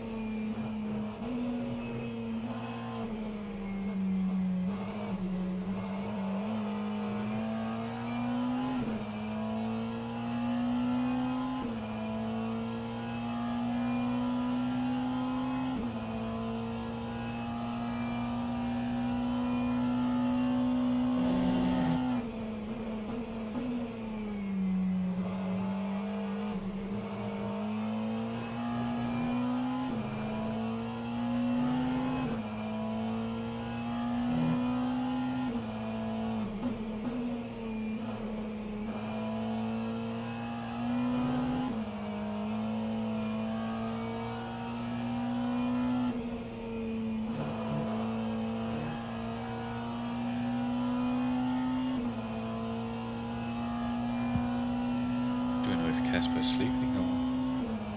No. Like, no idea. He wasn't responding last time when I came back. But I assume he takes a nap. I sort of should as well, but I'll just wait for someone to come back.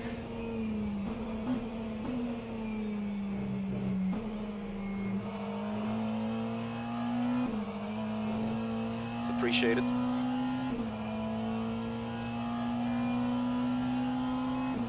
I've just had one.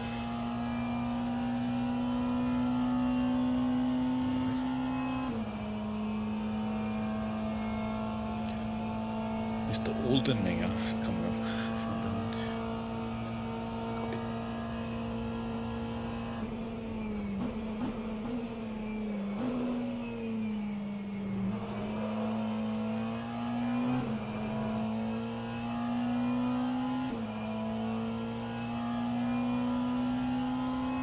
Which lap is this for you? 121.4, so a lap 20, 122. Yeah, but I meant is this lap 3 instead? 5. 5, okay.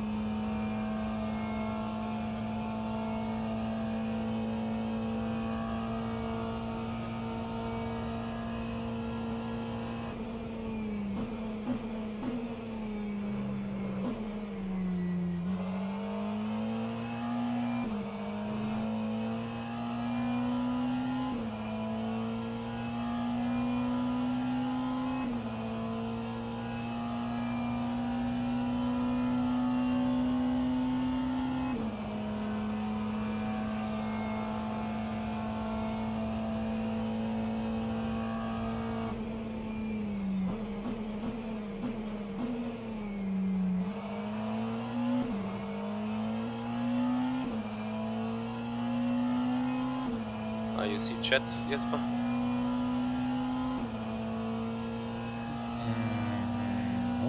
Kasper's not asleep, but he's about to go to. Alright.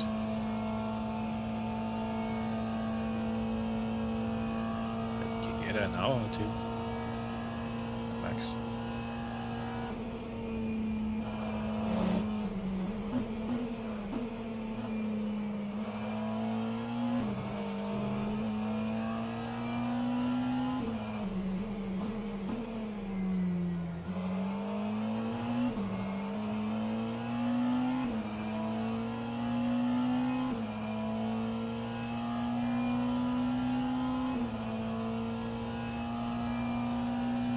Just hope at some point we can swift, like, change duties. Who's watching? Because I've been here all race.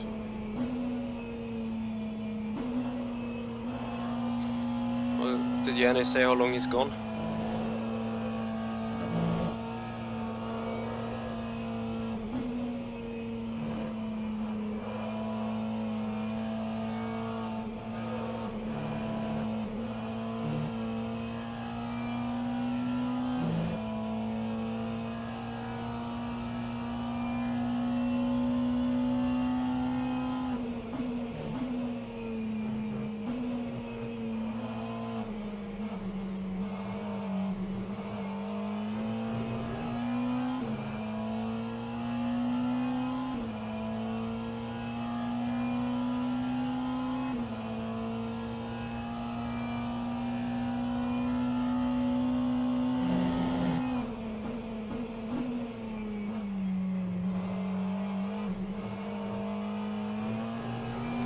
Jesper, if you want to go sleep, just go. It's more important you get a rest.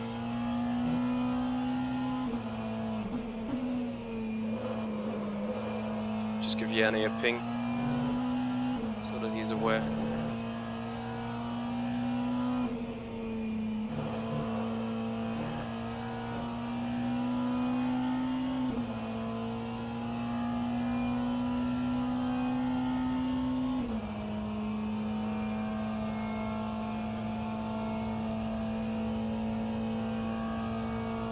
In Discord. Copy.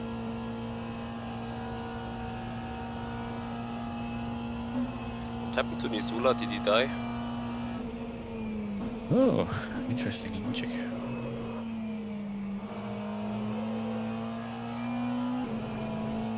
He's in the pits. I would assume it's a drive-through because I get to see a valid lap time almost from them. Copy.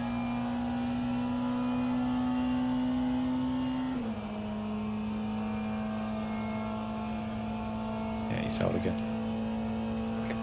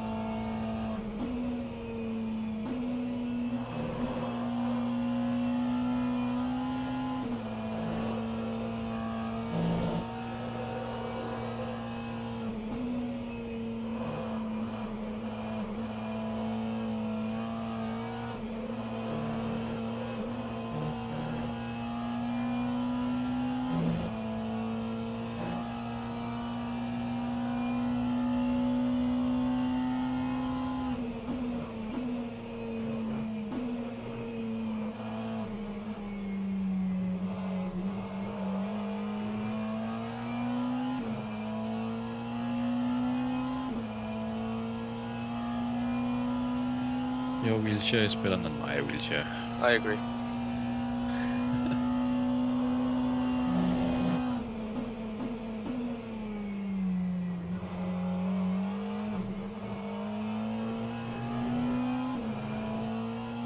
I think I had better real row. You can do that too.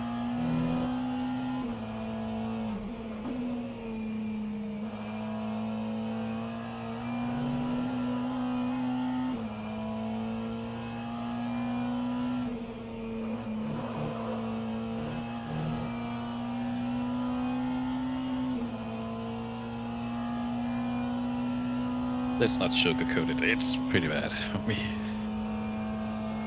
Nah, you'll be So- fine. More grip next time. You'll be quack. that- You're Jesper. You're always Yeah. quack. But sim broken. Yeah. See, you carry a ballast of a second, still do that times.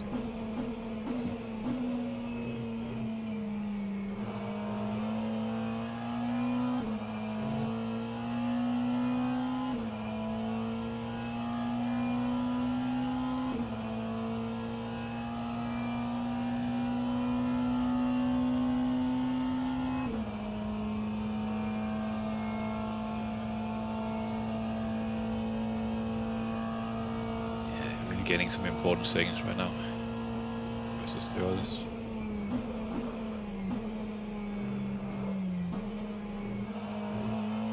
Copy, I'm trying to keep that up. You've heard about the red line shenanigans? Red line. Nürburgring 24. My chat slid about it. They started on wets and then towed in the formation lap to put the softs, but for that reason they could lower the ride height.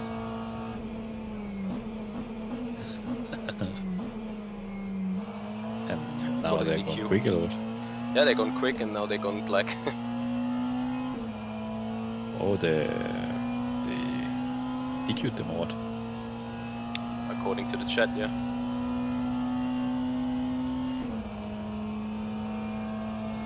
Maybe Max is coming back to rFactor2.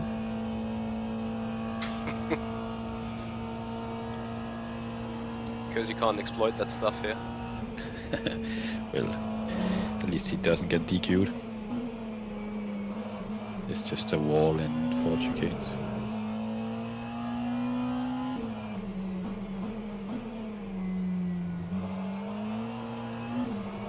Either that or his game crashes. Unlucky. For yesterday, I would say bad settings, but here we are.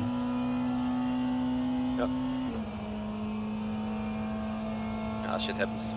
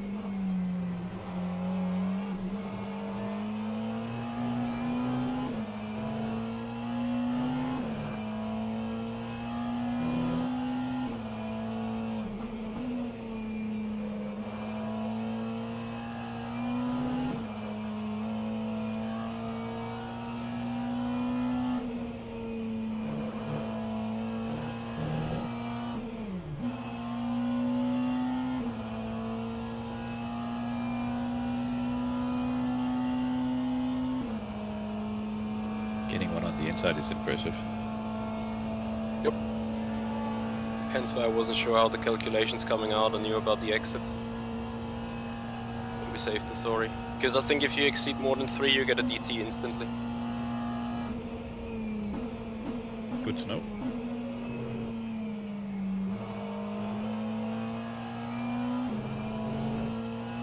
and that's when it appears red.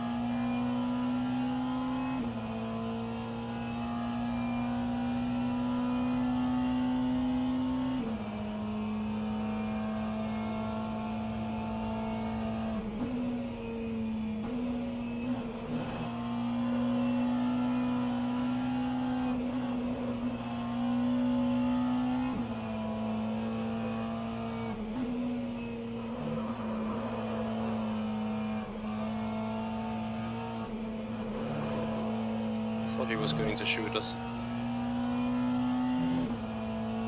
Yeah, the hamcars don't really have a clue.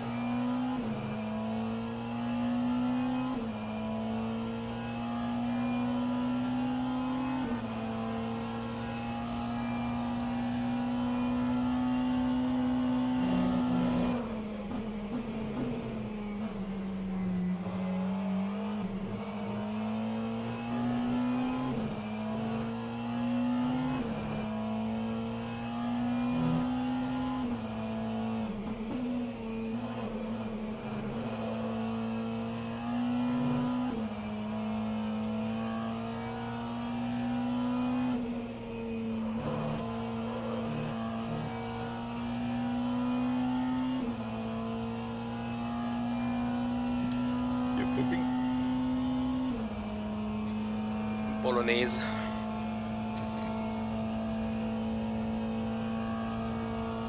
Kamal keeps cutting, so I don't know what he's doing. Okay. Yeah. I think the gap came down by a second over the last 3 laps though.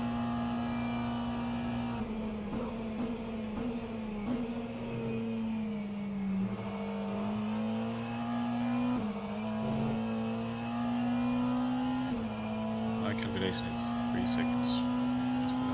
That's Even better.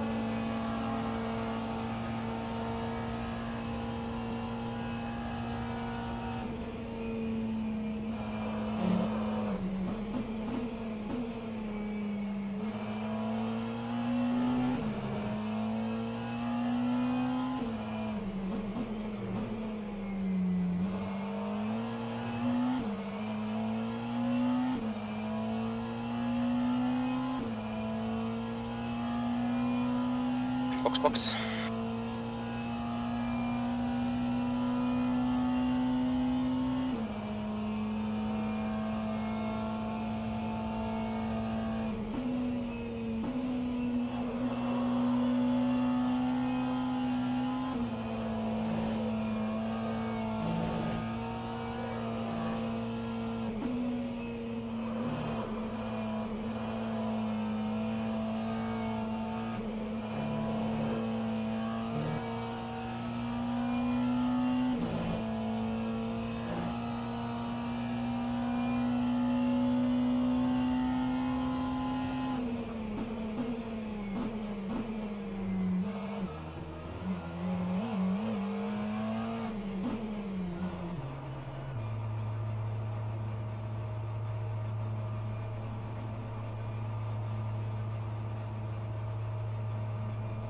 Very good job.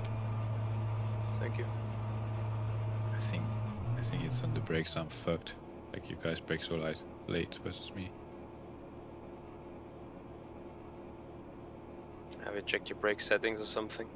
Maybe there was something that you ran before in a different way.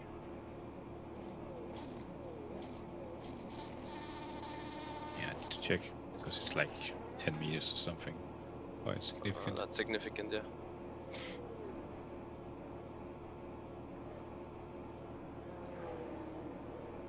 And sitting where we sit is scary.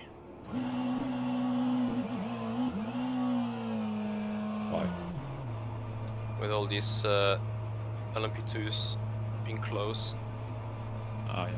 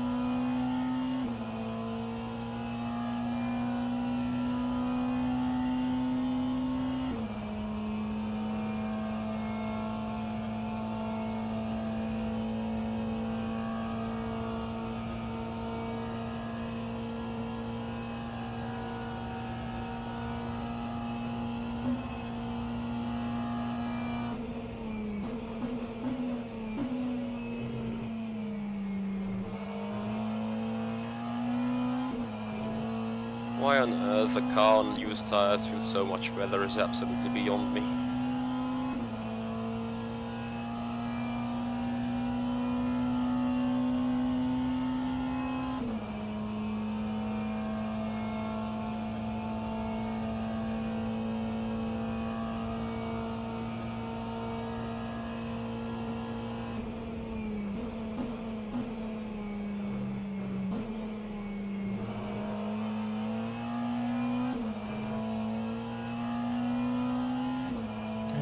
I'm back, so Jesper, if you want a break, you can have it.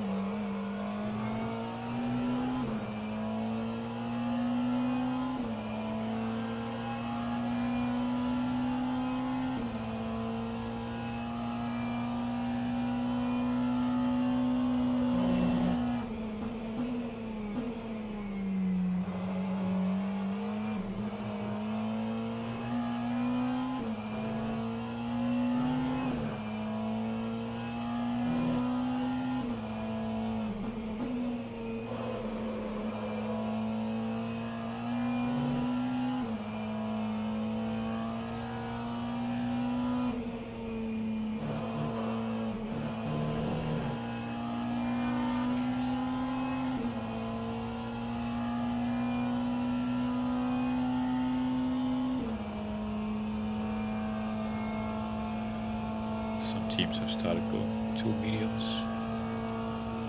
Yeah, I see Malgera is on it, and a couple of guys further behind.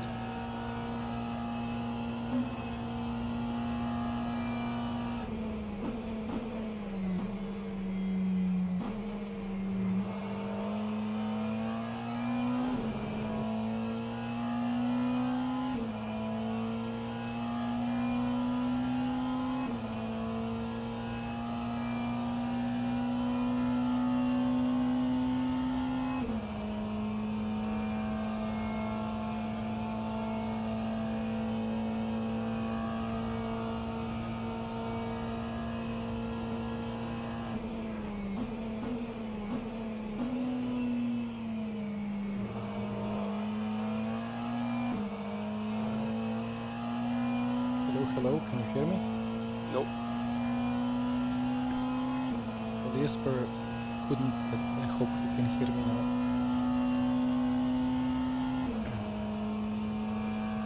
Now I can't hear Jesper. Yeah, me neither. But I'm here.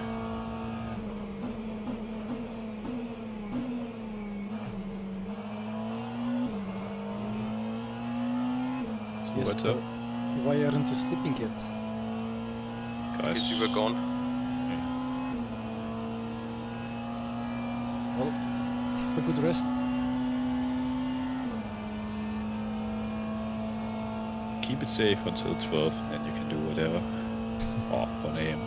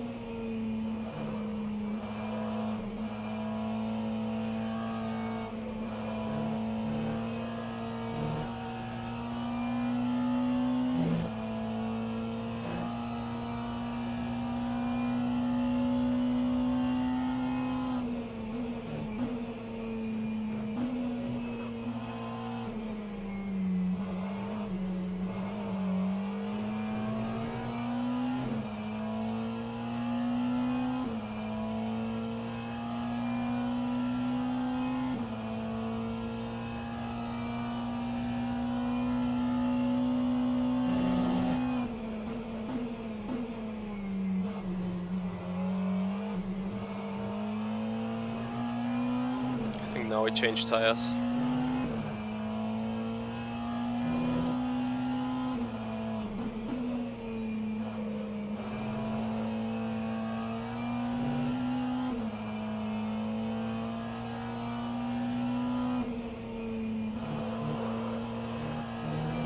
Okay, that's strange.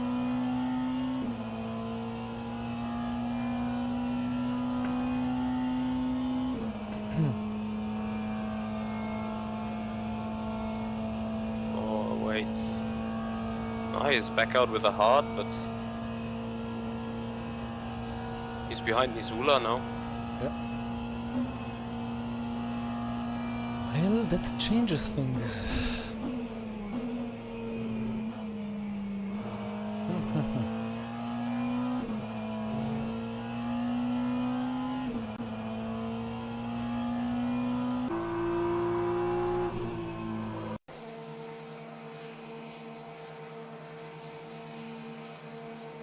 They got a bucked 60 seconds stop and go for the BMW. I remember the BMW was being treated harsher on track limits. Oh, they had a track limit. They had the track limit and got a 60-second drive-through for it because it was so huge. There is an issue with the BMW Yeah, I M4's remember. detection I remember. thing. We mourned about that heavily at Spa, you remember? So they I got struck remember, by that. and Bahrain. Yep. But that's insane. Oh, poor guys. Okay, well, then we are leading, but oh dear.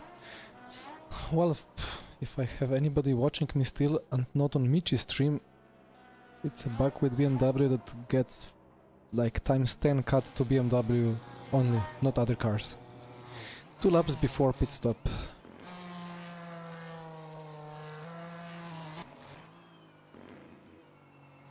I don't know what is 2 laps. Yeah, so we should better be lifting off if we see an orange calculation somewhere. I went through many oranges, it was max 1.25. Copy.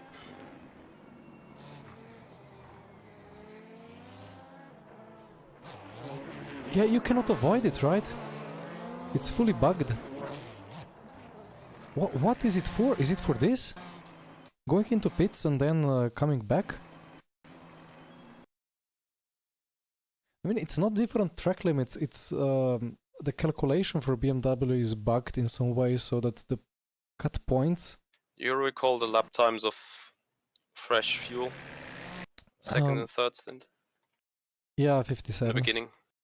57.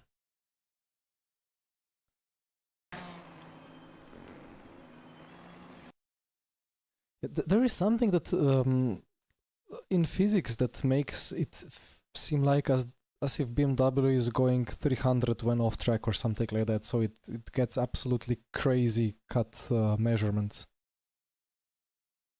Yeah, Kevin, my condolences. Yeah, I saw that with Michi and Murguli at Bahrain, at Hairpin, when they cut, and it was instant drive-through, and it was like 2 seconds, and nothing you can do. And you can park the car, but it's gonna think you have gained 300 seconds by the cut, so... Oh, that's terrible. Well, I mean, rF2, right?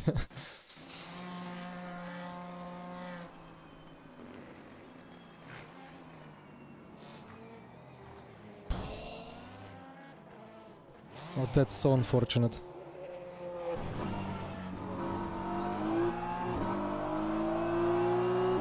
Oh dear, dear, oh dear.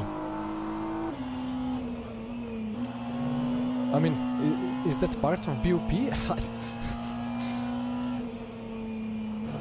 I mean, it's not, but that's very harsh.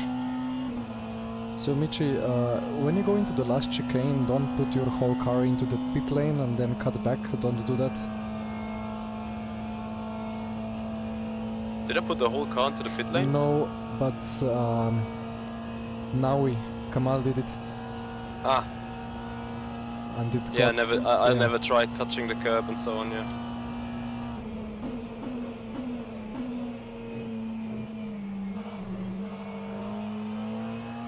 You know, it was borderline on the limit of being actual, like, cut of the solid white line, as if he went to pits and then cut across the solid line back.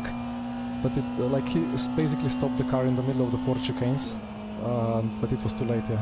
It was just instant pen. Oof. But that's crazy. Yeah, it's a known bug, but there is nobody that can work on rF2 at this point, so yeah, that's really sucks. But I mean, now we are suddenly in the lead for, well, not deservedly, but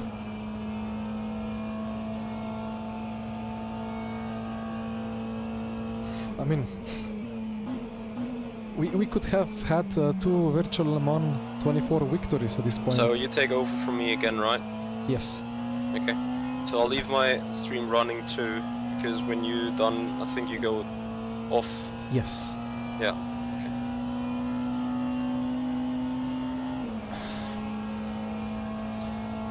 Yeah, and it's kind of extremely rare. It's so rare that you don't really think of it.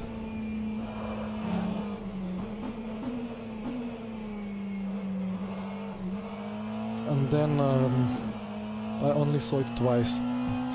Once for Michi's teammate when he was still driving the BMW at Bahrain, and once today. So it's a rare bug, but BMW is a nice car. It's good to drive if you like front-engined cars. It's good in high speed. It's tricky in some other aspects. Yeah, most of the field chose BMW for GT, like in the GT3 field, so I really don't know. But I mean, that's, you know, rF2 in a nutshell. That has been kind of the downfall of the game. Always some random bug happens. Like Jesper yesterday, having fully corrupted install after trying to practice, and it's still not good today. So he's been over half a second off pace on average because the steering feels completely off and we cannot determine what exactly is wrong, but there is no time for a complete full reinstall and full reassignment and everything, so just how the game is, you know. So that's why we are very delighted.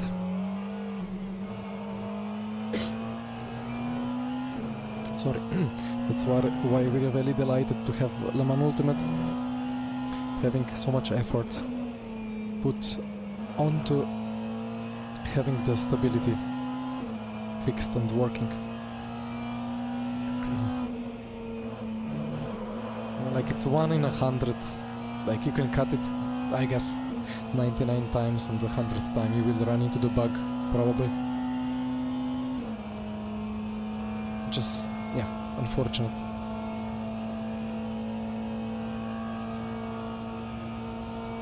But yeah, I mean, like, story of our esports careers as well. It was year 2020, the first Le Mans virtual race. We were leading against Red Lions and Coandas and Verstappen and Norris. Jesper, well, we took the pole, I took the pole. We got a jump start from the real driver because the race directors were out of their mind. Dillman did everything as he should have done, and he got a jump start, like manually. Game was happy, race director wasn't, who knows. Then we fought back from, I don't know, P15 back into the lead. Jesper took the lead, and then suddenly the controller disconnected. He spun out of the Porsche curves, miraculously didn't hit anything, and when the steering wheel was back, he had inverted axis, left to right, right to steer left. He had to do 2 laps on that before somebody rejoined. We still fought up back into P3 after a red flag, after luckily staying on the lead lap, but we lost the win there. And then for year 22, January 22, we had the pace, but we got dive bombed or like T-boned in lap 1 in a completely unfortunate and unpredictable way from the side. So we were straight into full damage, into pit lane, full repairs, and then playing a catch-up for the whole race, but obviously you cannot catch 3 minutes to Team Redline in 24 hours. Still got another P3 though. And then next year, the first Verstappen gets disconnected, a couple of moments later we get disconnected. At the time we only fought up back to P7, but that's been the story of rF2. Such a great sim, so many great memories, so many great races, a lot of enjoyment, but a couple of very unfortunate bugs in crucial moments.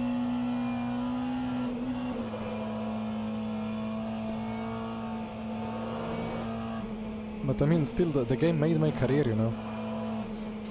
If there was no rF2, or if I wasn't doing well in rF2, I wouldn't get picked when the esports exploded after COVID striked.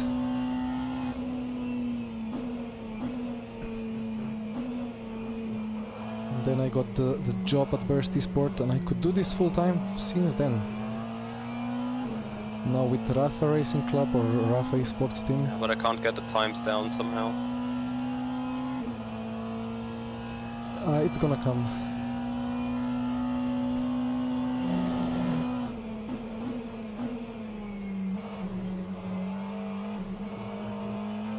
Generally the lap times have been slower than in the practice. Copy.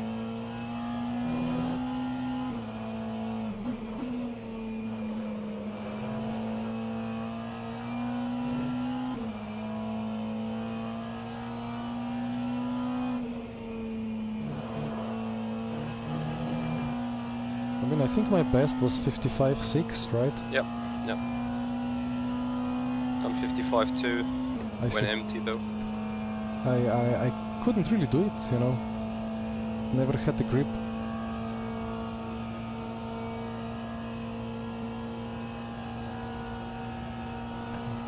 Yeah, car felt weird in the beginning.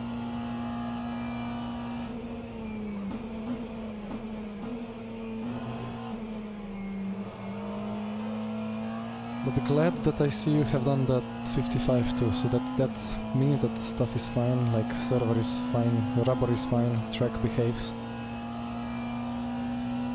Potentially. Jan, I wasn't sure if I'm fine though. Basically- Before, like, you're fine. Well, now we have 50 seconds lead anyway, so we can take it as a nice weekend drive.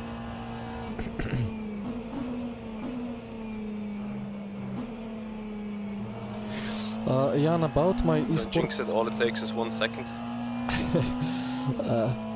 Yeah, well, I was just philosophizing about RF2 and all its great memories from the past and all the very bad things that happened in esports because of disconnections and bugs.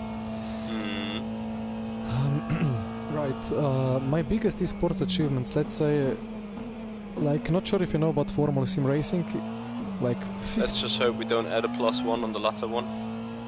yes. 15 years ago, Formula Sim Racing was like the top tier esports on rFactor2. I started racing around then, 2012, 2013.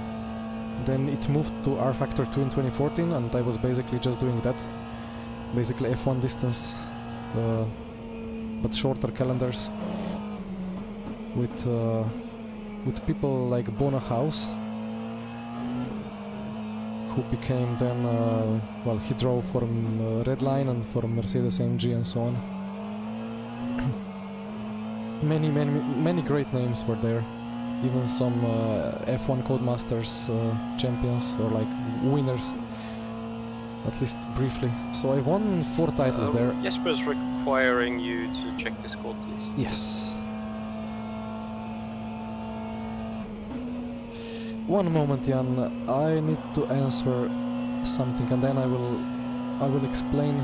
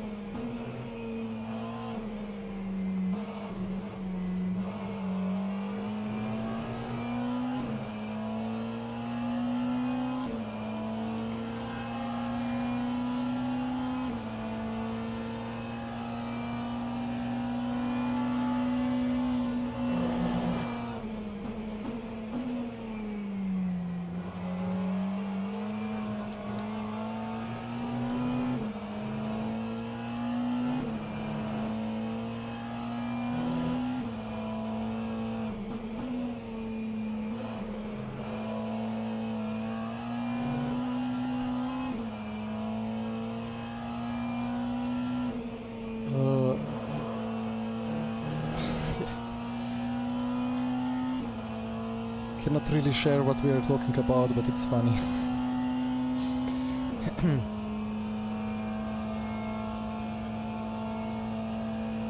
But yeah, I mean, I won in that FSR thing a couple of times, and Well, then 2019 came and suddenly there were quite some esports events with kind of small-ish prize pools. There was this race at Vienna, like A1 esports finals. It was in rF2 and that was my first LAN event. I was P3 of the top 8 finishers there, but it was my first like LAN event, and top 2 had a lot of experience with that as well.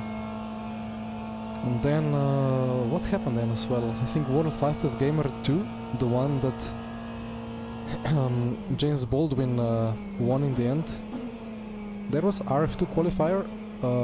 I got P2 in quali, and then in the race I think I was P4 or P5 because it was marginal with strategy, and I took safe extra lap of fuel, but 2 others didn't and jumped me.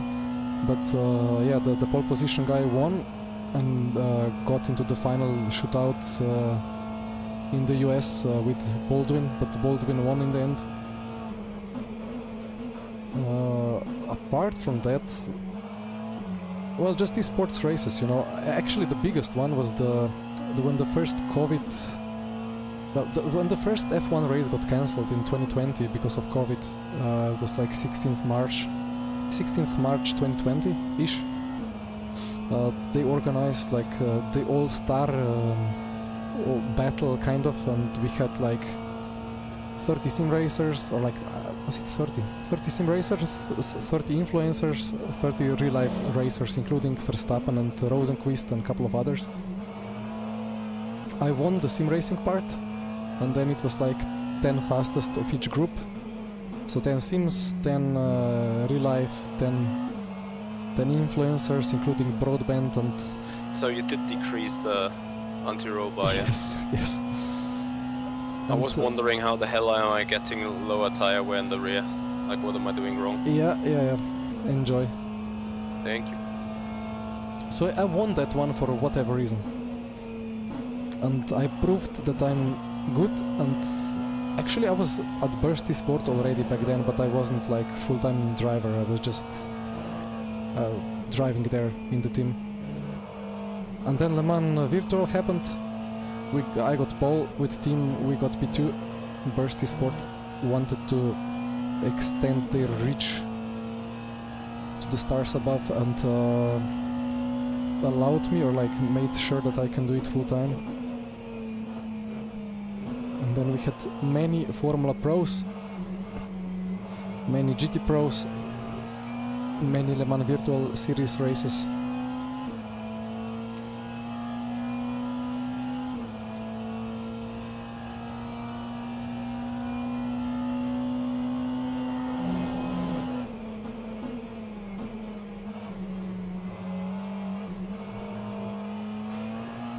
So I mean, it was quite nice 5 years. So basically, I have like a freelance company. What a dive! Legend. Good thinking.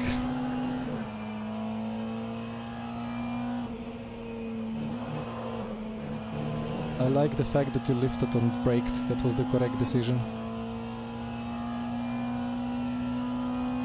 Oh dear.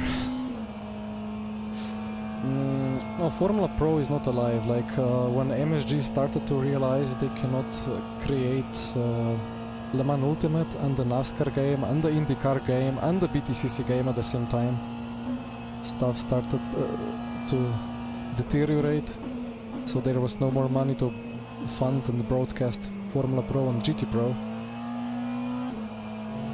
So I'm actually still the final GT Pro champion, right? There were 4 seasons.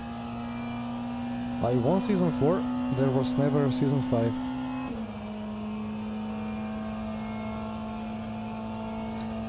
And around the same time Formula Pro also ended, but Formula Pro had only 2 seasons.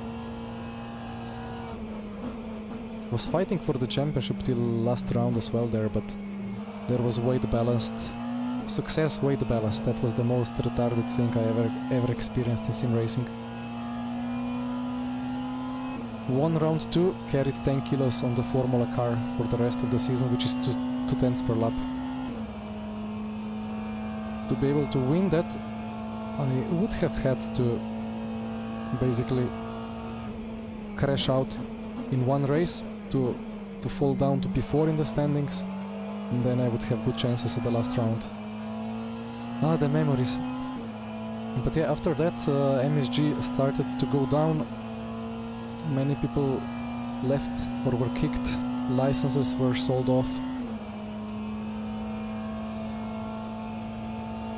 And then they all went full in for Le Mans Ultimate as the last ditch attempt to keep this beautiful simulation engine alive and improving.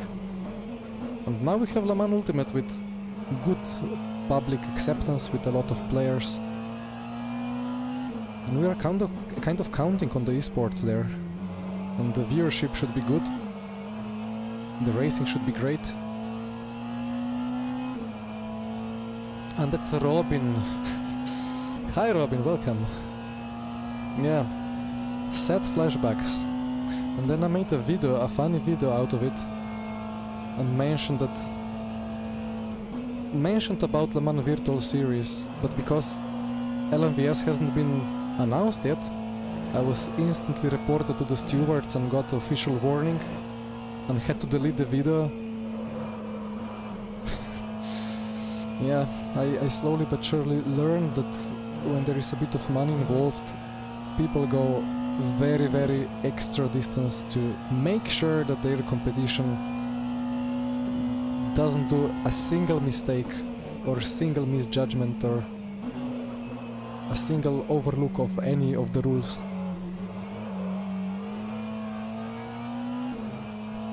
And even if you do everything correctly, the politics kicks in, and sometimes, because you're not Team Redline,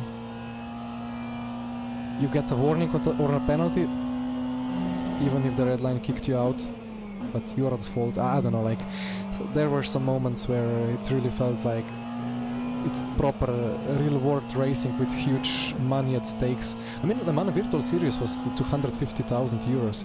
It was a big one. Arguably for two classes of cars, so 125. But yeah, it really felt like Bursty Sport. We had a cooperation with Vanval, so no real followership, no big political punch. Just didn't have much chance in some aspect, even though the most important part is still the race, the race pace and the setup.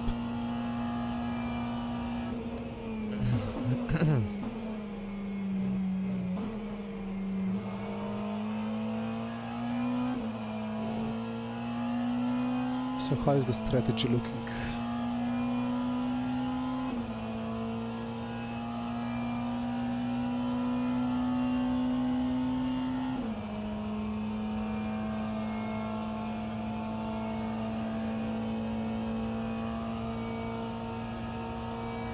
Should be 5 more laps for Michi.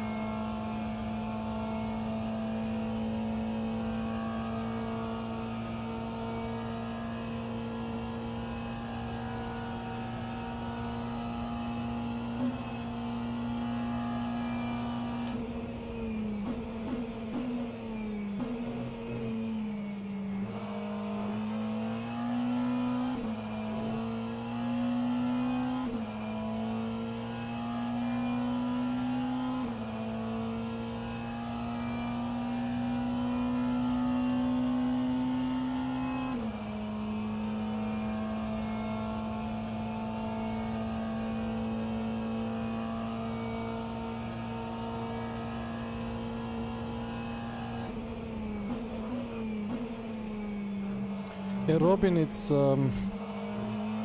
basically, yeah, I think symbolically it is for me. Is it possible that we consume slightly more fuel in the night?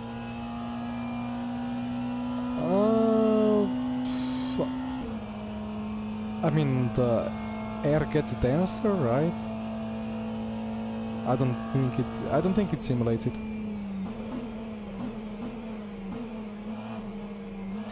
But yeah, Robin, like everything is moving to LMU at this point, so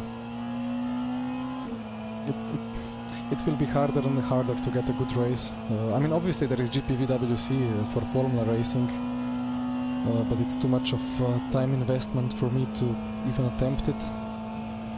There will be some, I mean, yeah, there will be always some races now and then. I mean, we have races on RF1 still. We even have community doing F1 challenge, going 3 generations back on this sim.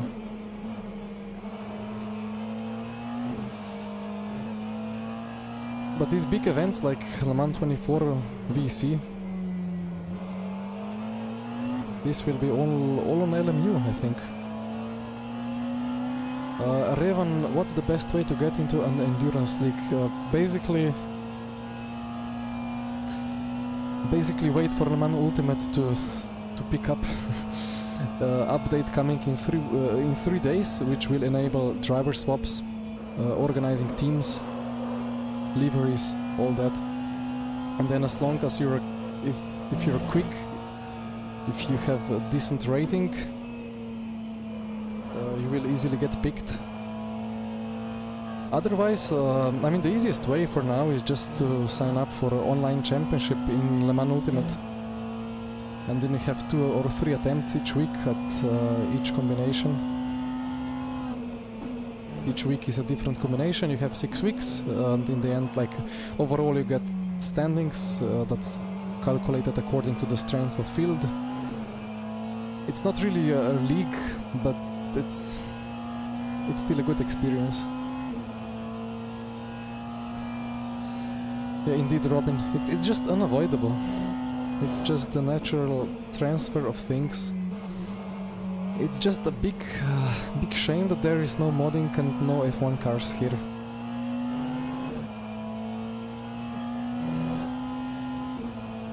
Right, I just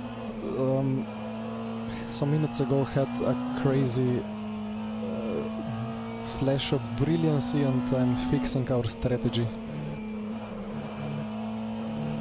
As Michi is fixing our cut point.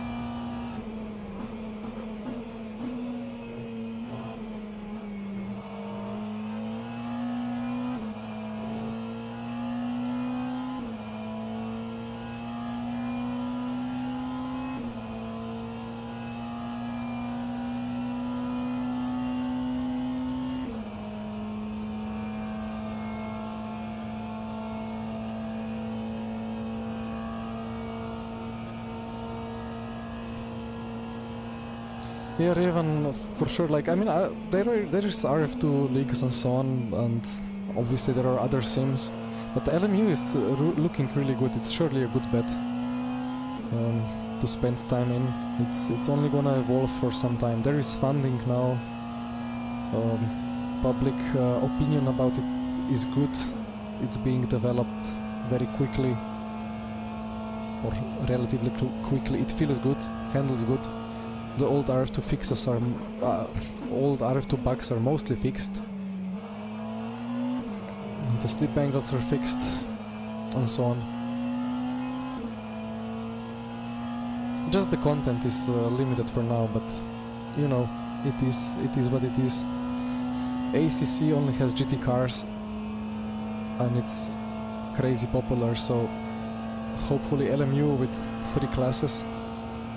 And hopefully historic content at some point. Or at least the LMP3 class. it would make it 4 classes. That's already quite a big, quite bigger range of experience compared to ACC. We're grip behind these hypercars. Oh yes, it's the big red light behind. Jernej, you still with me? Hello, hello. Copy.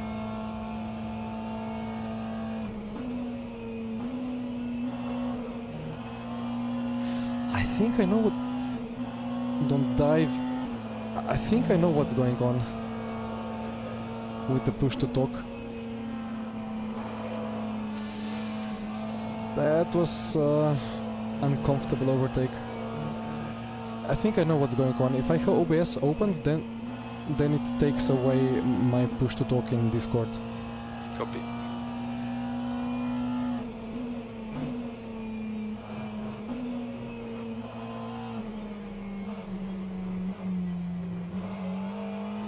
I was just commenting that the big red light on the hypercar blasts away all the grip. Copy. Sorry for the bad joke. That's fine.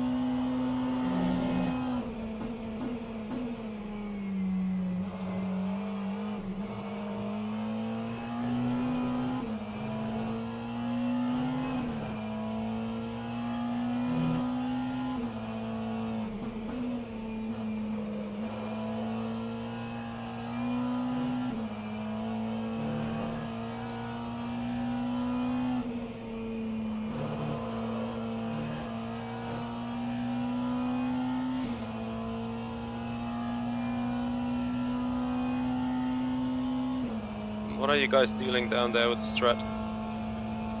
We are slowly roasting a beautiful cut. Copy.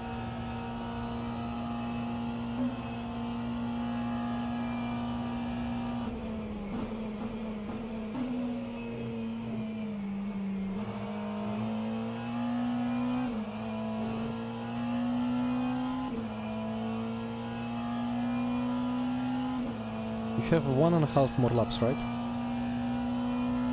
Positive. Positive, let's go.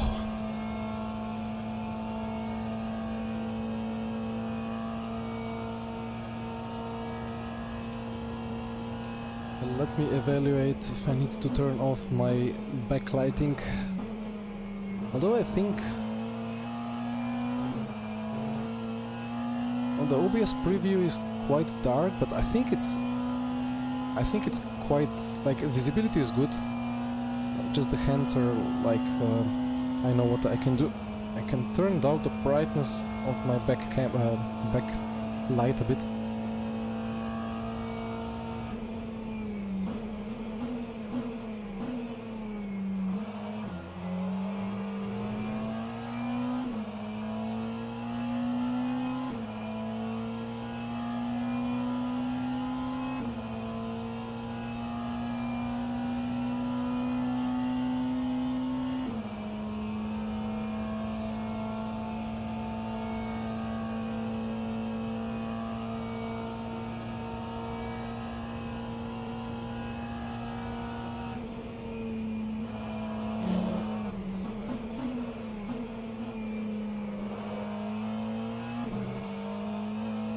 That should be fine.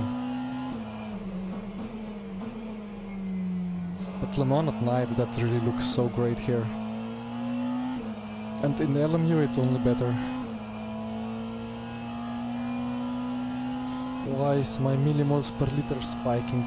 Let me try to fix that.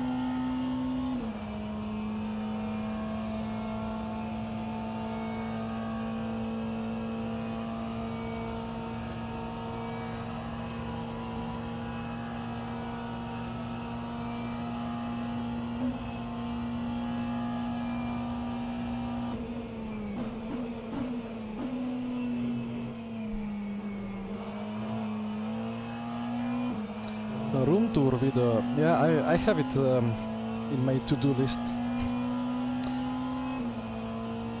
Issue is just that it's such a... like, it's not really a sim room, it's basically a sim corner in a room. It's mostly used to store stuff. There is a electric piano in the other corner of the room, and there is a printer and the router, and some shoes being stored, and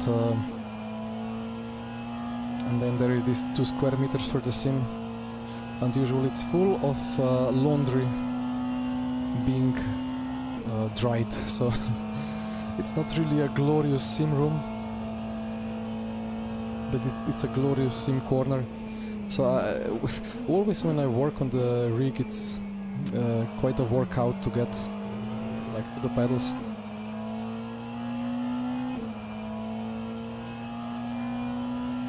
It's request pit time, right?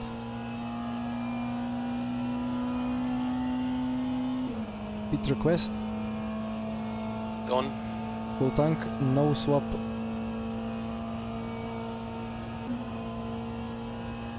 Check.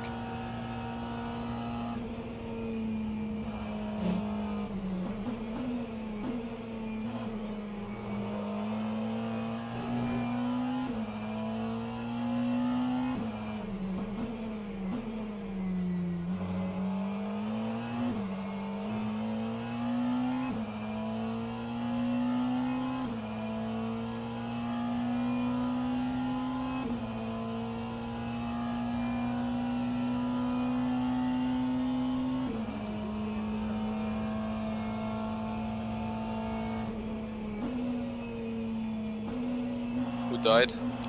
Jesper. Well, he went to bed.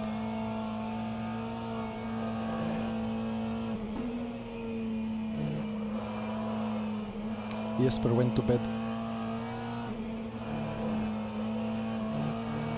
Copy. Sorry, I always when I click some other window, I cannot push to talk in Discord anymore. Yeah, I know get it. I sometimes have it as well, but I don't know where it's coming from.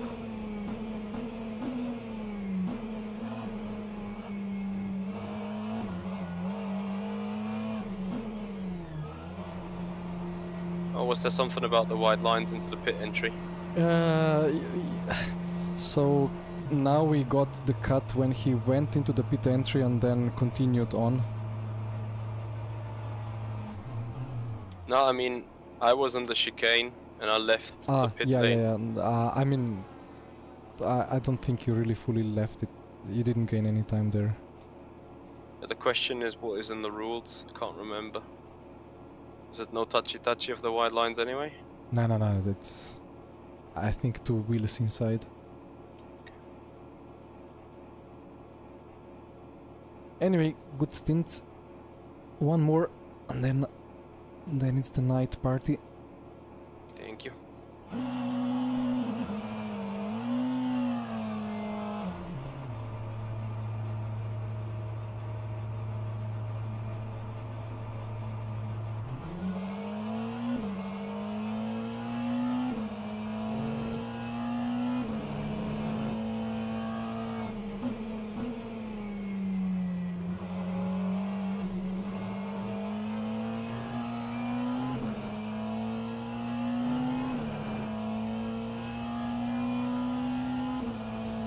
VMS Pro is having a 4-week break, so next week we have the real Le Mans 24.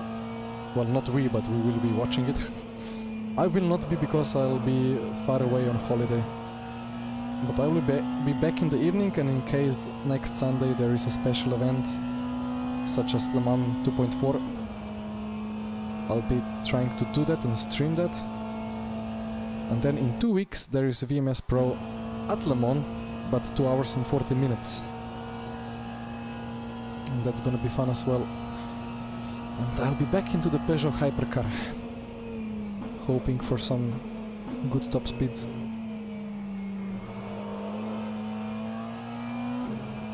You are selected for the pits, the usual tire. Yes, please.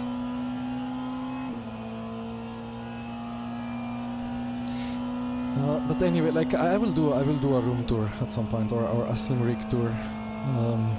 I will get to there.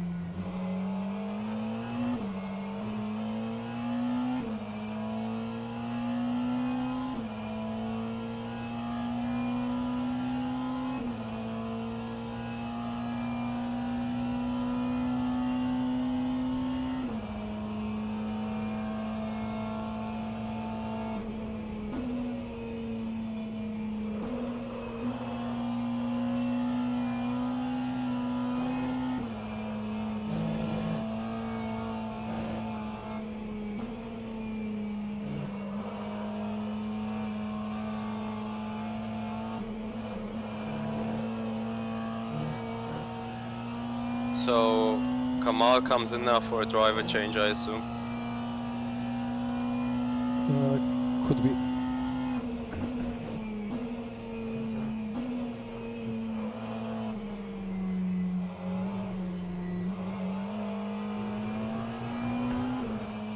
Has to be.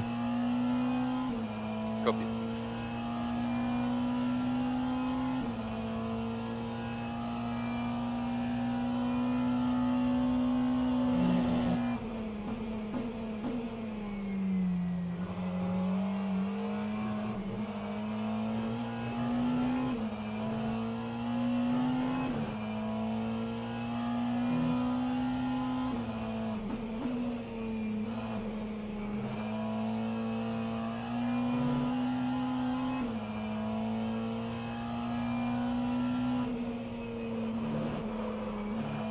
So, but the 60-second stop and go only gave them like 27 seconds disadvantage because they combined it with a fuel stop, yeah? Is that how I get it? I have no idea, to be honest.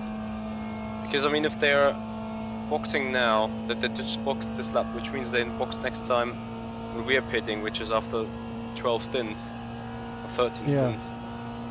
After 13, no, after 12 we should be on the same. 12? Well, 12 Yeah. for us, 13 for them. Yeah. Which is what's happening at the end of my stint. Yeah, so I guess they are still in the strategy. They never Yeah. missed it. Yeah, that's indeed the case then. Because I was thinking about like the gap's only 45 seconds, should have been like a minute and 50. Yeah, it's just 60 seconds added to their race time overall. That's it.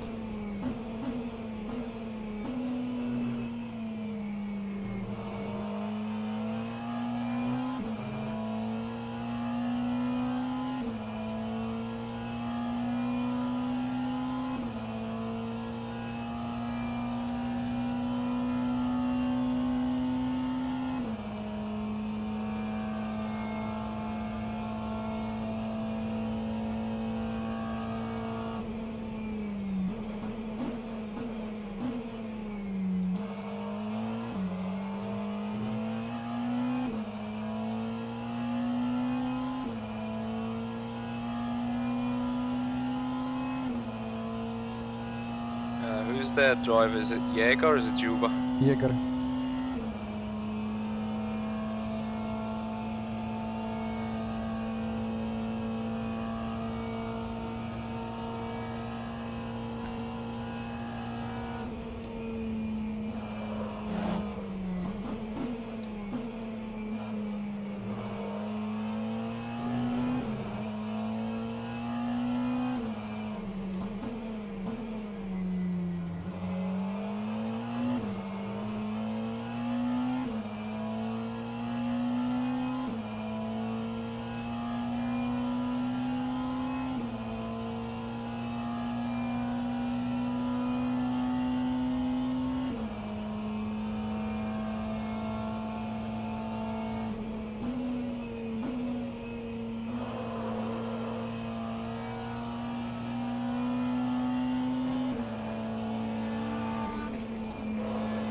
That was close.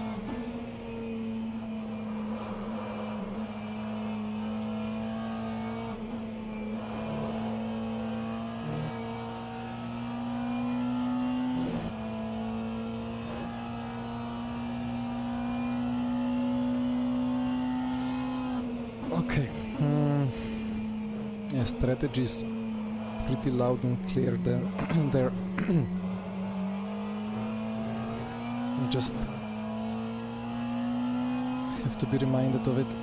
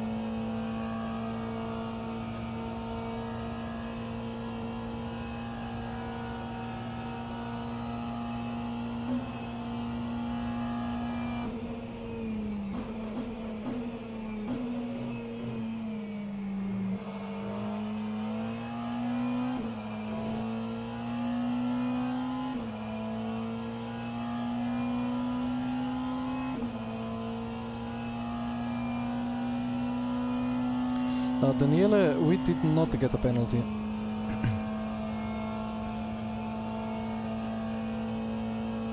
The race leaders back then got a kind of bugged penalty.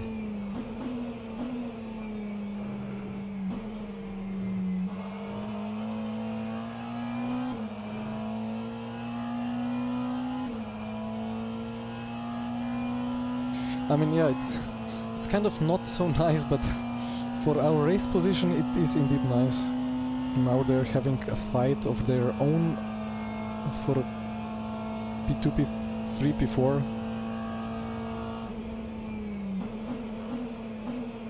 And we have quite a breathing space here, so that's pretty nice.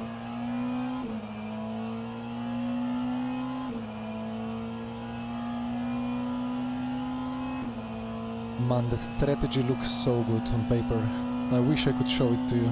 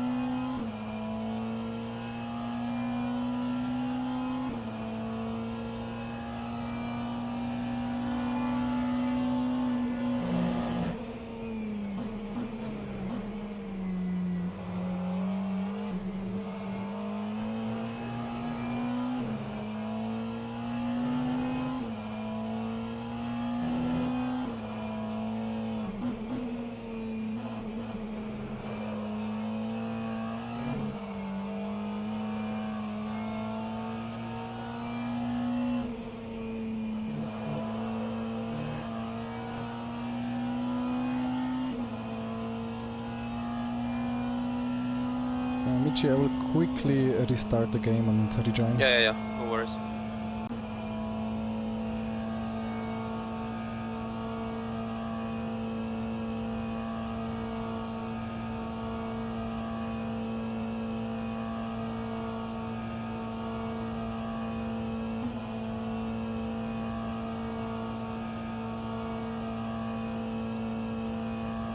It's eventually gonna... Okay, here we go.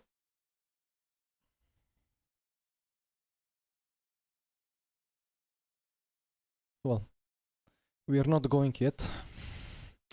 Eventually it's gonna save all the logs and all will be good. I can already hear the menu.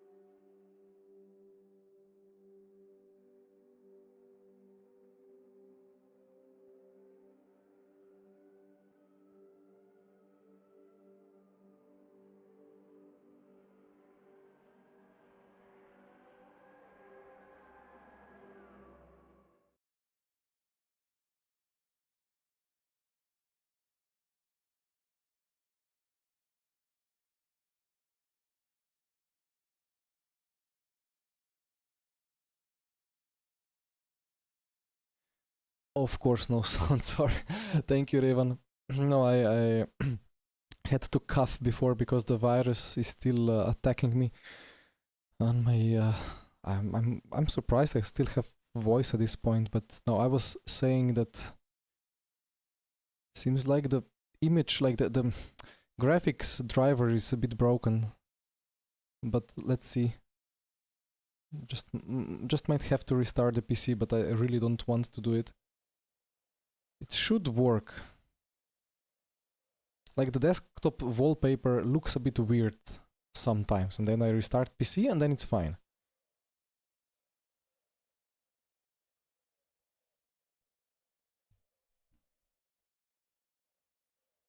But let's see if the in-game stuff looks correctly.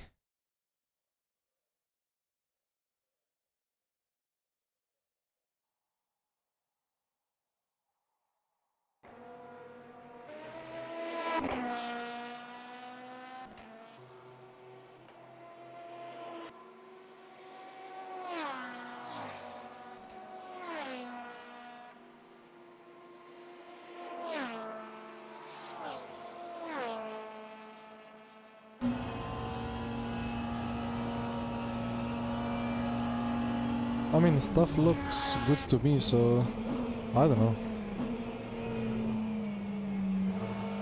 Maybe it's just a Windows issue or like Explorer issue. Who would understand?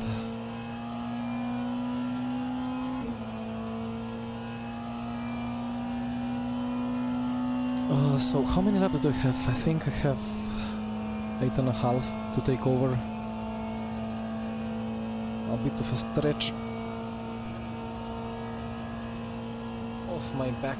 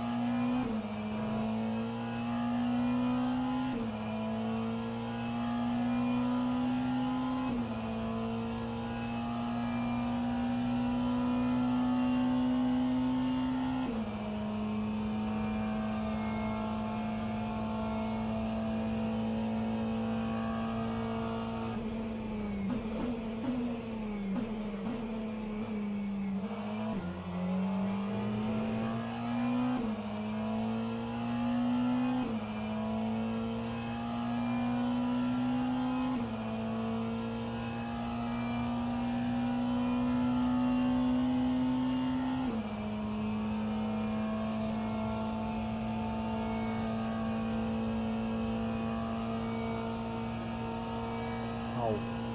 What?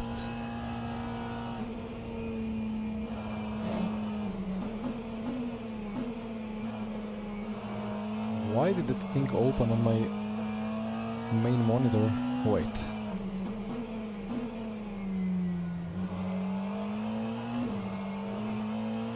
Silly Mozilla. All good.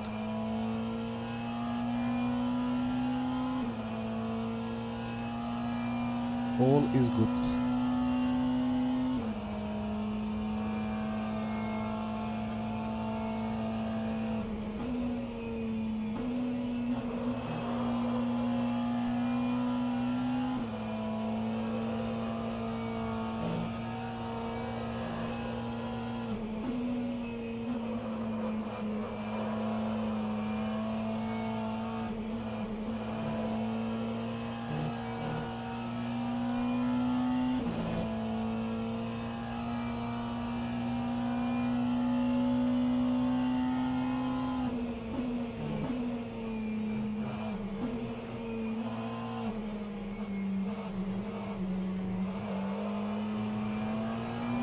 By the way, did you manage to ever today avoid a cut by lifting after the cut warning?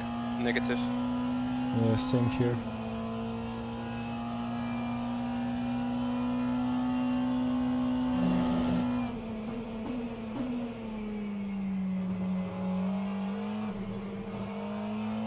I think you would need to significantly give up time.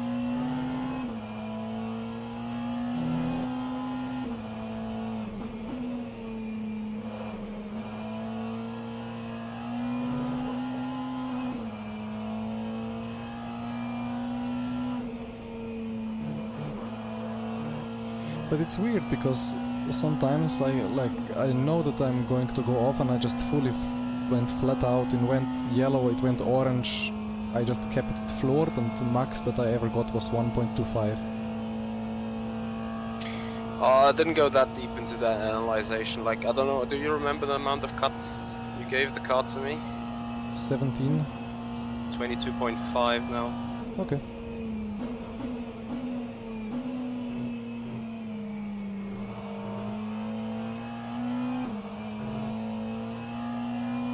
I don't know, like it feels like it's hard to get like a 5-point cut, like it would just go straight to instant drive-through. Drive-through is 3 to 5, right? And 5 and above is SG. Ah! Oh, Is it? right. I forgot about it.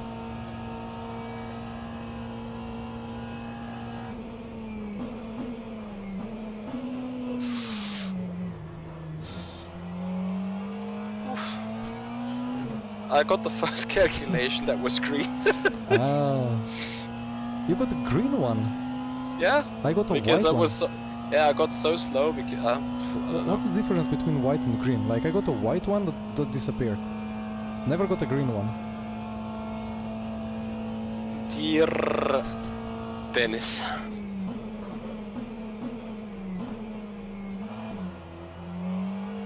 Is it Dennis' fault?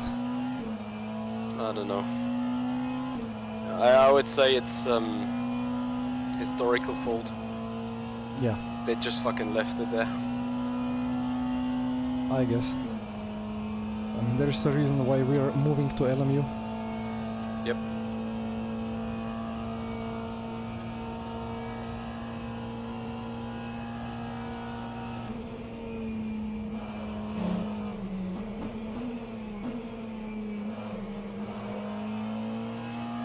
That was quite a catch. I thought like 2 times he's gonna lose it. But he caught it. The BMW pace on fresh tires is just nuts. Yeah.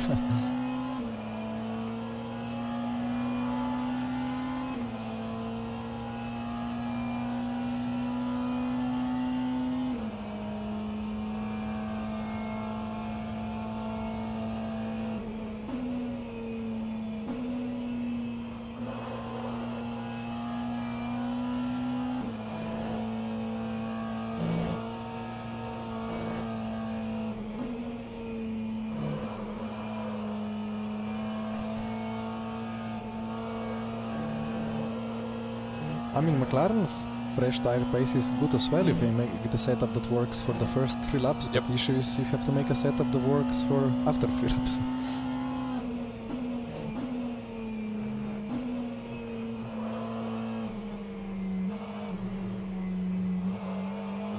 I said it to Jesper before, I think it's beyond me that you have a car that feels better on the second stint rather than fresh tires.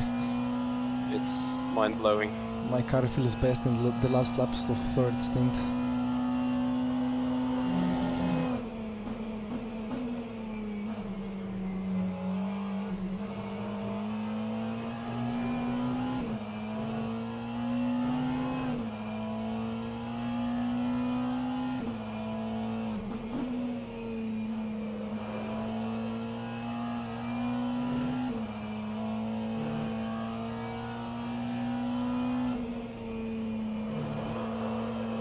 But yeah, like we complained for years that we have balloon tires that destroy themselves after 3 corners. And now we have proper endurance tires, right?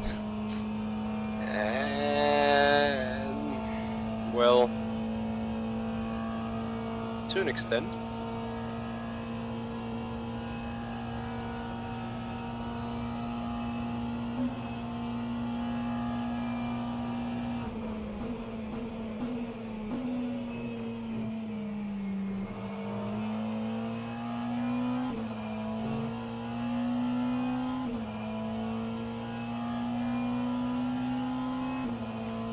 Am I still shifted for 645? Let me check. Or has that moved? Let me see.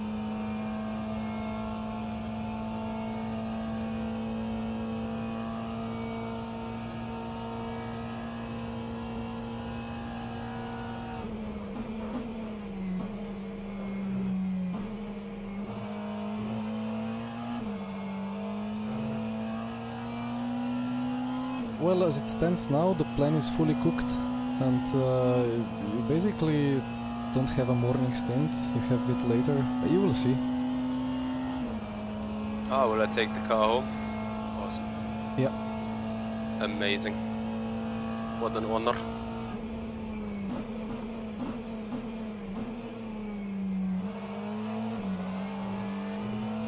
I mean, Kasper hasn't said anything yet, but the plan looks good. I mean, he said about taking over from me, but then like then for the last 2 outings, it's either Kasper Michi or Michi Kasper, so you guys can decide. Yeah, I think we once said that I'm doing the stint at 6 instead of Kasper. Let me check.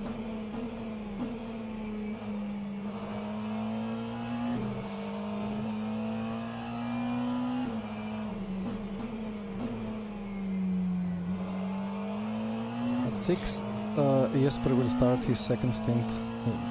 Okay. Yeah.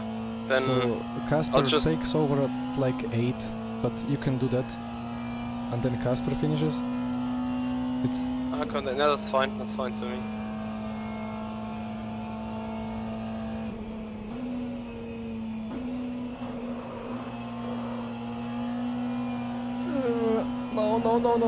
no, LMP2. He really thought of it. I would like to take him out of the monitor and like throw Great. him somewhere. Like it's. That guy couldn't even do yeah. yeah. I don't need any caffeine now for my stints. Copy. Oof. Like what? Leave our poor struggling McLaren alone. Fun Like fact, I neglected the coffee for this one too. But it's going well. Yep.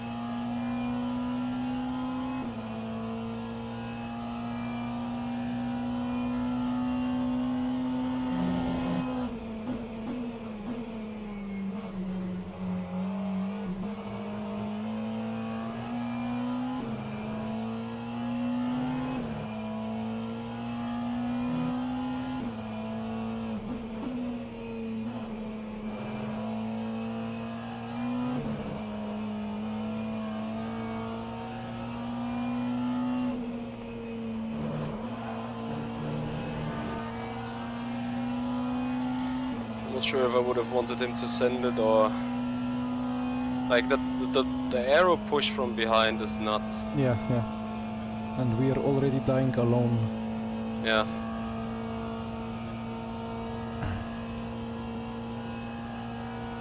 You know, it's the hunting hours. The moon is out. Owl.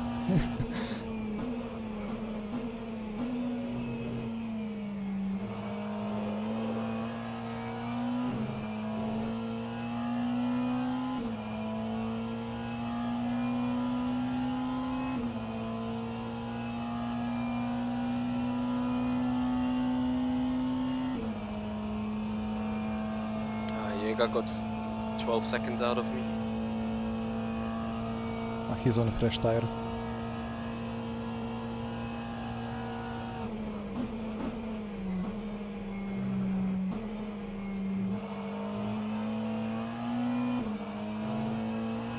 Still though. All good. Copy.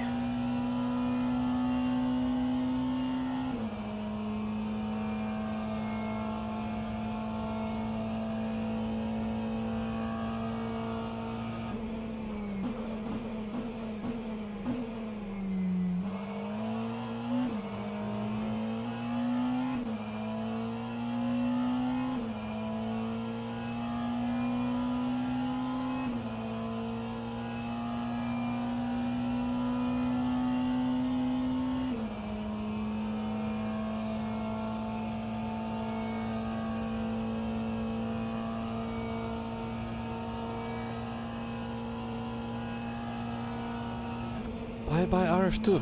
Hello Ryan. Yeah, I mean it's not a definite bye bye to rF2. It's surely the big symbolic send off or au revoir. I don't know how to speak French. I have at least 7 more rounds of the historic Formula A series on rF2. It's gonna be a lot of fun, and it cannot move to Le Mans Ultimate, so it will always be in rF2. So, I mean, I'll be doing maybe I'll be even doing some community events like the 2K subs as it comes. I might be doing that party on rF2. Although most of people are LMU fans, but it's hard to make something unique in LMU. Why are you doing this preview stuff? Come on.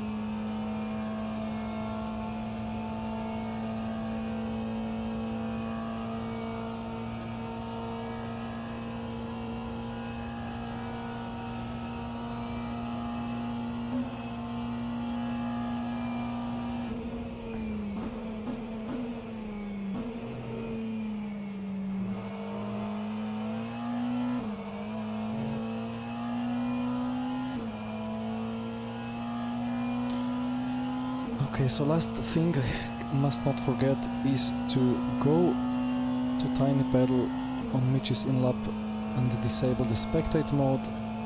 Other than that, it's all looking good, apart from the LMH dive bomb that's incoming. Okay, he lifted.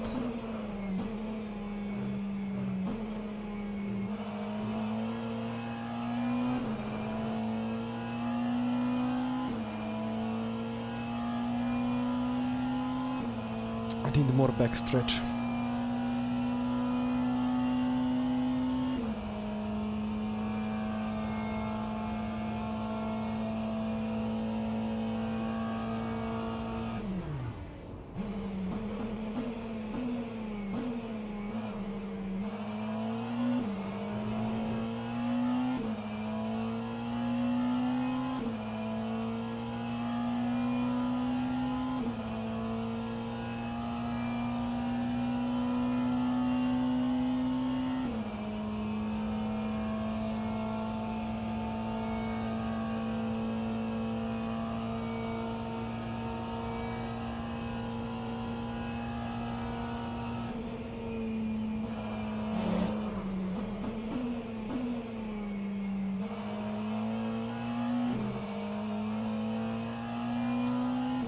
Why is McLaren not in the hypercar class? Well, it's gonna be, right? According to the announcements. There, some weeks ago, I think it was the Mr. Oh, come on, McLaren F1 chief. I mean, oh come on! How can I forget a surname? Come on, who is he? Zach Brown. I was looking for a Z letter in the surname and I couldn't find it, but it was the name. Zach Brown, yes. What a swarm of LMP2s! Oh dear. Dive incoming. Very close. So Zach Brown has announced that they will be going endurance,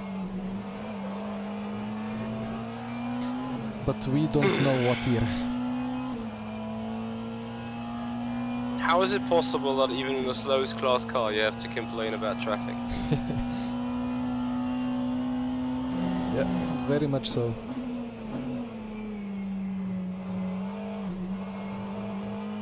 A swarm of LMP2 predators. Yeah.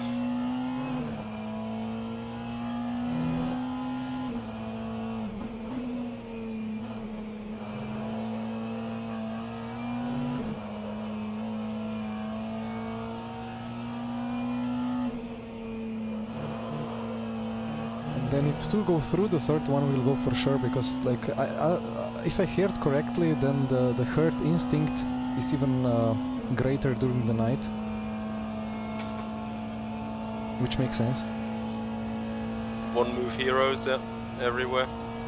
But like, It's yeah, like they're not even fighting for position. It was P3, 11 and 8. yeah.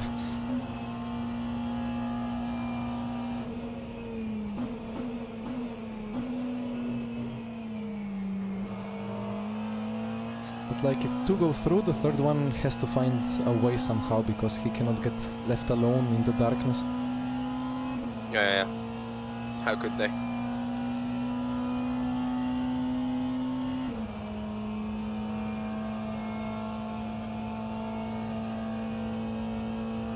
You know, the hypercar class is really well designed. My only kind of the only thing I'm sad about is that it's basically LMP1 looking like that.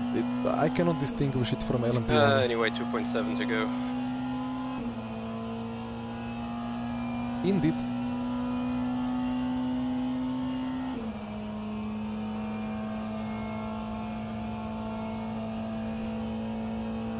So like you know, we had McLaren Senna hypercar. Actually, it was two classes. Like McLaren Senna GTR was a DLC for rFactor2, and it was either hypercar spec or some other spec.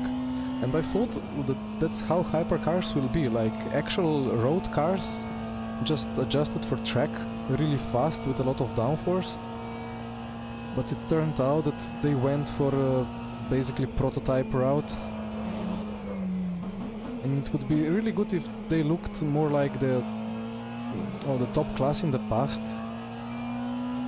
Not sure if you saw the photos of the Porsche hypercar that's road legal. They kind of put the old Porsche, like back in the days they had to make some road cars, like they had to sell cars to be able to even compete. Now that's not the rule anymore. But yeah, they had the old Porsche supercar together with the modern Porsche hypercar that's road legal, and I was like, well, I mean, it just looks like a LMP2 or LMP1 on the road, doesn't really look like a car.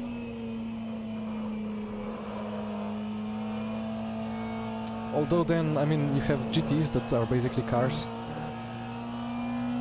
That are like cars, but then if you have kind of supercars in the other class, maybe it doesn't look different enough.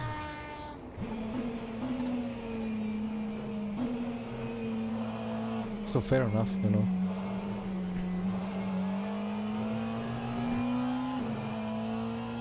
Actually, I remember now when McLaren Senna was used in VEC as the highest class car, I was doing LMP2s and I had problems distinguishing between GTs and the Senna hypercar.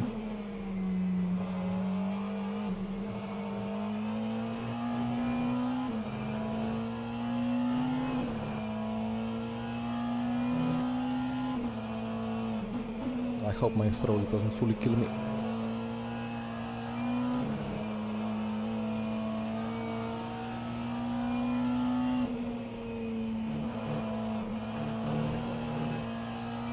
Maybe I should have taken some eye drops as well, but it is what it is. Yeah, sorry about the last 2 points, they were unnecessary. All good. So 24 we were right still in the 8-hour mark, right? So we're 2:25 ahead of that.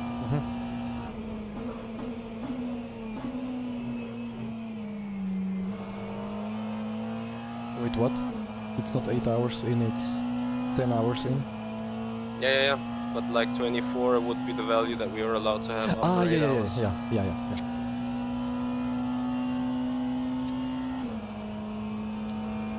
Kasper is taking over from you, yeah? Yes. Was there an ETA as in when he comes back?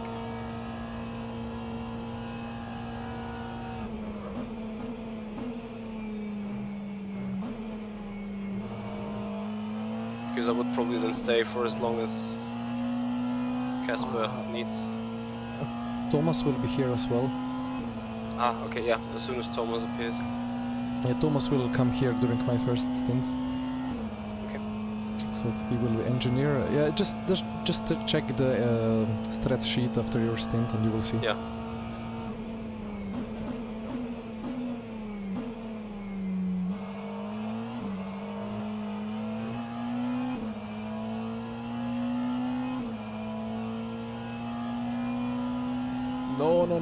No, why are you opening here?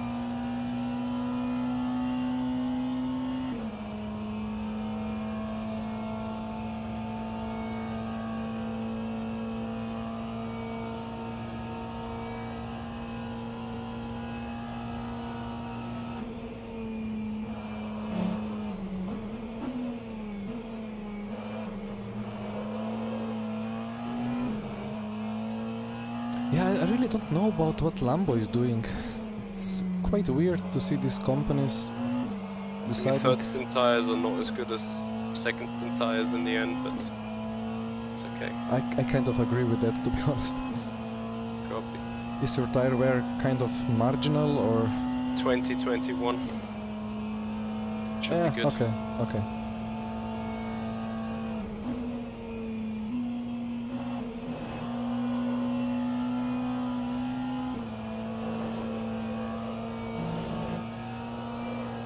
Just turning on my FFB, which is done by rotating the wheel nowadays in SemiCube True Drive or whatever it's called, SemiCube Tuner. Yeah, about Lambo I wanted to say... Cut? That turned white. Ah, good job. Right. will I ever be able to speak about the Lambo. But obviously I gave up 2 seconds to achieve. Yeah, yeah. Yeah, I think we're fine now. Like, you can take a cut if it happens in the last lap now. It's last lap, You were right? selected. Yeah, okay.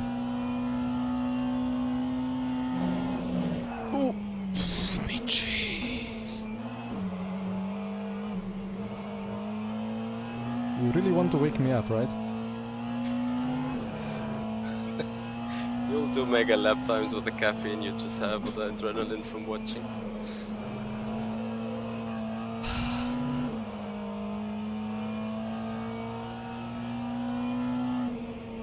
Yeah, it's weird that Lambo makes a hypercar and has a GT3 and then just withdraws it all. Like, what? Feels like a rushed decision. I don't know what they thought, but yeah. Maybe they're not big enough to field 2 teams, but like at least keep the V12 the V10 GT3 in there. We need a bit of a V10.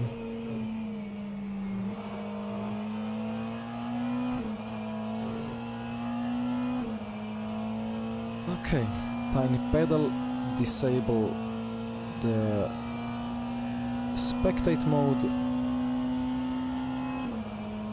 FFB is on. What else? Should be it.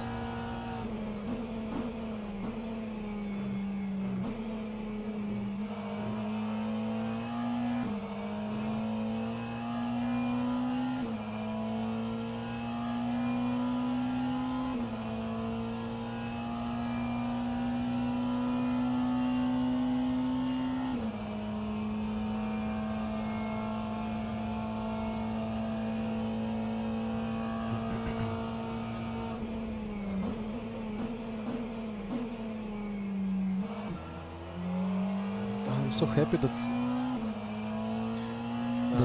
Box, half a lap. yeah, Yeah. box. You can hear me, right? Now I can. Okay. Couldn't hear you for the last 4 minutes, which was probably better.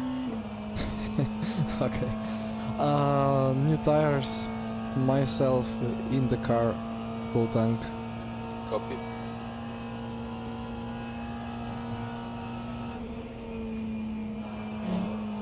I said I was super happy about something, but I don't know what.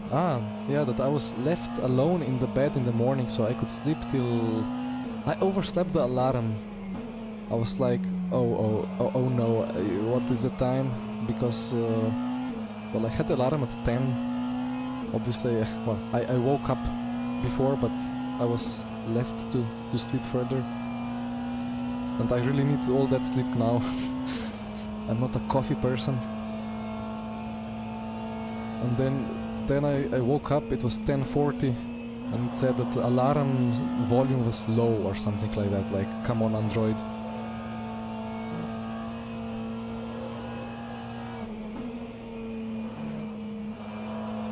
But that extra 40 minutes will keep me alive now for the next 2 hours and a half. Box.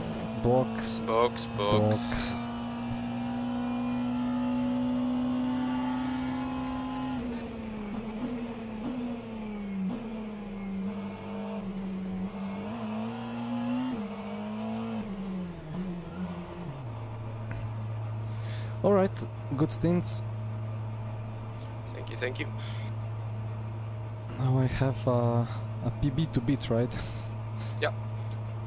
Please increase that gap to them. They're actually pitting the same lap, right? They do. They should be... It's 12 In stints, as- 13 for yeah. them, yeah.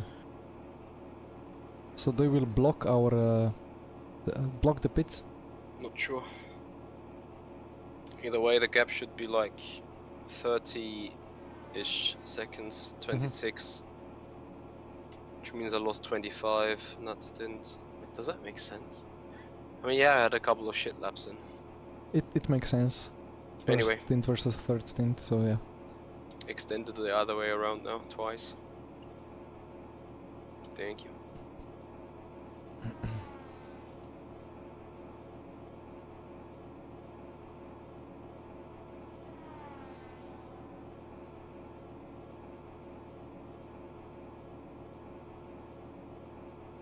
Well, here they come.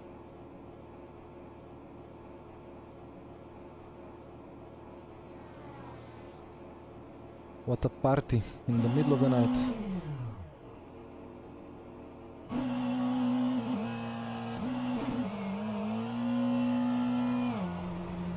Enjoy. Thank you.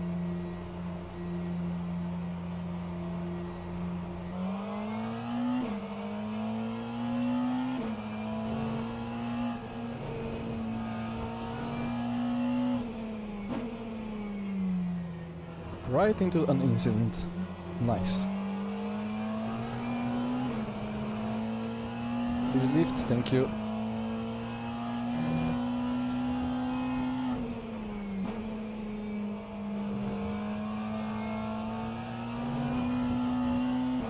I mean, Pirate, that thing about the LMU is pretty nice, that the Lambo will be always available, right?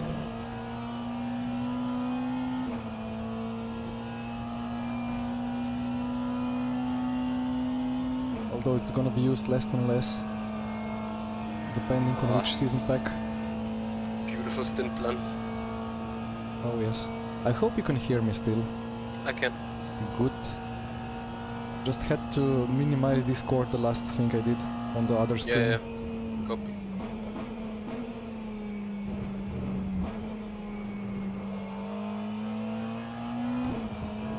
Yeah, I think the original plan once was... It was not really completed towards the end of the race, to be Yeah. honest. But the plan was Kasper taking my 2 AM stint, and then we said he takes the 2 AM one. For that reason, I'd take his 8 AM one. Yeah, then We just need to see. you guys can decide, just leave Yeah, a yeah, message.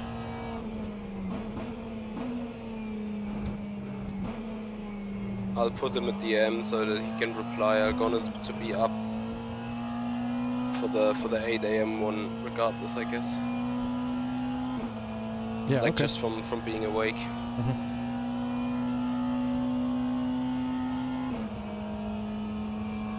By the way, the engine mix always defaults to the safety car. Ah, okay, because I put it back to race lean, yeah.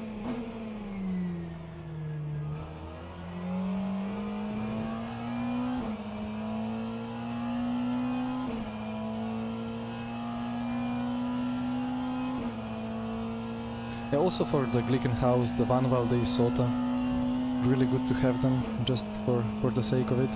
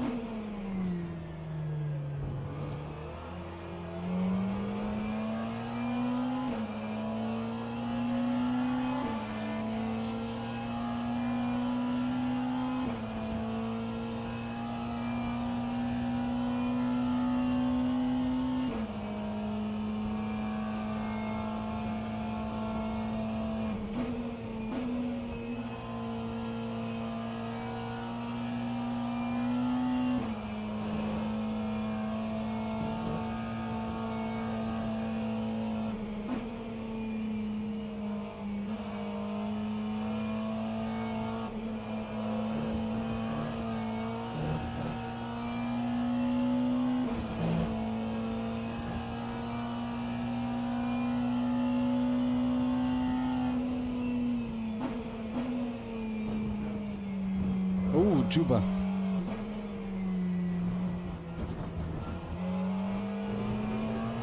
Is that a disco or a crash?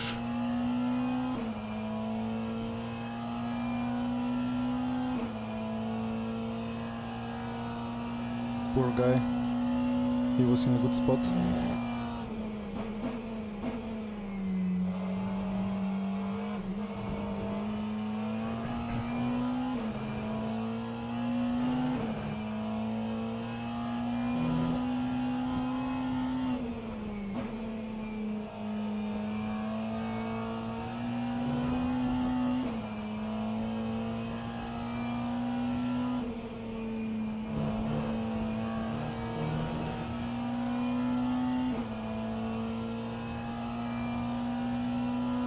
Yeah, that the team management system, that's really, really good. On a thriving sim, like, I mean, arguably for RF2 it would be great, but maybe it was never... Would it ever be that used?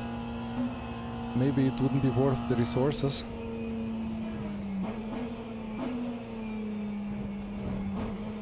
But for LMU, to have it as the game is going from alpha or from early access to public, or like to V1.0 at some point soon, have that feature already now, it's gonna be really good.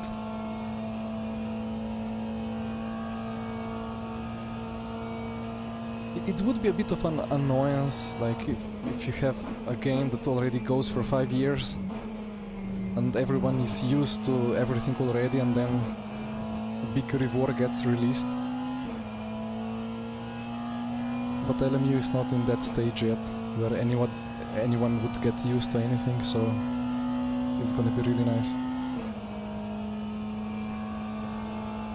Ooh, Terzi Aston MP3 on mediums.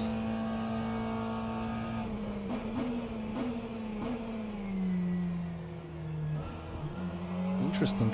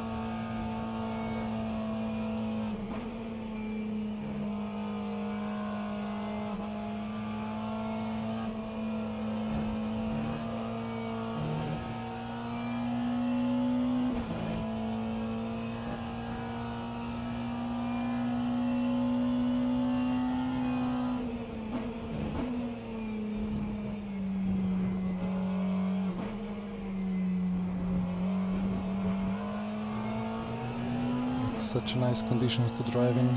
13.6 track temp, that's a bit broken. It shouldn't really be that cold. What's the air temp actually? Let me find it on a straight.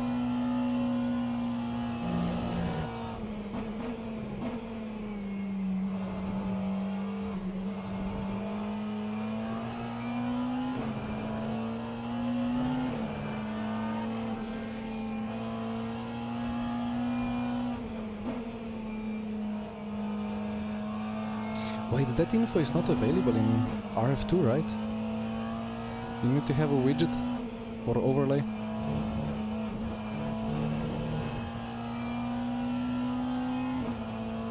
Yeah, indeed. But I would assume that air temp is like 20. A nice summer evening or summer night temperature. The track would never be 13, it would still be 30 at this point because of thermal or like heat saturation. 13.6 Celsius just makes these tires so nice.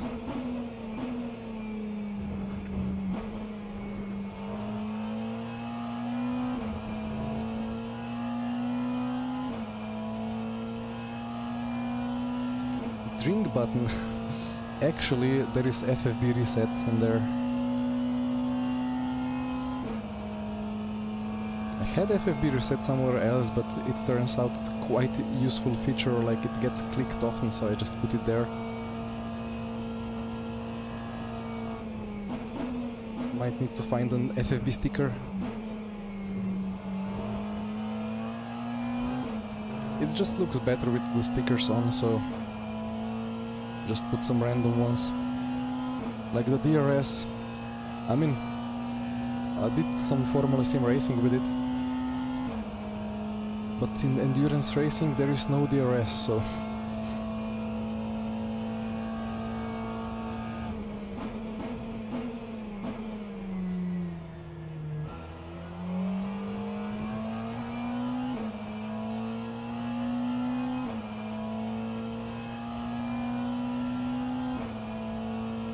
I get flashes from behind, I always know who it is.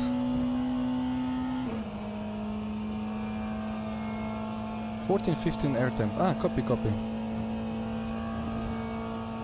Well, then I would assume it's like 20 to 25 track temp.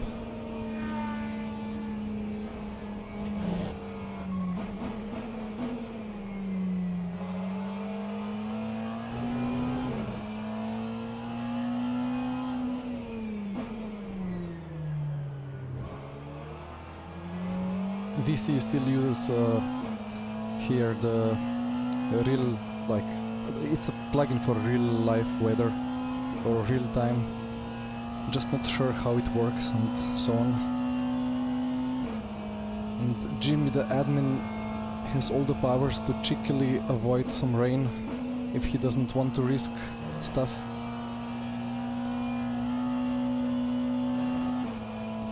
But probably there weren't really any showers at Le Mans today.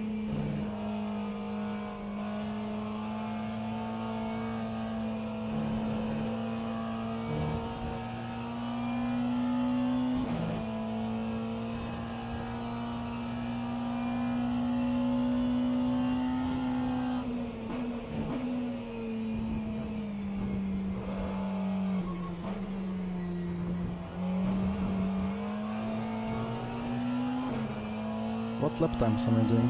38. Ah, 58. Are you still in mix 1?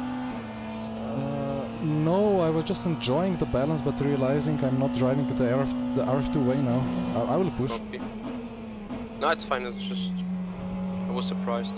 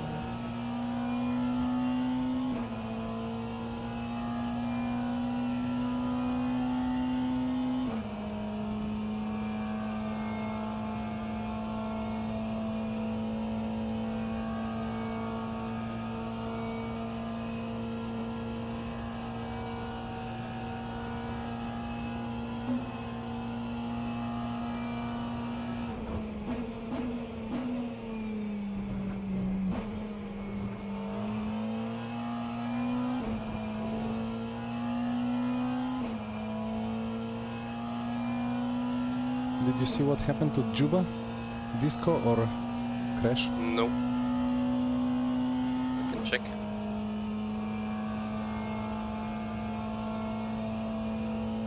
It was like some laps ago. DNF. Yeah.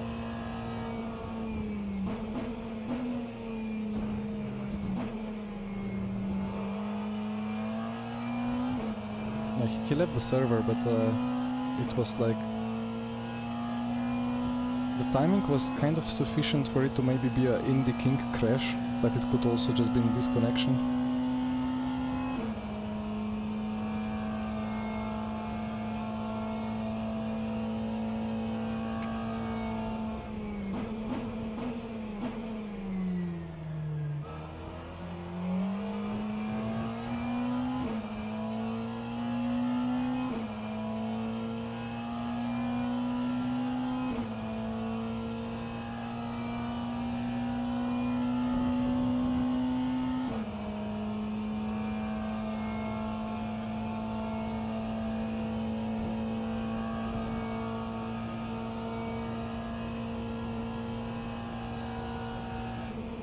Yeah, looks like a disco.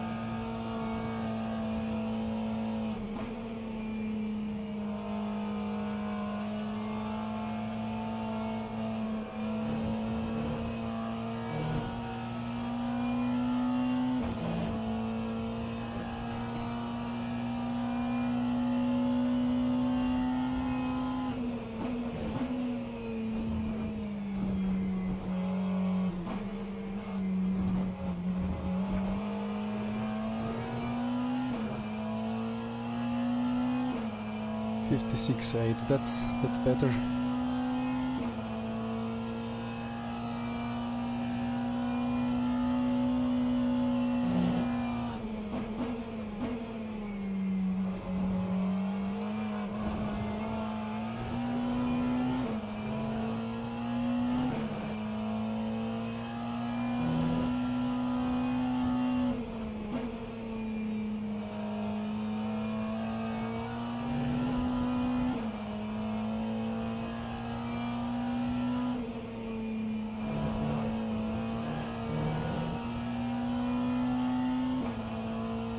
Even at Tertre Rouge the car is not going sideways anymore.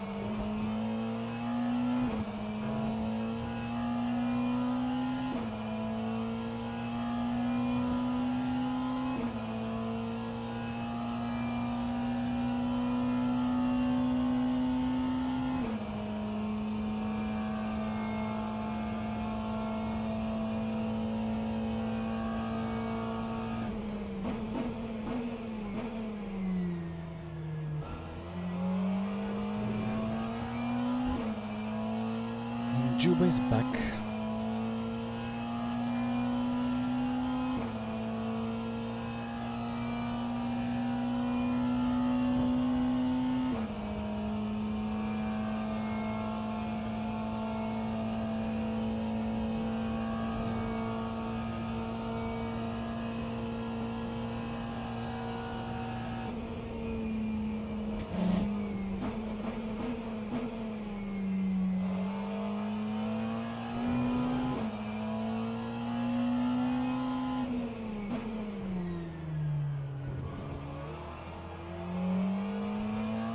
Yeah, net P1 Joao indeed.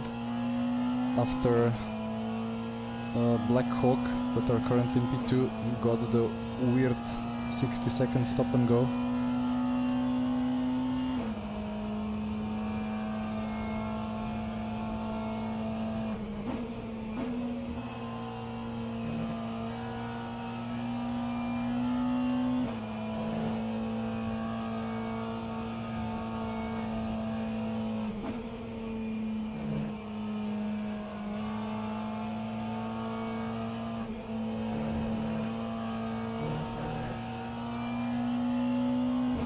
Yeah, basically if you missed it,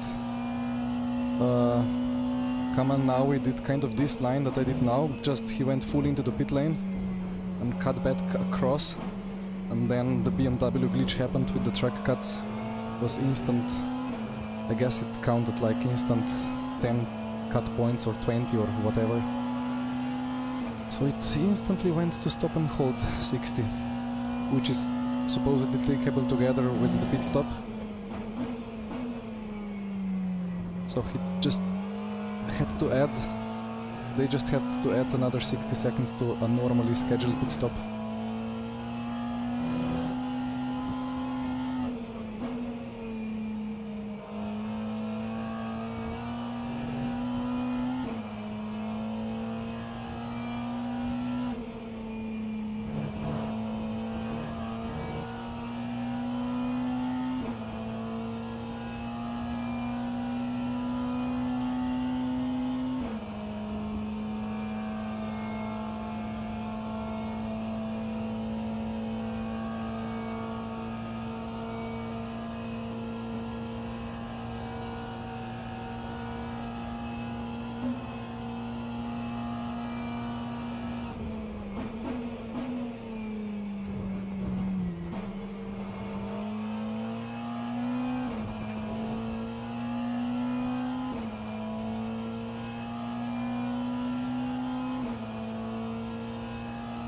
hello, Jan. I mean, we've been kind of gifted this lead now, right? Because Black Hawk with Arda, Kamal and Kevin, they were a bit faster, even with our strategy advantage of going longer. They still pulled the extra pit stop and we're still ahead, kind of. But yeah, with the 60-second stop and go, they're behind now. And we have one stint fresher tires as well. So the strategy part is looking quite good for us.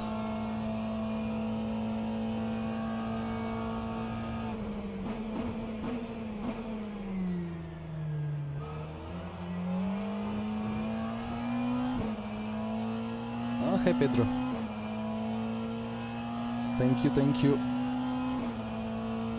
How are your teammates, or how are you doing? Oh, my brain cannot language anymore, sorry.